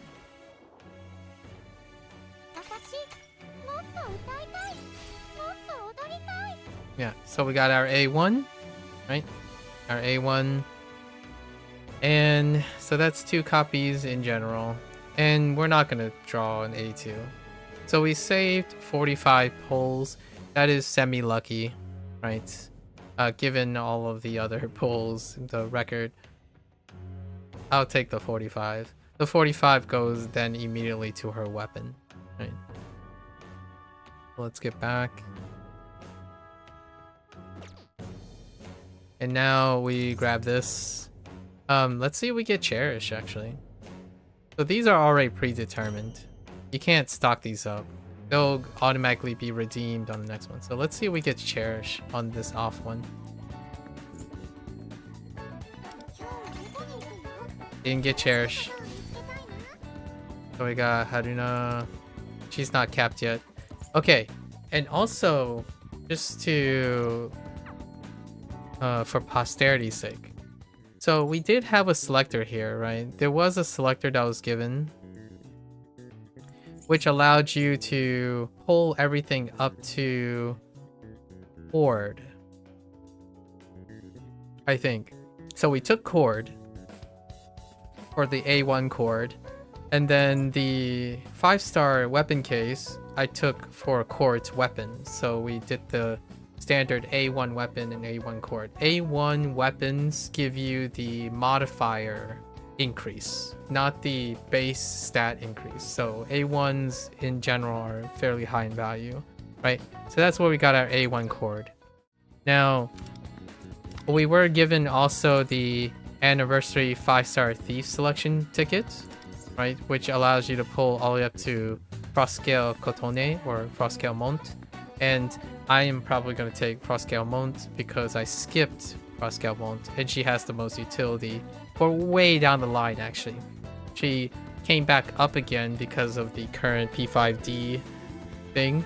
And all the other ones, the ones that I technically skipped, were like Ren, Yui, and Yusuke. By the time that rolls around, all 3 of these are going to be in standard banner. So, and A2s are not quite as valuable as A1s. And I skipped Tropical Motoha, and I'll continue to skip Tropical Motoha. There is an agreement, there is some argument to get Seaside Tomoko for A1. That's besides the point. And then I skipped Kira. It's weird that he's listed as Kira as opposed to Mesa. So, it's kind of weird how they name characters in general. Like, sometimes it's the first name, sometimes it's a family name, sometimes it's a code name. So it gets a little... But we're probably going to pick up cross-scale Mont or cross-scale Kotone at some point with these things. And then obviously I still have the weapon case and I still have cognitite. Apparently they're giving away 60 thief cognitite shards when you log in for the next however long. We'll get it by default, and you can see that I don't even use them at the moment. I only use them when they are available. I wonder if this is updated. Yeah, so this is updated with Cherish.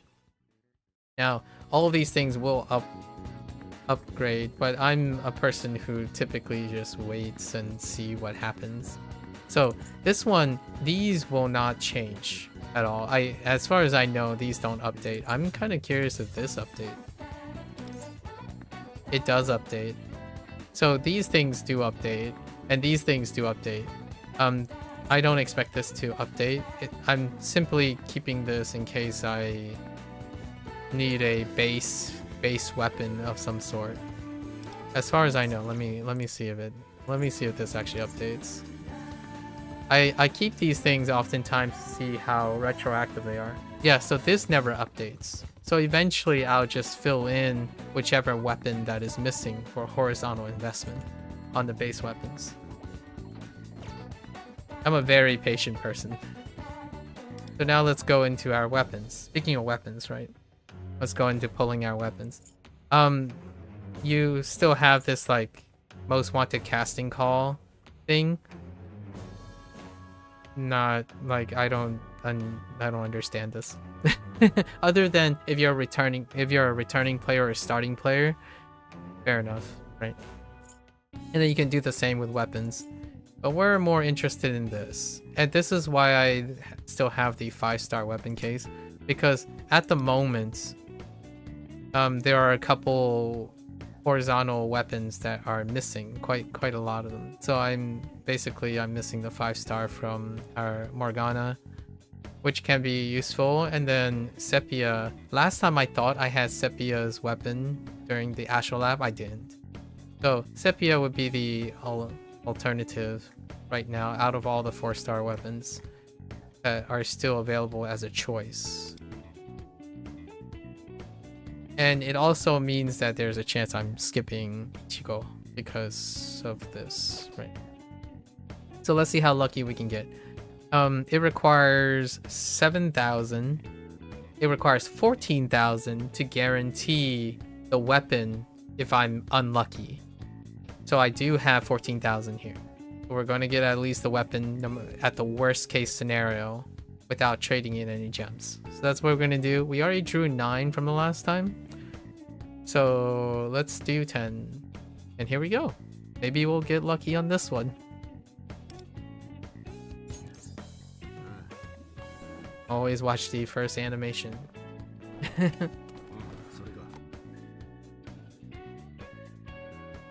Alright.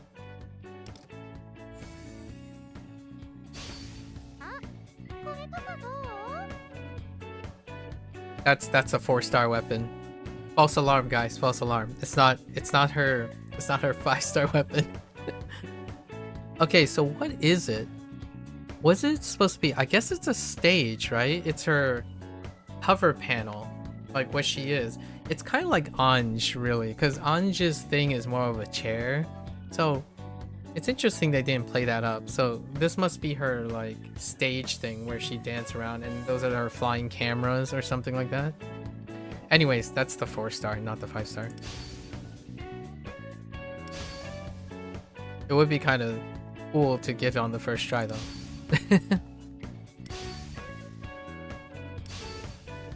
Okay.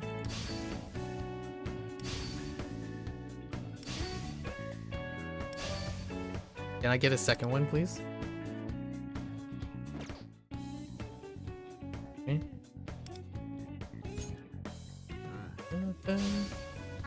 That's still the 4-star.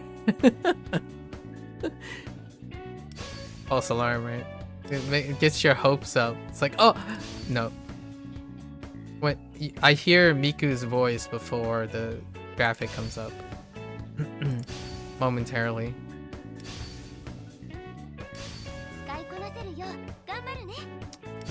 We got a bonus 4-star. That's a few crystals in the bank. Right. 4 crystals for every pull, so that's nice. I don't know if you get more crystals when your weapon is maxed. Not that that happens very often. Probably. Okay.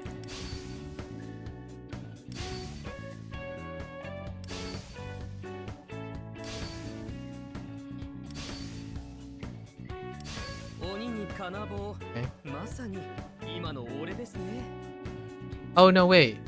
That wouldn't make sense. Oh no, for 5 stars. I'm talking about 5 stars, sorry, not 4 stars. When your 5 star is max. Because 4 stars, they can be maxed. Alright. Okay. Pretty lukewarm at the moment.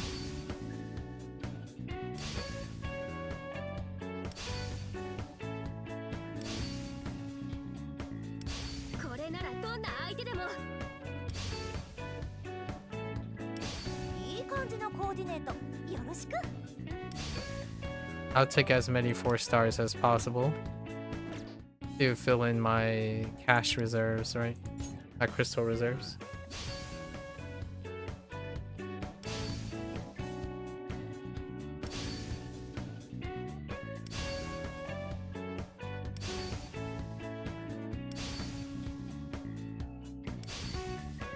This is most of the experience for today.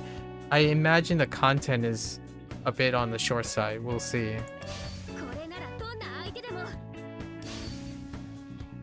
I think they sidelined the content for spending. That's my guess. Alright, this brings us up to 69. Right, 69.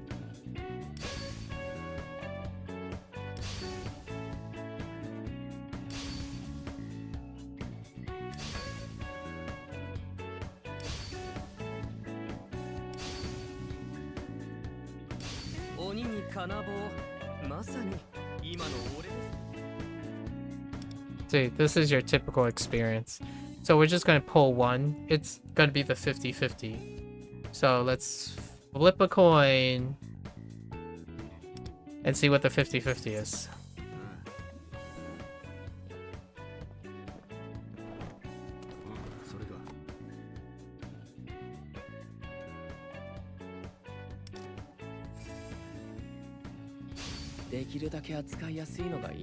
We failed the 50-50. And that's what happens. Worst experience ever. Right? So now we have to roll back again to get, like, spend another 7,000 to get the weapon. Right?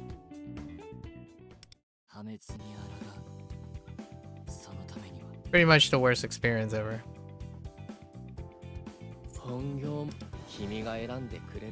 I'll give him his weapon.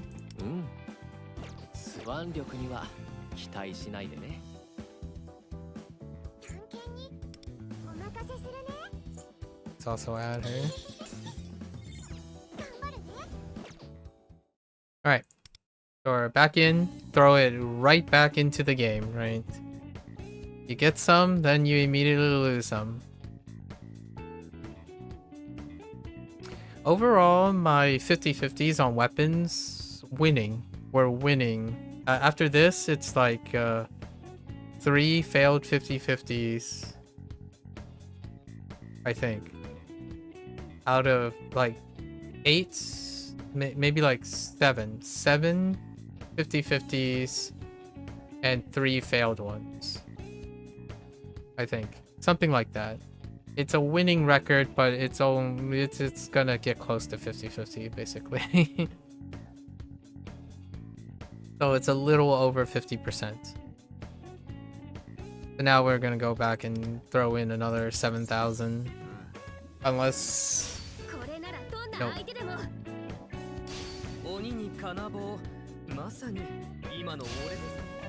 Give me more.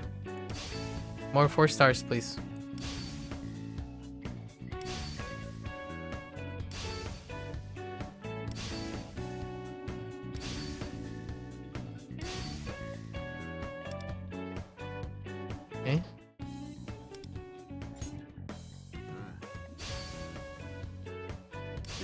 鬼に金棒まさに今の俺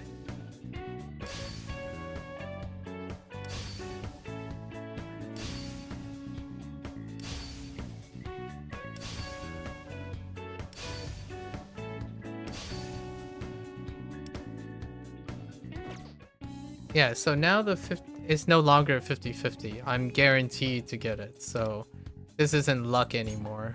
It's fixed. これどうやって使うのか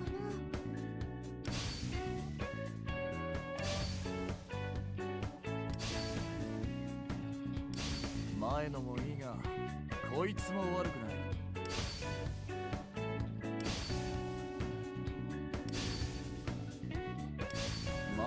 Oh, I'll take, yeah. Just keep giving me dupes. That's the most exciting part about gacha, when you can hit above average on dupes.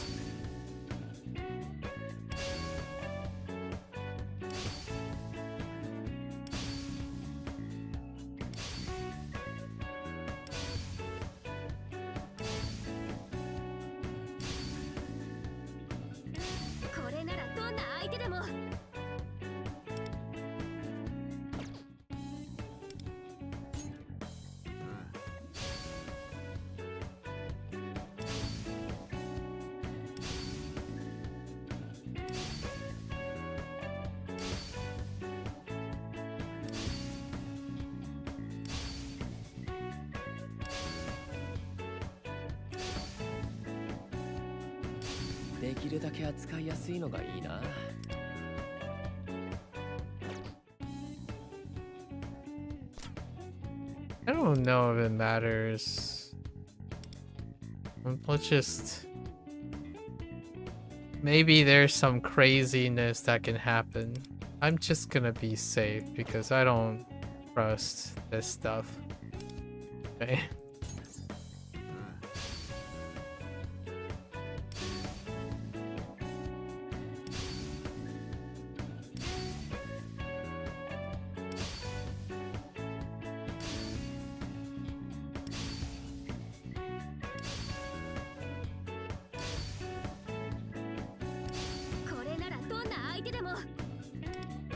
Yeah, so it's garbage like this, pretty much. Like, you have to double back and run back. Like, I don't understand why they continue to do this with weapons. There is a silver lining along the way. Some of these weapons, like some of these limited weapons, will be unlocked due to reruns. So you can technically use salamander coins in the future to get some of these weapons. But I think this type of thing is like this is how you celebrate an anniversary. That's not it. That's not how you celebrate an anniversary, in my opinion. So it always ends on a like really middling note if this is all you're doing. So I usually do this first now instead of doing it last. Originally I did this at the end of the stream, which made it to be the worst experience ever. So we usually do the worst thing first and then end on a good note, personally. Obviously, if you want someone who's more excited about the stuff, who does the stuff, throw money at it to make money, right? Like if you want to fund those people who like to throw money at the game and then make money off of the hype, definitely go find those people. There are more people who are far excited at saying, watch me pull and waste my luck and all that stuff. I personally do not. It's not the message that I want to present. I want to tell you this is probably the worst experience. This is the worst experience. Running back around again. Like failing a 50-50 even though you're just simply paying for a flat rate. There it is. And of course, it's landed on the very last draw, the very last 50-50, and it's guaranteed, right? It's a obfuscation. You technically drawed 140 times. Very last draw, right? No fuss, no muss. Paid it all back. That to me, when someone sits down, you know, like when you're the developer, right? Or you're the publisher of a game and your first thought is like, oh yeah, accessory. Whoa, that's weird. Music is gone. So that's an error. That's a bug. So like you sit there, it's like, oh yeah, this is the defining experience. Anniversary. Let's watch all the kids and all the people watch how lukewarm and how much money they spend on the excessive gain of a virtual good that can be wiped out the moment the game is decommissioned. Right? That's not me. Alright, so alright.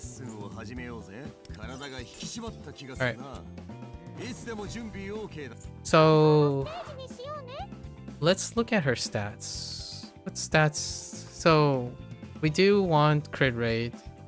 So crit rate will be the third card. We can't do crit multiply and crit rate at the same time. Where would she gain crit multiplier use?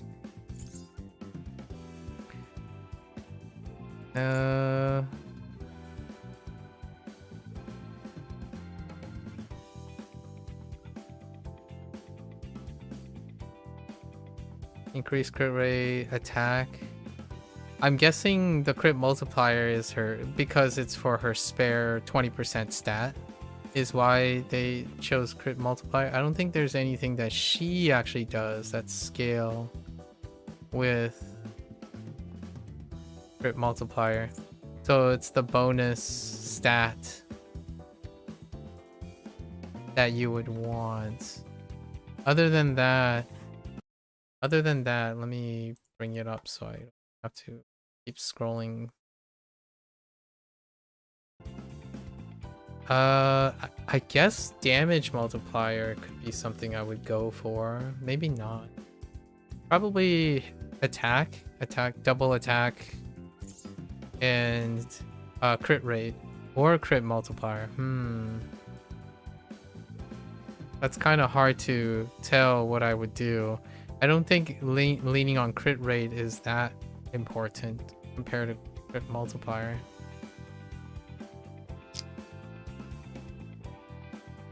That's questionable. What's her mind sphere? Oh, she has crit rate as a stat. Okay.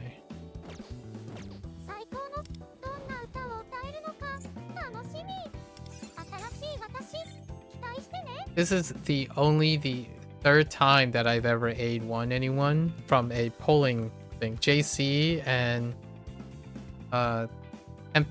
Tempest Win are the Tempest Rico are the only other two. Other than that, everything is through like exchange, like a selector or something like that. Alright, so let's level her up first and see.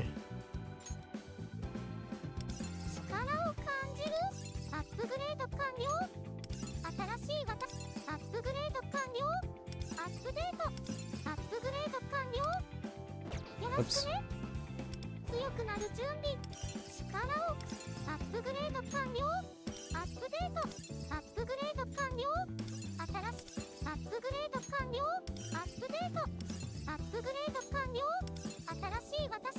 I don't know if you actually get to use her in anything, so we'll see. And then here's our weapon.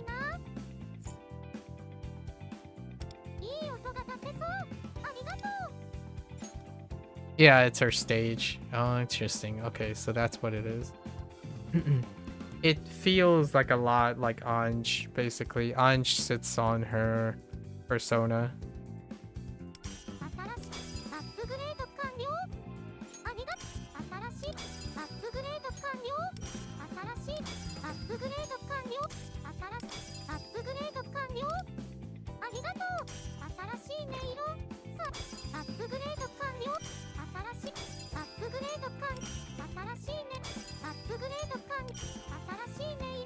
There you go.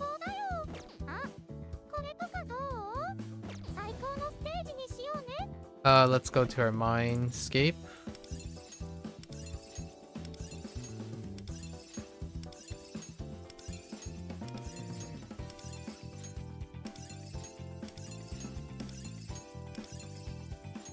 And I think we're just gonna max everything out because of I actually don't know if I can max that out yet. Okay, that's fine. I'm keeping track of my resources here. Yeah, okay, I have enough resources. Alright, so her mindscape is entirely maxed out. She ended up getting attack and crit rate, which is interesting. So let's look at her stats right now. Okay, we do crit multiplier, basically. Try to... crit multiplier is already predetermined.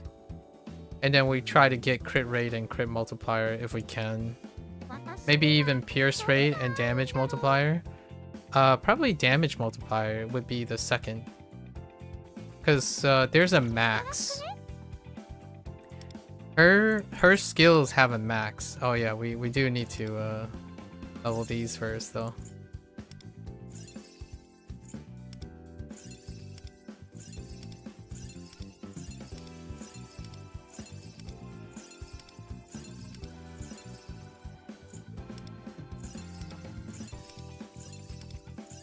Yeah, resources, upgrade resources is irrelevant in this game.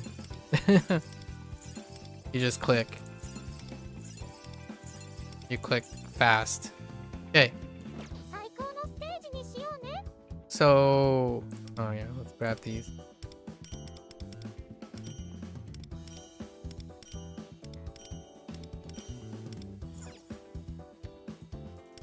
What did it? Just her alone? I don't understand that stuff. Okay. We want a hope that has crit rate, crit multiplier, damage multiplier, all your standard, like, your standard offensive stats, which looks like it sucks. I have sucky I have sucky choices for hope. Hang on. Oh yeah, it's hope. So let's go grab a... We could try to grab a hope. Those kind of suck. So let's use our random thing. Let's do it one by one. See if we can land on a hope. That's meditation. That's acceptance. Creation. We got a hope. Let's take a look. It's RNG and RNG and RNG. Let's see what's our new hope. It sucks. Alright, we'll try another hope before we... Let's try for another hope before we use one of these. Harmony. Wisdom. Awareness. Feels Batman. We'll do one more hope.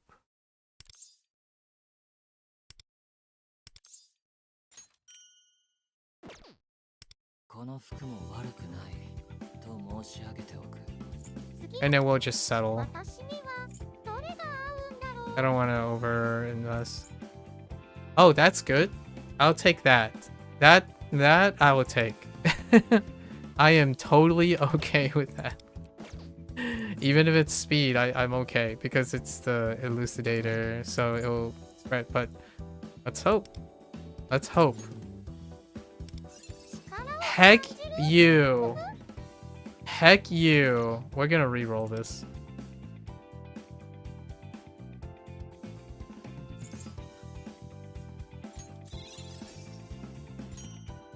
Let's try that again. Although I did get damage multiplier as the fourth modifier. That's even worse. All right, let's reset again because we love re-rolling, huh?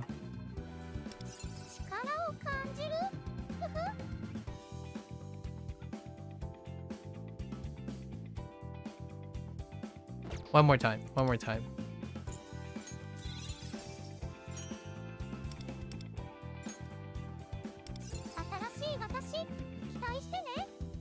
Alright, we're going for broke. What else are you gonna use these for, right?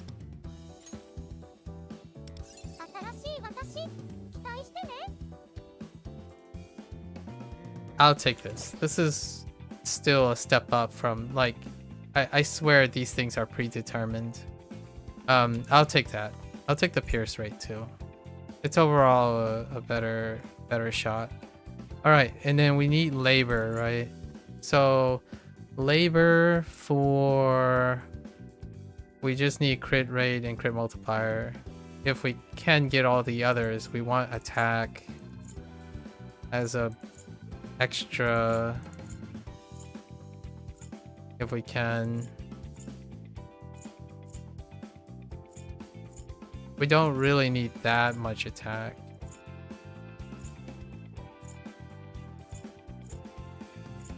Because I'm pretty sure...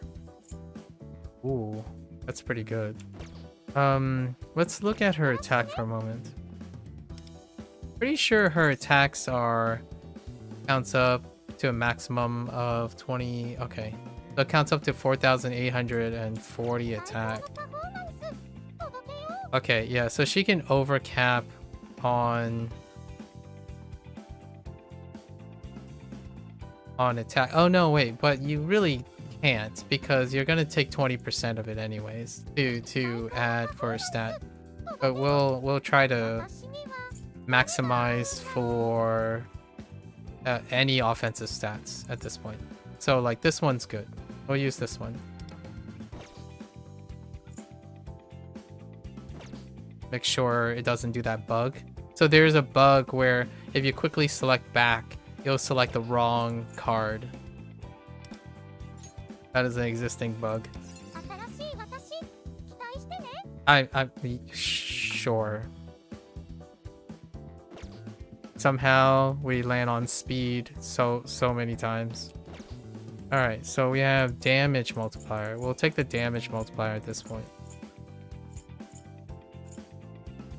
With double attack? It's the speed again.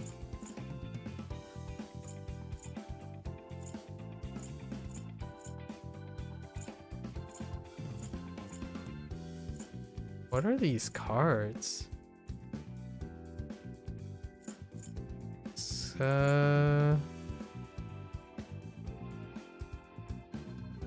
I mean, guess there's still a chance of better modifiers. I mean, better rolls. I'll take it. I mean, it's a better roll than most things, despite hitting speed multiple times. And then we're doing crit rate. No, crit multiplier. We need a crit multiplier. That's pretty good. That's pretty good too.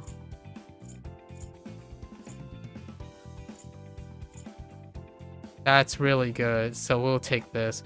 There is going to be a cycle of fate coming up, so I'll probably end up exchanging 2 of the cards out at some point. It's on the second half. This is really good. This is ideal. So even cycle of fate, this is pretty much as close as you can get.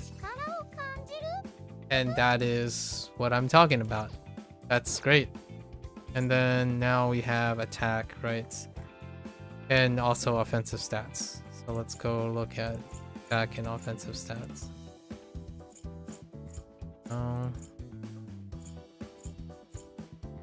No. That's pretty good. I mean, I'll take that. It's good enough. Yeah, we'll take it. Oops. That's good enough for me. So she should be... Oh gosh. Okay. So that's good enough. I mean, as much as I could have land on attack. Here we go. What is she at? 110? Pretty good. Alright, now we're finally over that hump. Right? Lots of dissatisfying, super dissatisfying RNG out of the way. Oh wait, I kind of want to use the new... Hang on, I like that. Where is that? Sorry, there's a bug with the audio, so the audio has dropped out. Wait, where's the...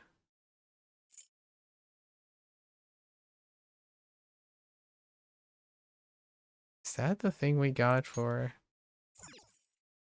And then... Where's the... blank? Neat! Okay. Oh, hang on. Let me,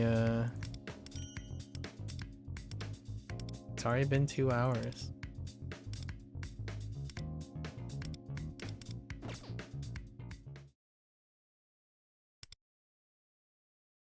What's in the available on the Thieves' Den? Obviously, we want to grab our rating.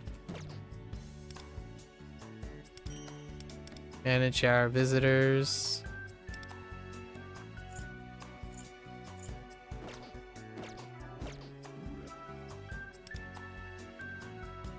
You can't claim this.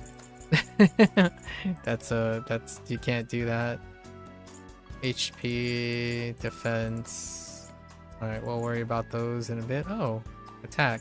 I'll take the attack. Okay.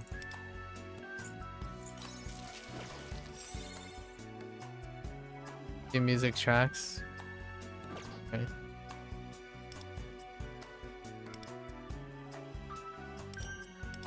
Okay. Right. I still have yet to claim all those things. Point. Alright. So now let's look at...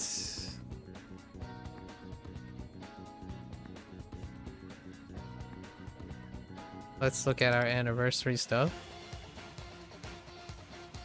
So let's look at what the anniversary party thing deals with.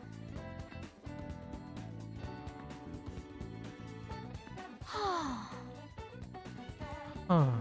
I can't believe we're going to Mementos even though it's a holiday.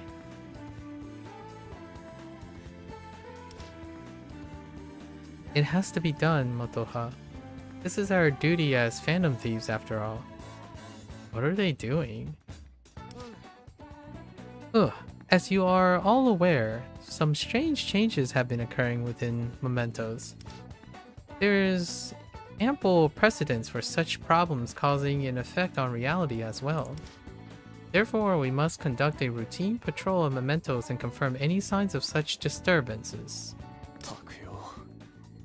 I don't think this will solve all our problems, but it beats sitting around doing nothing at least. I get that, but why do we have to do it on our day off?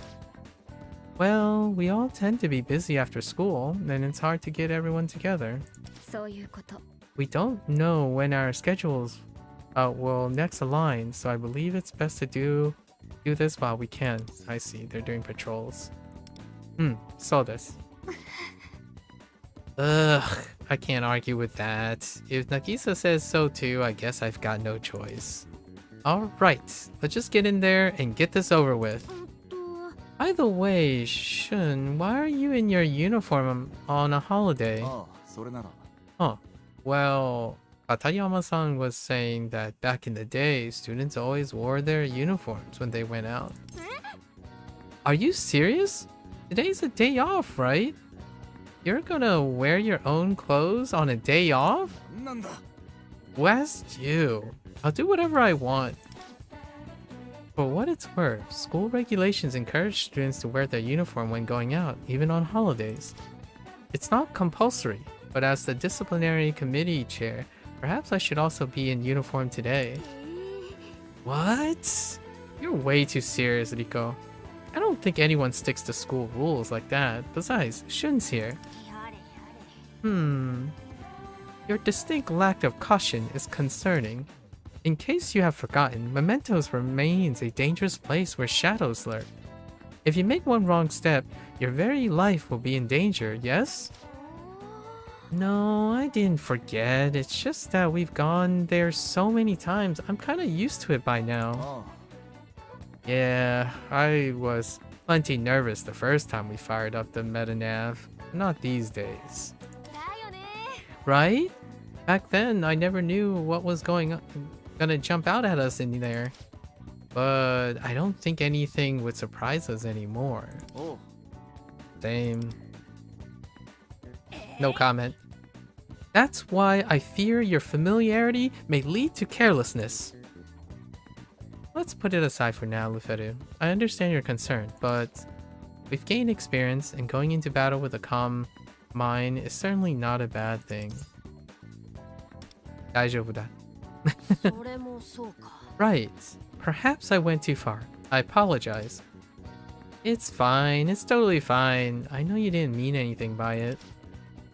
Yeah, people do say it's dangerous to get too comfortable. I'll be sure to keep that in mind. Well, I think that settles things. Now then, leader, shall we? Interesting. I wonder what they're gonna encounter. I guess they're encountering Miku somehow. They're trying to explain how Miku is part of this. Okay, let's get to it. How do we want to split up the teams, leader? Let's let Riku choose. Understood. Let's consider everyone's individual abilities while maintaining a balance of combat power. Alright, Win. Thanks so much. Now that the teams are decided, next we must choose where to investigate. Last time we were... Wait, I'm detecting shadows. They're approaching our position. Oh, how many? I'm picking up 2. No, 3. But they don't seem terribly strong. Now trust Win's judgment then. Let's turn the tables on him. Oh, hi! It's our friends. You? What the heck? They're so bright. I can hardly look at them. Weren't you just saying that nothing would surprise you anymore? This appears to be a type of shadow we've never encountered before. Everyone, on your guard. No, they're friendly. These shadows are fine. It's fine. What?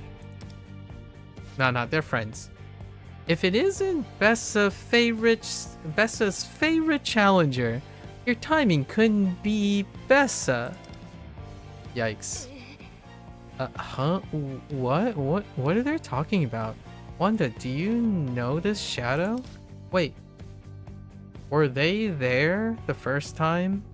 It's actually not... I don't remember if Motoha or Shun... I think it was just Luferu and... Right, it was just Luferu and Wanda that met them, right?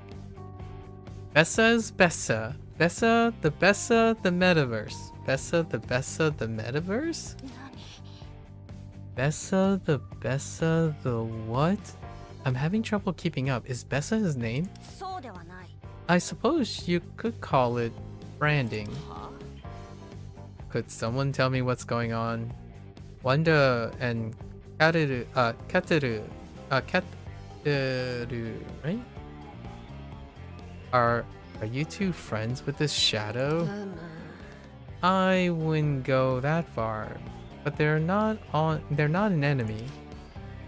Bessa had been looking all over for you, challenger. Come with Bessa. Wait just a moment. What on earth is this about?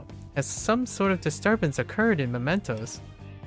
Oh, it's nothing of the sort, but Bessa requires the challenger's assistance.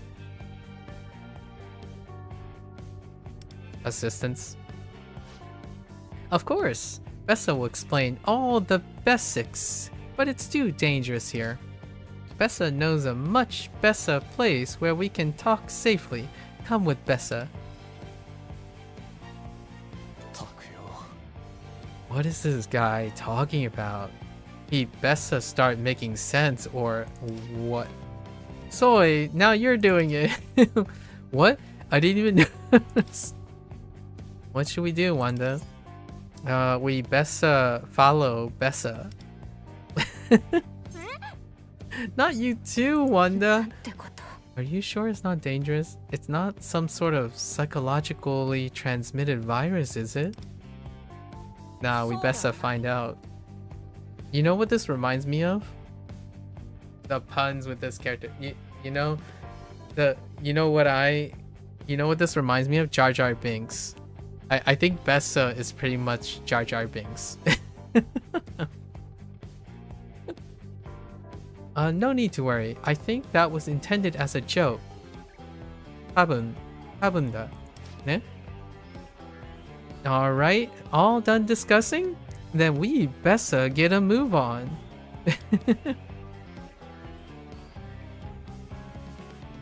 Alright. This Bessa be good. Alright. Here we are! Kind of is actually, yeah, like, you know how Jar Jar Binks constantly add sa at the end? Like, Misa Jar Jar Binks, like how he always does the sa at the end.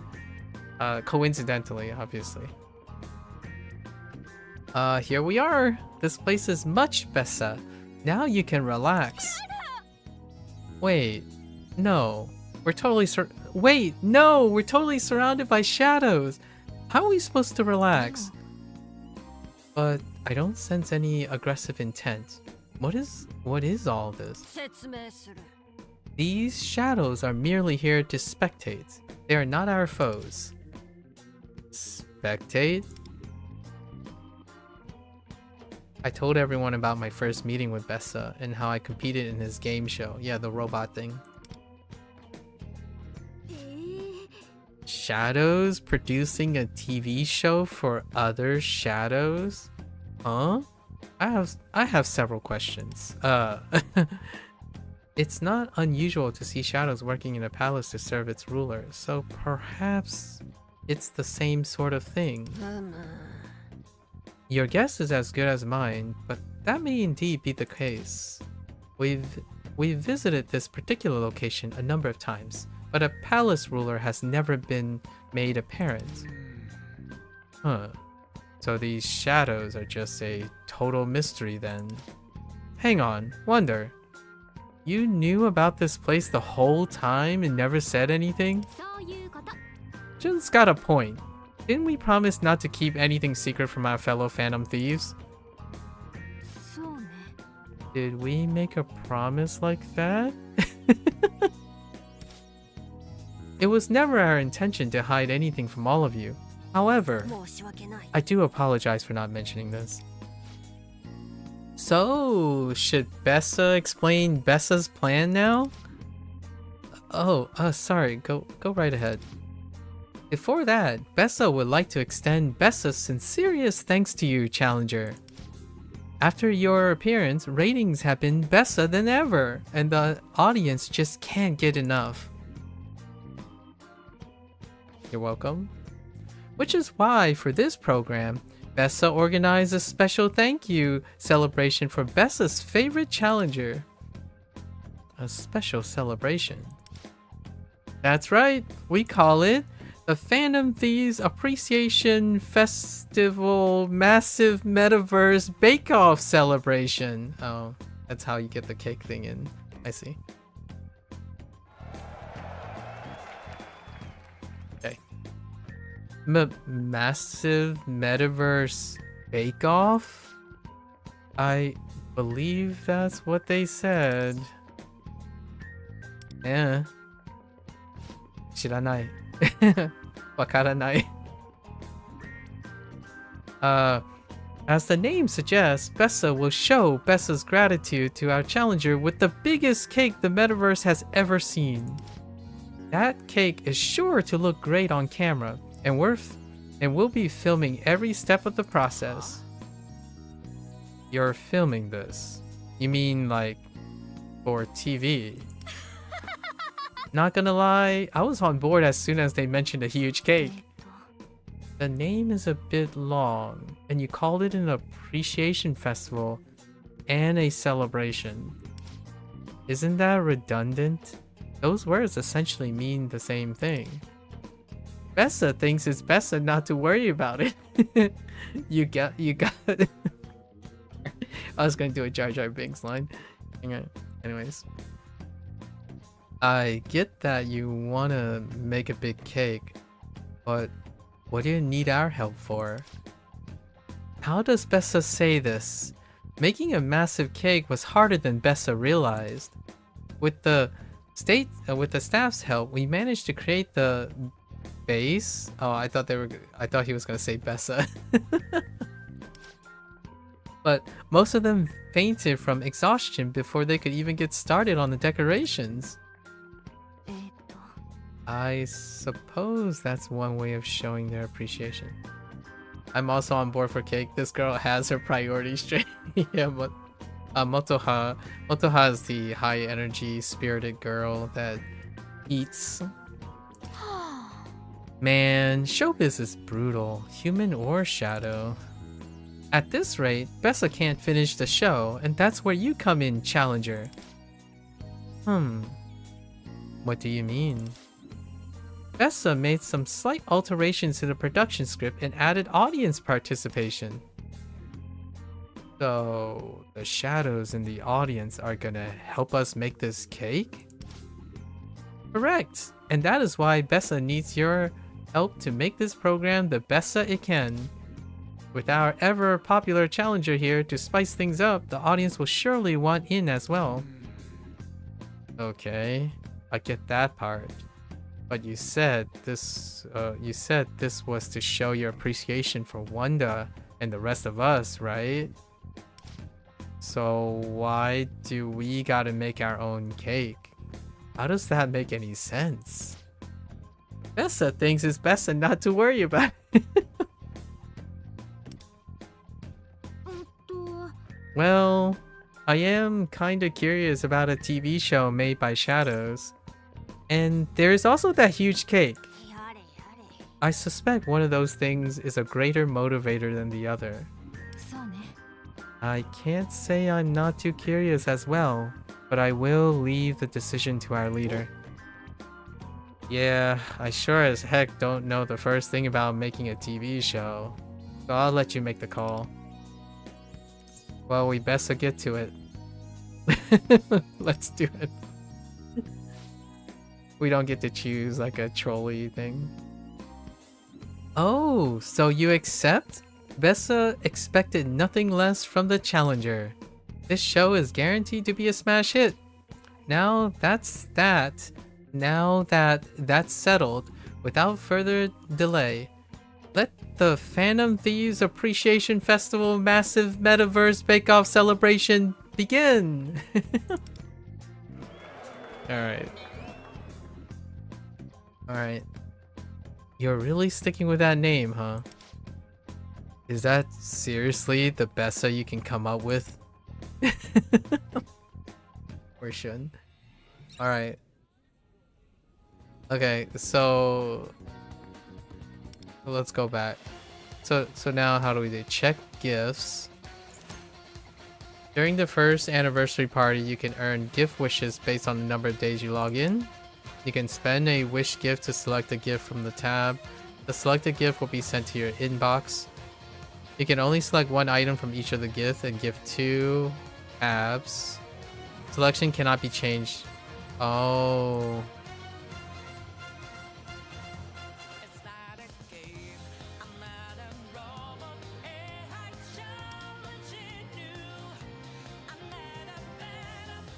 Give Venus. What does that mean?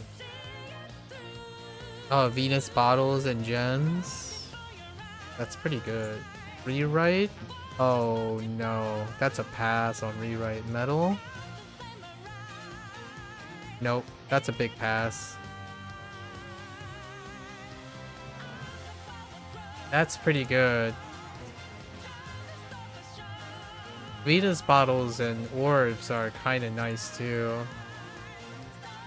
This doesn't guarantee like good stuff. So this is a no-brainer. This one is questionable. The salamander coins are pretty decent too. But I'm pretty sure. Hold on, hang on. And then you click on decorate cake. Use a variety of decorations to create your own original cake. You can customize the cake base, borders, decorations, toppers, and candles. Some customizations are only unlocked by progressing through missions in first anniversary party. Okay. You can place your one-of-a-kind cake in the thieves' den as cake decor. Oh, that's what the claimable is. You have to create the cake first before you can claim it, I see. To receive the cake, you need to meet the daily login requirements for the first anniversary party. Please note that you cannot change the cake after you receive it.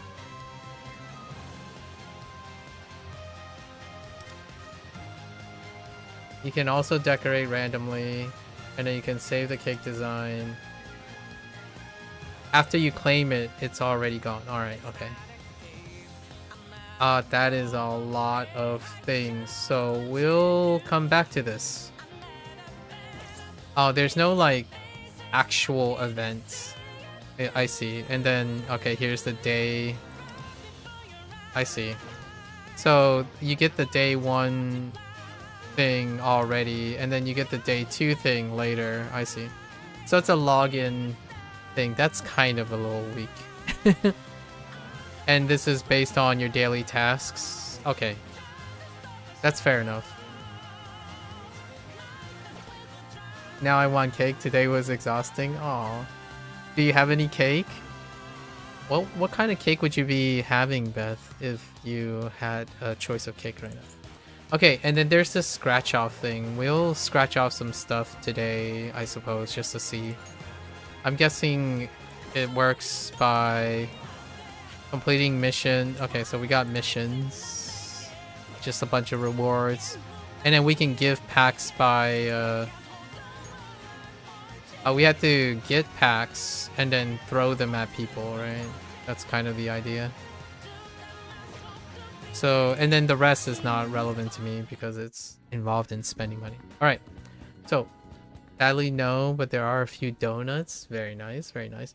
I'll be right back. I need to take a quick bathroom break before we actually hop into the Miku stuff. So I'll be right back. I will use this opportunity to test DMCA and all that stuff. So we're gonna put it on here and I'll be back.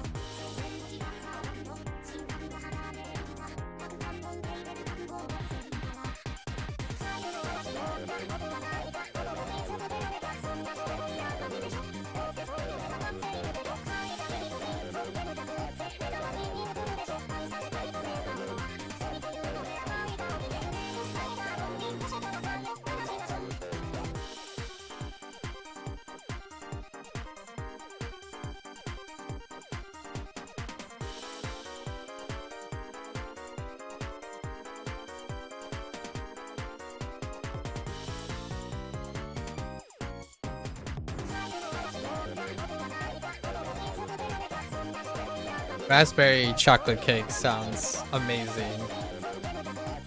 I was thinking maybe like a red velvet.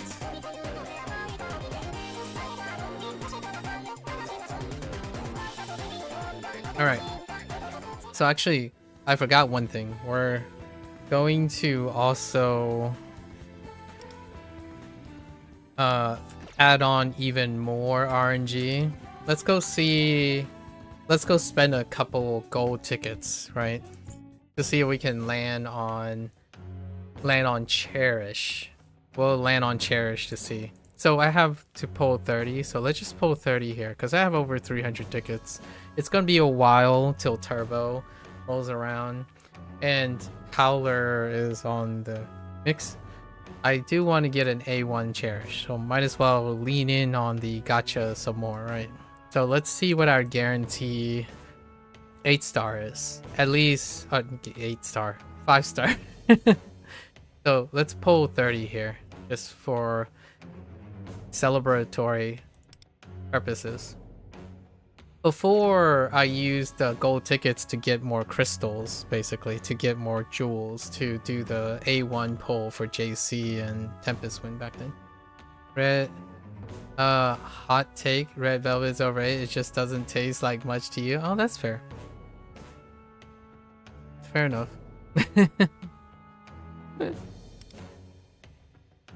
Alright, so let's do our 30, see who our free 5-star is. It's not really free, but unless we get an extra one. We got really lucky last time and pulled Fyobi twice. So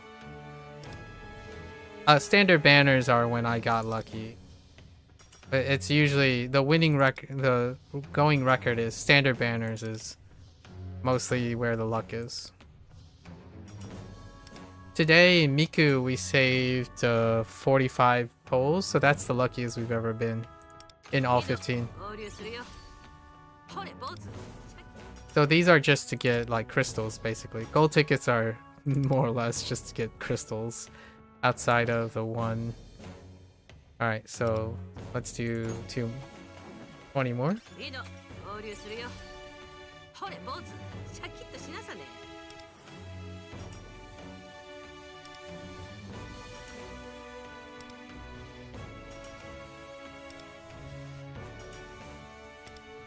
Okay. Can I get a double 4-star to add my crystals for next time? Oh wait, this is double. Alright, and then let's see what our guaranteed 5-star is. It would be great, ideally, to be Cherish. And then, because we already lost the 50... we lost the other random pack. The random pack that gave us Riddle. So let's see if we can get Cherish this time.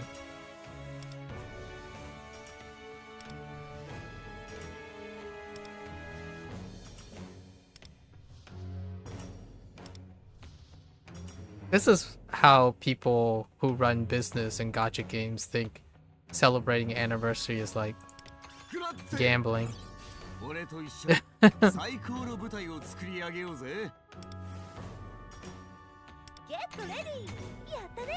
Oh no, I already have, she's already A6, so I guess that's kinda sucks because this is actually diminished return. I'm pretty sure this is diminished return if it lands on an A6. That's fine though, because this then goes into the pool for limited banners as opposed to another one. So let's do 80. Let's go 80 and see if, because that was 30, let's go 80 and then the rest will be pulling in the future. I'm probably not going to pull anything in the future until like Turbo, so let's go and try to secure our stuff in celebration. Oh, the rebel. Yeah, hisashiburi desu.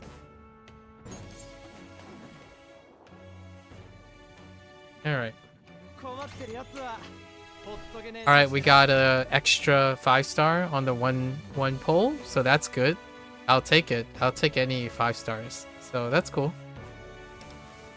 We still want to cherish, so now we're on 79 poll, like 69 polls, and then +1. Unless we hit another 5-star. And this is to replenish our like jewel offer for deciding if I want to pull the next banner in 2 weeks time, which is Ichigo. Ichigo is the next character. I haven't really decided yet. So we're gonna go up to 80 again. Oh, 70, sorry, 71. It's 80, not 70. All right. Can we get a cherish, please?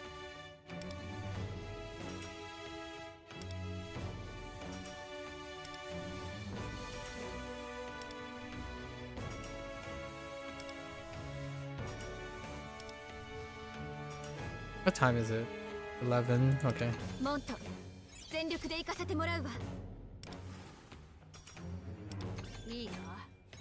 I'll take all the dupes.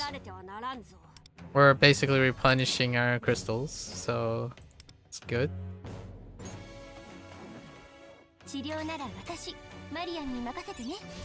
I mean, I'll take that. That is something that I could use. She's kind of fading out, but I'll take that. So are we gonna keep going?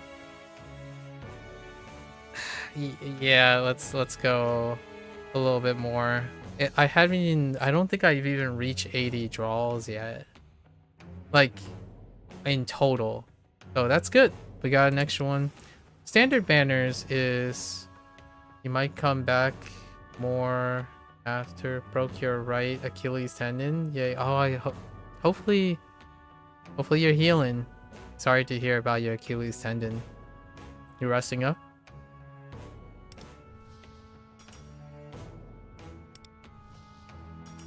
What are you doing to heal?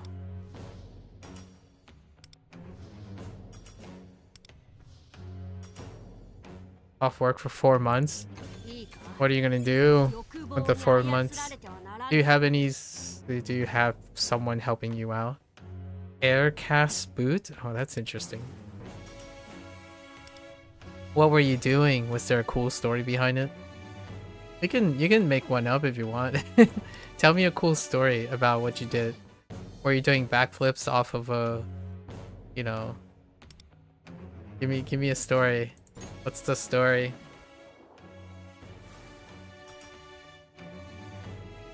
Nope.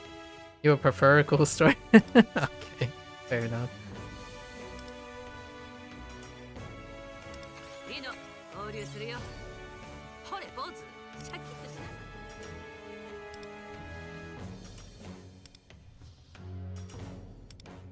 We'll see if we hit the pity counter.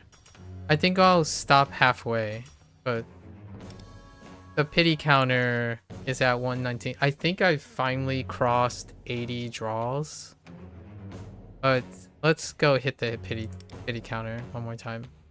We haven't actually managed to hit the pity counter, so that's, I guess that makes up for some things.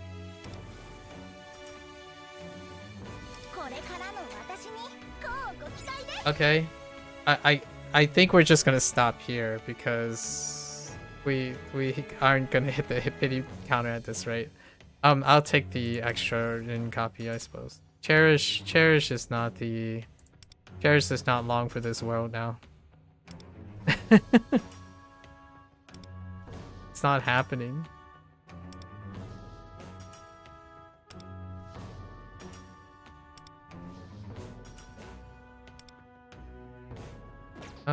What is the contract rate?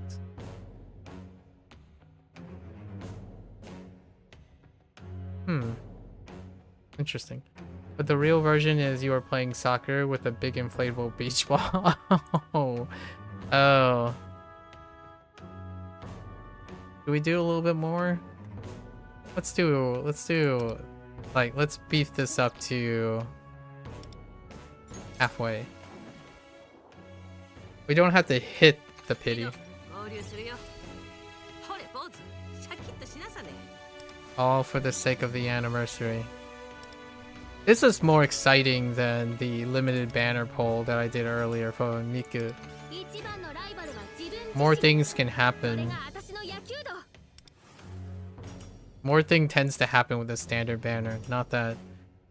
モコです。これからよろしくね。 It's pretty wild how more things happen. Okay, we'll go 10 more.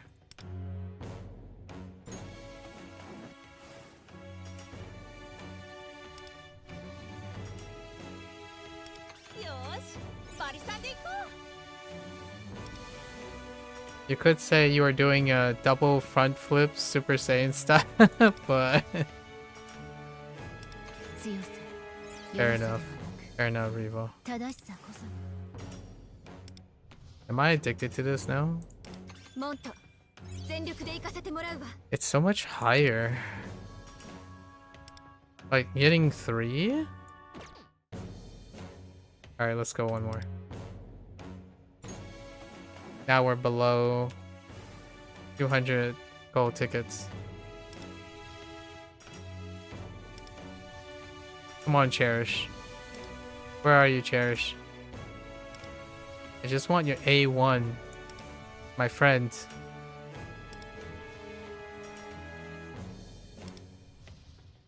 Is that the main gameplay? You were wondering about the game? It's not the main gameplay. バリさんで行こ We're getting the most dissatisfying part of the game first. Alright, one more. This is not the main gameplay. It's the 10% of the game. We're doing the least gameplay part.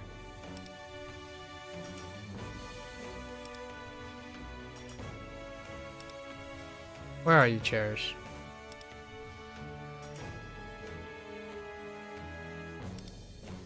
I just want the Cherish. Yeah, it was a bit ironic. Yeah. 可能瞬だ。 Listen, I just want Cherish. What's... Alright, I don't think we're getting Cherish. Alright, this is pretty good. We made out. Made out very, very well. So, well above average. So that's not bad. What's that? The 1s in 2 hour. I have predetermined things, so like I don't really need to gamble for Cherish, but it was just for fun. You're being sarcastic? Yeah. I'm not sure if the word ironic is the word you were looking for.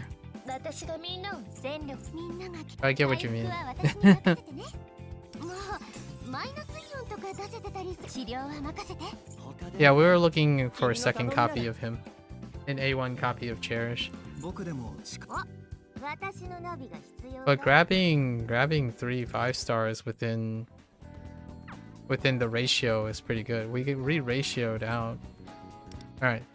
So this needs to go on its own, right? So we're not... Oh, something I want to know. I want to go to the airsoft shop. I want to know... Oh, dang it. Thought I could quick travel there. I want to know how many salamander coins. Is it 10 salamander coins? If it is, I kind of want to just take the 10 salamander. Honestly. Like the 5 salamander coins that they're offering. Let's see. It's 10 to purchase.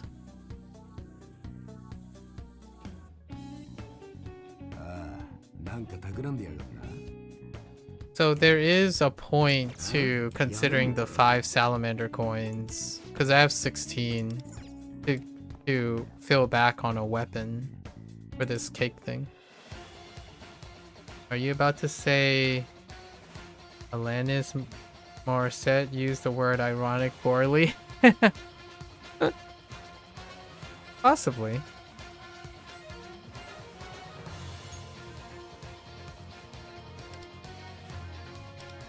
Okay, I see where I get the tickets.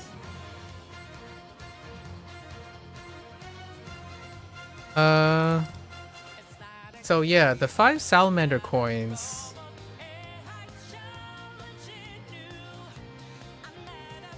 Yeah, that's like this might actually be of a higher value than this.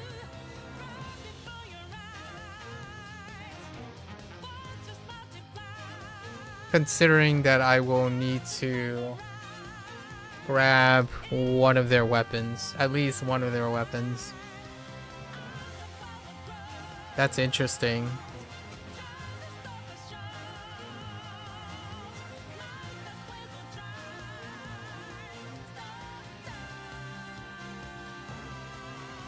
Yeah, I wouldn't sneeze at this choice either, compared to this.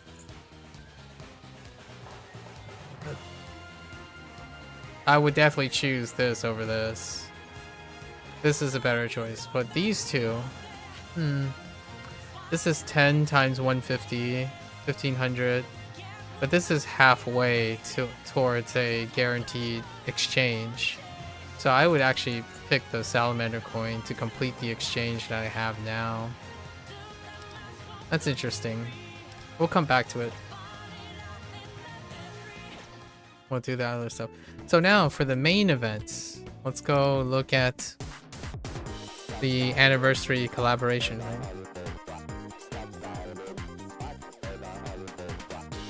Let's click on this.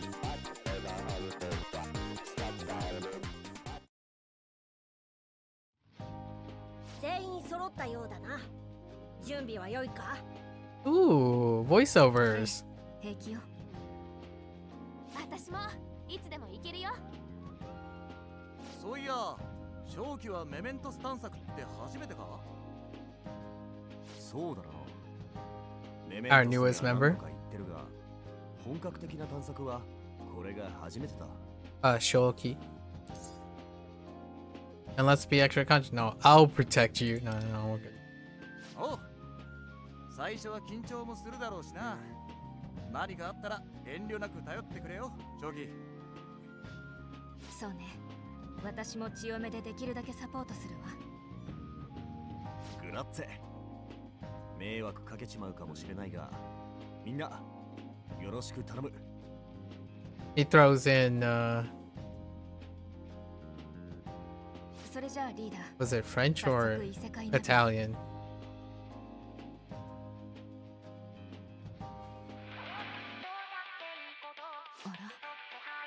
この歌声は Oh, here we go. どっかで聞いたことあんな。確かすげえ有名なやつだよな。おお、バーチャルシンガーの。Miku is canon to the Persona universe.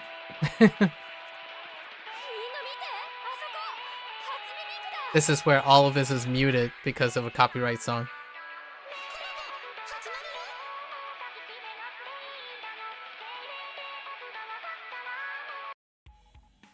And then we play the intro again. This is our music video.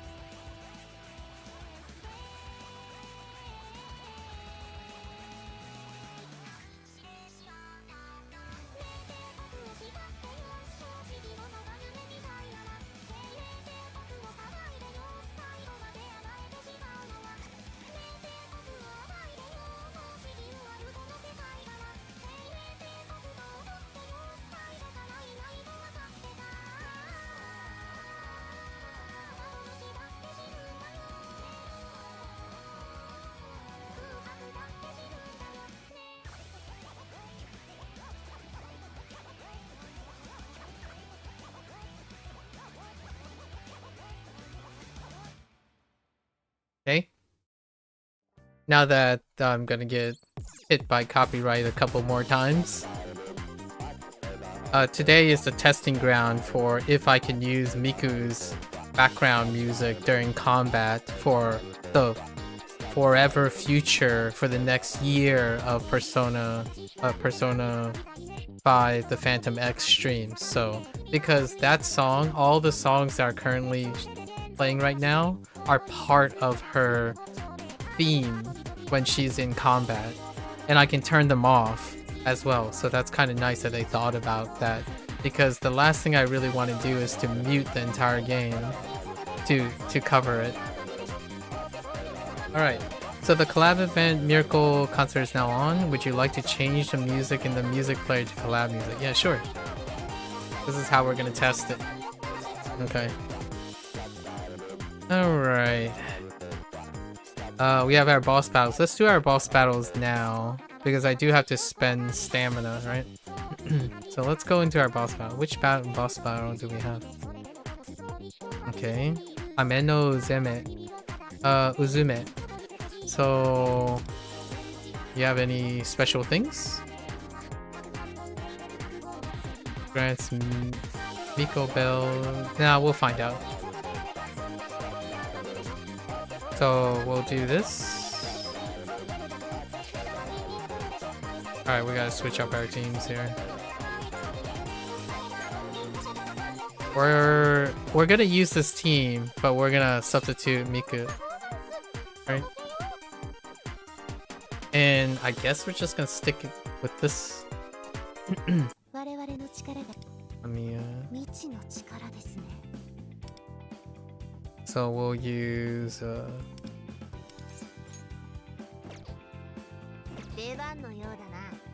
oh wait, is it a single target? No, we'll find out. Alright. Oh, it is single target. Oh no, it's not. Oh wait, it's a sweeper. Okay, I guess we'll still find out.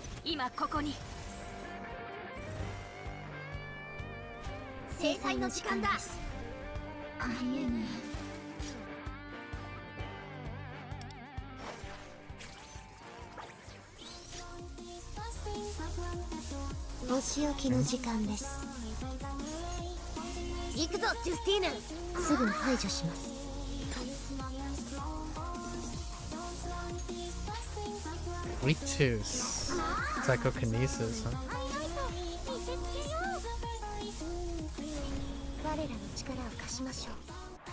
I wonder running 2 DPS might be the thing to do.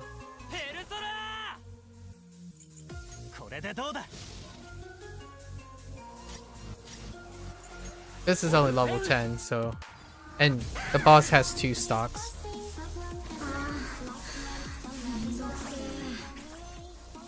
Okay, so she auto switches to Spring Storm. So if I start with Heaven... Okay.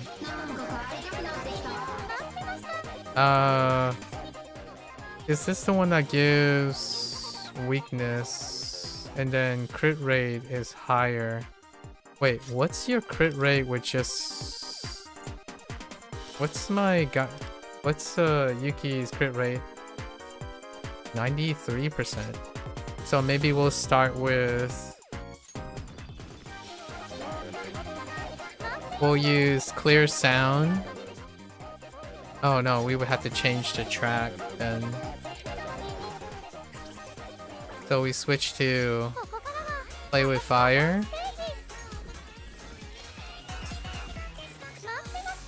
And then use Clear Sound, right, to increase crit rate. This should push him past 100. Right off the bat. Is that how we're gonna play it? Yeah, 104%. Okay.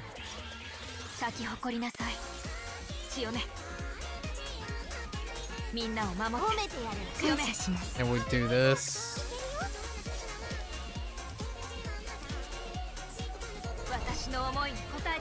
Probably dump all our highlights right away because of A1 Miku. Wow, that's a lot of HP for level 10.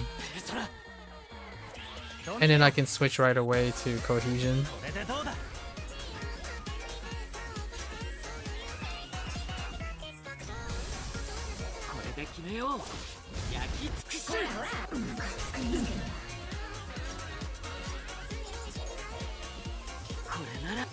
Okay. That's only level 10. We're trying to come up with something that will scale up. So that's a pretty good one. Let's play the next 15. The next 5. So now scale up +5. So we might as well hit the track right away.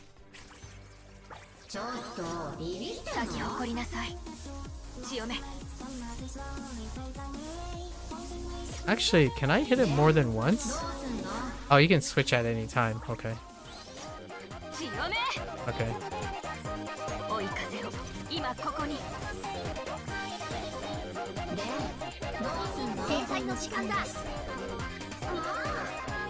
Okay. お仕置きの時間です。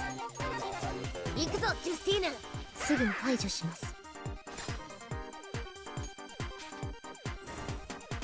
やって。ハイライトの準備ができたよ。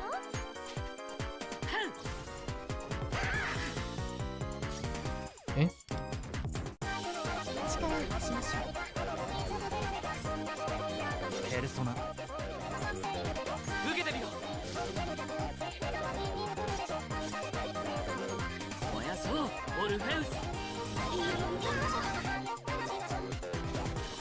Oh, she resummons. Okay. ここからは私のオンステージ。待ってました。で、どうすんの？今日も全力です。歌うから。咲き誇りなさい。潮目。みんなを守って。ありがとう。潮目。ハイライト、いけるよ。私の思いに応えて。潮目。お仕置きの時間です。 行くぞ、ジュスティーヌ。すぐに排除します。ちょっとビビってんの？制裁の時間だ。いるぞ。ペルソナ！ドミニオン。受けてみろ。 Okay, let's see if this rotation is good enough for the level up versions. I wonder what happens if I fade the guy. Okay, it despawns. Okay.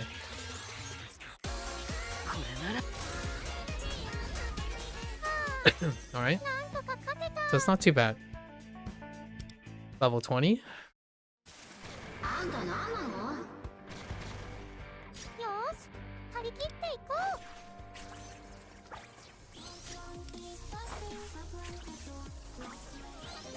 咲き誇りなさい。追い風を今ここに。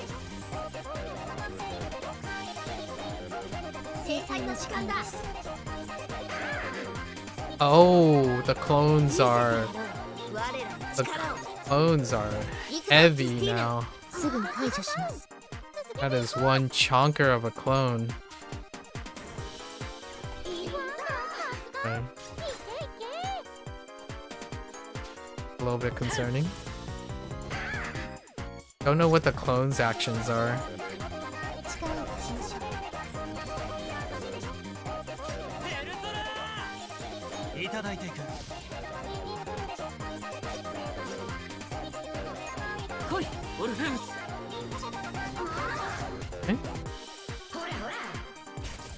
Okay, that's fine. Okay, same actions. Alright.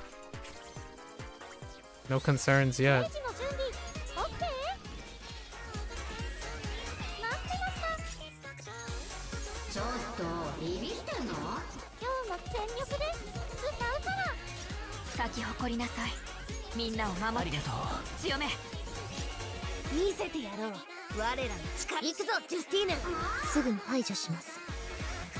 Maybe I should just slam the main one. I don't think removing the clones is gonna make that big of a difference.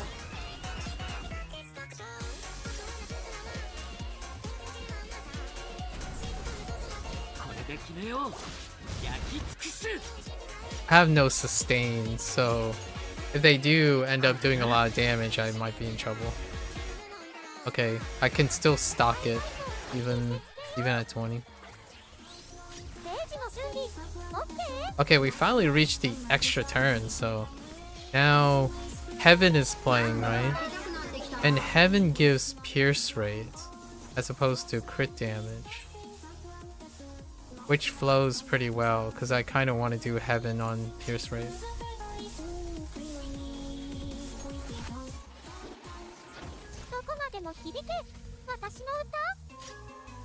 Okay.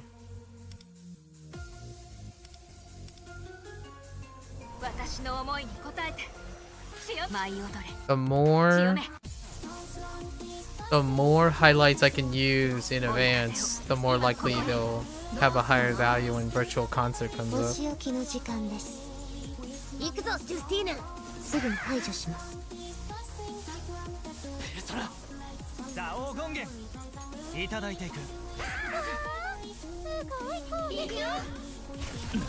Ow. That's still pretty okay.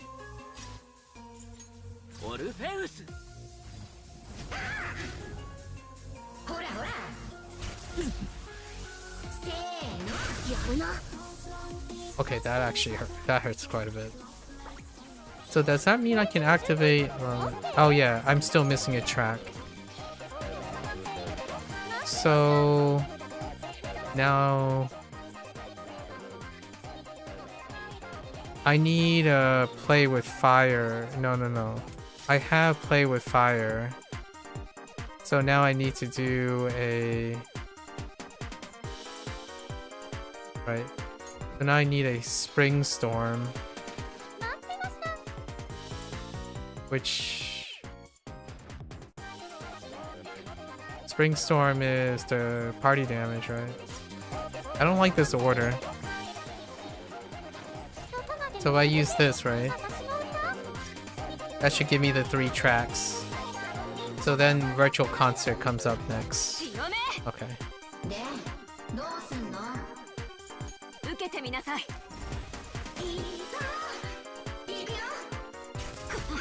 Wait, does she have counter up? She might actually have counter up.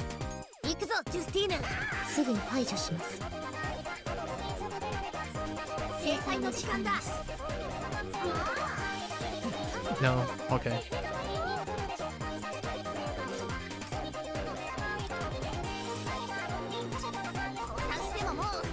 Alright, so all our...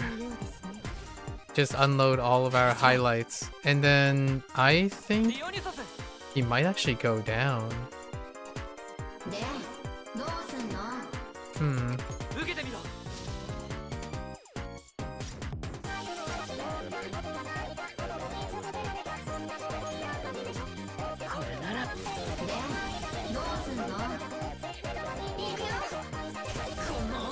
Okay, so she does have...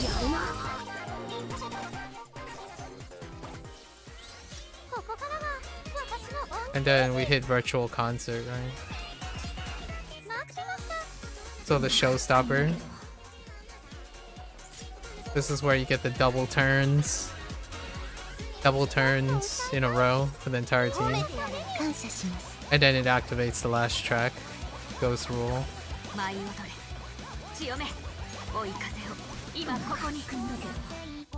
There's a chance Makoto is gonna go down in the next 2 iterations. That's a problem.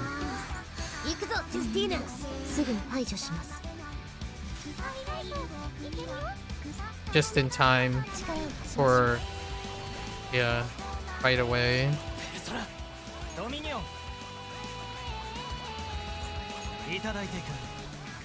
I don't think that's gonna work. No, that doesn't work. It's so way out of sync. Okay. Yeah, that's out of sync by 1 turn. So, Alright. 25 is gonna be a problem. That could heal.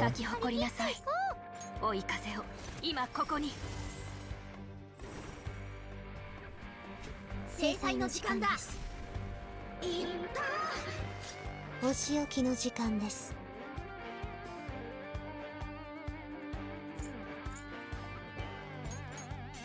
行くぞジュスティーヌ。すぐに排除します。いい調子。さすが。いけいけ。Okay. 力を貸しましょう。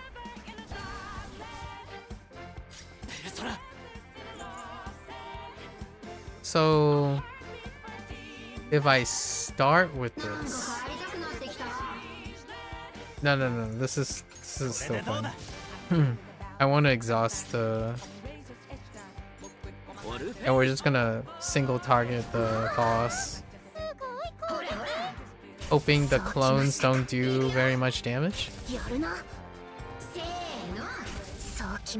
Okay.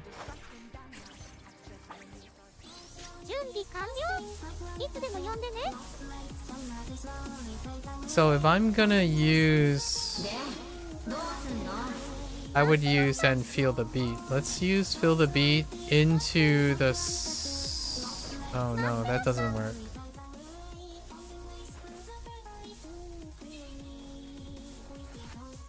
Does it? Oh wait, it actually does. So we'll use, to make it flow better, so we'll use this for the pierce rate.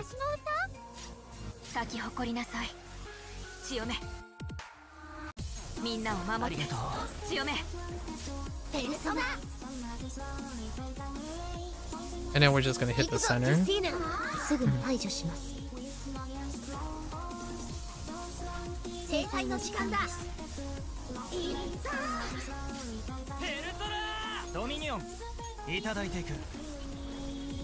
Cash in on the early, right?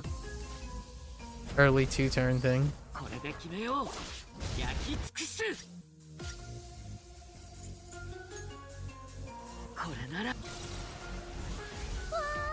Okay, that removes the ad still. And then now this is going to flow in right into our Spring Storm. Oh, but it flows into Spring Storm, which is not what I want. I kind of want Play by Fire, but I still want to use this skill.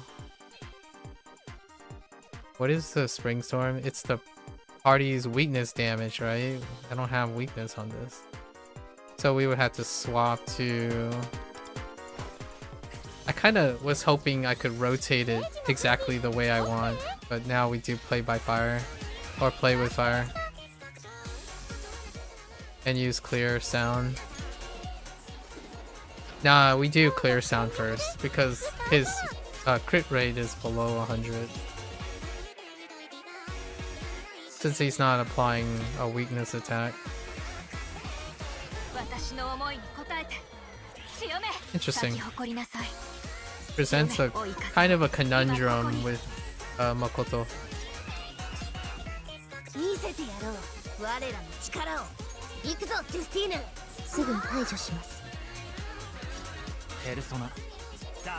So this one was out of sync, right?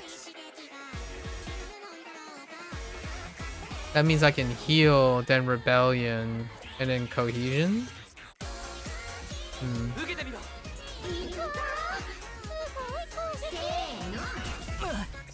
Unless he's safe. It didn't hit Yuki, so okay.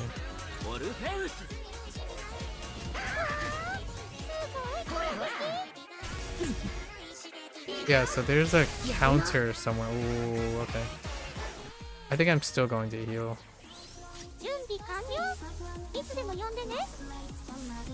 So now I want...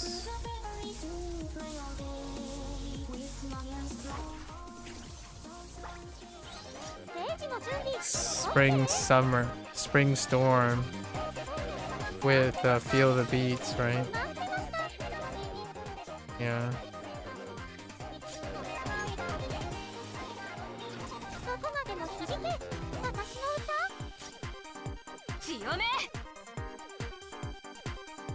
And then this is fine.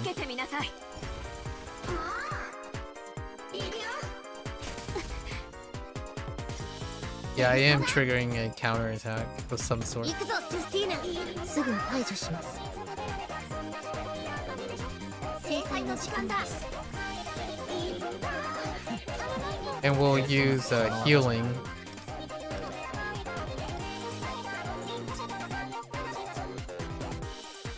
降参してももう遅いこれまでのようですね Whoops. This way.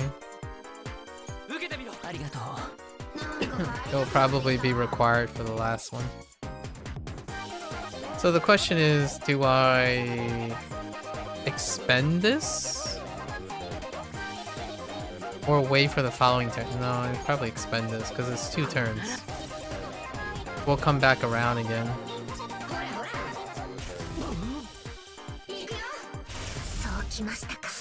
He can get one-shotted at full HP.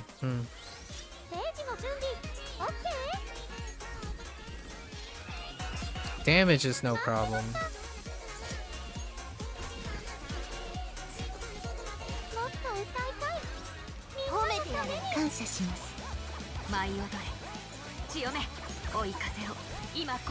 Yeah, damage is no problem. Living is a whole different story.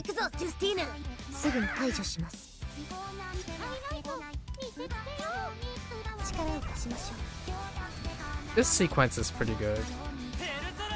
So then he's already under crit. Oh.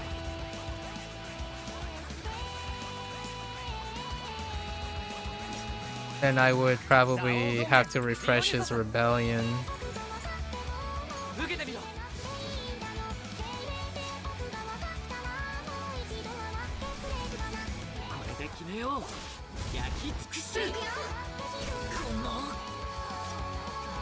You're not allowed to act. Just kidding. You can.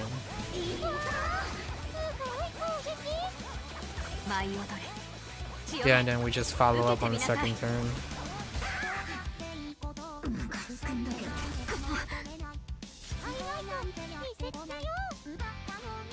Yep, this will get the double stack.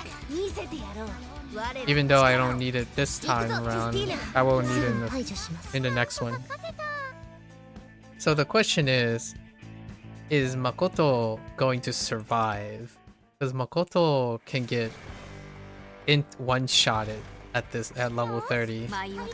Probably.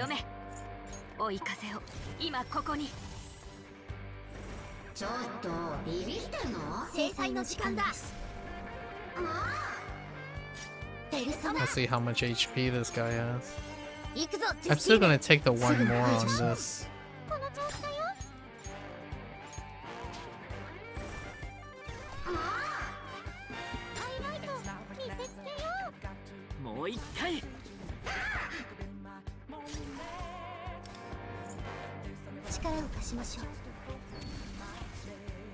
The point of failure right now is Makoto is gonna get slammed in the face.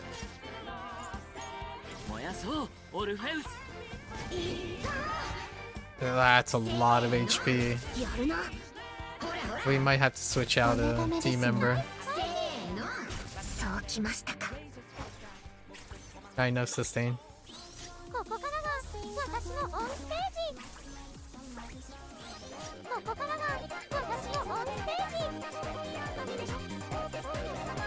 No, it's definitely we start with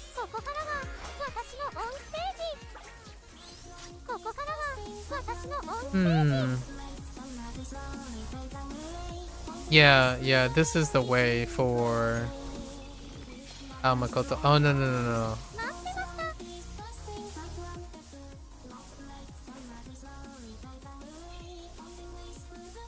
Yeah, I really can't start with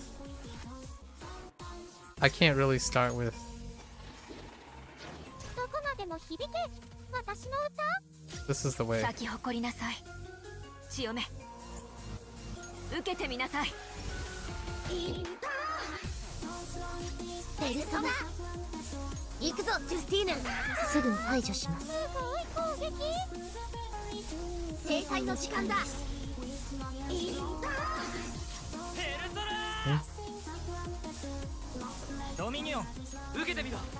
This is the best we can do with the current DPS that we have.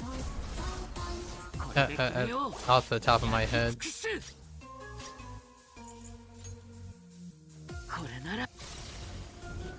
There is a way to do the double turns and stack both. Wait, why did the other two go away?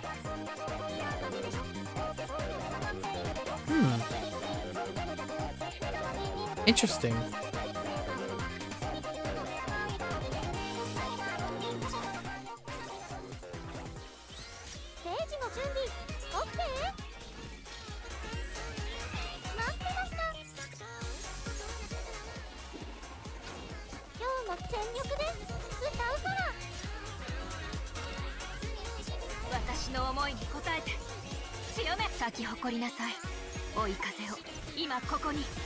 Okay.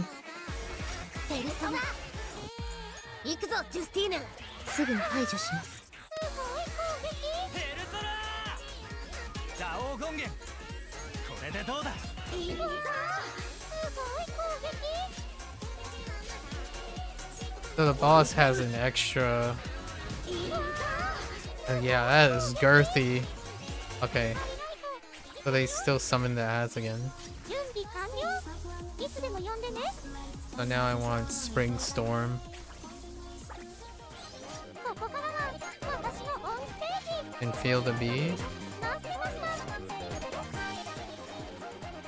どこまでも響け私の歌 This is the concerning.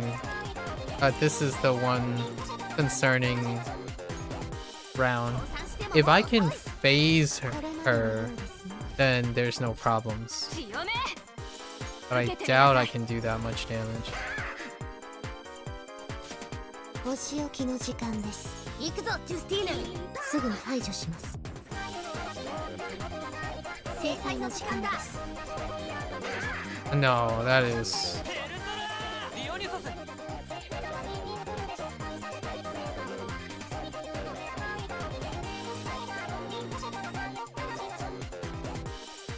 We're still gonna heal.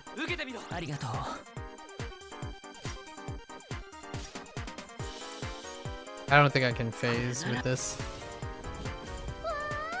Close, no cigar. やるな行くよそうきましたかせーのぬるいぬるい Nice, nice miss. Alright. So we're fine.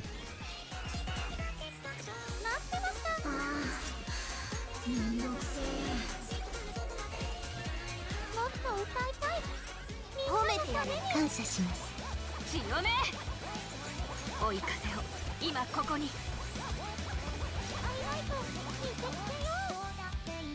It almost lines up perfectly. Almost. It's one turn off. Maybe I could do a few modifications. 行くぞジュスティーヌすぐに排除します So we can even phase this boss. I need to refresh Rebellion.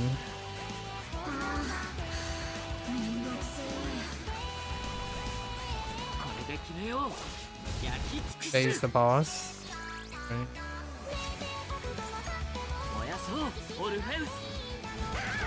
Oh, I wonder if that includes the extra turn or not. Huh.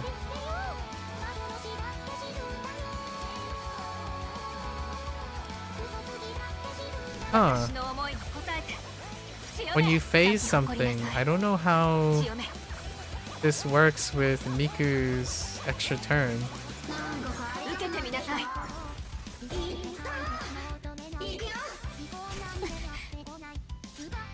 お仕置きの時間です 行くぞジュスティ So ーヌ if I could get his Turgy back up, you could actually do a 制裁 double. の時間だ You can do a double moon. Oh no, that's not enough. Oh, it doesn't. Oh, okay. Alright. So now I do cohesion.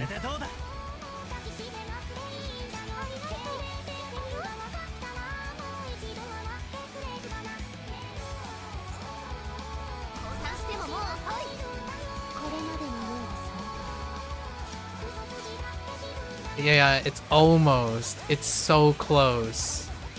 Dang. It's so close. For a double.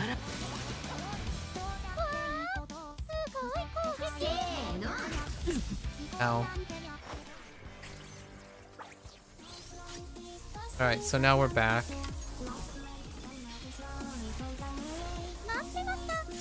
Both of them expired, so we go back to this.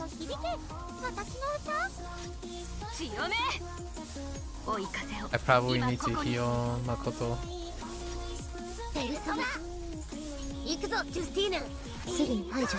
Otherwise he's gonna go down.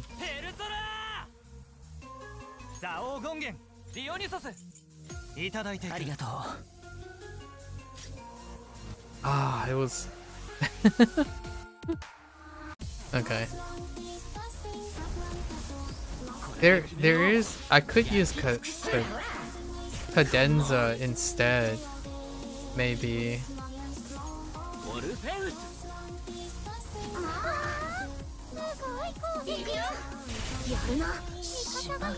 Yep. So I can't attack this character because it's gonna counterattack too hard.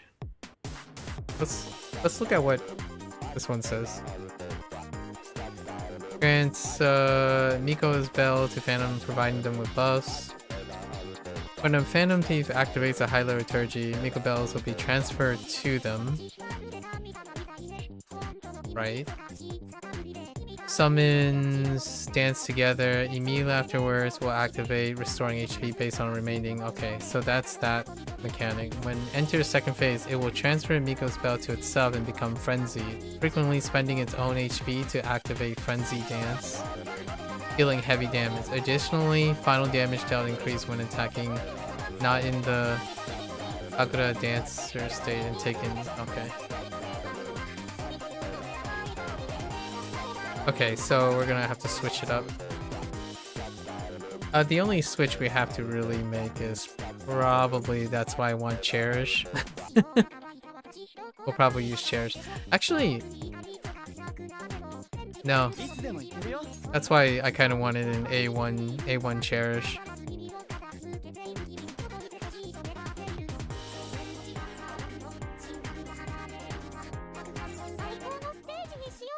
Because an A1 Cherish provides Pierce.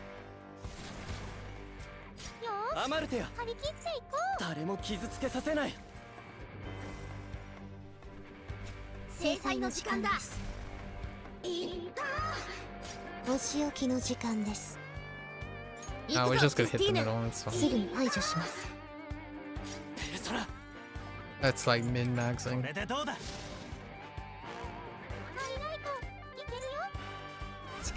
Oh, I realized. Wait. Wait. I guess it wouldn't really matter, huh?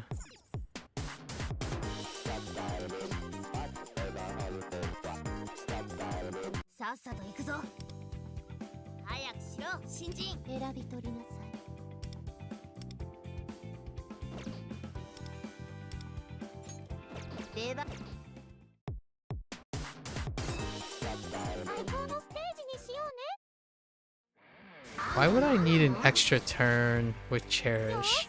Not really. I don't have a...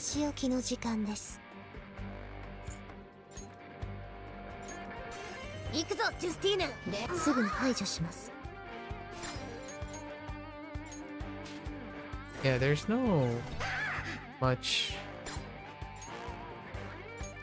Whoops. This one.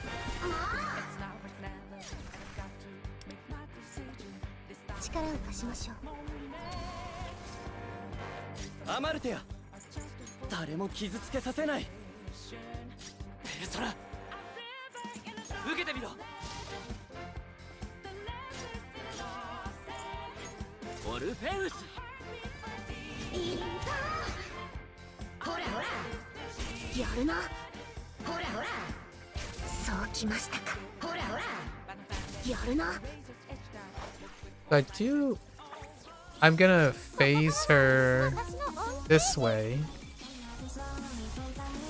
Right, I'm gonna phase her this way. And in the second phase, I don't know how I'm gonna take out the ads. Huh. They might end up healing her more than I can deal damage. That's an interesting stalemate situation. アマルテア僕が守ってみせるペルソナドミニオン受けてみろハイライト見せつけよ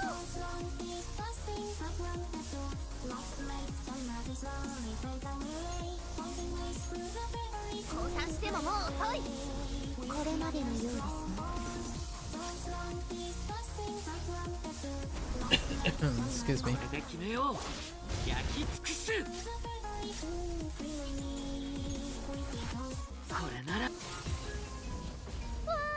Oh no. Yeah. I don't think I... Oh no, no, okay. I still deal enough damage. They don't heal that much.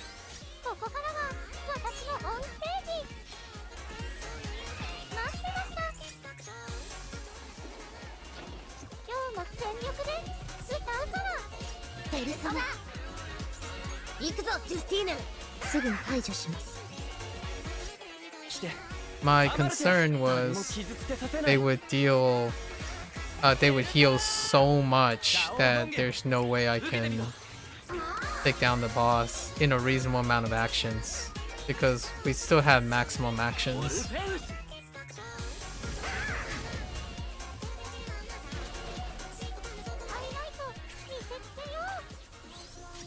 I'm not sure if grabbing a sweeper is going to improve the situation. Oh, that's awkward too. That's an awkward rotation.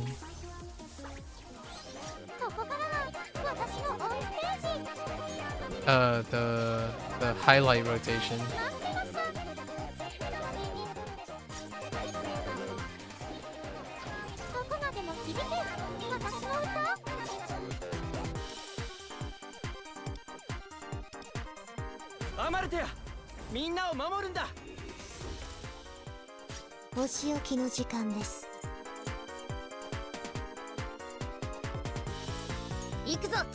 Oh no, I wasn't paying attention.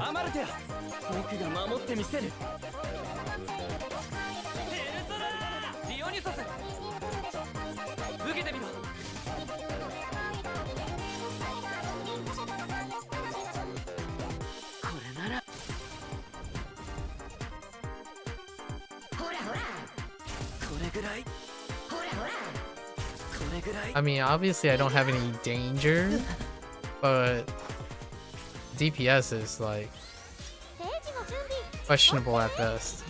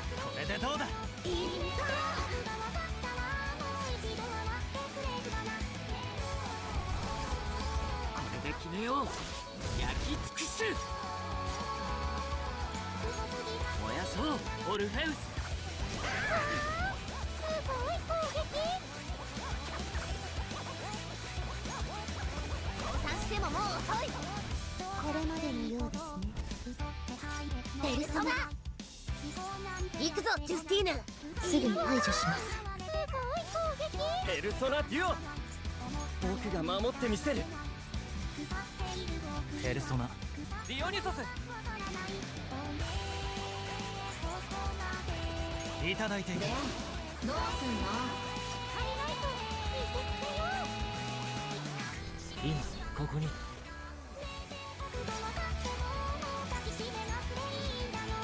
れなら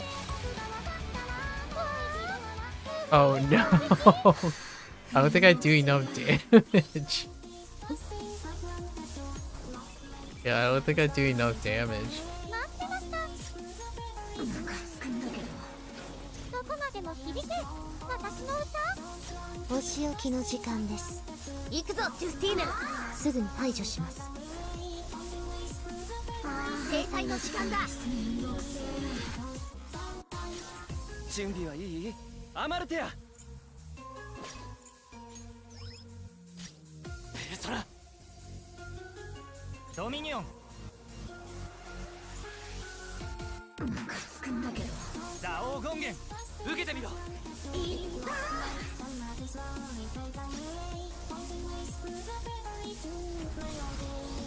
れで決めよう。焼き尽くす。オルフェウス。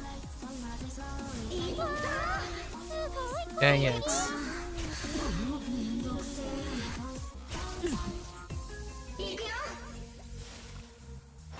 Your butthead. ステージの準備 OK？ ステージの準備 OK？ 待ってました。ムカつくんだけど。今日も全力です歌うから。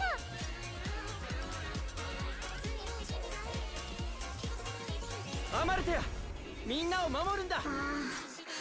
お仕置きの時間です。行くぞ、ジュスティーヌ。すぐに排除します。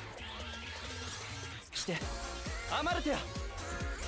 僕が守ってみせる。ペルソナ。ディオニュソス。いただいていく。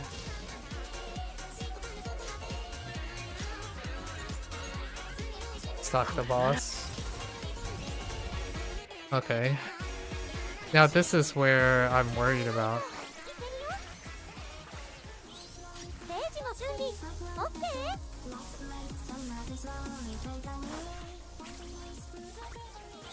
ここからが私のオンステージ。待ってました。どこまでも響け、私の歌。ペルソナ。行くぞ、ジュスティーヌ。すぐに排除します。制裁の時間だ。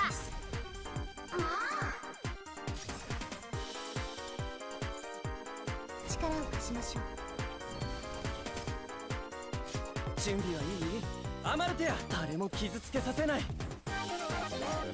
ペルソナ。ドミニオン。ザオー権限受けてみろ。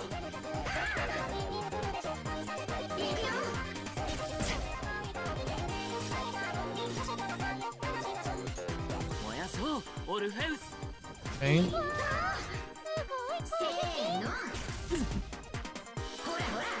Oh wait, does she do damage to herself? Oh my gosh, that's a lot of damage. ここからが私のオンステージ。待ってまし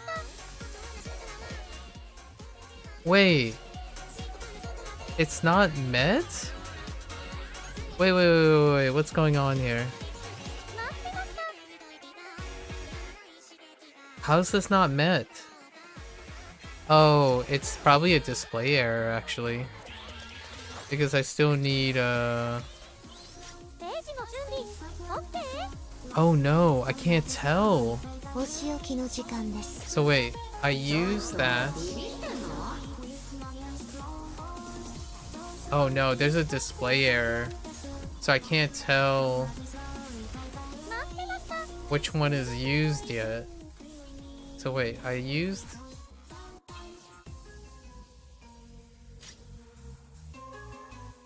There's a display error. That's bad. That's very bad. So I'm assuming this hasn't been used. And we're on Feel the Beat.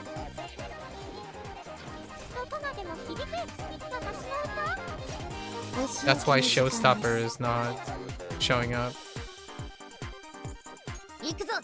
ナすぐに排除します。必ず守るからね。準備はいい？ So that screwed me up pretty terribly. 僕が守ってみせる。 Pretty sure that screwed me up pretty.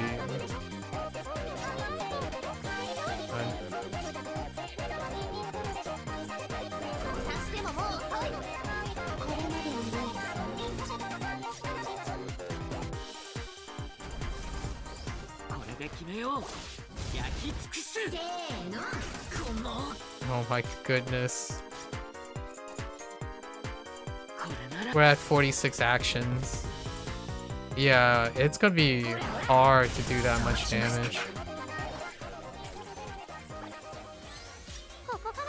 So I should have Showstopper up now, right?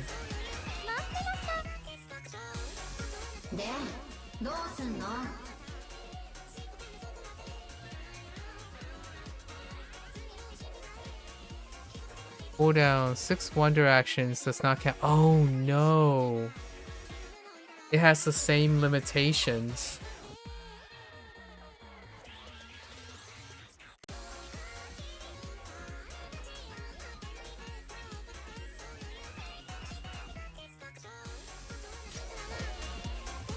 It has the same like cooldown limitations as Anj. Miku. Man, Miku is starting to feel like I can...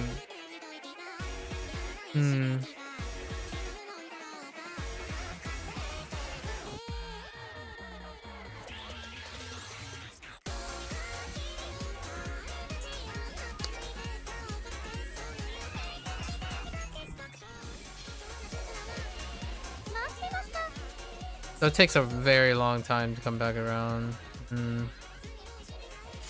So it's really that one.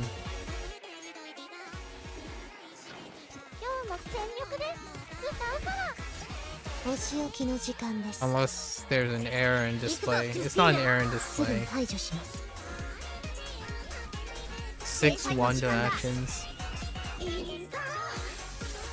準備はいい？アマルテア、誰も傷つけさせない。ペルソナ。ドミニオン。I have no idea where I am anymore. 燃やそう、オルフェウス。いくよ。せーの、そうきましたか。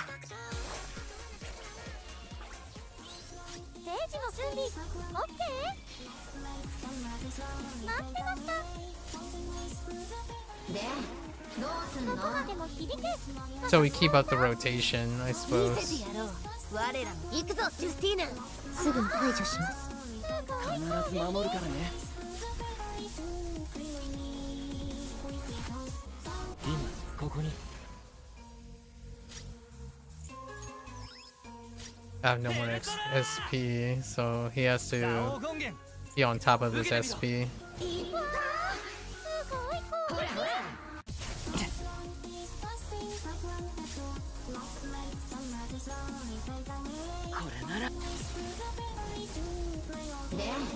I legitimately don't think I can do enough damage with this setup.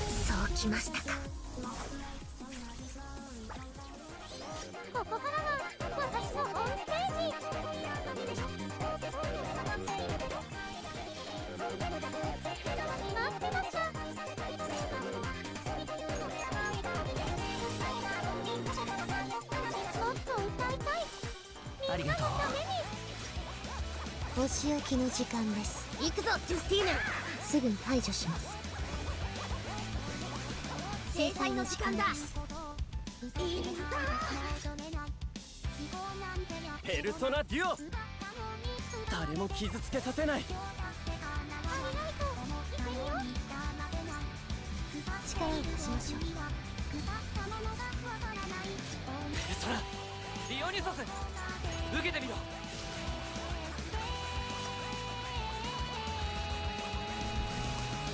これで決めよう。焼き尽くす。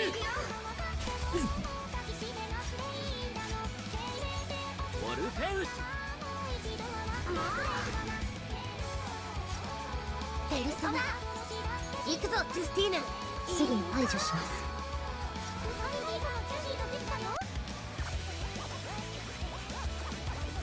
I'm actually concerned that Wanda is gonna go down. 降参してももう遅いこれまでのようですね来てアマルテア僕が守ってみせるペルソナドミニオンこれでどうだこ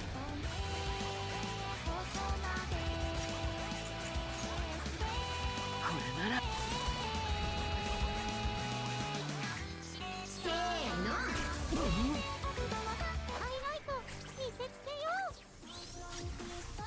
Okay, we're at 60 action, right? Okay. This is to protect Wanda from taking lethal.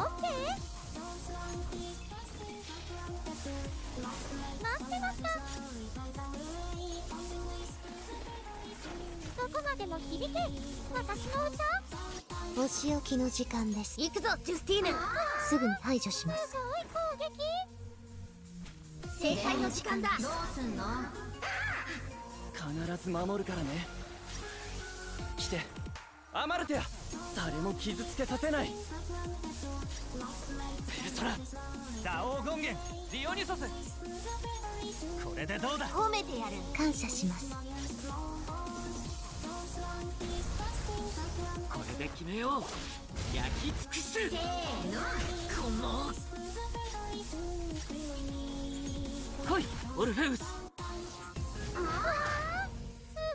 ほれほれ。そうきましたか。Okay. ここからは私のオンステージ。Excuse me.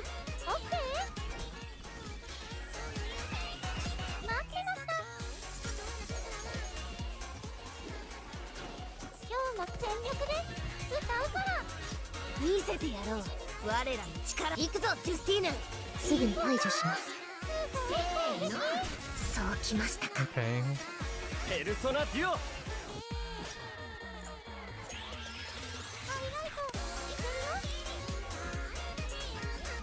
今ここに。ペルソナ。ドミニオン。いただいていく。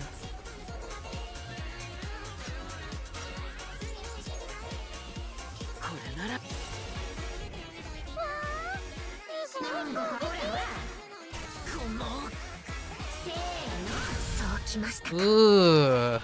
Okay. My Wanda's out of SP. This battle has gone on so long.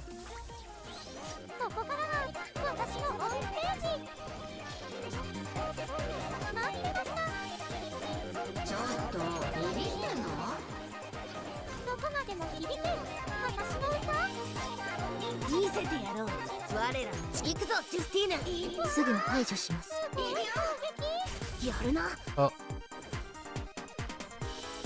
制裁の時間だ。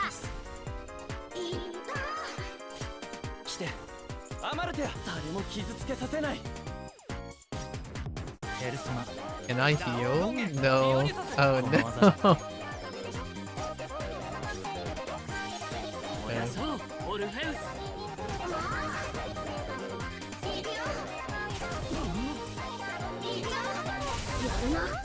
Yikes. That is a whopper.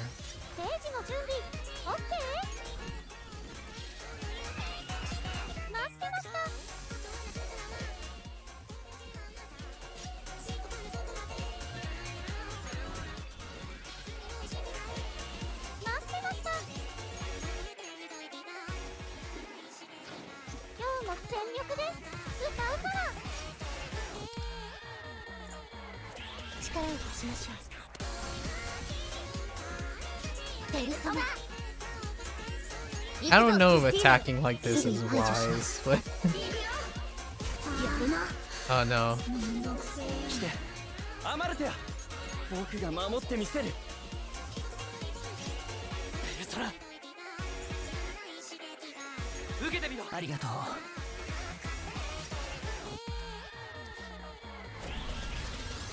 れで決めよう。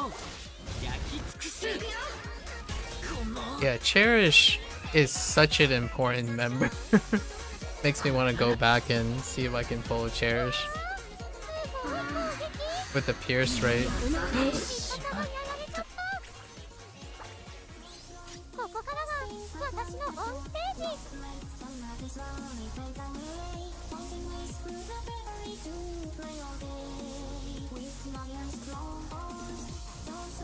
That really sucks.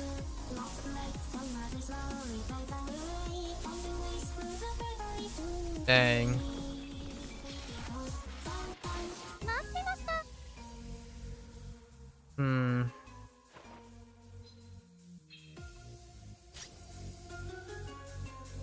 Like the boss can one-shot your character.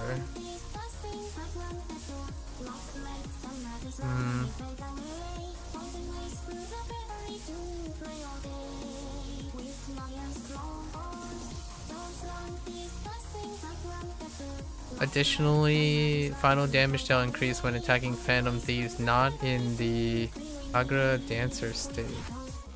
Damage taken from these is greatly decreased, having the state will nullify this.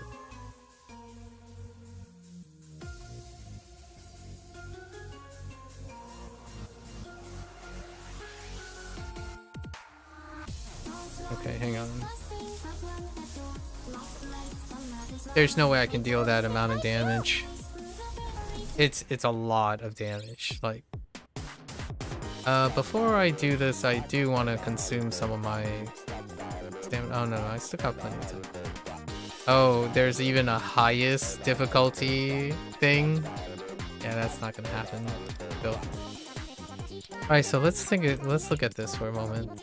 It has increased max HP. When it's frenzy, damage taken from Phantom Thieves without Kagura Dancer is reflected.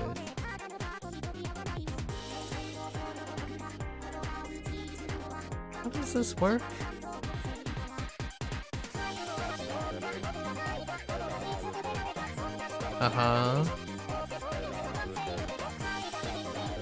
It's just the second phase. Enter. It will transfer Mika's spell to a 7th Gun Frenzy. Okay.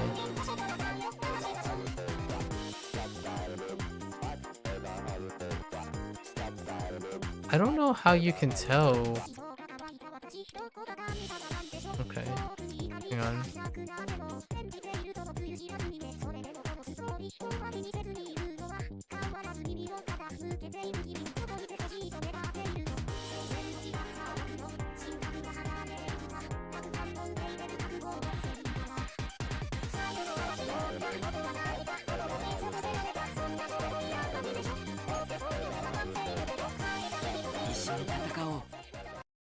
I gotta see. Well, I don't know how you can tell and how you can manipulate.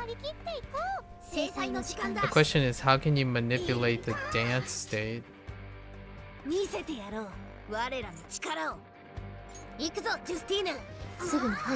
Alright, I'm gonna see. No, there's nothing indicating.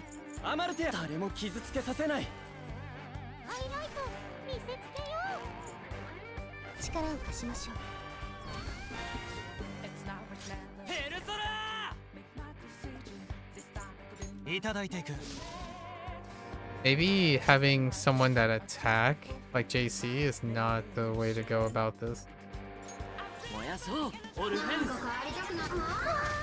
I know for a fact that Yuki is my strongest, so if I can't do it without... I can't do it without Makoto.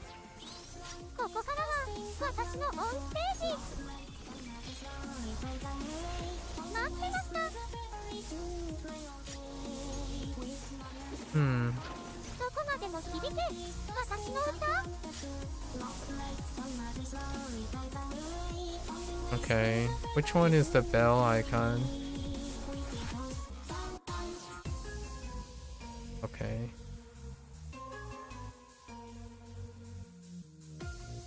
Wait. Hold up.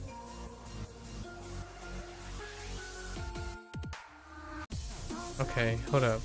Alright. 我らの力を行くぞジュスティーヌ Hang on, let's move on to the next turn first.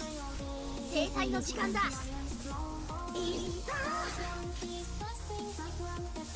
Okay, so the bell stays on him. What happens if I... 凍りつけ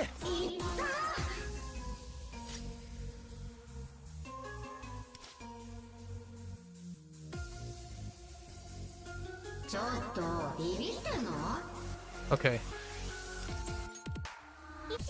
So let's think about this for a moment.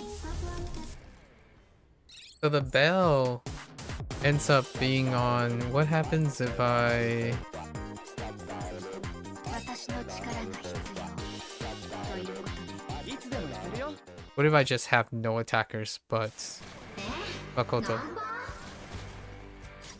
ペルソナデュオ誰も傷つけさせない 咲き誇りなさい I don't think 10% doesn't really make that big of a difference though. So now the bell is on him. Huh. 私の思いに応えて強め We'll see. We'll see. I'm changing from a team that only attacks once. オルフェウス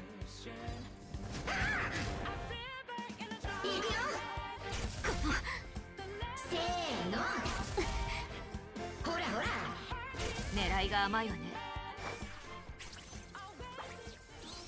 ステージの準備オッケー待ってましたどこまでも響け私の歌 And okay, the bell transferred to Rico. I guess it's maybe random. 凍りつけ I could try to freeze as well to reduce the amount of damage. So the question is, do I want to hit this person when I have a bell?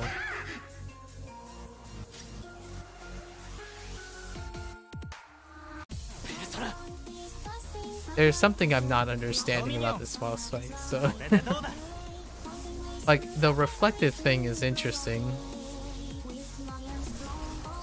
これで決めよう焼き尽くす Okay, so now he has the bell. これならでどうすんのすごい攻撃いくよ必ず守るからね ステージの準備オッケー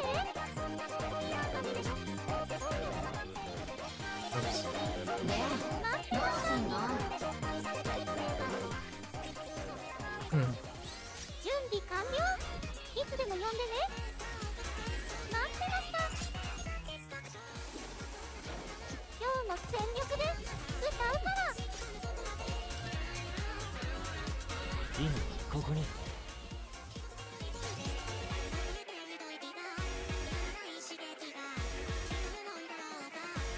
So who has the bell now? 帰りたくなってきた Interesting. So I want to attack with the person who has the dance, causing the boss to hit that person to reflect something? Hang on, I'm not sure if I'm understanding that properly. 誰も傷つけさせない We'll find out. 強め追い風を今ここにペルソナ So now, like, I'm gonna attack, right? どうだ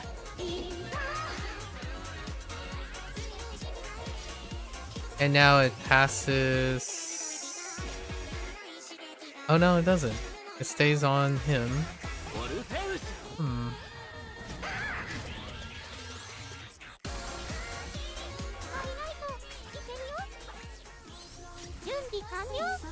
It's still on, Hmm.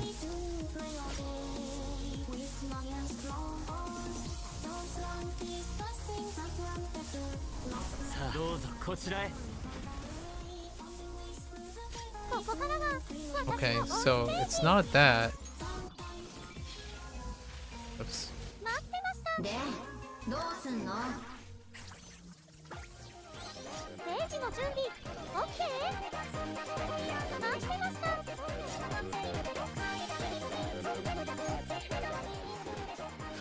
どこまでも響く私の歌ペルソナデュオ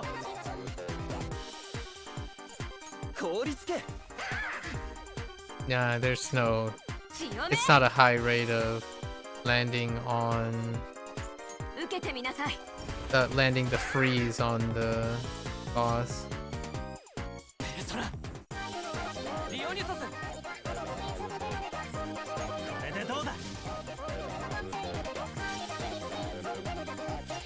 Yeah, that doesn't change the target of the bell.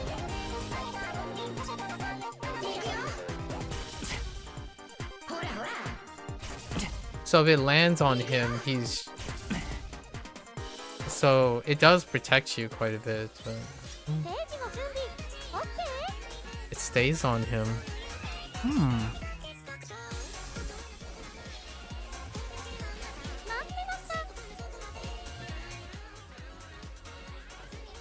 Interesting.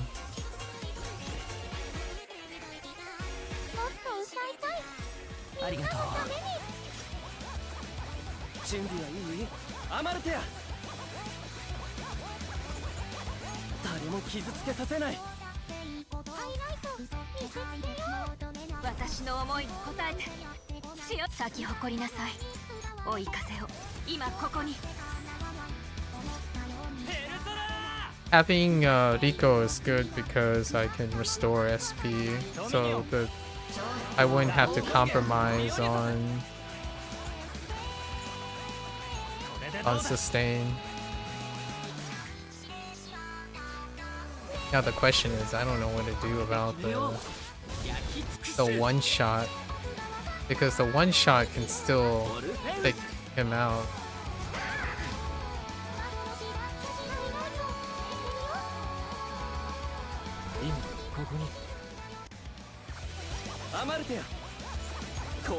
Yeah, I can try to land a freeze to reduce the damage. Wanda still has the bell.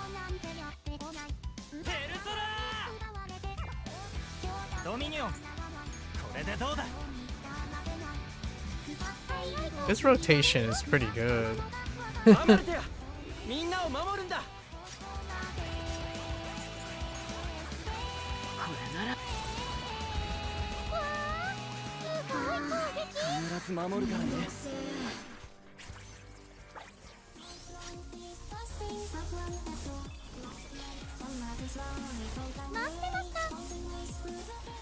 I think this is a safer setup.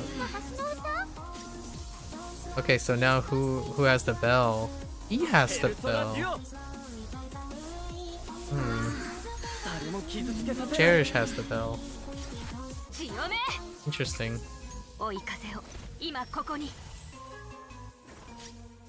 Persona. Zao Gongen. Itadaite iku.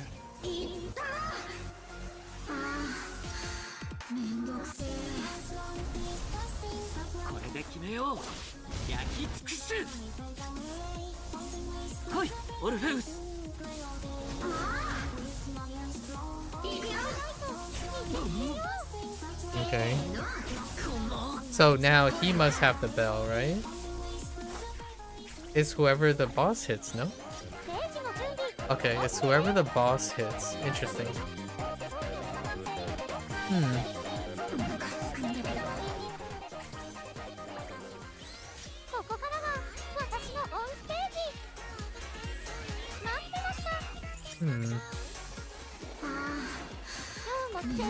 I think the plan is still about the same. Throw out as much as you can, and then prevent the one shot. And probably just to try to inflict chill if I can, or freeze if I can.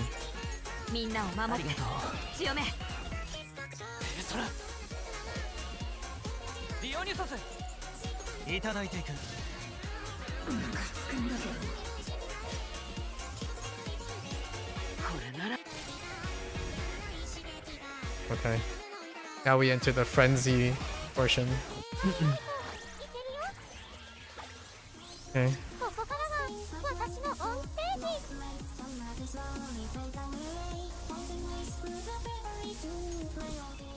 It's so hard to keep track. No, that's the wrong button. Okay. Alright, it's fine. This is fine. We gotta see if he can survive. 誰も傷つけさせない。舞い踊れ、血を追い風を今ここに。私の思いに応えて強め。ペルソナドミニオン、これでどうだ。おやそうオルフェウス。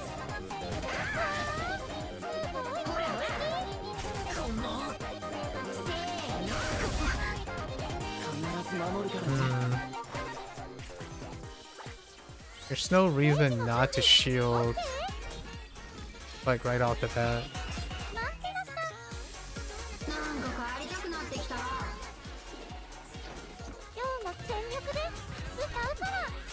来て、アマルテア。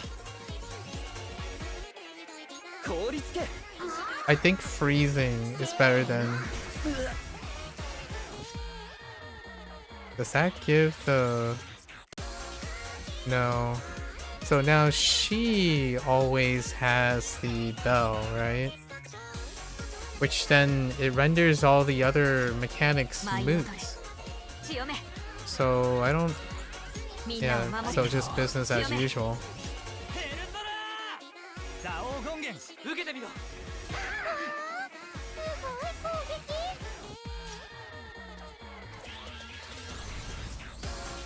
I want to know if there's a way to determine... Yeah, so she obviously attacks the person...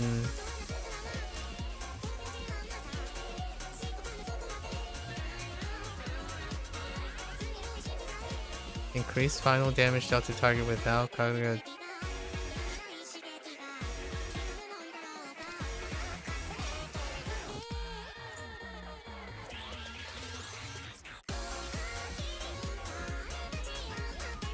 Okay, so it's this thing. So basically, I don't want to attack when you don't have the dancer up. So it's so hard. Can more than one person have dancer? Okay, so it's that little... It's not listed here, so it's really hard to see who has it and who doesn't.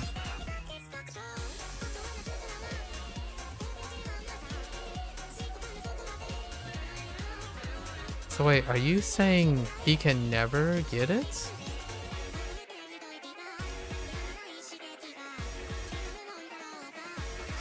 Yeah, like, let's see. We dump this, right?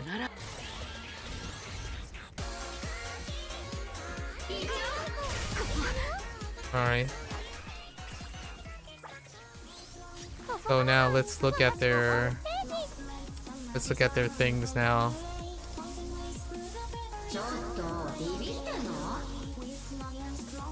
He doesn't have it.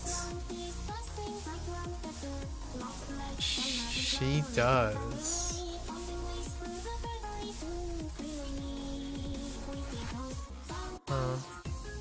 Hmm.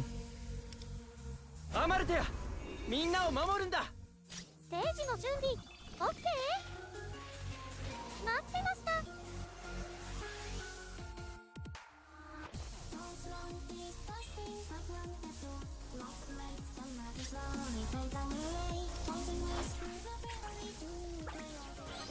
ここからは私のオンステージ。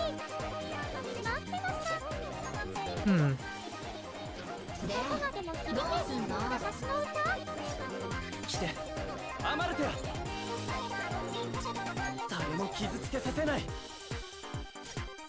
舞い踊れ潮目追い風を今ここに。ちょっとビビってんの？ディオニソス受けてみろ。助かったわ。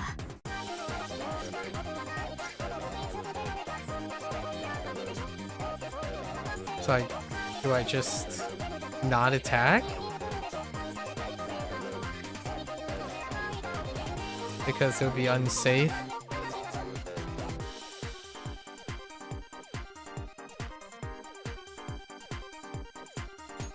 燃やそうオルフェウス。いくよ。必ず守るからね。準備完了。いつでも呼んでね。待ってました。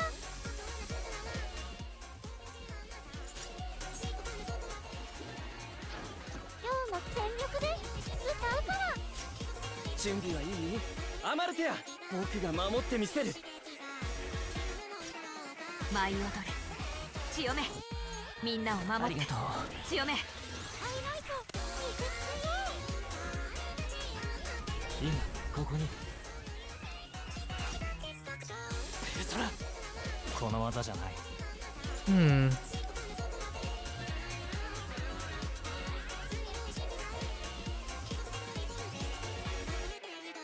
Yeah. No matter what.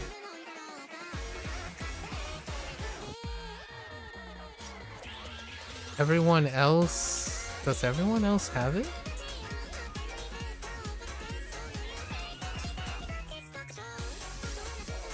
ペルソナ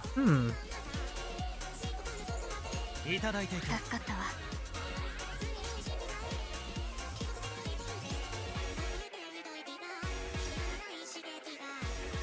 で、どうすんの？これなら。ほらほら。この I mean, せーの。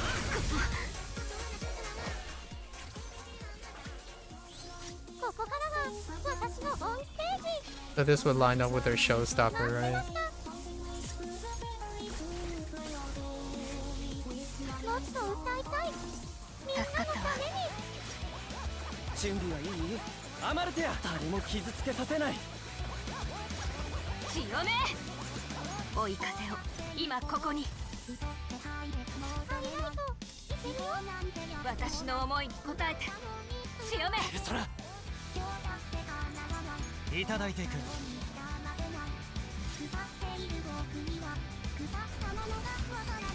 れで決めよう。焼き尽くす。 Yeah, so she can retaliate on the person who doesn't have dance up. ペルソナデュオ。凍りつけ。 Okay, no chill. No freeze. Oh no. 今ここに。咲き誇りなさい潮目。受けてみなさい。ペルソナドミニオン受けてみろ。 Interesting. こ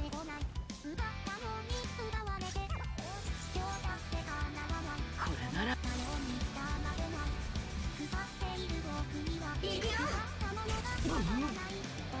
必ず守るからね。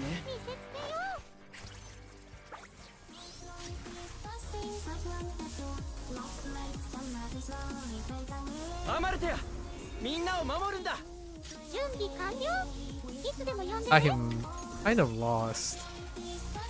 So maybe I'm just gonna see if I can brute force this. どこまでも響け。私の歌。アマルテア、誰も傷つけさせない。 With my sustain. 咲き誇りなさい追い風を今ここに。ペルソナ、ザオ権限いただいていく。こ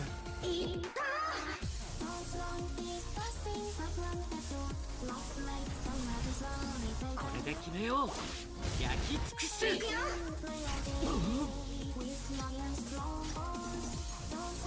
オルフェウス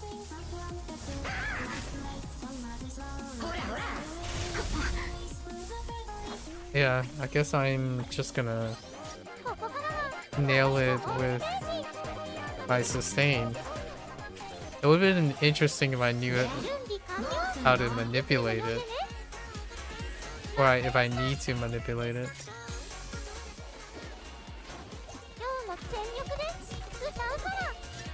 来てアマルテアち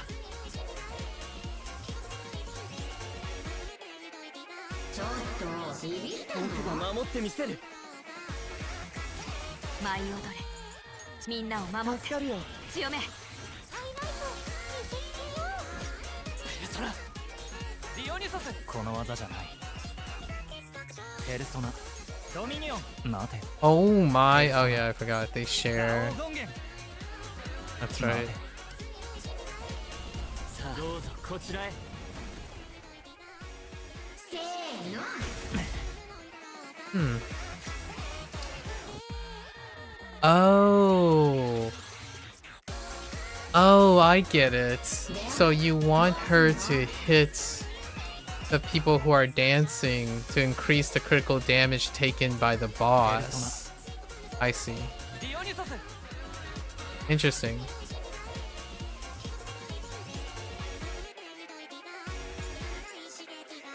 いただいてありがとう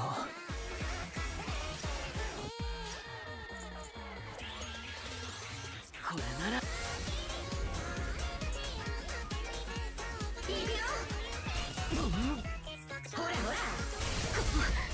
Ooh. 守るからね That is so unsafe. ここからは私のオンステージステージの準備 OK 待ってましたどこまでも響け私の歌準備はいいアマルテア誰も傷つけさせない強め追い風を今ここにペルソナ We're just on an infinite loop at this point. For this part, I'm just gonna do this. 来いオルフェウスせーの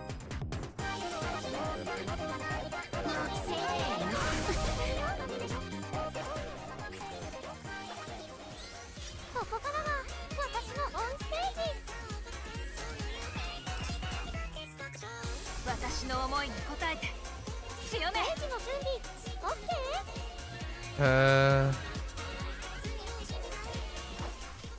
でどうすんのステージの準備 OK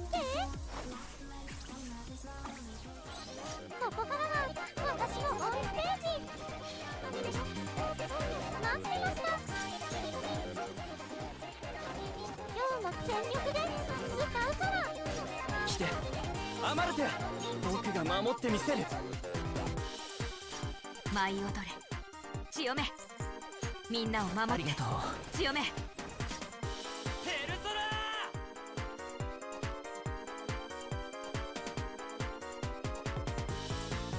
ナドミニオンいただいていく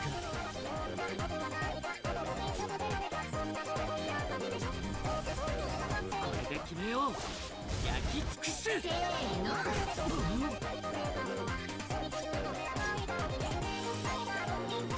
これなら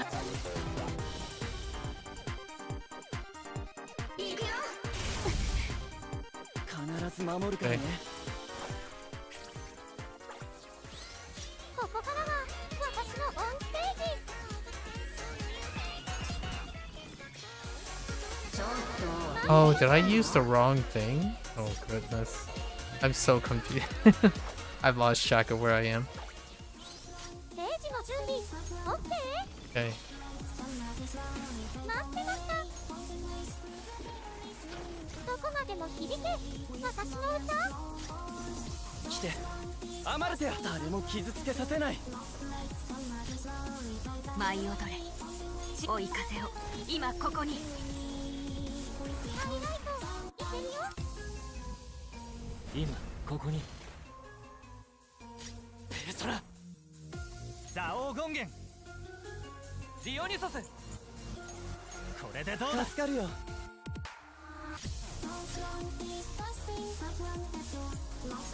来いオルフェウス。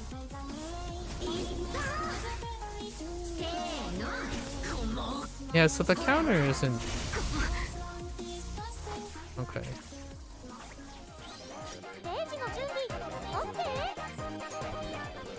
So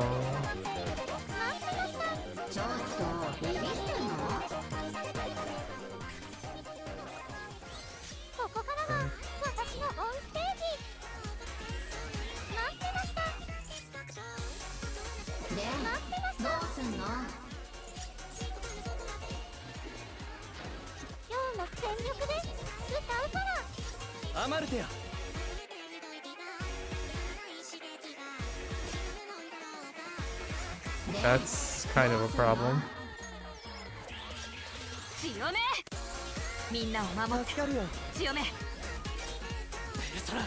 That is a very big problem.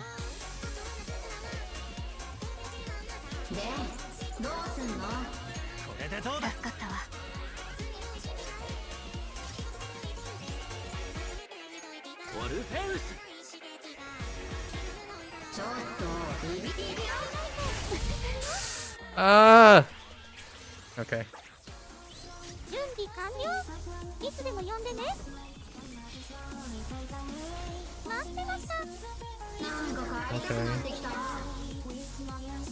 アマルテア、みんなを守るんだ。ここからが私のオンステージ。待ってました。もっと歌いたい。ありがとう。準備はいい？アマルテア、誰も傷つけさせない。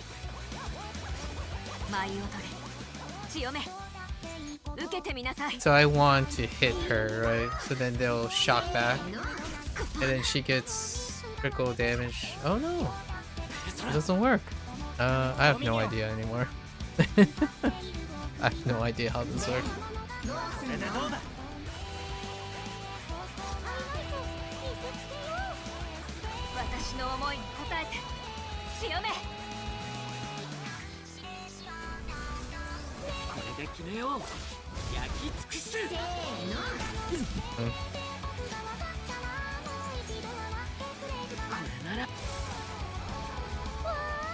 It doesn't do anything!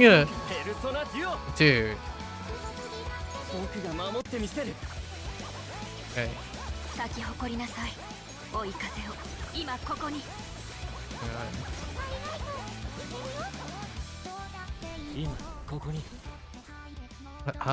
We're at 90?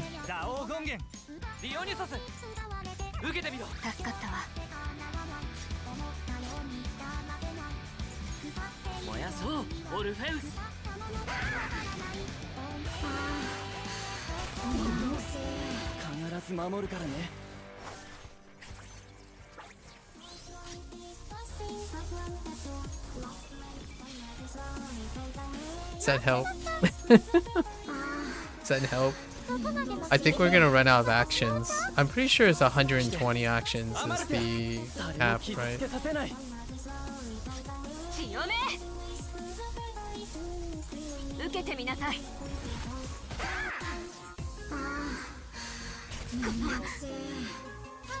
Yeah, it doesn't do anything. Prevent from getting... So...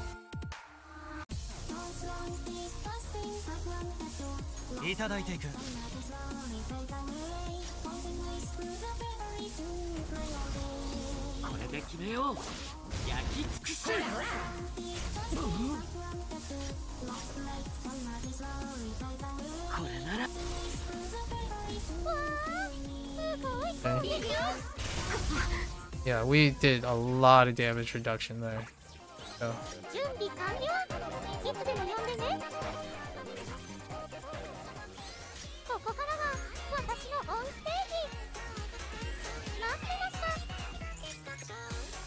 Okay. Wow. This was a marathon.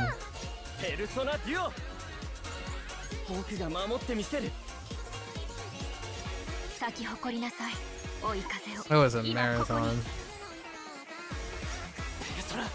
I'm telling you, I need that cherish. The A1 cherish.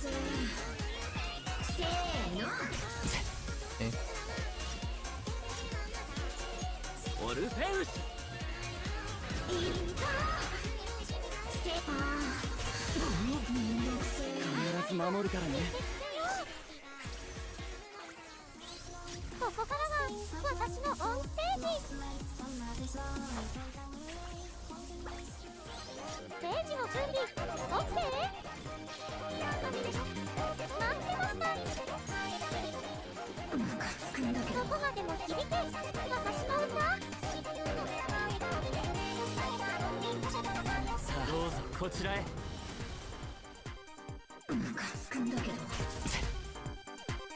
Yeah, critical damage taken. Okay.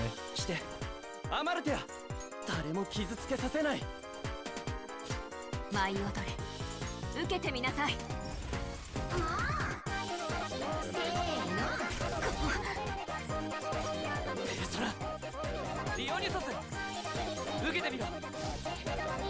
Alright.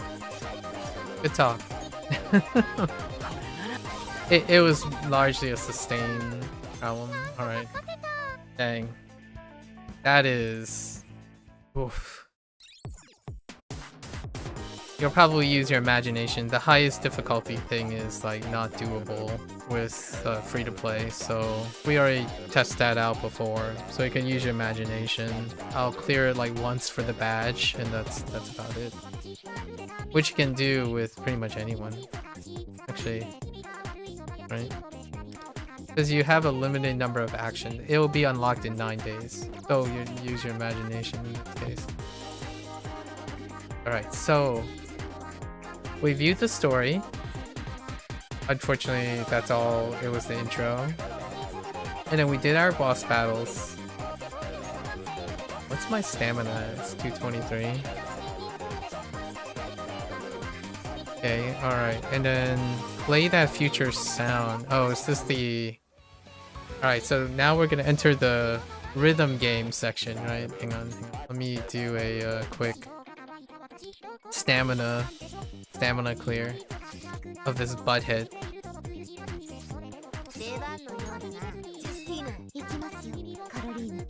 Yeah, in the end,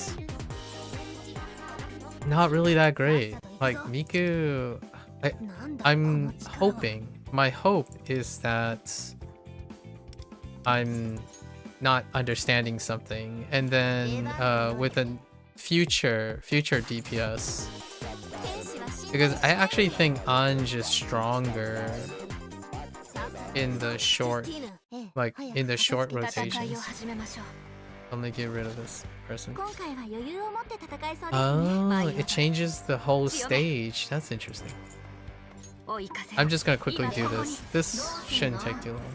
This is to use some of my stamina on 25.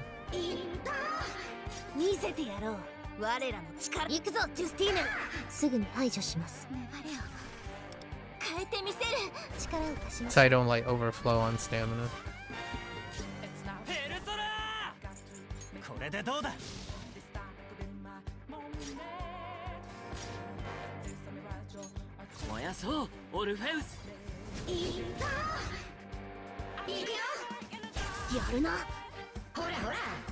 Yeah, Miku's setup takes quite a long time. I actually find that she might actually be underpowered.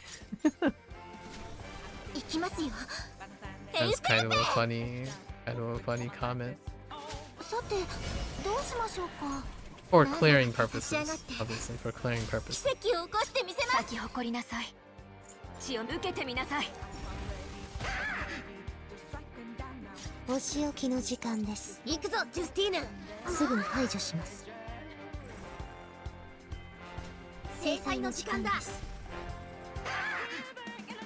So I need like a second DPS, basically. I'm looking for a second DPS.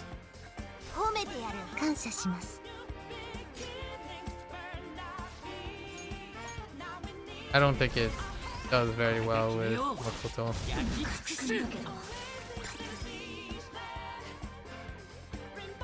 う一回ほらほら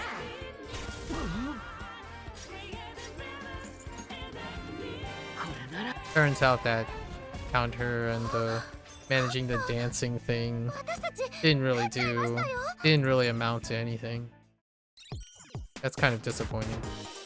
Yeah, I was just spending up my stamina. Okay, so now let's go and do our rhythm game stuff. We're just gonna play the easy ones and then get copyright claimed up the balls. So all of this whole section there's a chance it's gonna be muted. So let's just play. Wait. What are the goals? We have to play on hard diff on all of them. You just have to play them, right? Play all songs from Play the Future on hard. Okay, we just have to play it on hard. This is really hard. So we're just gonna swing for the... Oh, you need a B rating or higher. Okay, so we're going through all of them? Alright, at least twice. So let's go. Full muted stream. Here we come. I haven't done this in a while.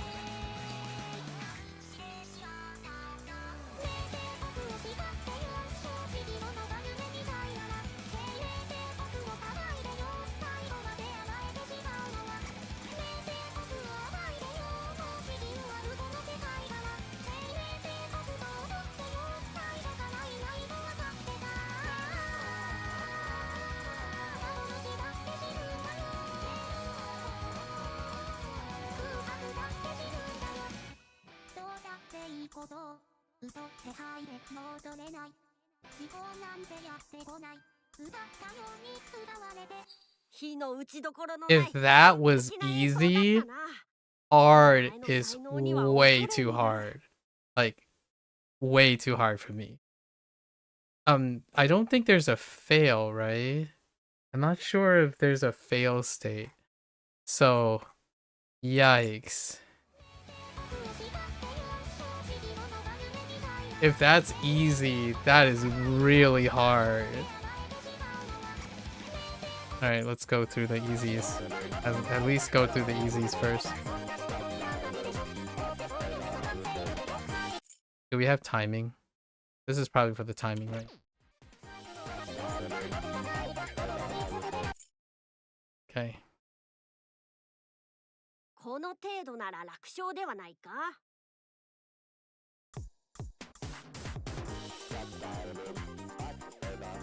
Whoops, I hit the wrong button.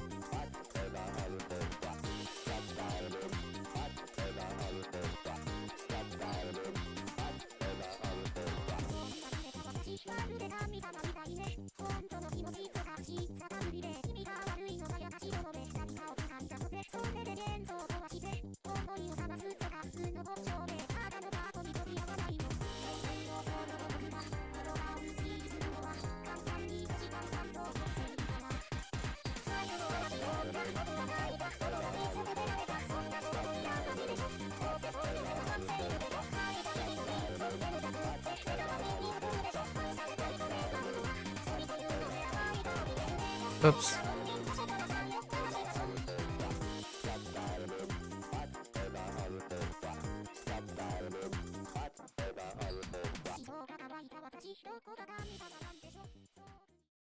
That one was a bit more manageable. Hard is a big leap though. Easy to hard is a really big leap. So we have to get B rates for all the other ones. Alright. All the tracks, right? And an additional one. That's gonna get me in trouble. Okay.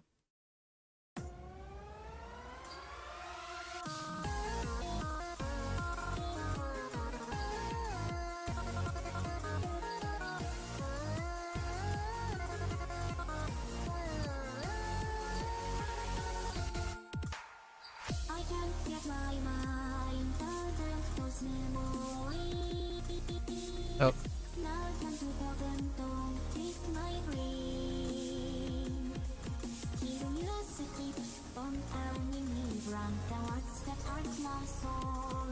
Whoops.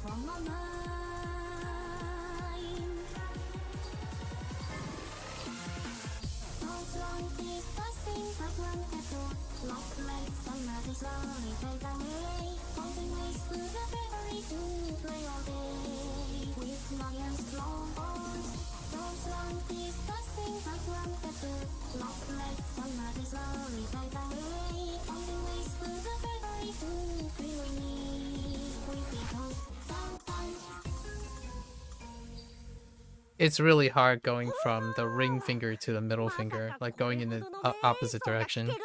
So S to D to L to K causes me to like inadvertently hit my pointer finger from time to time. Okay.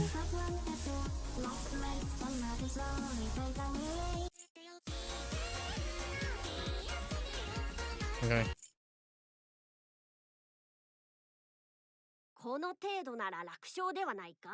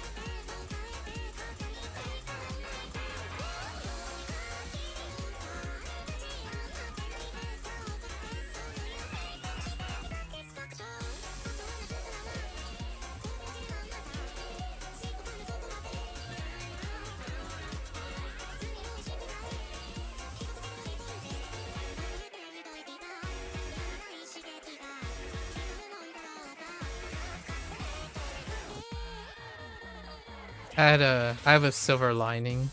So I did actually miss one note there. There's a silver lining from chord. I can miss one note within a specific amount of time. I saw it trigger.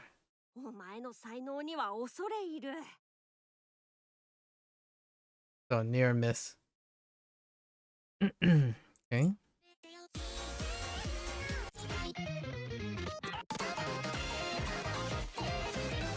Interesting. This is not in the her repertoire, so that's a new track. Okay. この程度なら楽勝ではないか?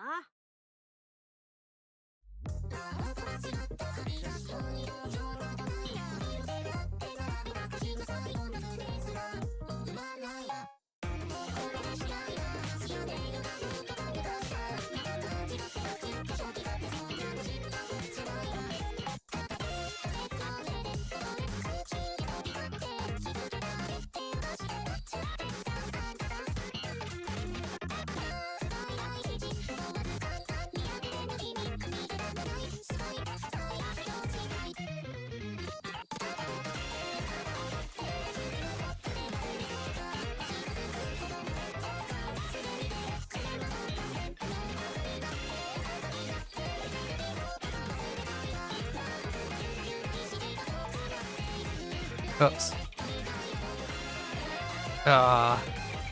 I lost track. Oh my gosh.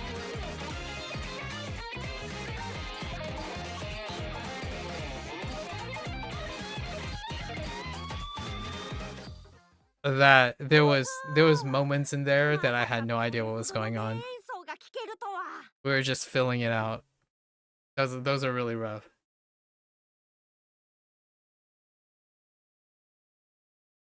So you get points for the full combo. You get rewards for the S. Now the question is, do you get rewards for... Oh, you only need to get all the rewards is for the easy. Wait. But what about the hard? What are these? Are these regulars? Oh, they're regulars. I'm okay with not getting an S on these, honestly. That's kind of tough. And you get points. Okay, it's just points. And then the S is to get that. I could probably get all the S's, but we're not combo gamers. I am definitely not a combo gamer. I don't know, and this is probably like a limited time thing. I imagine this is a limited time thing. Let me see if there's a...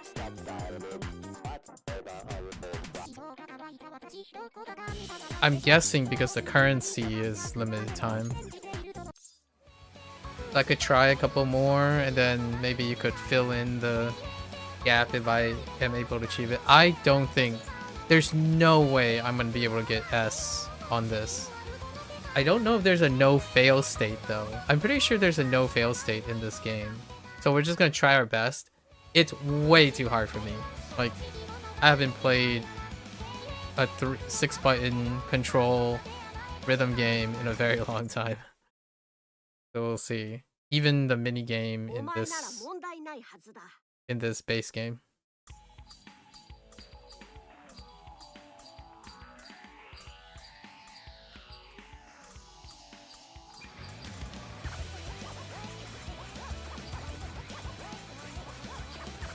Oh my gosh. Like...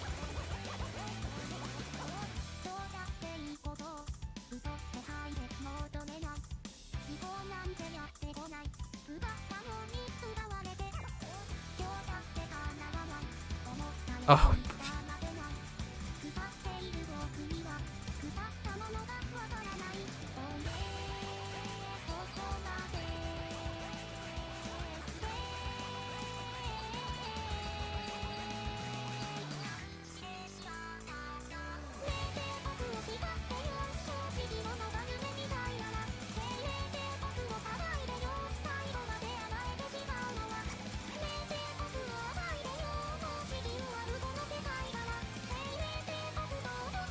I can't even read this.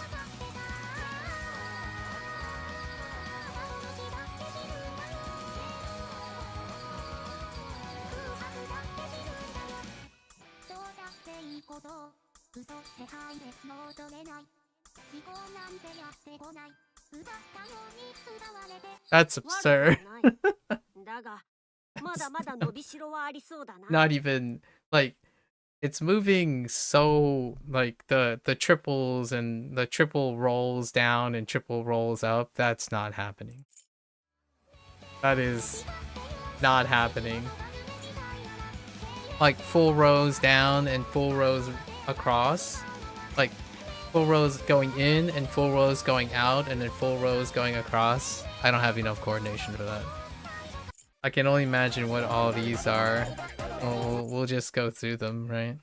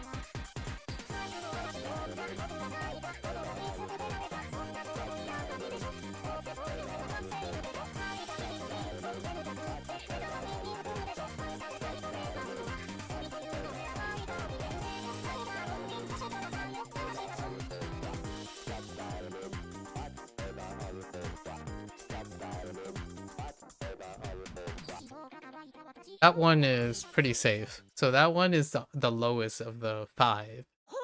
So there's no like really weird thing. I kind of lost track of myself in a little bit there. So that wasn't too much of an escalation. The top one is absurd. Like it's way too absurd. Earn 2 more S ratings. Wait. Oh, earn 2 or more S ratings. I guess I can do that. No chance. But this one is possible.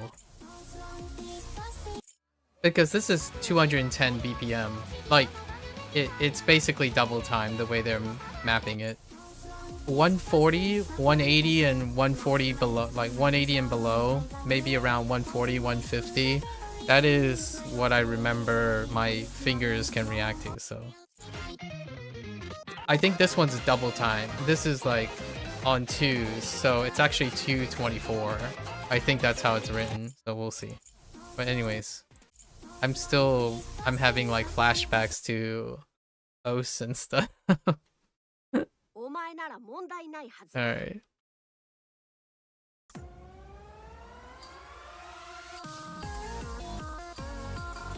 Oh no.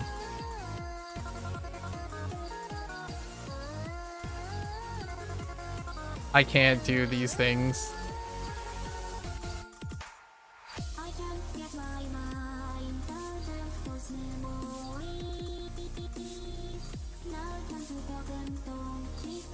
Oops.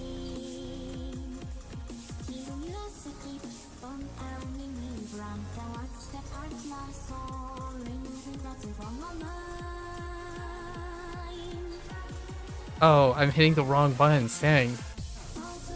I got my fingers mixed up so badly.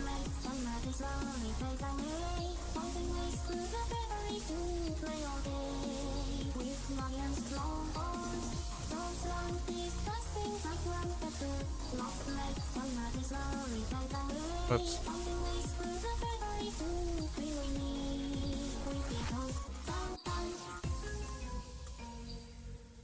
Now, like, I thought for a moment my middle finger was my pointer fingers and my ring fingers were my middle fingers. I had a finger shift all of a sudden, so I was like tapping in just the wrong proximity.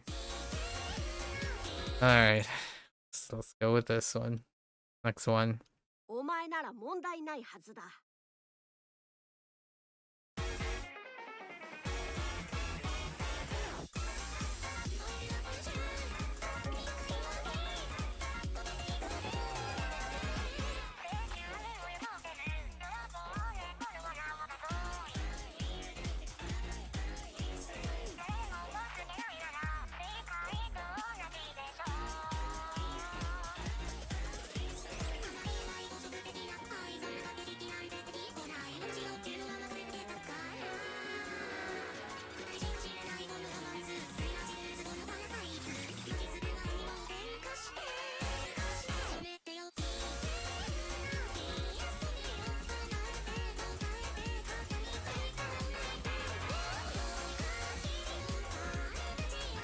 Dang it.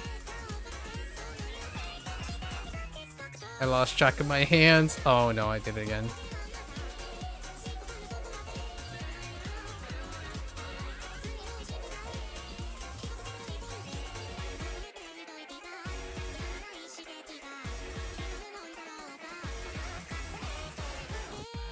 Oh, I hit the wrong one. I hit this instead of this. Dang it. It was okay. That one's kind of manageable. We could probably get an S on that one. Maybe with 1-on-1 miss. Okay, so the first and third one, I don't think there's a shot. Not even close. Because the beginning is distortion. There's distortion in the beginning. That rhythm is really weird. This one, it's all weird. So I have no idea what to do about this one. It was already difficult on the...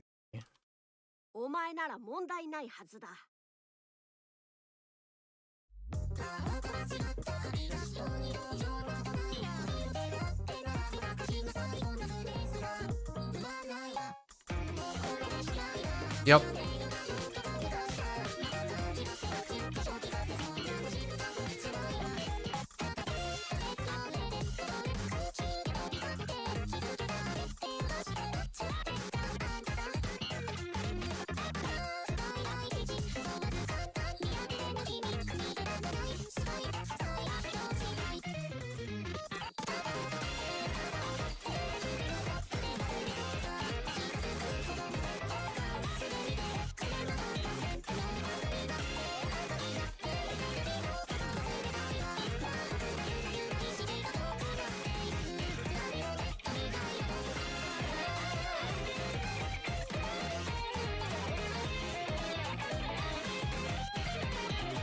I have no idea what I'm looking at.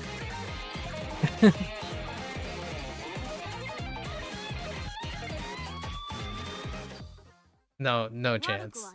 Not just no chance. We're not gonna even entertain that.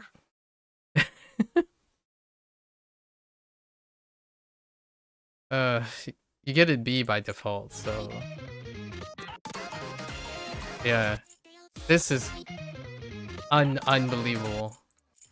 I think this one is even tougher than, for sure. I agree with this thing. This is way tougher than this one. And this one, I could see myself improving. And this one is doable. Like, I can FC this one probably. S with maybe like a 2 or 3 miss. This one maybe an S with like 4 miss. Pretty low AC A, and then no chance. It's gonna take months before I could even get an FC or even hit all the notes. Anyways, we got that down. Let's grab our... That's a weird way to look at it. Okay. Alright, so we claim this, right? Now, all you have to do is play it, so grab all our meta jewels here.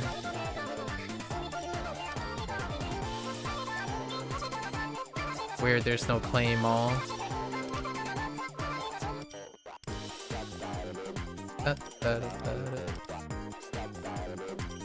Oh, man.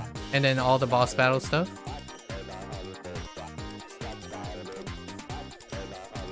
Right. And then we can get a badge from doing the final boss in 10 days, which I won't show, obviously. Is there anything that happens in 10 days? I don't think so. And then what is this? Let the sound resound. Oh, this is what I disagree with pretty terribly. Like, having these things promote like some virtual thing that causes high spending, I disagree with that. But the nice thing is first, so we can put this in the room. Anyways. Our badge book.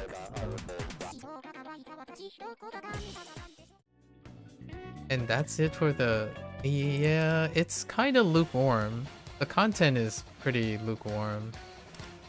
So, this is the question that I have to consider, right? I think I'm probably gonna take the salamander coin.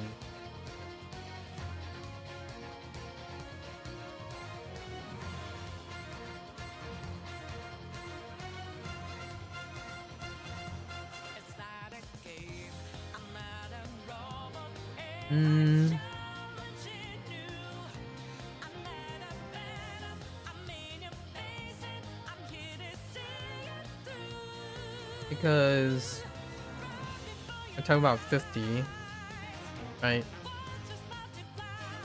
35. What is that? 35 times 100, that's 3,500. They're normalizing to... Yeah, I'm gonna take the coins, more or less. That's what I would take. And then for this one, I would definitely take the Venus. How many you get? You get 3 though. You do get 3 fortune revelations, but I think the orbs and gems, right? Because hang on. Yeah, I would take the coins. Hang on. Let's make sure. Yeah, Venus gems and Venus bottles. Gems are, in my opinion, still a luxury. Revelation, not so much. So I would probably, because we'll get this, and then the Venus. I would take the Venus over the others, obviously. What type of missions? Oh. Okay, so these are daily upkeeps, complete tasks, I see. Right, so these are the normal stuff, your daily upkeep related things. And then you get scratch off packs. And you get your cream stuff, which will go for a while. This is gonna go for 33 days. Really? And then we can choose to decorate the cake. Wait, how long is this gonna go? This is gonna go for 33 days, so the next update, this will still be up. So we'll come back and talk about this stuff in 33 days because there are plenty. Let's see how this... I imagine the scratch ticket works the same way. So let's say give packs, right? I just go, here you go, let's use the scratch pack, right? And then I can scratch any of the other peeps with the daily upkeep. How can I... So wait, what? Oh no, I'm hitting the wrong button. So... Right. I just send it out, and then you click on here to send it out.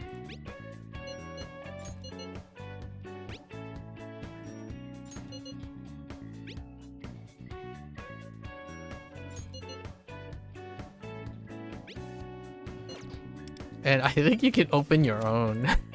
Yeah.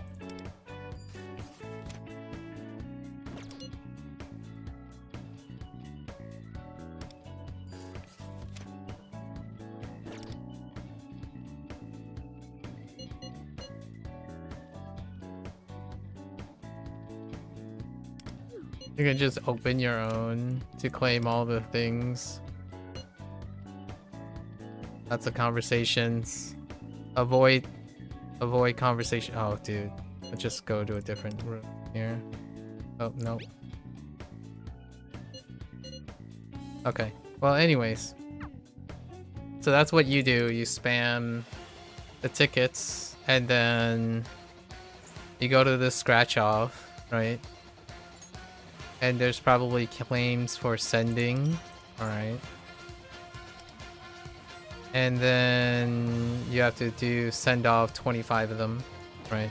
So that will happen over time. And let's open one of these. So you have to collect one of each in order to open one of these. So let's see, we already got our daily limit. So,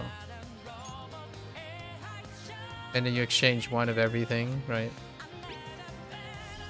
And you get gems. Oh yeah, because the rewards are here. So eventually you get all these things, right? Imagine hitting the top. Yeah. So not that really eventful. And then looks like we got a bell for free. And then all of this stuff requires spending money, which obviously I'm not going to at this point. I think Miku is a little bit lukewarm for the current timing. I stand by this. It honestly feels like the first anniversary, like the P5X first anniversary for the global and Japan, right? The Japan server and the global server feels like, hey guys, we split up the second anniversary of the Chinese and Korean server into two separate things. So It's more, to me, feels like they're have an extended second anniversary, because the timing and the way they're doing things, it feels far more appropriate for the second anniversary, like the full second anniversary of CN and like the Korean servers. At least that's my opinion. Like the decisions and all the rationales are more agreeable to the Chinese and Korean servers. I think the timing is really weird, personally. Let's do a rewind. Let's see what the rewind tells me about my account, I suppose. June 26th, 2025, right? Exactly a year ago, more or less.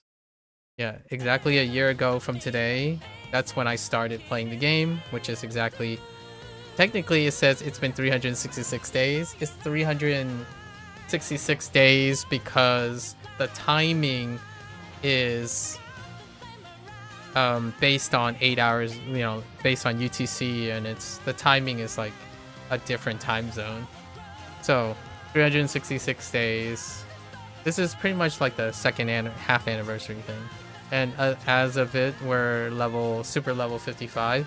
Technically, I have like 100 stamina drinks in my bag that I don't really use, because until there's a use case for them, I have like 80 to 100 and like cooked like milk tea reagents just sitting there. So this is where the stamina, the action points, and the yen comes from. And continue to give your your all as your life balance, right? What else next? Forge contracts with 34 Phantom Thieves? That sounds about right. Among them, Anne, Rico, JC. Yep, Anne, Rico has become your most powerful, because Anne was the most commonly used sweeper for me in the beginning, so we have to use him. And then it swapped over to the next heaviest investment, which is Rico and JC. That makes sense, because that's pretty much the only time that I went broke for the uses. And wow, and oh yeah, because Anne has an A6 because of the being in standard. Synergies. In this world, we have formed bonds with 20, right? All of them. Oh, have formed bonds with 20 accomplices, right? 17 of them are close. Now the soulmate thing is because I was testing something. So technically, I'm gonna revert one of them to get an achievement accomplished. Well, let's just say it's for completion. You need to use a revert key on one of the characters. So I decided to pick 2 and revert one of them. That's a different story. For completion, like for achievement completion, someone has to sag for the completion. And then Merope was the only one that I did rank 20 because of, at the moment, it's because of I was looking at the persona that was available. Alright. As of version 4.2, the most dangerous was Shadow. I'm not surprised. Forcing 63 to succumb to interesting. And in recollection, when facing Shadow, Akashi? Yeah. I can see that. For sure. What do we have with city life? The city is filled with balanced opportunities and experience. Among the many options for part-time jobs, the crepe was proved to be favorite. That is very, very obvious. The crepe shop. It's so conveniently sat in the part. And then the most popular accomplished obviously Naruto. At least I think.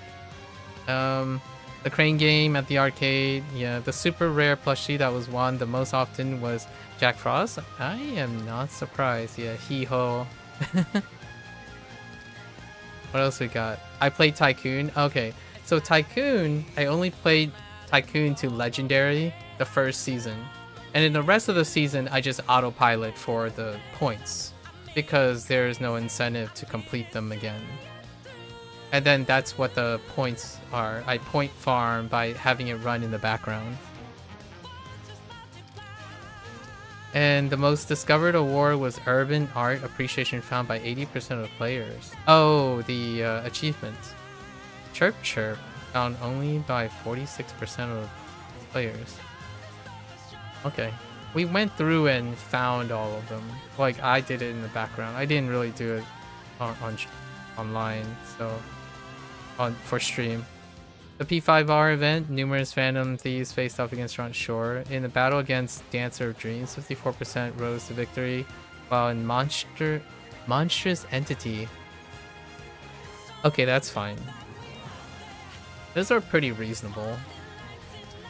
Valentine's Day. On Valentine's Day, many players shared special... Rico? Rico was the most popular? Interesting, with 20% receiving her. I wanted to receive Makoto. No, Tomoko. Tomoko's thing. However, that's Rico was introduced afterwards, like very close to Valentine's Day. So Rico, the two are Tomoko and Rico. So that is more of a mechanical thing than anything. Rico, I'm not surprised. I actually like the character of Rico. I like the main... So, for me, all the accomplices do not have the level of depth and sentimentalism as the main cast of the Phantom Thieves. So, naturally, my attachment tends to be to a character that is involved in the story. So, Tomoko was somewhat involved in the story tangentially in the beginning, and then Rico comes into the picture, right? And she is part of the Phantom Thieves. So usually my inherent affinity for someone is the more I know about them, for better or for worse, really, honestly. So interesting. Rico, thank you for continuing support of Persona 5 The Phantom X. We're thrilled to celebrate our first anniversary with you, as we couldn't have reached this milestone without you. We're truly grateful to everyone who has journeyed along Taiwanda and our cast of unique characters helping bring their story to life, right? Now we enter the second year of P5X. Everyone on the team is working hard to deliver an even more fun and exciting experience. So we hope you are looking forward to the future that awaits, right?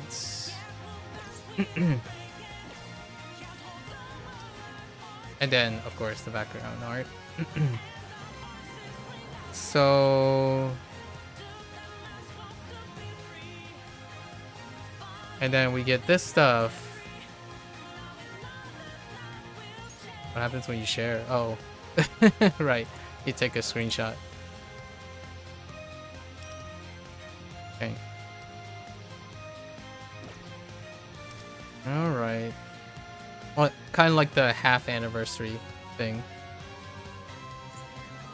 Well, and then this stuff we'll visit near the end, because in the 5.2 update will still happen. The 5.2 update is in 2 weeks. I think one of the... Okay, it's this one. Oh yeah, we get our reward right away. Okay.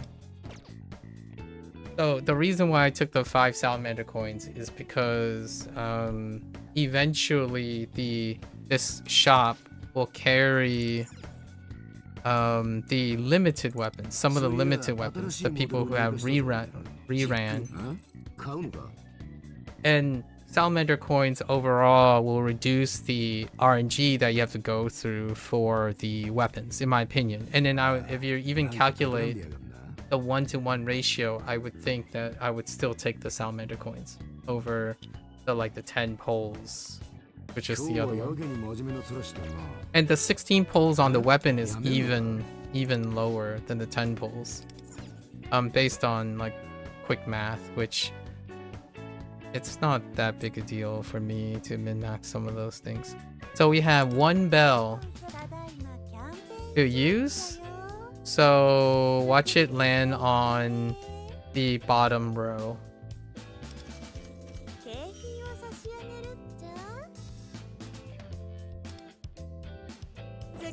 It's weighted.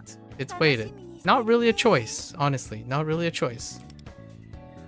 Okay, so I don't think there's anything else.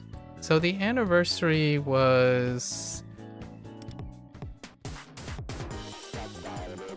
It was okay. I kind of like the boss fight.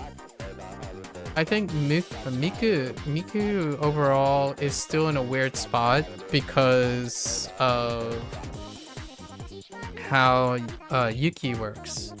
Although I am looking forward to how she's going to work with other DPS, because I still need a sweeper or a setup with a dual DPS. So it's kind of interesting that she might actually make dual DPS stronger, like some of the other ones that can dual, right? So because of the way Miku works, now I have to consider if Kirijo would be a pickup. So if you have a Saboteur, like a hybrid characters are interesting. Akechi, I still don't think Akechi is gonna survive this, but something like a double DPS, like a hybrid DPS would be interesting.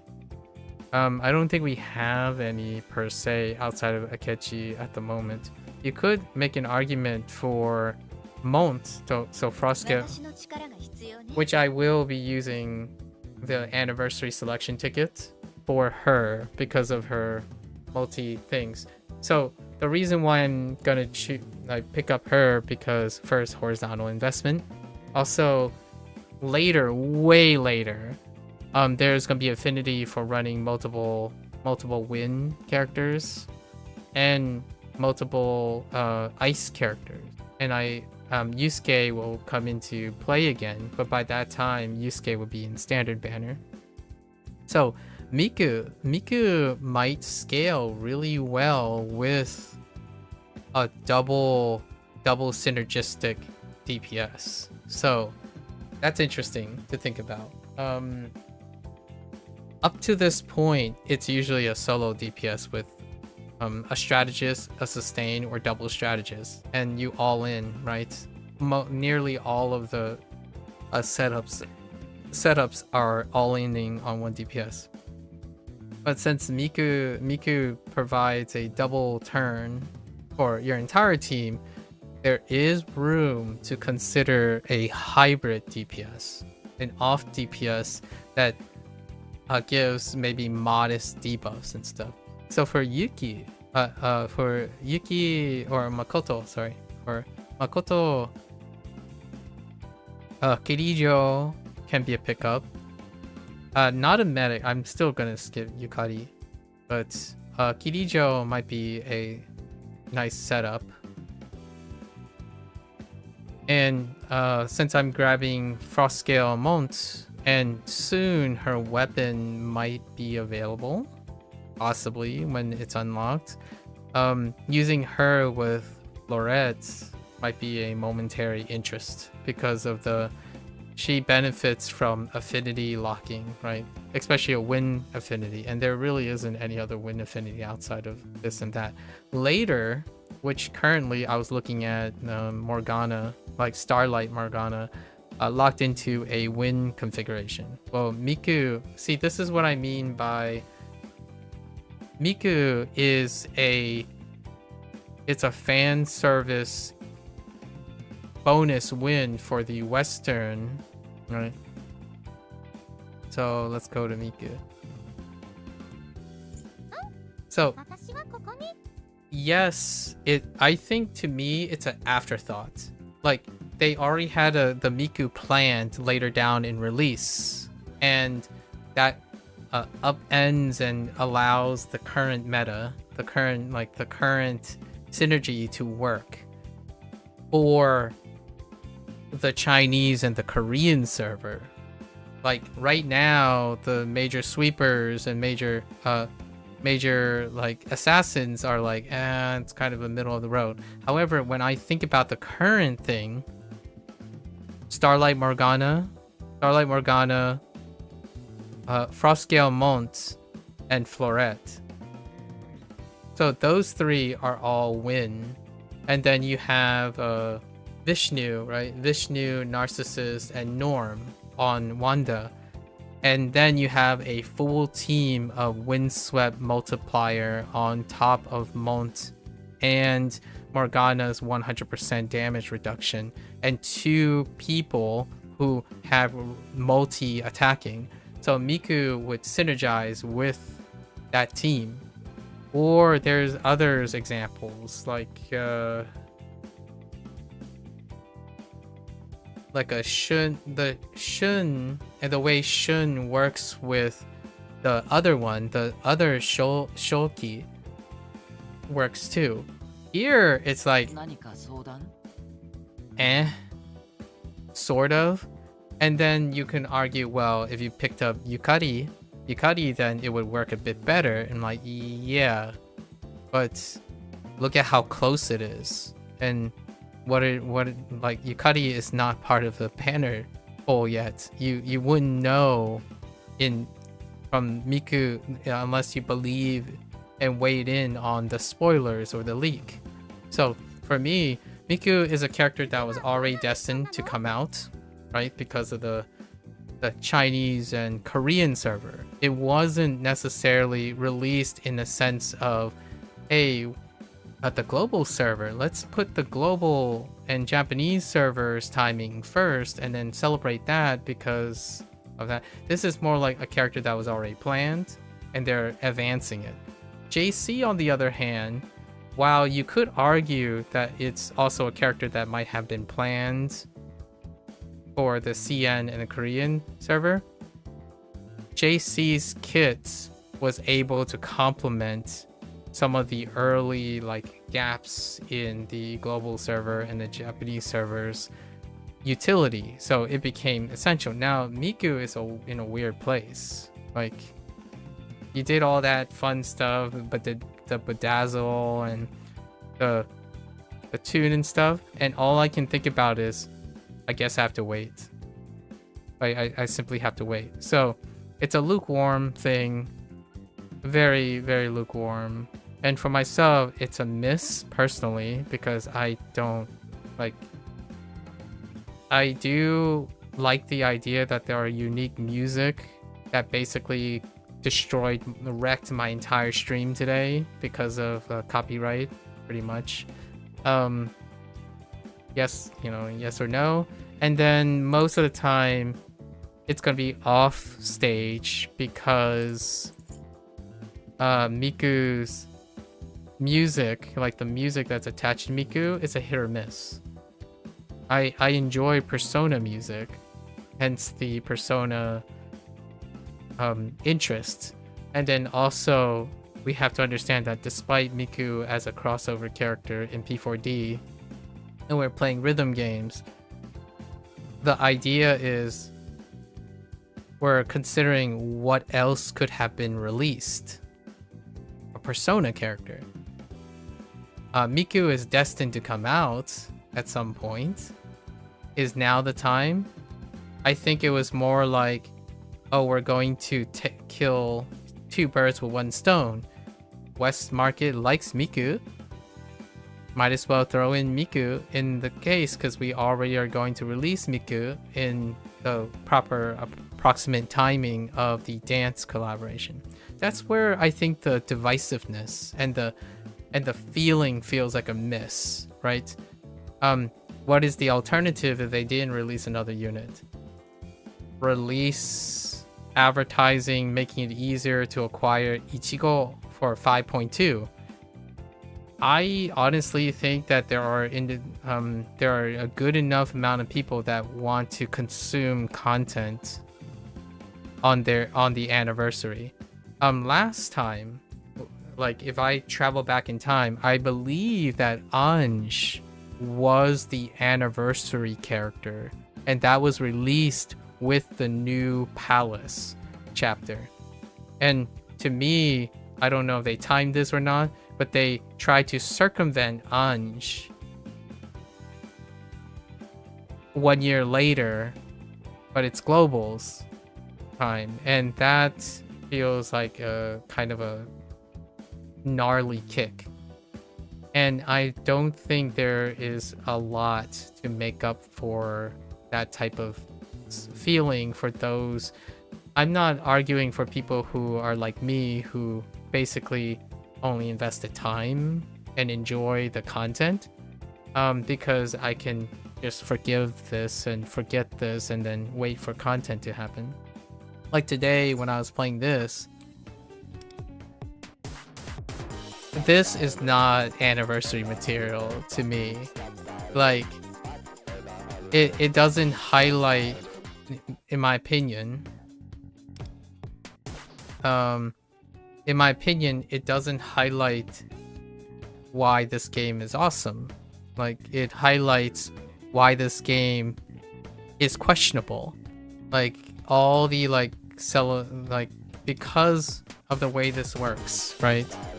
Like, it's to advertise the banner, get the people to sell for, like, use money and get this.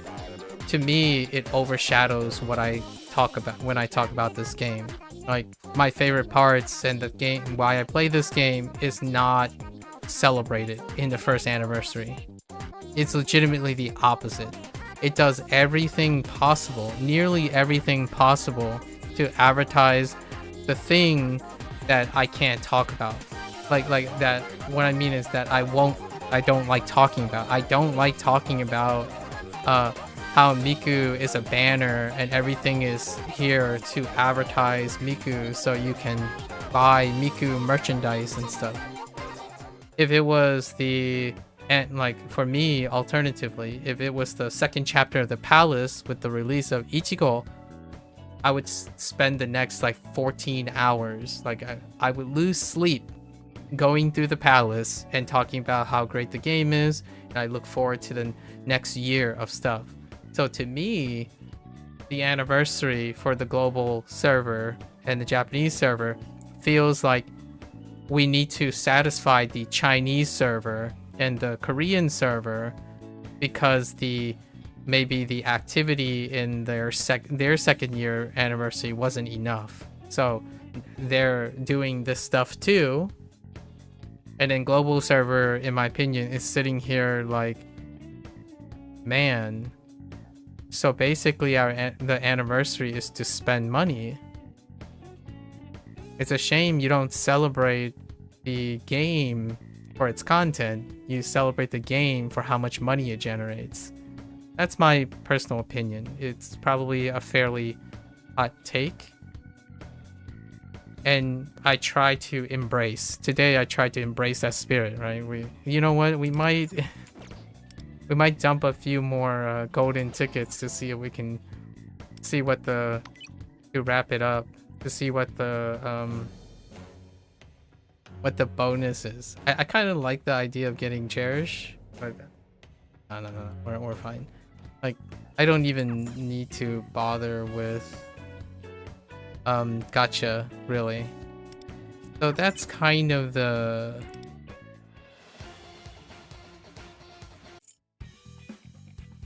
hang on. I was gonna put it on a place that isn't so loud and saturated. Right. So this stuff, that's what the anniversary is about.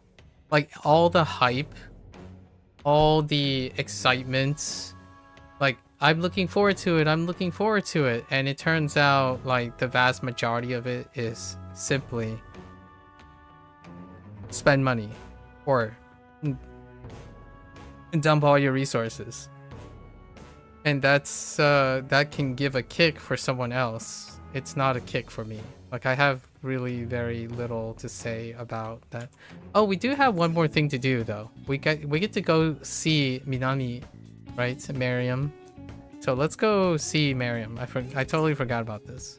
Let's go and visit her to kick off like the summer event, basically. Probably lining up the summer event.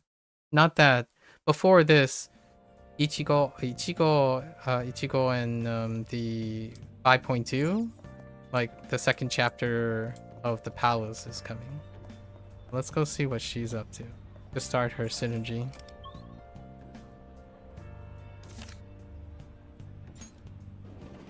it's hard for me to think. Even like I would say the half anniversary. The half anniversary was fantastic.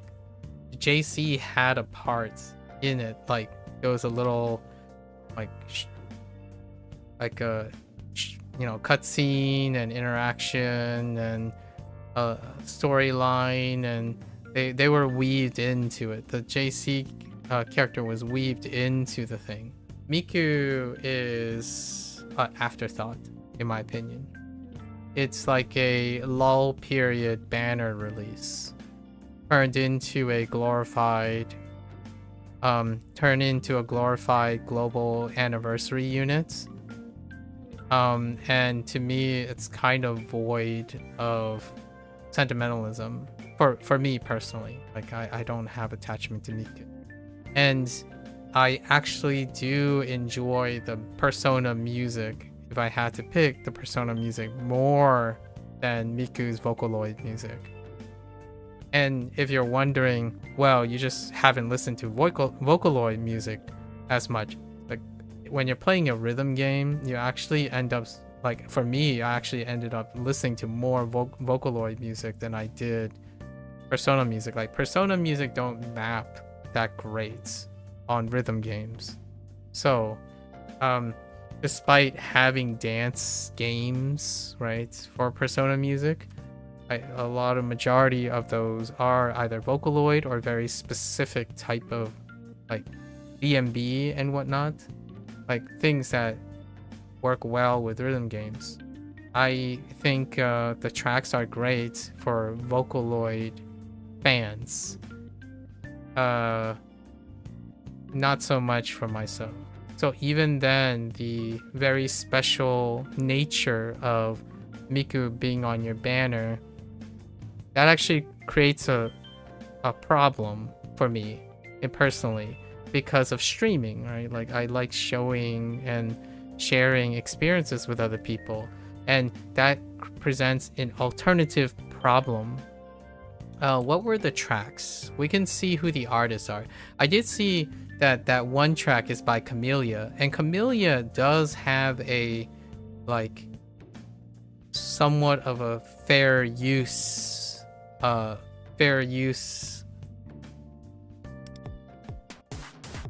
flexibility, but the other ones were let me see. So I don't know who John is. Unfortunately, I don't know who John is. Others do recognize it.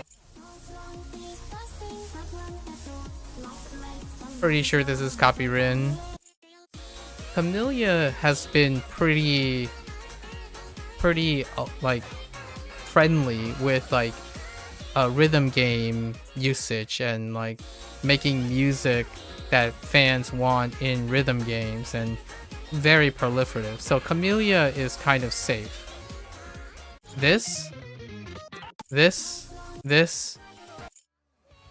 might be a bit friendly because of this artist. So these two artists are pretty like maybe flexible enough for streaming purposes and whatnot. These three are not. So when I end this stream, I'm basically gonna go through the YouTube screen and it's probably just gonna flag everything. And the idea is the safest thing I'll do in the future is basically mute the major part that makes Miku interesting, and her whole like, you know, her whole unit thing, related unit thing, I'm not going to even appreciate that in general. And on top of that, the Vocaloid music, in my opinion, clashes with Persona music. And it also clashes with like a bit of my personal preferences when it comes to like talking about Persona and whatnot. So like this background music is a far cry from putting this in the background. Like it's I almost feel like it needs to be toned down. Like it needs to EQ'd down a couple, like maybe 5 decibels for most of it, because of the sound ceiling on Vocaloid music is so much greater than like city pop and other types of arranged music. Like 4 of the 5 tracks are incredibly saturated. Like the audio is so saturated, it makes me talk louder involuntarily. So that's my personal take on it. Obviously, people who love Miku music, or like Hatsune Miku music, that's your prerogative. For myself, it's like a 2 out of 10. It honestly, the first anniversary was, if JC was like an 8, this anniversary is like a 2 out of 10. And even then, they decided not to like especially change the gacha. I almost say the gacha is even more aggressive, like in your face aggressive. Like, hey, guess what? We're not changing anything. Let's throw more jewels at you to make you feel like this is a apology or a nice feeling you should have. And in the end of the day, not when you do the gacha first, you're gonna, in my opinion, like I would leave with a sour note. And then when you go to do the event, you're left wanting as well. So anniversary aside, it feels like a 2-week patch with a lull period. So like staying on schedule, in my opinion, and not doing anything special for an anniversary might actually, in my opinion, be pretty cathartic. Like for me, if this was the slot, right? This was the slot for the potential 5.2, right? The ATLUS, the chapter 5 part 2 ATLUS. And my thought is, oh yeah, I'm looking forward to it. And it's like, wait, there's a question mark now. Oh, they're trying to do something. And my first thought is, wow, so the anniversary is to spend money. I have nothing to say. Like, I have very little to say. I don't say much about Miku other than lots of people love Miku, right?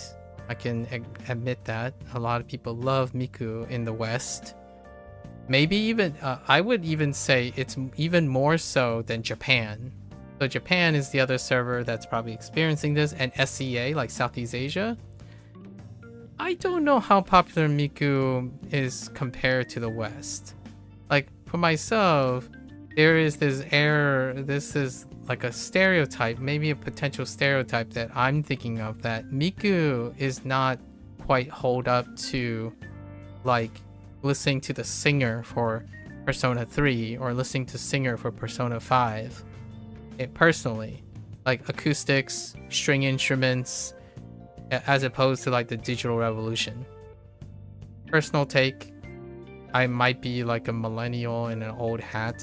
I like music oftentimes with less saturation, less digitization. Like you can mix them. Like city pop does that. Like it's a combination, but not my cup of tea. Sorry to be somewhat of a Debbie Downer. I enjoyed the rhythm game that totally slapped my face. Like I was expecting the rhythm game to slap my face, and it did. Like it's lukewarm, so nearly every most of the things about the event was lukewarm. Even the cake was lukewarm. So here's to looking forward to, right, the next one. Anyways, let's go talk to Minami briefly.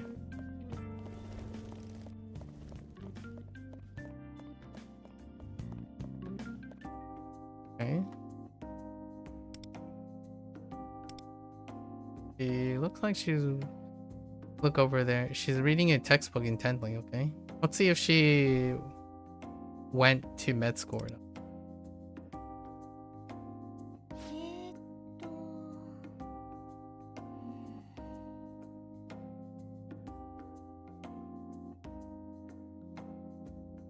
She hasn't noticed me at all. She's really focused.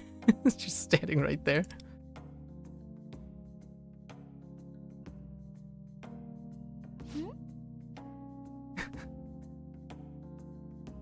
Like, hit? Oh, she screamed.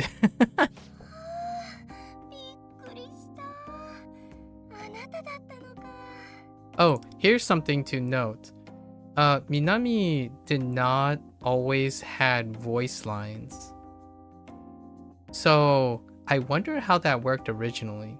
Like, Minami might have had a couple, I don't remember clearly, but I think there are a lot of scenes in which Minami was simply a tacked on character, like a character that didn't have voice lines in her cutscenes.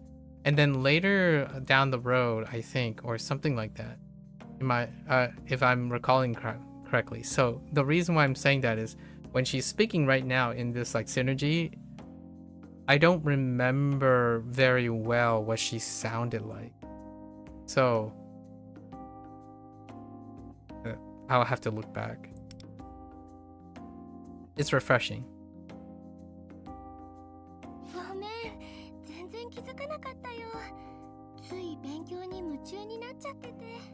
Hmm.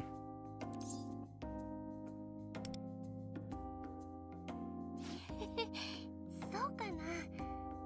でもこうやって勉強の時間を取れるようになったのも全部あなたのおかげだよ。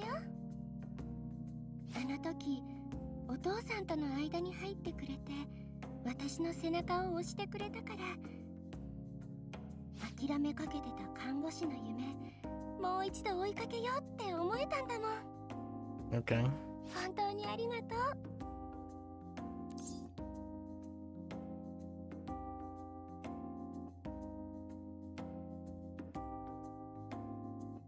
What is that? 勉強したはどう or something like that. それを聞かれると、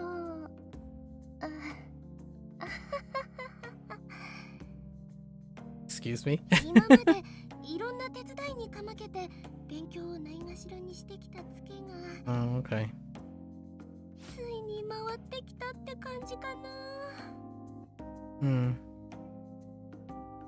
実はね、もうすぐ学校で大切な試験があるんだ。Okay. 進路面談も近いし、気合を入れなきゃやばいなってことで、それでこうして参考書とにらめっこしてたの。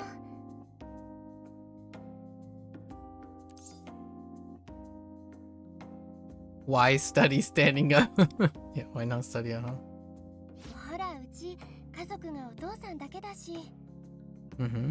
そうでなくても腰痛持ちで居酒屋営業なんて危なっかしいじゃない？だから私、家にいるとつい店のこととか家事だったりとか考えるより先に体が動いちゃって勉強だけに集中するのがちょっと難しいんだ。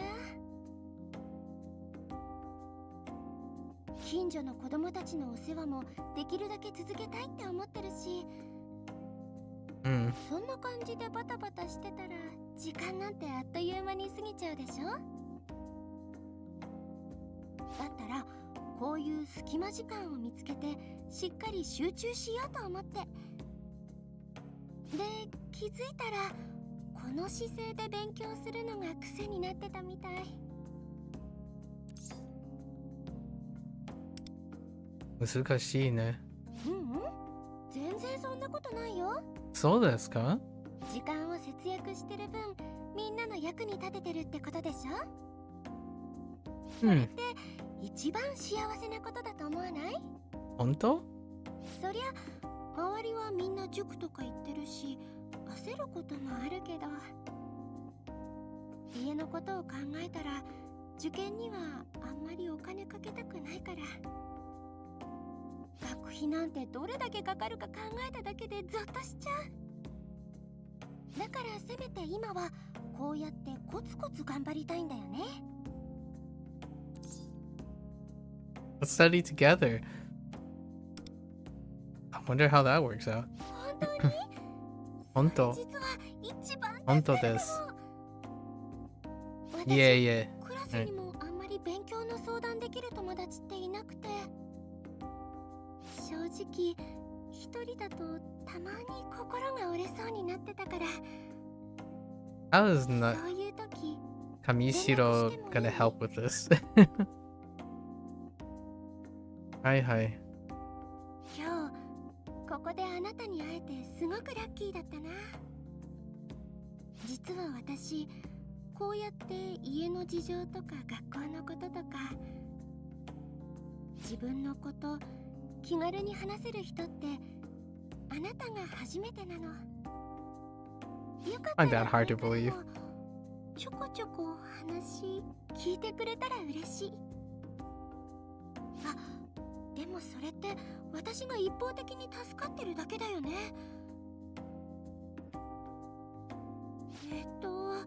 代わりに私ができることって。 Excuse me? そうだ、怪我した時には私のところへ来てすぐ手当てしてあげる。君があの子たちみたいに怪我することってそんなにないか。まあでも考えておいてね。 Oh, that's cute. What does she do? She probably... I'm guessing she sells medical stuff, right? For her summer stuff? Yeah.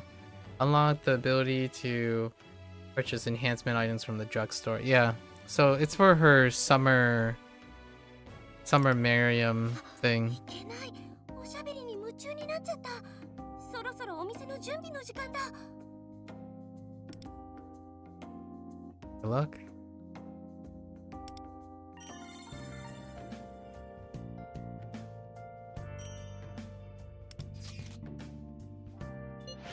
Started thinking about this after you start studying, but everything really just keeps piling up. I can relate. Am I really? 다이저부다. For some reason, when you say it, I feel like it'll really work out. Ooh, that's a bit of a deep cut. Word of encouragement goes a long way, I suppose. Alright. Alright, we have nothing until the next chapter, which is 2 weeks from now. So we won't be talking about P5X for some time. Yeah. It's so difficult to overlook how unexciting the anniversary was. I saved 45 polls. That's pretty cool. Oh no, wait, but then I immediately lost it on the 50-50 on the weapon. So actually I was negative.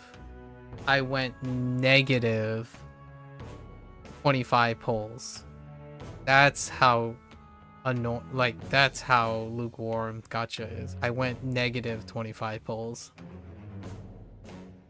Despite the banner. The early banner. And honestly, I still don't really think there's anything that will line up with Miku anytime soon. Ichigo doesn't line up with Miku.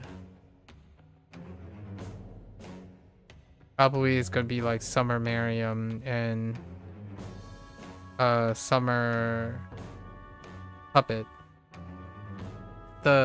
My thought process is still the same. We're still going the same.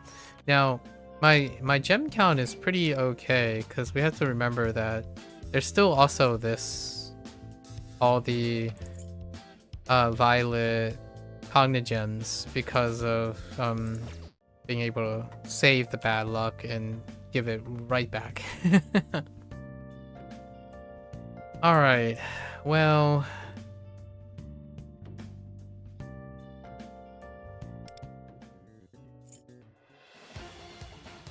we did it, right? We did the limited poll. I don't know what more to say other than we didn't get Cherish, the A1 Cherish. Now we're basically going to wait for Howler to get added. I'm actually not gonna pull anything until Turbo gets added, probably. And when Turbo gets added, we'll do another couple polls, I suppose.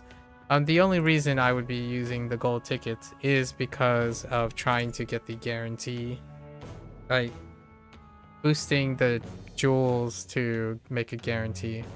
The alternative someone could have said is that, well, you could have taken the 80 roll and then try like get extra 5 stars. And I'm like, that's not how this works. Like the extra 5 stars would involved all the others, not the limited banner, right? An anniversary blast for being generous would be like to take this limited like the casting call and add Miku on top of the casting call. Bigger, better, awesomer situation, right? Like Miku and choose 2 casting call characters. Then what I would totally do an 80 draw for that, where you take a Miku and then you choose to like this. They didn't do anything different. This is like in my opinion, this is more like a bait and switch situation. So that's very unfortunate. Anyways, that's a wrap for Miku. It started off slightly strong and it ended with a 5 out of 10, right? I'm still gonna give props to the activities. I do like trying on rhythm games to some extent. So here's one thing I'm a little concerned about on the rhythm game side of things. If I go to the club board,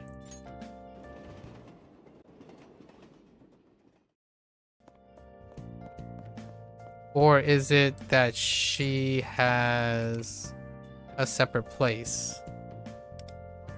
Because there's this, right? Oh, there are actually new tracks that... Yeah, see, I didn't even... We can't listen to them entirely because it's gonna strike more copyright stuff. Basically, is the name of... What is this exchange for? Yeah, standard... So this stuff... Where is this stuff gonna go? Is it like a one-time deal because of the... Maybe because of licensing, and then because of the way this reward, right? This reward stuff is dealing with a limited currency.